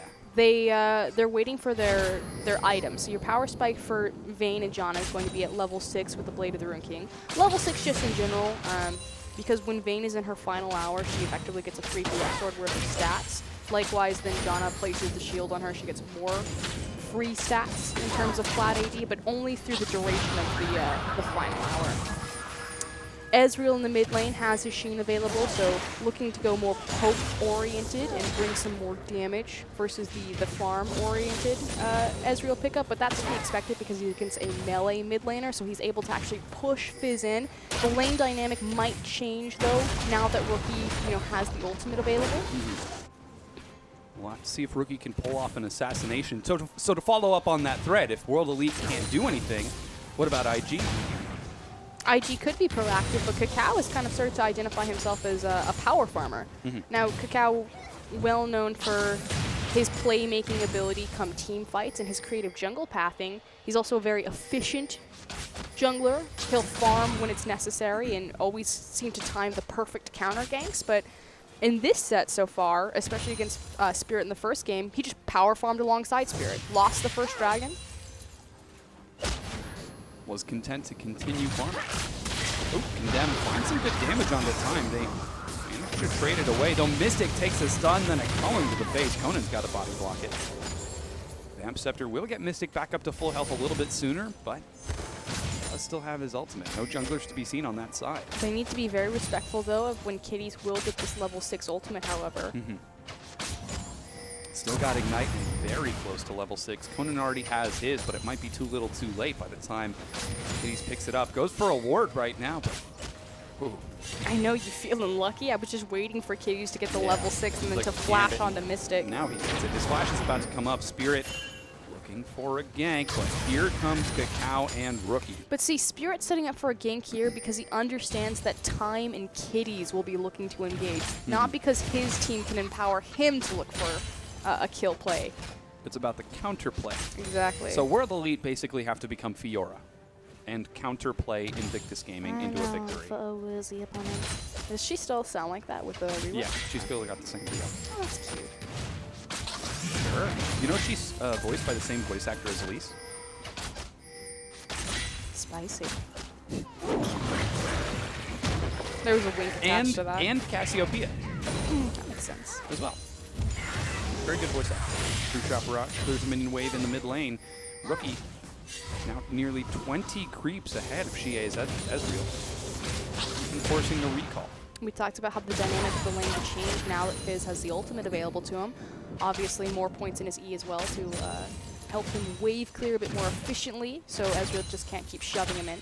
Yeah, Runeglaive completed to the Morellan icon of Rookie. Now he can. Yeah, here comes Kakao, though. Could be looking for a gank. If he ducks into the bottom brush, which he does, he'll be spotted by a ward. Which he's on. Spirit Like already on that side of the map. Okay, here we go. 3v3. Don't stand together. Don't get multiple people locked up by Tibbers. Make sure that Conan separates himself from Mystic so he can reset the fight if it looks shaky. Flash stun available for Kitties. Mystic is trying to look tasty. What? He dashes forward. Wait. Pull the trigger. Yeah, here comes Spirit. They're going to try getting into this. Level 7-7. Cullen goes out. The flash stun finds Mystic, but the Monsoon forces the disengage. Mystic kiting around as best he can. He's brought low. 200 health. Chilling Spike. It's not enough. First blood picked up by Janna. The Ignite secures the kill onto time. Spirit running away from Kitties now. Cocoon finds Kakao, but they can't drop him in time. He ends up going down. Rookie looking for the dive. The Shark isn't going to find anyone. Here's the teleport. Conan is dodging around. He's still alive. Tibbers and Molten is going to be able to pick it up despite the save from Aluka. I am so impressed with Conan's play right now. Now, the great collapse to roam from Rookie does pick up the advantage for IG in the very end, but Conan played that team fight so well. What a beautiful disengage. And likewise, when Rookie initially came underneath the tower to dive, Conan timed the tornado perfectly. Oh, wow. Here we go. Here's the reset. So we were talking about all of the things that didn't need to happen. Well, you didn't want to stand together to allow multiple members to get locked up by that Tibbers. That said, Conan does a re-engage fight. Then he flashes in front of Kakao here to deny the body block on Mystic, which was huge. Spirit eventually does go down, so again, that's 1-for-1 trade. Here comes Rookie. Watch Conan set this tornado. Da-da-da! Almost gets away. If he had had enough mana, or excuse me, the E cooldown on his shield, he would have survived that. So Conan, the last remaining member from the 2014 WE squad, well deserved. Yeah, the last Highlander gets to keep his head in this set. Let's see if he can continue to play as admirably, as currently IG are up by about 1,200 gold. That first blood did go onto the support, so we're seeing Moby Boots and a healthy amount of wards along with a Sightstone. It's answered on the other side by Kitties, however, who netted 2 assists to equal it out. Really where the big difference is, Rookie has the kill for Invictus Gaming, and Kakao has one as well. Made the roam, has completed the Morello, so has a nice amount of CDR as well as regen, but that said, with Mystic having the Rune Glaive complete, he should be able to hold this Fizz in place, continuously push him in. WE do opt into a lane swap, however. Mystic and Conan have now headed to the top side of the map, and Mystic is going to get a chance to catch some much-needed CS. IG see that and immediately pounce onto the dragon, in some cases more literally than others, as Rookie dodges into the pit, but Kakao and Kitties are going to be set to finish this off. Is that what we're going to call Fizz's playful trickster? The pounce? He's pouncing around. I call it the stripper pole. Okay, you can do that. Dragon number 1 secured for Invictus Gaming, and looks like World Elite looks to take the first turret of the game. Don't know if they'll make it in time, because here comes time. A bit interesting, however, that they decide to trade first tower for Dragon as opposed to just 5v5ing that, especially because the Blade of the Rune King was completed for Mystic's Vein. So technically, he's actually stronger in the duration of the final hour. Again, you know, having itemized that attack speed and getting the 3 augments of the BF sword. So a little bit funny. That said, they do trade fairly even on objectives. See if they maybe contest for the second time around. Yeah, Spirit is diving forward. The Cocoon finds Kitties. He gets knocked up, and Mystic ends up securing the kill, evening it up. Now time, he's got to run out of here. He's running as fast as he can, but with tier 2 boots, he's actually going to make it quite far. Conan looks for the slow and knock up. Mystic providing chase. He's going to catch up. Conan takes some damage, stunned against the wall. Spirit with the execution. Wow, Spirit actually denying the kill from the Vein. Mm-hmm. Not that he doesn't deserve it, because he's had a great performance, especially locking up that Annie, but he's also changing up his build a little bit this game. Going for the Cinderhulk Cinder versus Rune Glaive. Yeah. Makes sense because you don't have, actually, I guess just empowering this Vein even more. Wanting to create more space for her in a larger front line. Then that creates the contrast. Why take the kill? I think maybe he was just looking for an assist and overestimated his damage. Underestimated? Maybe. I don't know. I would have given him Vein. Well, we'll see if he gets an opportunity in the future. World Elite looking for the 2-0 right now, and with those 2 picks, that brings them right back on track with Invictus Gaming. They've actually got a gold lead right now, but there is still 1,000 standing gold for IG, considering the CS discrepancies we're seeing in the top and bottom lane. Likewise, all of the towers are still standing for WE, so IG have their pick of the litter of where they want to collapse, or unless they're just going to sit back and continue to farm this one out, wait for the next dragon. Yeah. Ooh, Spirit. Gotta be careful there, as Kakao is running interception. Spirit has been spotted out by a ward that his pink is failing to point out to him. Yeah. Minor problem. Zatai heading back to the top lane. He's completed his Righteous Glory as Aluka looks to continue heading towards his own tanky item. Likely going to be a Spirit visit. Wait, what? What's wrong with that? What does Nautilus heal on? He needs a cloak for a Spirit visit, doesn't he? No, it's Kindle Gem. Kindle Gem, Spectre's Cowl, 2 Spirit visit versus Banshee's Veil is Spectre's Cowl, Ruby Crystal. Well, he is technically facing against a bunch of APs, and pretty much every single member except Lucian. I'm not questioning the Spirit Visage itself for magic resist. I understand that you're questioning the healing Yeah. aspect of it as opposed to a Banshee Veil Exactly. to deny the CC. Wacky. Wacky, wild, waving, arm inflating, inflatable fun. About as useful as a inflatable dartboard. Oh boy. A lot of vision coming out from World Elite on the bottom side of the map. They've got deep wards all over. Don't want to be giving anything up to Invictus Gaming without any sort of fight.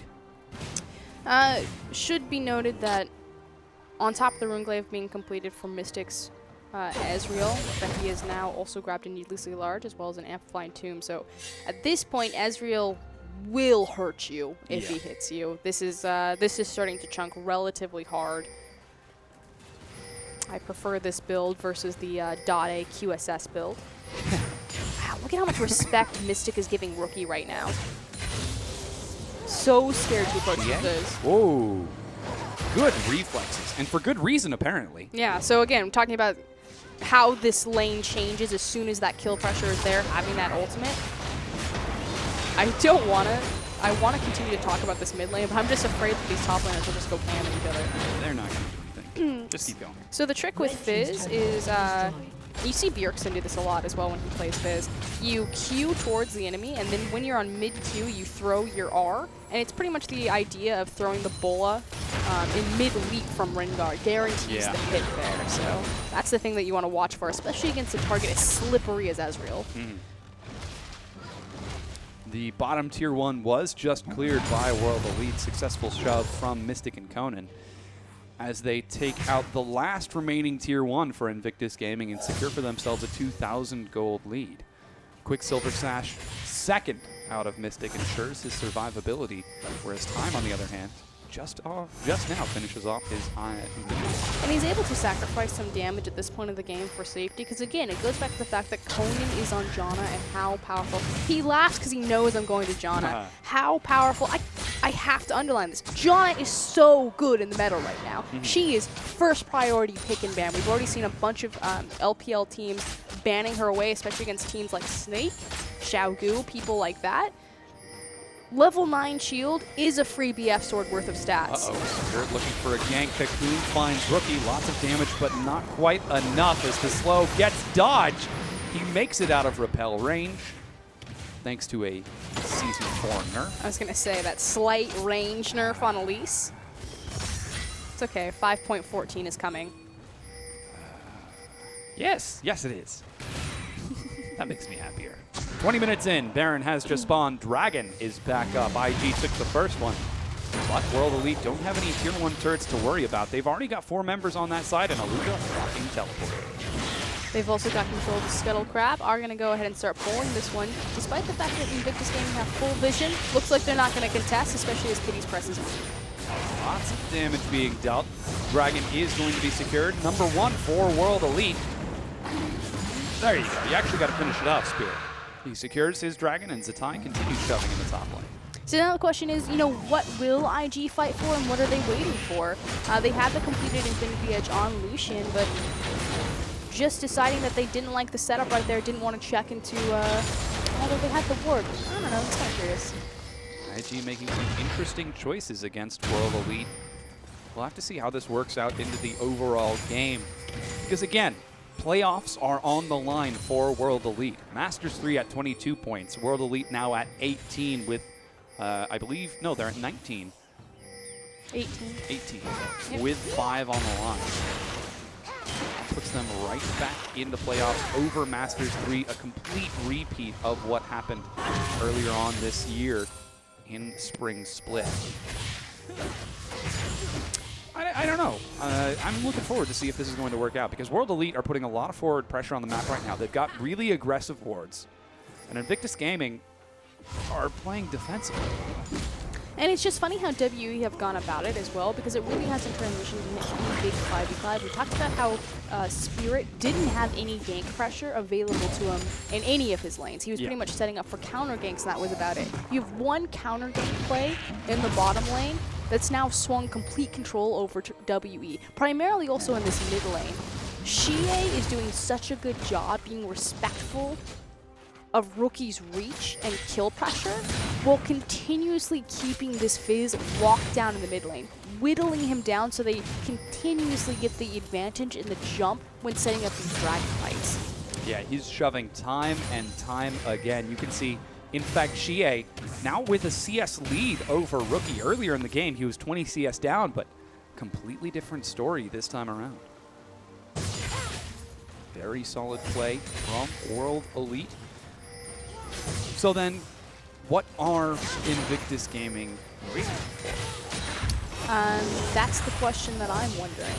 They were actually in a perfectly fine opportunity to attempt to approach that last dragon. Again, the fact that Xie had poked down Rookie kind of gave them a little bit of that wiggle room where they can get on top of it and they weren't afraid of IG, but otherwise that was go time. You had the completed Righteous Glory from your Maokai, so your teleport flank was available. You had the completed Infinity Edge from your Lucian, who's also very strong coming out of lane phase, and then we'll also have the crit battle stat available. And you had the item completed on your Fizz for CDR. So they should have pulled the trigger on the last dragon fight, and now WE just need to slow down the pace of the game. Oh, might be caught. Cask knocks him back in. The fish will find him, but Dredgeline pulls him a little bit further to safety. He's got his flash. Is he going to be able to make it out? Let's see if he gets over the wall. He's going to try. No, doesn't make it in time. 5 members of IG in the top lane. World Elite pinging onto that mid. Will they be able to make it in time? The recall gets canceled. And this is what I was talking about, with so many resources expended in the top lane by IG, WE should be able to get some free damage on this mid-tier tower, possibly the towers. We talk about the pushing potential of Elise. They secure the mid-tier 2 turret. 4 turrets to 0 in favor of World Elite. Dade is in a back room right now, shaking his head. He's crying himself to sleep right now. If I were Dade, I wouldn't even be watching. It just sort of seems like a stressful thing. There's so many layers to KT Arrows versus Samsung Blue going on right now. Not just in this game of Cacao versus Spirit, but in Cacao versus Dade. Rookie versus Dade. Oh. We're just about to hit the 25-minute mark in the game. It's still only a 2,000 gold lead for World Elite. Even in kills, even in dragons, but 4 turrets for World Elite, so there's an extra 2,000 gold on the map for IG just waiting to be taken, but IG not doing anything. Yeah, IG were getting very antsy. They need to force a fight because this is when they're strong, whereas WE, because they were getting these dragons, they've effectively created these 6-minute windows of breathing room where they just continue to get to farm up into their late game scaling composition. They've got the Vayne, they've got the Ringglaive Ezreal. There's no need for them to fight right now. So if they can just take these objectives like dragons for free, then that gets rid of kind of the lure of the 5v5 arena that IG would be able to set up. So again, every time that there's a dragon and every time that there's not a dragon, 6-minute window, time to farm. Dragon, can we quickly sneak it? If so, grab it. If not, back off. See it 40 minutes. The Dragon's up in a minute. Wards now being cleared up from the Baron pit as World Elite are actually all grouped as 5 now. IG will be able to get some wards. Just going to give the Baron a little love tap just to make sure he's still there. Checking. And True Shot Barrage looks to clear the wave on the bottom side of the map. World Elite are setting up for something. So what you do is you True Shot Barrage your different side waves, you trim them, help create and set up slow pushes across the map, and you give your team global presence without actually being a global team. Looks like Zatai is forced to answer to that. Make sure that wave doesn't become too much of a nuisance. Luca still grouped up with his team. He has his teleport. The minions are actually going to crash into that tier 1, and IG haven't dropped a single tier 1 yet. Dragon is now up and available. IG are sending Zatai back, so we'll see if he picks up the home guard and possibly looks for a flank. Yeah. Nope, he actually picks up armor. Yeah, Warden's mailed for now. Scuttle Crab going to be secured by World Elite. Spirit, ooh, gotta be careful there. Annie Gragas is scary combo. And you've got a lot of core items completed on either side. So this is the Dade Blue Ezreal build. He has the Rylai second. World Elite looking for a pick, not quite finding it. Zatai has now joined up with the rest of his team. He's still waiting in the wings, however. Knows that he wants to try getting a flank. Rookie leads the charge, and World Elite, whoa. Looks like they might try. Now takes a Cocoon, Hook pulls him back in. They're going to try bursting through his health bar, but only chunk him down to about a quarter of his health. Still nice and tanky. Spirit leads the charge once again, looking for even more damage. Cocoon now finds Zatai. It's tank after tank for IG, taking the poke. They find Kitties. Got to make sure that they're split up. Kitties gets destroyed. Mystic shredding through the back line. He's finding Zatai, however. The cast completely separates World Elite. Spirit's going to go down to Rookie due to a huge chase. It's a 1-for-1 trade. Massive misstep from Invictus Gaming. No idea what Kakao was thinking. Kitties died before he even was able to get the Tibbers down on the field. And WE, I mean, IG was just sitting in mid lane. They effectively let them walk up to them, take the fight, the dragon, and now are looking for more. Yeah, World Elite almost trapped in the pit here. Shihei Hello? hops the wall. Aluka in the front line. Another True Shot Barrage comes across time, trying to find more damage. Mystic has no ultimate. He doesn't have enough attack speed. He's turning it around. Rookie trying to dive in the back line. Shihei hops the wall to escape from time, but Rookie has slain Janna. Mystic still alive. He's kiting it out as best he can. Will they be able to turn it around time? Oh, he trades it over. Shihei does so much damage. Mystic finds Zatai. Zatai's got nowhere to go. He's going to end up dying here. Triple kill for Shihei. 4 kills for World Elite. And this is why Ezreal was banned from Xie in the first game. You cannot let him have the champion. This is 5.13. Runglaive Ezreal is still very much alive and in power. Whoa, they're pinging onto the Baron Hello? right now. There's no way. There's he's teleporting. from Aluka. Spirit's on the pit as well. 4 members dead. Kitty's the only person alive. He has no vision. World Elite want the playoffs. They want it so bad, taking a team fight, taking the Baron, and there's nothing IG can do. And on the back again of this Runglaive Ezreal, 3-0-1, has the Runglaive, has the Rylai's, has a death cap, but let's see the replay. Rookie completely whiffs the fish. Again, the reflexes on Xie, that's twice now that he's been able to make the dodge. Rookie uses the Hourglass here because he's waiting for his cooldowns on the Playful Trickster to come back up, gets into the backline, attempts to make the assassination, but Xie's damage is disgusting. Oh. So much, picking up kill after kill. That ended up being a 1-for-4 trade in favor of World Elite when it was all said and done. 8-5 right now with the Baron buff. World Elite break down the 5th turret of the game, and IG have not cracked a single one. World Elite are looking for the playoffs. They still have to win this game and then face unlimited potential, but as their jersey says, keep your dreams alive. Yeah. I'm feeling it.